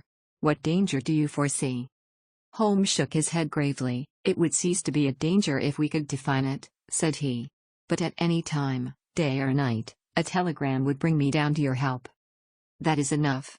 She rose briskly from her chair with the anxiety all swept from her face. I shall go down to Hampshire quite easy in my mind now. I shall write to Mr. Rucastle at once, sacrifice my poor hair tonight, and start for Winchester tomorrow. With a few grateful words to Holmes she bade us both good night and bustled off upon her way. At least, said I as we heard her quick, firm steps descending the stairs, she seems to be a young lady who is very well able to take care of herself. And she would need to be, said Holmes gravely. I am much mistaken if we do not hear from her before many days are past. It was not very long before my friend's prediction was fulfilled. A fortnight went by, during which I frequently found my thoughts turning in her direction and wondering what strange side alley of human experience this lonely woman had strayed into. The unusual salary, the curious conditions, the light duties, All pointed to something abnormal, though whether. The telegram which we eventually received came late one night just as I was thinking of turning in, and Holmes was settling down to one of those all-night chemical researches which he frequently indulged in, when I would leave him stooping over a retort in a test tube at night and find him in the same position when I came down to breakfast in the morning. He opened the yellow envelope, and then, glancing at the message, threw it across to me. "Just look up the trains in Bradshaw," said he, and turned back to his chemical studies. The summons was a brief and urgent one. "Please be at the Black Swan Hotel at Winchester at midday tomorrow," it said. "Do come. I am at my wit's end. Hunter." "Will you come with me?" asked Holmes, glancing up. "I should wish to." "Just look it up, then." "There is a train at 9:30, said I, glancing over my Bradshaw. "It is due at Winchester at 11:30. "That will do very nicely. Then perhaps I had better postpone my analysis of the acetones, as we may need to be at our best in the morning." By 11 o'clock the next day we were well upon our way to the old English capital. Holmes had been buried in the morning papers all the way down, but after we had passed the Hampshire border he threw them down and began to admire the scenery. It was an ideal spring day, a light blue sky, flecked with little fleecy white clouds drifting across from west to east. The sun was shining very brightly, and yet there was an exhilarating nip in the air, which set an edge to a man's energy. All over the countryside, away to the rolling hills around Aldershot, the little red and grey roofs of the farmsteadings peeped out from amid the light green of the new foliage. "Are they not fresh and beautiful?" I cried with all the enthusiasm of a man fresh from the fogs of Baker Street. But Holmes shook his head gravely. "Do you know, Watson," said he, "that it is one of the curses of a mind with a turn like mine that I must look at everything with reference to my own special subject. You look at these scattered houses, and you are impressed by their beauty. I look at them, and the only thought which comes to me is a feeling of their isolation and of the impunity with which crime may be committed there." "Good heavens!" I cried. "Who would associate crime with these dear old homesteads?" "They always fill me with a certain horror. It is my belief, Watson, founded upon my experience, that the lowest and vilest alleys in London do not present a more dreadful record of sin than does the smiling and beautiful countryside." "You horrify me." "But the reason is very obvious. The pressure of public opinion can do in the town what the law cannot accomplish. There is no lane so vile that the scream of a tortured child, or the thud of a drunkard's blow, does not beget sympathy and indignation among the neighbors, and then the whole machinery of justice is ever so close that a word of complaint can set it going, and there is but a step between the crime and the dock. But look at these lonely houses, each in its own fields, filled for the most part with poor ignorant folk who know little of the law. Think of the deeds of hellish cruelty, the hidden wickedness which may go on, year in, year out. The Black Swan is an inn of repute in the High Street, at no distance from the station, and there we found the young lady waiting for us. She had engaged a sitting room, and our lunch awaited us upon the table. "I am so delighted that you have come," she said earnestly. "It is so very kind of you both, but indeed I do not know what I should do. Your advice will be altogether invaluable to me. Pray tell us what has happened to you." "I will do so, and I must be quick, for I have promised Mr. Rucastle to be back before 3. I got his leave to come into town this morning, though he little knew for what purpose. Let us have everything in its due order." Holmes thrust his long thin legs out towards the fire and composed himself to listen. "In the first place, I may say, and Mrs. Rucastle. It is only fair to them to say that. But I cannot understand them, and I am not easy in my mind about them." "What can you not understand?" "Their reasons for their conduct. But you shall have it all just as it occurred.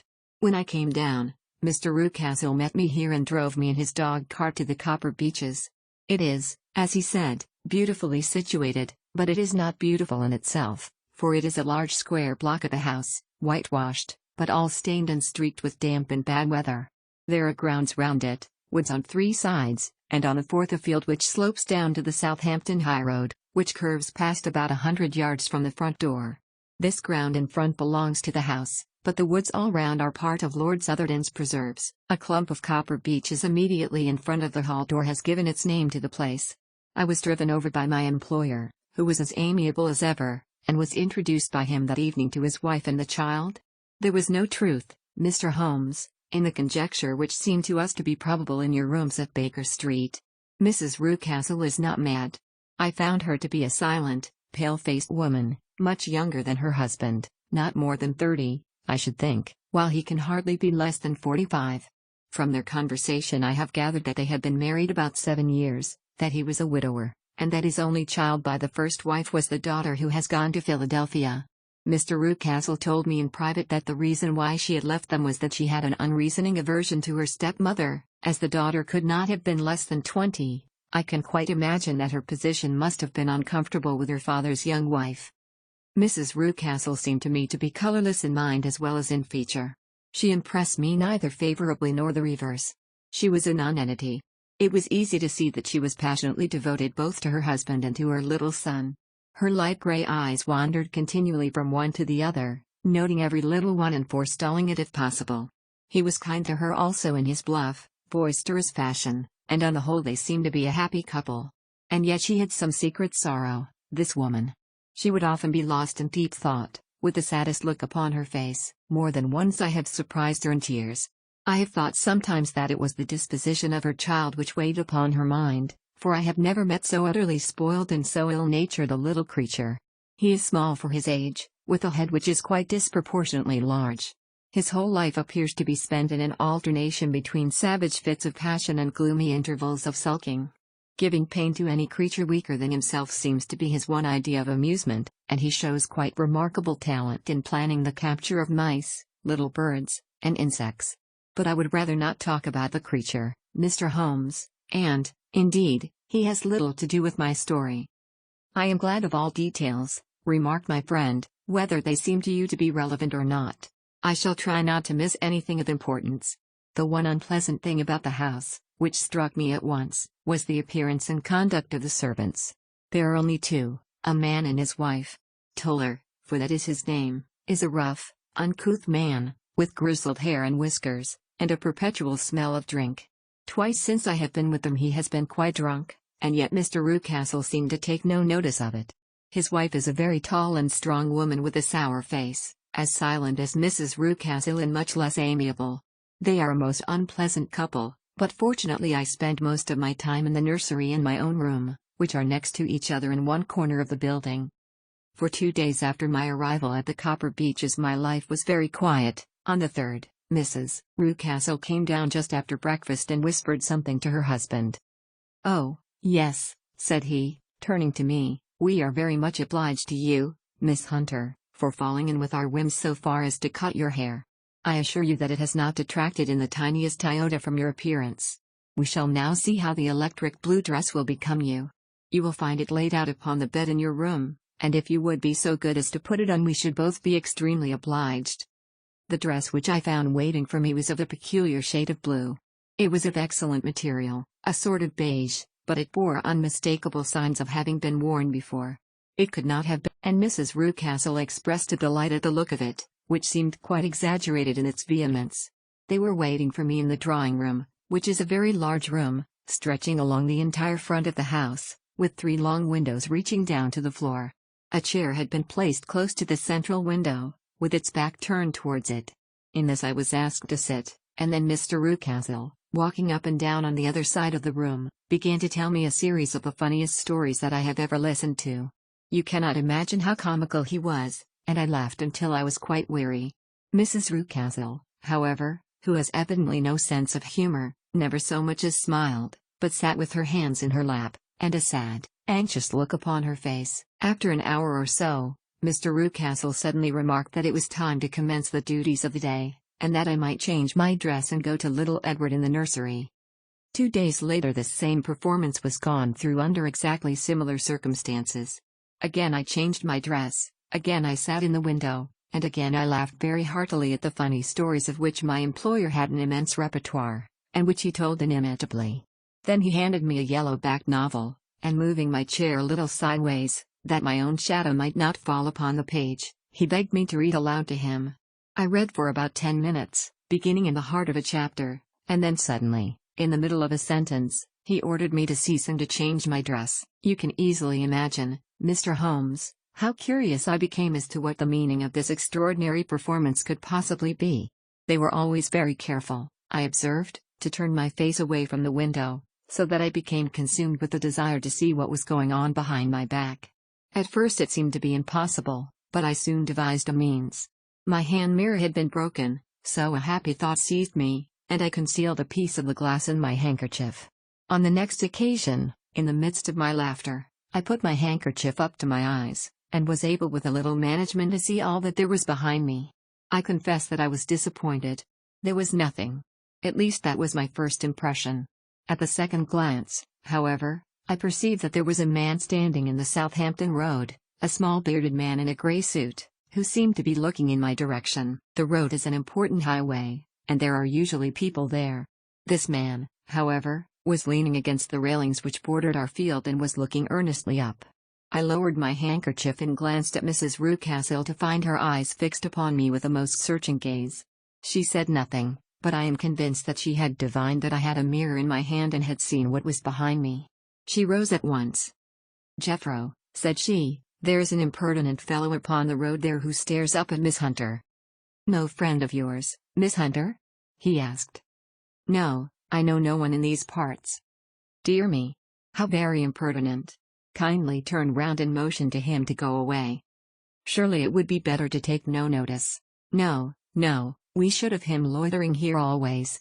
Kindly turn round and wave him away like that." I did as I was told, and at the same instant Mrs. Rucastle drew down the blind. That was a week ago, and from that time I have not sat again in the window, nor have I worn the blue dress, nor seen the man in the road. "Pray continue," said Holmes. "Your narrative promises to be a most interesting one." "You will find it rather disconnected, I fear, and there may prove to be little relation between the different incidents of which I speak. On the very first day that I was at the Copper Beeches, Mr. Rucastle took me to a small outhouse which stands near the kitchen door. As we approached it I heard the sharp rattling of a chain, and the sound as of a large animal moving about. "Look in here," said Mr. Rucastle, showing me a slit between two planks. "Is he not a beauty?" I looked through and was conscious of two glowing eyes, and of a vague figure huddled up in the darkness. "Don't be frightened," said my employer, laughing at the start which I had given. "It's only Carlo, my mastiff. I call him mine, but really old Toller, my groom, is the only man who can do anything with him. We feed him once a day, and not too much then, so that he is always as keen as mustard. Toller lets him loose every night, and God help the trespasser whom he lays his fangs upon. For goodness sake don't you ever on any pretext set your foot over the threshold at night, for it's as much as your life is worth." The warning was no idle one, for 2 nights later I happened to look out of my bedroom window about 2 o'clock in the morning. It was a beautiful moonlight night, and the lawn in front of the house was silvered over and almost as bright as day. I was standing, wrapped in the peaceful beauty of the scene, when I was aware that something was moving under the shadow of the Copper Beeches. As it emerged into the moonshine I saw what it was. It was a giant dog, as large as a calf, tawny tinted, with hanging jowl, black muzzle, and huge projecting bones. It walked slowly across the lawn and vanished into the shadow upon the other side. That dreadful sentinel sent a chill to my heart which I do not think that any burglar could have done. And now I have a very strange experience to tell you. I had, as you know, cut off my hair in London, and I had placed it in a great coil at the bottom of my trunk. One evening, after the child was in bed, I began to amuse myself by examining the furniture of my room and by rearranging my own little things. There was an old chest of drawers in the room, the 2 upper ones empty and open, the lower one locked. I had filled the first 2 with my linen, and as I had still much to pack away I was naturally annoyed at not having the use of the 3rd drawer. It struck me that it might have been fastened by a mere oversight, so I took out my bunch of keys and tried to open it. The very first key fitted to perfection, and I drew the drawer open. There was only one thing in it, but I am sure that you would never guess what it was. It was my coil of hair. I took it up and examined it. It was of the same peculiar tint, and the same thickness, but then the impossibility of the thing obtruded itself upon me. How could my hair have been locked in the drawer? With trembling hands I undid my drawer. A door which faced that which led into the quarters of the Tollers opened into this suite, but it was invariably locked. One day, however, as I ascended the stair, I met Mr. Rucastle coming out through this door, his keys in his hand, and a look on his face which made him a very different person to the round, jovial man to whom I was accustomed. His cheeks were red, his brow was all crinkled with anger, and the veins stood out at his temples with passion. He locked the door and hurried past me without a word or a look. This aroused my curiosity, So when I went out for a walk in the grounds with my charge, I strolled round to the side from which I could see the windows of this part of the house. There were 4 of them in a row, 3 of which were simply dirty, while the 4th was shuttered up. They were evidently all deserted. As I strolled up and down, glancing at them occasionally, Mr. Rucastle came out to me, looking as merry and jovial as ever. "Ah," said he, "you must not think me rude if I passed you without a word, my dear young lady. I was preoccupied with business matters." I assured him that I was not a fan. I read suspicion there and annoyance, but no jest. "Well, Mr. Holmes, from the moment that I understood that there was something about that suite of rooms which I was not to know, I was all on fire to go over them. It was not mere curiosity, though I had my share of that.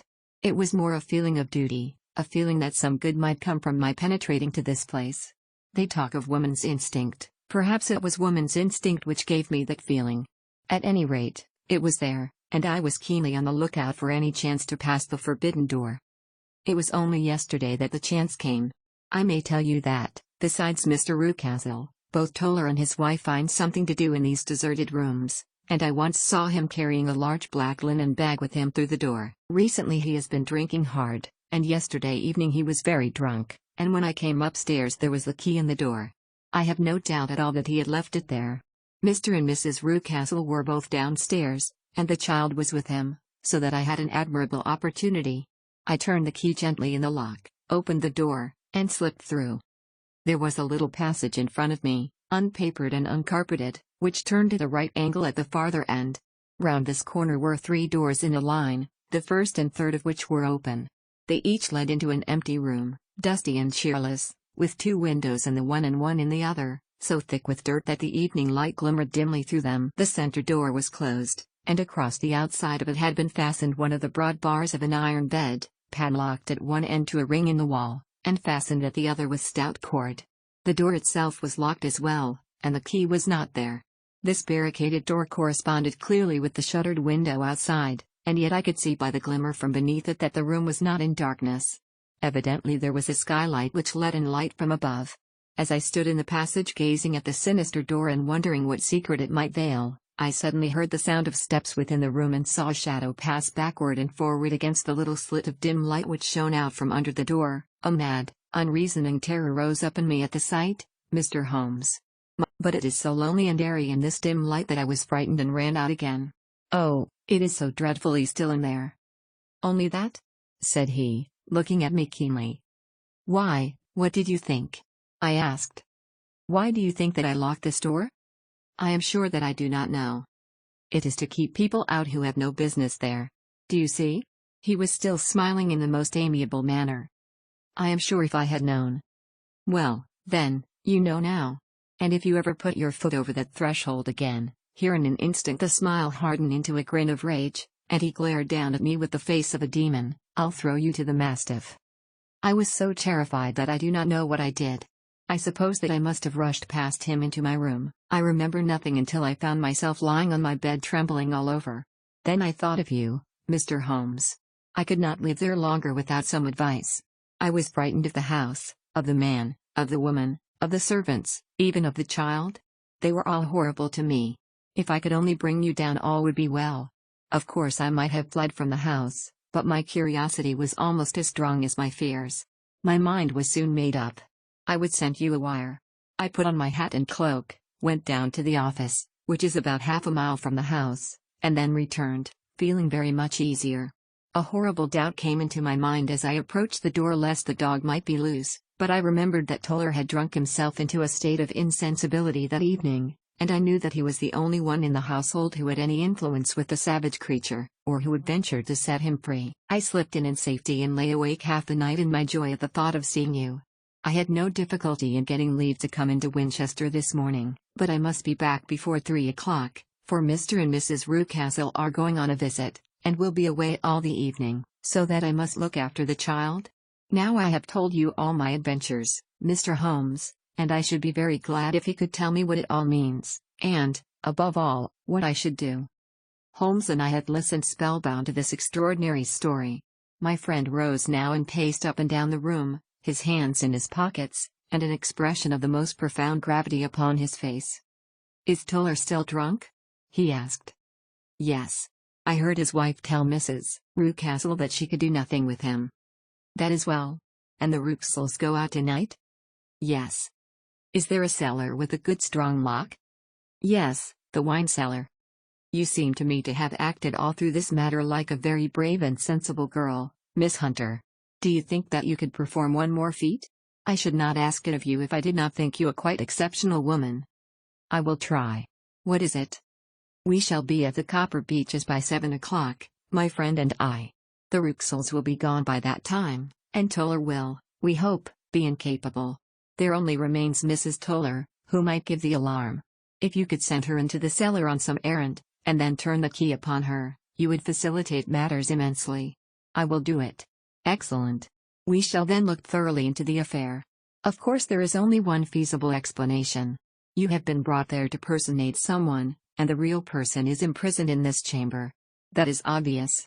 As to who this prisoner is, I have no doubt that it is the daughter, Miss Alice Rucastle, if I remember right, who was said to have gone. The dog is let loose at night to prevent him from endeavoring to communicate with her. So much is fairly clear. The most serious point in the case is the disposition of the child? What on earth has that to do with it? I ejaculated. My dear Watson, you as a medical man are continually gaining light as to the tendencies of a child by the study of the parents. Don't you see that the converse is equally valid? I have frequently gained my first real insight into the character of parents by studying their children. This child's disposition is abnormally cruel, merely for cruelty's sake, and whether he derives this from his smiling father, as I should suspect, or from his mother, it bodes evil for the poor girl who is in their power. I am sure that you are right, Mr. Holmes, cried our client. 1,000 things come back to me which make me certain that you have hit it. Oh, a loud thudding noise came from somewhere downstairs. That is Mrs. Toller in the cellar, said she. Her husband lies snoring on the kitchen rug. Here are his keys, which are the duplicates of Mr. Rucastle's. You have done well indeed, cried Holmes with enthusiasm. Now lead the way, and we shall soon see the end of this black business. We passed up the stair, unlocked the door, followed on down a passage, and found ourselves in front of the barricade which Miss Hunter had described. Holmes cut the cord and removed the transverse bar. Then he tried the various keys in the lock, but without success. No sound came from within, and at the silence Holmes' face clouded over. I trust that we are not too late, said he. I think, Miss Hunter, that we had better go in without you. Now, Watson, put your shoulder to it, and we shall see whether we cannot make our way in. It was an old rickety door and gave at once before our united strength. Together we rushed into the room. It was empty. There was no furniture save a little pallet bed, a small table, and a basket full of linen. The skylight above was open, and the prisoner gone. There has been some villainy here, said Holmes. This beauty has guessed Miss Hunter's intentions and has carried his victim off. But how? Through the skylight. We shall soon see how he managed it. He swung himself up onto the roof. Ah, yes, he cried, here's the end of a long light ladder against the eaves. That is how he did it. But it is impossible, said Miss Hunter, the ladder was not there when the Rucastles went away. He has come back and done it. I tell you that he is a clever and dangerous man. I should not be very much surprised if this were he whose step I hear now upon the stair. I think, Watson, that it would be as well for you to have your pistol ready. The words were hardly out of his mouth before a man appeared at the door of the room, a very fat and burly man, with a heavy stick in his hand. Miss Hunter screamed and shrunk against the wall at the sight of him, but Sherlock Holmes sprang forward and confronted him. You villain, said he, where's your daughter? The fat man cast his eyes round, and then up at the open skylight. It is for me to ask you that, he shrieked, you thieves. Spies and thieves. I have caught you, have I? You are in my power, I'll serve you. He turned and clattered down the stairs as hard as he could go. He's gone for the dog, cried Miss Hunter. I have my revolver, said I. Better close the front door, cried Holmes, and we all rushed down the stairs together. We had hardly reached the hall when we heard the baying of a hound, and then a scream of agony, with a horrible whirring sound which it was dreadful to listen to. An elderly man with a red face and shaking limbs came staggering out at a side door. My God! He cried. Someone has loosed the dog. It's not been fed for 2 days. Quick, quick, or it'll be too late. Holmes and I rushed out and round the angle of the house, with Toller hurrying behind us. There was the huge famished brute, its black muzzle buried in Rucastle's throat, while he writhed and screamed upon the ground. Running up, I blew its brains out, and it fell over with its keen white teeth still meeting in the great creases of his neck. With much labor we separated them and carried him, living but horribly mangled, into the house. We laid him upon the drawing-room sofa, and having dispatched the sobered Toller to bear the news to his wife, I did what I could to relieve his pain. We were all assembled round him when the door opened, and a tall, gaunt woman entered the room. "Mrs. Toller?" cried Miss Hunter. "Yes, miss. Mr. Rucastle let me out when he came back before he went up to you." "Ah, miss, it is a pity you didn't let me know what you were planning, for I would have told you that your pains were wasted." "Ha!" said Holmes, looking keenly at her. "It is clear that Mrs. Toller knows more about this matter than anyone else." "Yes, sir, I do, and I am ready enough to tell what I know." "Then, pray, sit down, and let us hear it, for there are several points on which I must confess that I am still in the dark." "I will soon make it clear to you," said she, "and I'd have done so before now if I could ha' got out from the cellar. If there's police court business over this, you'll remember that I was the one that stood your friend, and that I was Miss Alice's friend too. She was never happy at home, Miss Alice wasn't, from the time that her father married again. She was slighted like and had no say in anything, but it never really became bad for her until after she met Mr. Fowler at a friend's house. As well as I could learn, Miss Alice had rights of her own by will, but she was so quiet and patient, she was, that she never said a word about them but just left everything in Mr. Rucastle's hands. He knew he was safe with her, but when there was a chance of a husband coming forward, who would ask for all that the law would give him, then her father thought it time to put a stop on it. He wanted her to sign a paper, so that whether she married or not, he could use her money. When she wouldn't do it, he kept on worrying her until she got brain fever, and for 6 weeks was at death's door. Then she got better at last, all worn to a shadow, and with her beautiful hair cut off, but that didn't make no change in her young man, and he stuck to her as true as man could be." "Ah," said Holmes, "I think that what you have been good enough to tell us makes the matter fairly clear, and that I can deduce all that remains. Mr. Rucastle then, I presume, took to this system of imprisonment?" "Yes, sir." "And brought Miss Hunter down from London in order to get rid of the disagreeable persistence of Mr. Fowler?" "That was it, sir. But Mr. Fowler, being a persevering man, as a good seaman should be, blockaded the house, and having met you succeeded by certain arguments, metallic or otherwise, in convincing you that your interests were the same as his." "Mr. Fowler was a very kind-spoken, free-handed gentleman," said Mrs. Toller serenely. "And in this way he managed that your good man should have no want of drink, and that a ladder should be ready at the moment when your master had gone out. You have it, sir, just as it happened." "I am sure we owe you an apology, Mrs. Toller," said Holmes, "for you have certainly cleared up everything which puzzled us. And here comes the country surgeon and Mrs. Rucastle, so I think, Watson, that we had best escort Miss Hunter back to Winchester, as it seems to me that our locus standi now is rather a questionable one." And thus was solved the mystery of the sinister house with the copper beeches in front of the door. Mr. Rucastle survived, but was always a broken man, kept alive solely through the care of his devoted wife. They still live with their old servants, who probably know so much of Rucastle's past life that he finds it difficult to part from them. Mr. Fowler and Miss Rucastle were married, by special license, in Southampton the day after their flight, and he is now the holder of a government appointment in the island of Mauritius. As to Miss Violet Hunter, my friend Holmes, rather to my disappointment, manifested no further interest in her when once she had ceased to be the center of one of his problems, and she is now the head of a private school at Walsall, where I believe that she has met with considerable success.